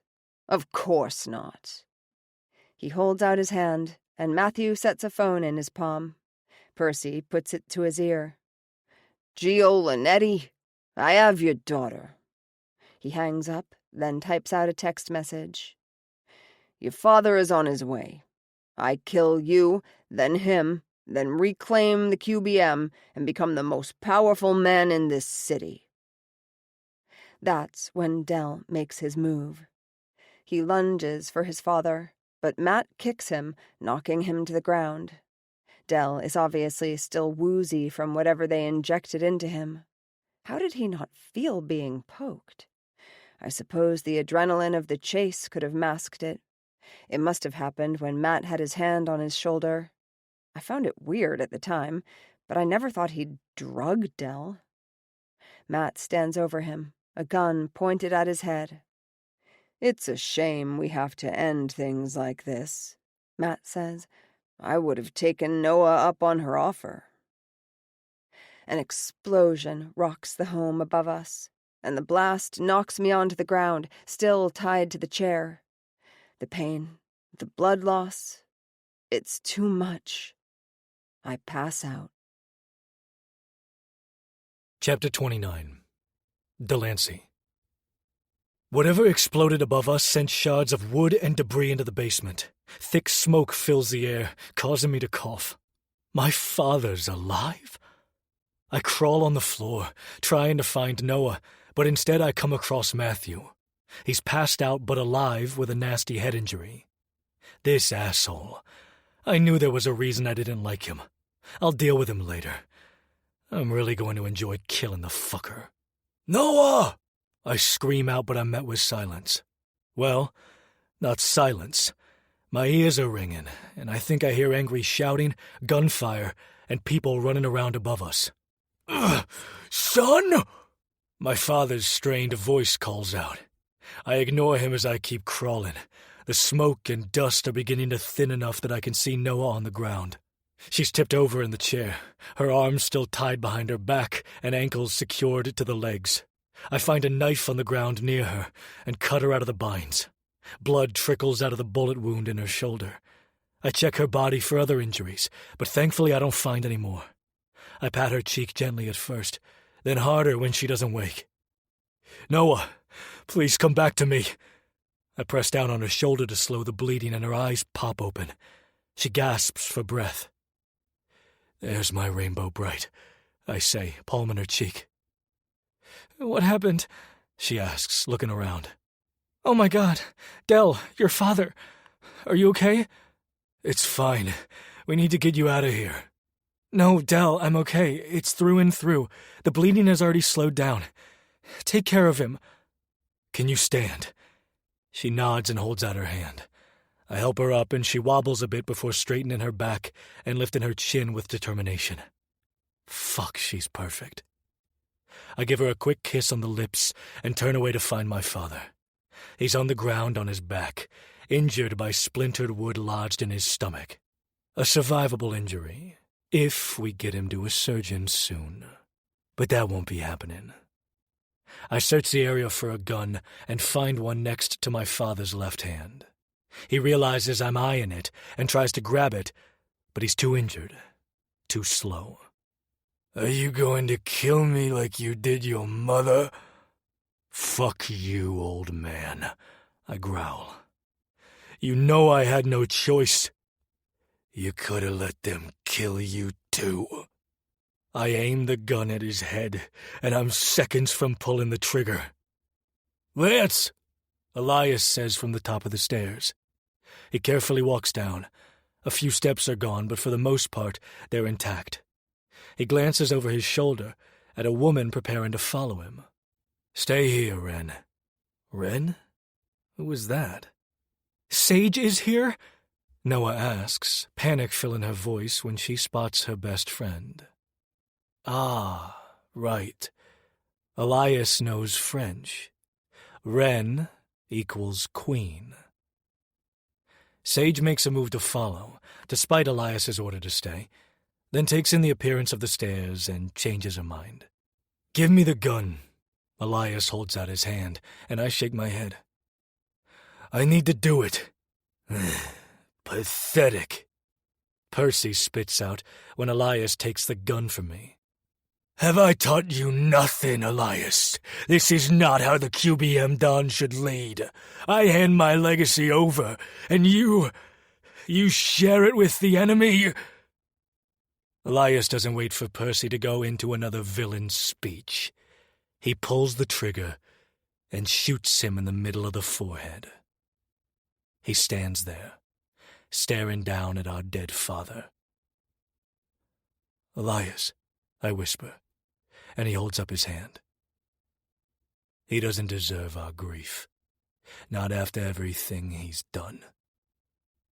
I don't give a fuck about him. I wanted to make sure you're okay. I know that wasn't easy. Elias turns, his face full of anguish. He made my life miserable as a kid. Killing him was easy, because I needed to do it for my own closure. I'm sorry I wasn't there for you that night 20 years ago. I thought you always hated me for killing Mom. I thought you wished I had died instead. Elias's eyes glaze over with tears. I never. Lancelot, I hated myself. He rubs his large hand over his face. I hated that you were the one forced to do it. I was the big brother. I should have been there to protect you. It should have been me, not you. I walk to Elias and place a hand on his shoulder. It shouldn't have been either of us. I'm sorry I let you believe. I'm sorry. I love you. I always have. I've been punishing myself for that night, and I dragged you into my suffering. I bring him in for a hug, and he freezes at the move. Neither of us are used to such sentimental gestures, but he relaxes and melts into me after a few seconds. I hear Noah sniffling behind us, and I pull away from my brother. That's so sweet, she sobs. What? Sage screams from the top of the stairs. What am I missing? Someone fill me in. Elias and I help Noah walk over debris so we can get the fuck out of here. Are all of Percy's guys dead? Noah asks. How many people knew he was still alive? And why the fuck did you blow us up? You could have killed us. Elias scowls at my tone. Always the disapproving big brother. We caught a couple of them for questioning. Hopefully we'll have answers soon, he says. And we didn't blow you up. This place was rigged with explosives. One went off during the gunfight when we first arrived. I can't believe you brought Sage here. Noah scolds my brother. She could have died. Are you kidding me? Elias scoffs. You think I had a choice? I can hear you guys talking about me, Sage says at the top of the stairs as we carefully make our way up. I wasn't letting him leave without me. Literally locked myself inside his car. Besides, I was the one who knew where you were. He had to bring me. How did you know where to find us? I ask, suspicious. I don't think Noah could take anyone else betraying her, especially from her best friend. Noah and I installed apps on our phones to track each other at all times. Right. I forgot we did that. Seriously, no? She shrugs. I hate anything that would make her vulnerable, like apps that could track her location, but she clearly doesn't seem concerned. Sage is her best friend, who she inadvertently brought into our world. She wanted assurances that she'd be able to locate her in case of a situation like this. I don't know shit about technology, and I refused to have my hacker friend install anything on her phone, but of course she found a way. I texted you about hanging out, but you didn't answer right away, which is normal if you're with Dell because you two fuck all the time. I smile, proud of myself for Sage knowing how much I keep Noah's pussy aching. I had a bad feeling, so I checked your location. You were heading into Queens, which I thought was weird. You never go that deep into Queens. I called, and you didn't answer. I panicked and called boss, Elias. Oh. They have nicknames for each other now? Once Sage gave me the location, Elias says, narrowing his eyes at the woman. I knew exactly where you were heading. This was our childhood home. A part of me never believed Percy died. Him getting sick and refusing to let us see him on his deathbed always rubbed me the wrong way. Then there was one night a year ago when I swore I saw him. I thought I was losing my mind, seeing ghosts. So, when I found out this is where Noah was being taken, I sent in a few soldiers ahead to scope out the place. One of them spotted Percy through the basement window. Fuck, I whisper. At least you were mentally prepared. They drugged me, and I woke up thinking I had died and gone to hell, and Percy was the devil. Noah hugs her best friend once we emerge from the basement. There are QBM soldiers everywhere. Are we sure none of these people are traitors? I carefully scan the men and women in the room, looking for any signs of deceit. Elias shrugs. I think they would have made their move by now. Are you okay? Sage asks Noah, noticing her shoulder. Yeah, don't worry about me. I've had it worse. Sage frowns. I'll always worry about you. Her eyes trail to Elias. Thank you for saving them, she says, tucking her blonde hair behind her ear. I can see Elias struggling not to go to her, to pull her into his arms. He doesn't, though, and I wonder how long this resistance between the two will last. Cops are on their way. You two should go, Elias says. I'll stay with you, Sage offers, and I almost laugh at my brother's face. I've never seen him shocked. Glad he's found a woman to keep him on his toes. Well, found, but has yet to convince her to be with him. Your father called me after he couldn't get a hold of either of you, Elias says as we all head to the door. He told me about the strange call and text, which I assume came from Percy. Yeah, he was trying to lure Gio here. I bet that's what the explosives were for, I said. He was going to level this place with him inside. Elias nods in agreement, turning his attention back to Noah.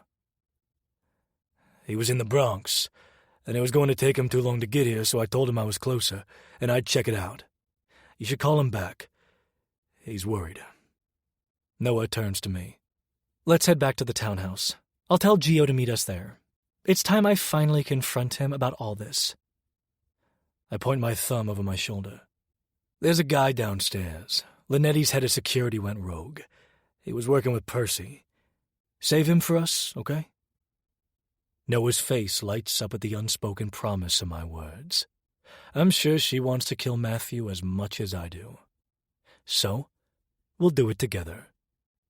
I wrap my arm around her waist and kiss her temple. We walk out of my old childhood home, and I turn around to stare at the faded and peeling paint, the vines snaking up the sides, the broken or cracked glass windows. I thought seeing this place again would bring back memories, both good and bad. Instead, a sense of closure washes over me. This home is no longer mine. I've held on to this trauma for far too long. It shaped me, defined my past and present. But as for my future, only one woman matters. My fake fiancée. Would she want to be my real fiancé? I suppose I don't need a piece of paper or glitzy jewelry to tell me she's mine. Marriage is outdated and dumb, and Noah would look fantastic in a flowing white dress, her hair up in an intricate style, or falling down her back in curls. What color would she dye it? A stark white to match the dress? Though she'd probably choose a black dress. Oh, Noah with black hair. Del, look! Noah gasps and points. A butterfly perches on my shoulder. That's strange. It's winter. We just had snow the other day. Butterflies are dormant during cold months. However, today is warmer. The blue and black wings sparkle in the rays of the setting sun. Did it emerge from me? I think your mom sent it to you. I smile and nudge the butterfly onto my finger. It flaps its wings a few times before flying away. Do you think it means joy or change? Noah asks. Change. How do you know? Because I've been dying to ask you. Technically, I'm the one who almost died. I grab Noah by the waist and tug her body against mine. My lips brush over hers. Will you marry me? She smiles against my mouth. I thought you'd never ask. Chapter 30. Noah. It takes us nearly an hour to get to the Lower East Side from Fresh Meadows, Queens. My eyes struggle to stay open. Adrenaline has been pumping through my body for the past few hours, and now I'm crashing. I also lost a lot of blood from being shot. After Del proposed and I said yes, he kissed me until I was nearly out of breath. He only held back from fucking me in the back seat because my wound was still bleeding. I called my father to tell him I was okay, and I'd explain everything once he meets us back at the townhouse. He was in the Bronx overseeing a large gun shipment with a new supplier when he got Percy's call. He dropped everything to head to Queens, but didn't get far because of traffic. "This is it," I say. "I'm going to confront my father about the Christmas Eve murders and my mother's death." Dell wraps his arm around my shoulders and tugs me to his body before kissing the top of my head. I have time to shower once we get to my father's. Dell joins me and helps me wash my body and hair. He dries me off, then stitches my bullet hole. He loves taking care of me. Because he's perfect. I can't believe I'm going to marry him. I never imagined wanting to willingly devote myself to one person, let alone a man. Dell sits on the bed while I change into a t-shirt and leggings. He's holding a book in his hand when I walk out of the closet. "Oh, my mom's book." "Deadly Deceit. I was reading the back. It sounds good. Creepily similar to what we just went through, though," Dell says, handing me the small paperback. "Right? I was planning on reading it, but left it here and forgot." I flip through the pages, and a piece of paper falls out. I crouch down to pick it up. It's from my mom's journal. It's her handwriting. My hands start shaking, my heart hammering against my chest. "My brilliant star," I begin, reading her words out loud. "I hope you know how much I love you, and if you're reading this, then I'm no longer with you. I know how much you wanted to read one of my romance books, so I'm hoping you find this in time to escape. Your father, as you likely know by now, is the Don of the Empire Mafia. He's led the organization since we moved to New York City 15 years ago, well before you were born. But he's changed. He's become greedy for power. I overheard him talking about putting hits on the wives and children of his rivals, the Queensboro mob and the lords of Staten Island. Innocent women and children. I could not condone this, and when I confronted him about it and threatened to take you away and go into hiding, he got angry. I never thought he would harm me, but now I'm not so sure. I told him I'd stay, that I wouldn't take you away. I'm writing this note to let you know that I lied. Our bags are already packed. But if something happens, and we don't make it out, I'm hoping you find this note and you leave. Escape this life." It ends there, and I wonder if she was interrupted or in a hurry and couldn't finish. I remember seeing my bag packed in my room the night she died. I thought it was strange, but didn't question it, thinking maybe one of my father's staff had packed it at some point. "He did it," I say, my voice shaking. "He put out the hits on the other mobs." "It's true," my father says, appearing in the doorway of my room. "What the fuck?" Dell seethes. "How long have you been there listening to us, Linetti?" "A while." Dell takes my arm and moves me slightly behind him, protecting me, as usual. My father frowns at the move. I expected him to be mad about me finding this out, but instead, he looks sad. "Why?" I cry out, tears claiming my voice. "We are the Mafia, mio Angelo," my father says solemnly. "We kill every day. We leave wives without their husbands, fathers without their sons, children without their parents. It is nothing but business. It is something you will have to do when you take over." I shake my head. That's not how I will run this organization. That's not who I am. I would never kill the one I loved. "I never meant for your mother to die. She found out my plan. She was going to take you away. I panicked, so I called the men I hired to take down the Lords and QBM. They were only supposed to scare her. They weren't supposed to kill her or go after you. They went off orders. I'm sorry, Noah. Those men weren't professionals. I found them through the black market and paid them a lot of money for their furtiveness. I scoff, crossing my arms over my chest. Tears wet my cheeks, but I don't wipe them away. Didn't you think the other mobs would have figured it out? If all the Dons' wives and children were killed, but yours wasn't? I was hoping they'd find out. It was a power move. I wanted them to fear me. Show them why the Empire should be the only Mafia in New York City. All that death, and for what? The Empire never gained sole power, and you're certainly not the best. At least, not anymore. Was it worth it? He stares at me, not answering for several seconds. I'm sorry your mother had to die. That's it? He only regrets that my mother died? Did you know those same men forced Lance to slit his mother's throat? My father starts at the words. Then they chased him, stabbed him, and left him for dead. I'm sorry. What you did to Del and his family, to me, we will never get over that trauma. I know, mio angelo. I turn to Del and hold out my hand. He knows what I'm asking for.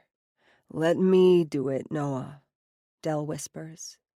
I shake my head. It has to be me. Del gives me a curt nod and places a gun in my palm. I raise it, pointing it at my father. You're not going to kill me, Gio says, though his face betrays his words. He's not so sure I won't pull the trigger. I won't? I know you are colpa sicario, but I'm your father. You love me. You won't kill me. I don't know how he figured that out. I was always so careful. I could ask, but that would just delay the inevitable. If you know I'm a contract killer, surely that means you know I've killed people for the bad things they've done, and you're amongst the worst. He closes his eyes and nods. You're not going to call your men in here? Stop me from doing this? A single tear drips down his cheek, and he swallows hard. If you're going to hate me for the rest of my life, then no. I couldn't bear it. The silence in the room is deafening.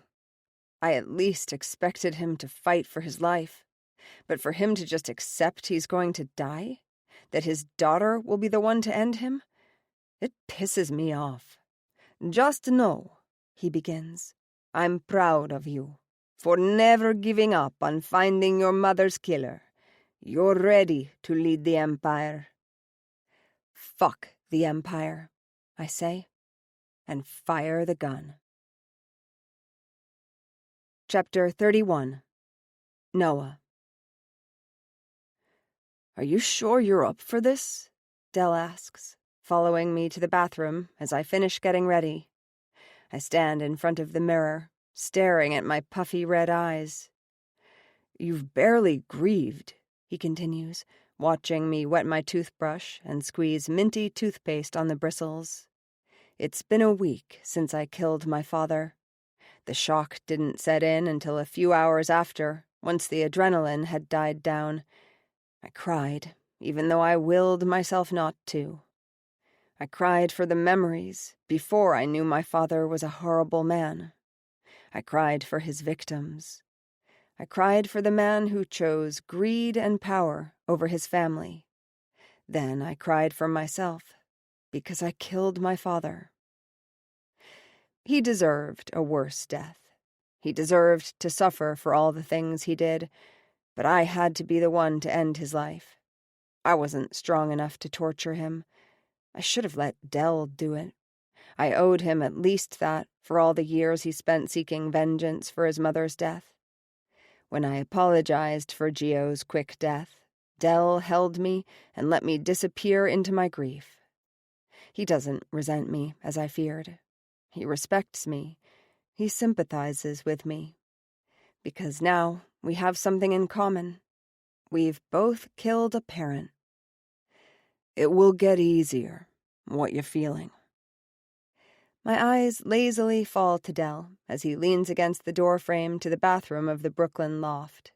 He's dressed in black from head to toe, arms crossed, as he stares back at me with concern. Guilt, right?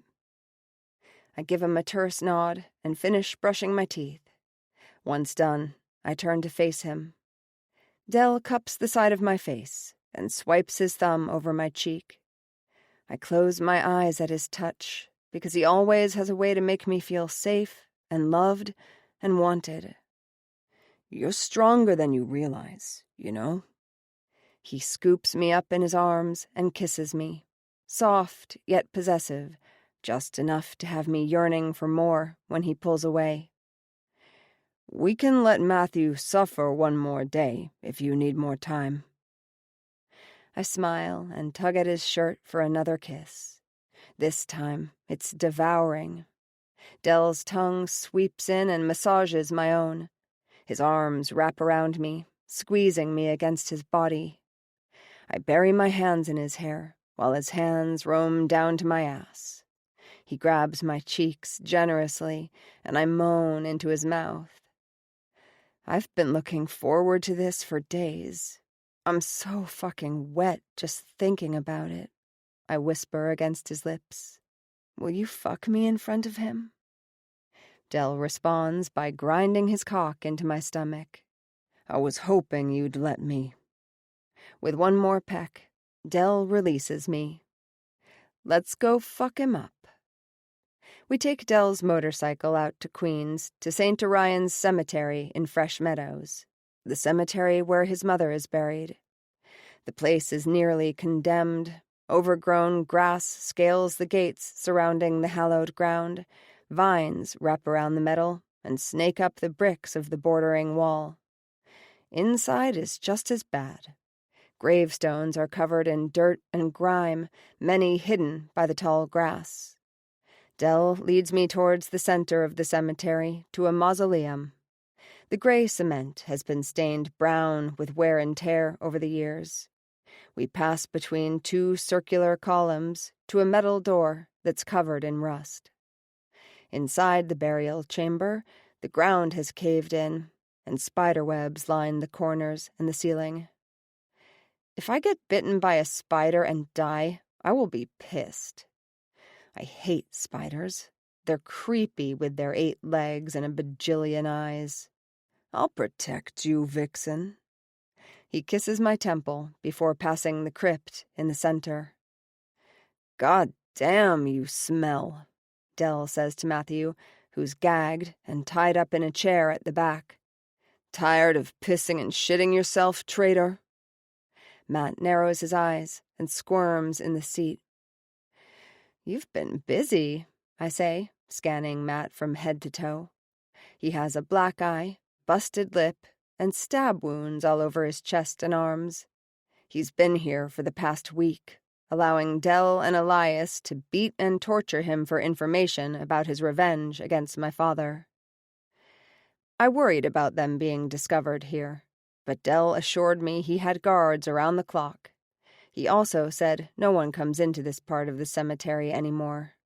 I've been wanting to kill this fucker since the moment he stuck his cock in your mouth. Speaking of cock, I grab Dell's bulge and stand on my toes to kiss him. His dick twitches underneath my hold. Matt squeals at our teasing, attempting to break free, only for the binds securing him in place to tighten around his wrists and ankles. Tell me he's been a bad boy so we can punish him, I say, brushing my lips across Dell's jaw. I nibble my way down his neck and bite down. He groans and twirls me around, folding me over the marble of the crypt. There's no body inside. I made sure he chose an empty mausoleum to torture and kill Matt so as not to disrespect the dead.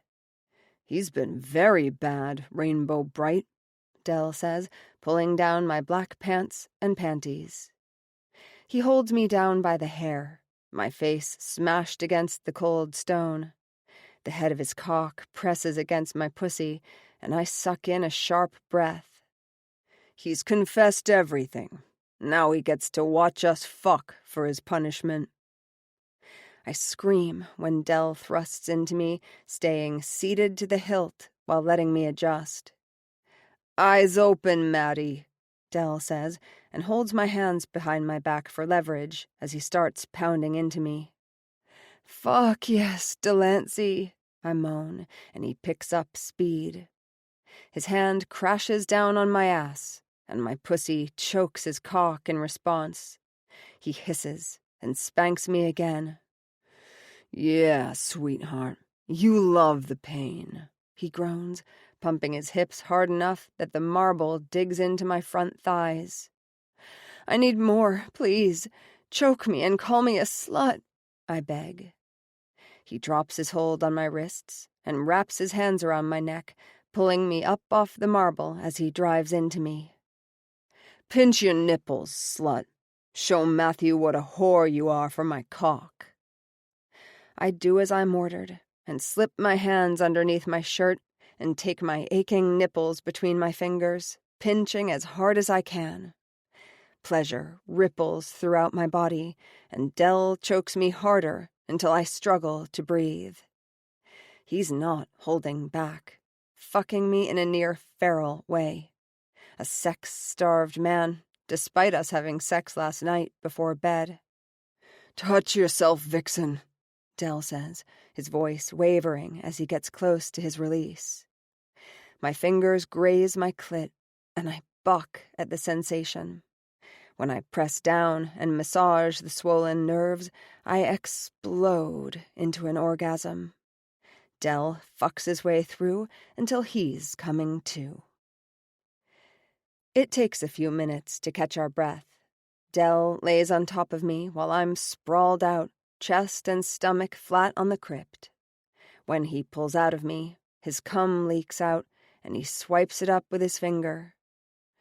Does Matt want to taste? Matt shakes his head, his whines muffled by his gag.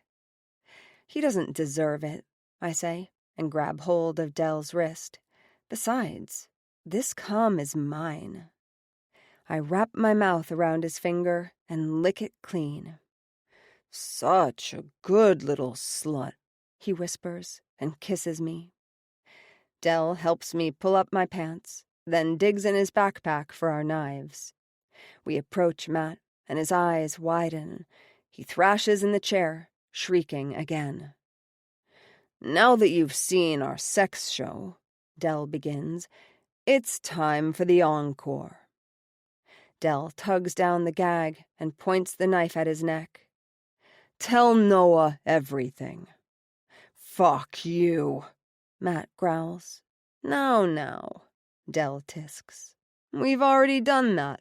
The faster you confess, the sooner you can die. I already told you everything. And now you tell Noah. He's breathing hard, his heart surely pounding against his chest from the adrenaline coursing through his body. He's about to die, after all. The moment your father found out you were moving back, he pulled me aside. He wanted to make sure you found a safe place to live, since you went against his order to move into the townhouse. I followed you the day you arrived when you were touring apartments. You wanted something under the table, right? I nod, crossing my arms and leaning my ass against the crypt where Dell just fucked me.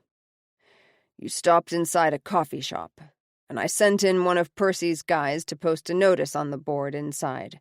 Do you remember that? I gasp. No way. Dell looks at me, confused. It was a rental notice. I stopped the man before he walked out to ask him about it. He told me his tenant broke their lease and moved out, and he needed someone to take over ASAP at a discounted rate. I wanted a cheap, off-key place that would let me pay cash and not run my credit. Off the books, you know. And it was in neutral territory, which was even better. I guess that explains what happened to my neighbors, Dell says. I thought it was strange they moved out so suddenly. Noah's father offered them a lot of money to move out, Matthew explains. Of course, Geo didn't know I was working with Percy. I needed Noah to move next to you for our plan to work. Easier to track you both. Dell scoffs.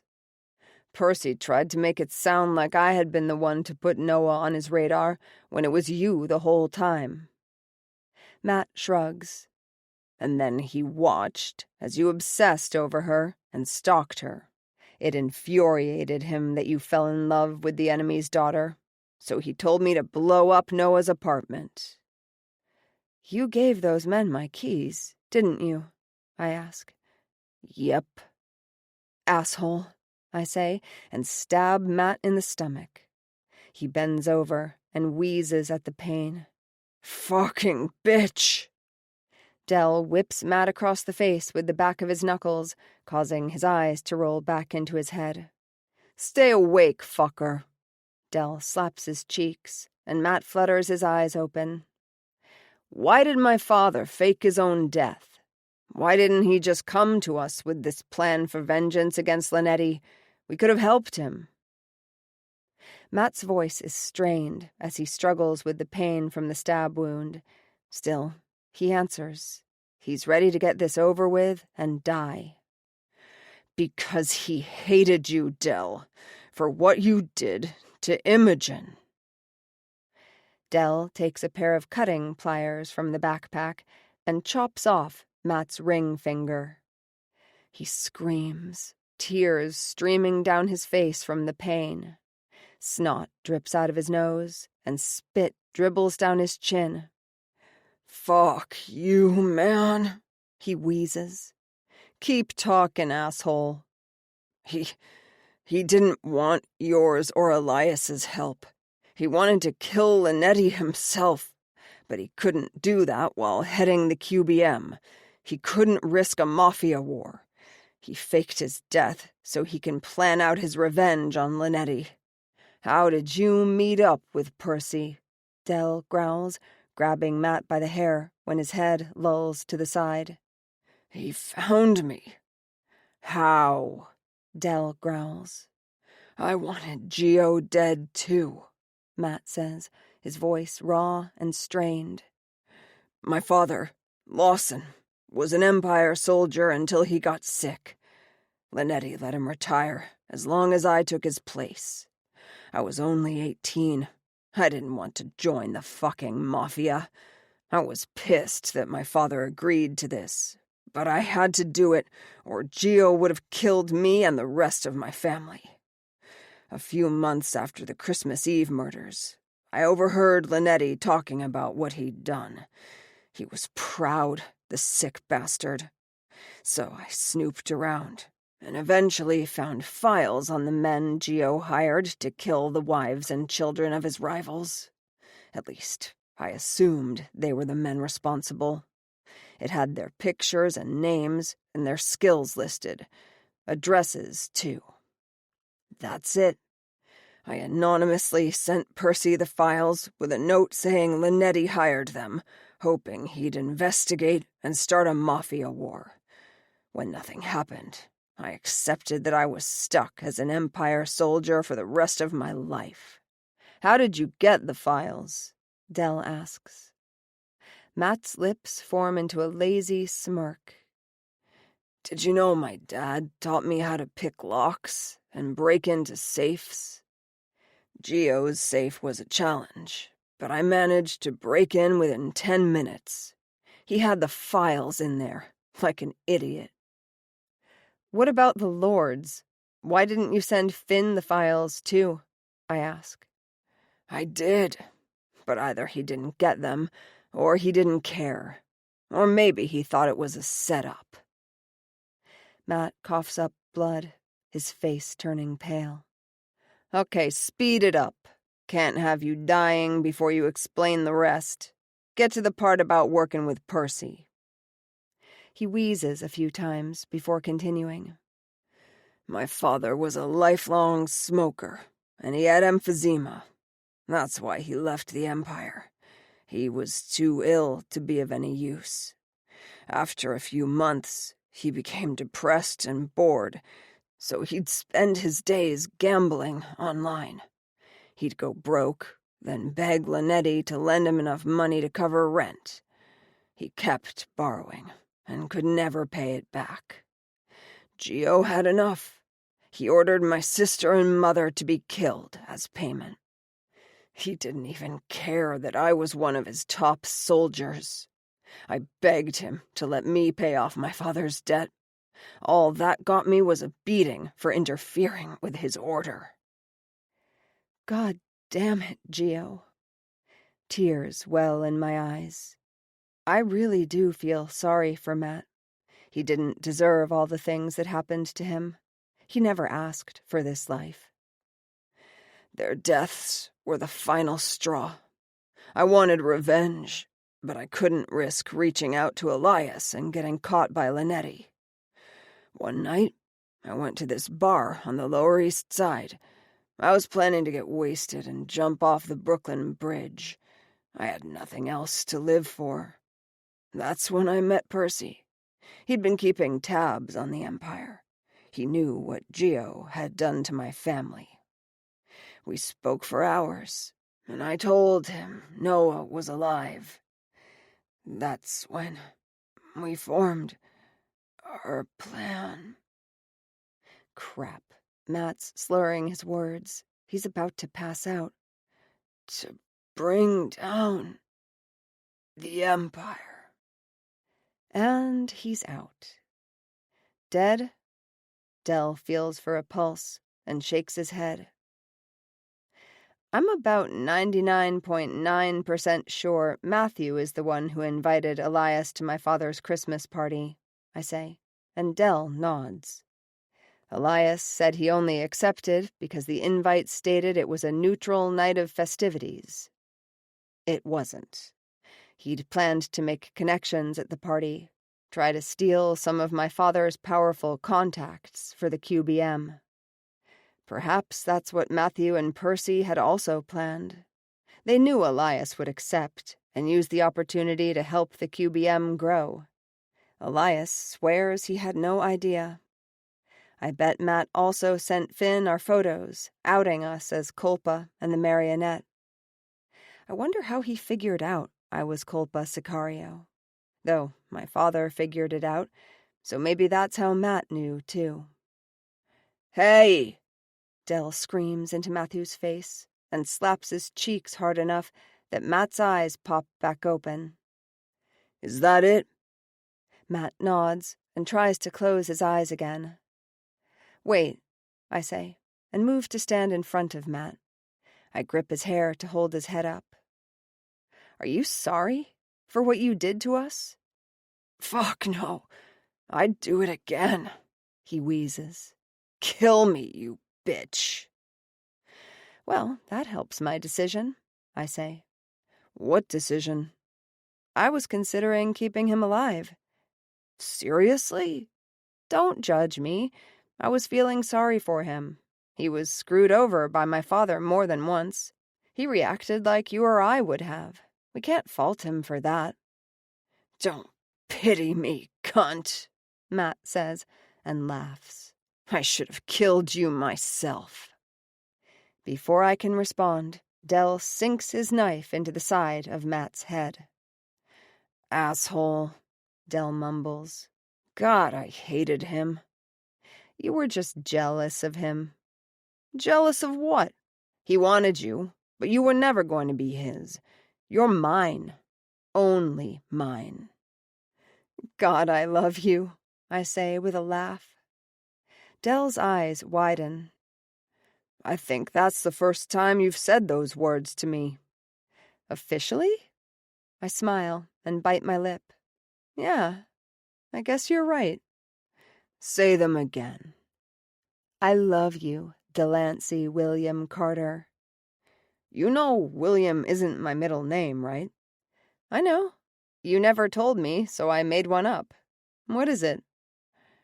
Jean. My mother wanted me to have a middle name similar to Imogen. Delancey Jean Carter. I think I like William better, but I know Jean is special to him, so Jean it is. I scan the mausoleum. Matt's blood leaks into puddles below him, and blood splatter covers mine and Dell's hands and face. Time to clean up? No need. I'm going to bury him in the ground right over there where it's caved in. And you're sure no one will find him? Dell pulls me into an embrace and places a soft kiss on my lips before leaning back to move a piece of hair out of my face. I forgot to tell you. I bought the cemetery. I'm going to get it cleaned up and keep the grounds maintained for all the families whose loved ones are buried here. You're a good man, Delancey Jean Carter. How do you feel about burying both of our fathers here in this spot with Matthew? That's smart, poetic justice of sorts. All the men who caused us pain, who tried to kill us, who died by our hands, buried in one place. Exactly. And after I tear down this mausoleum, we'll pour cement on top of their graves and build a monument or statue in honor of our mothers. It's a great idea, I say, and give Dell a quick peck on the lips. All right, let's get to work. I start cutting the zip ties holding Matt to the chair, while Dell clears out the rocks from the caved ground. We should go out for pizza after this. I'm really craving a slice of pineapple and ham. That's it. You're dead. Epilogue. Delancey. A few months later. The crime world of New York City has changed. No more empire, no more lords, no more QBM. 3 organizations, formed because greedy men desired power, died because of that greed and entitlement. Noah's father must have known his daughter was going to kill him, or maybe he kept his will up to date. He left everything to her. His money, which she either donated or handed over to the FBI, to secure herself connections with very powerful people. His townhouse, which she turned into a domestic abuse shelter. His businesses, which she sold for pennies to some of the families Gio wronged.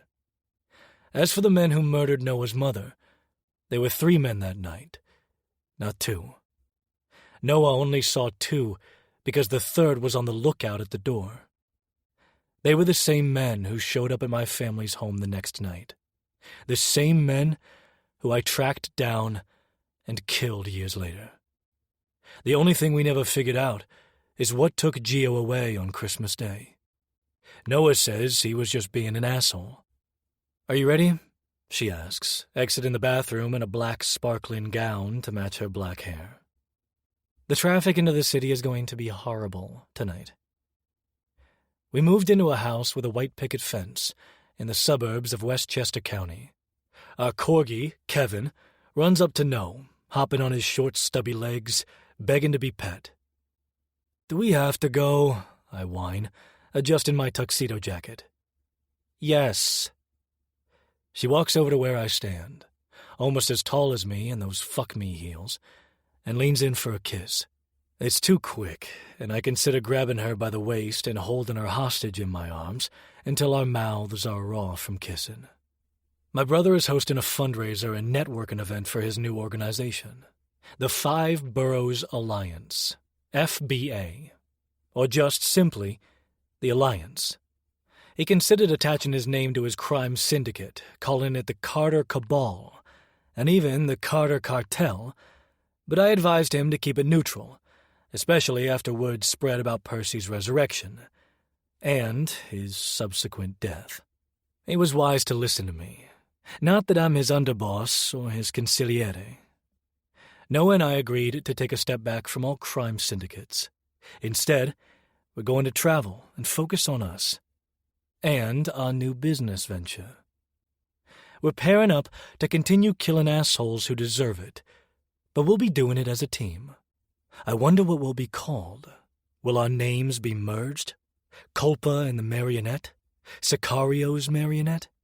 Maybe they'll call us Puppet and Master, or the Puppeteers. No, wait, that sounds like a children's show. It doesn't matter, because we're finally free to do what we want. Elias has his new mighty Mafia to lead, comprised of soldiers from the Empire and QBM. No lords, since they were all killed or went into hiding. He's even got the girl, I think. Their relationship is weird, so I don't know. And I have my rainbow bright.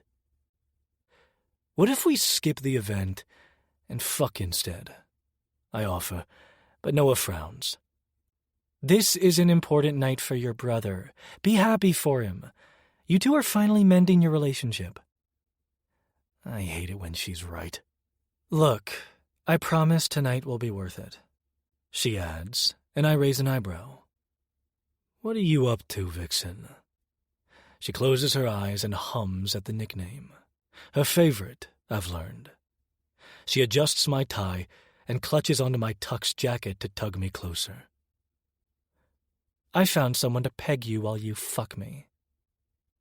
I narrow my eyes at her. As fun as that sounds, I'm quite territorial over Noah. Would she risk bringing in a third party to the bedroom again? She bursts into laughter. I'm just kidding. But it will happen, Delancey Jean Carter.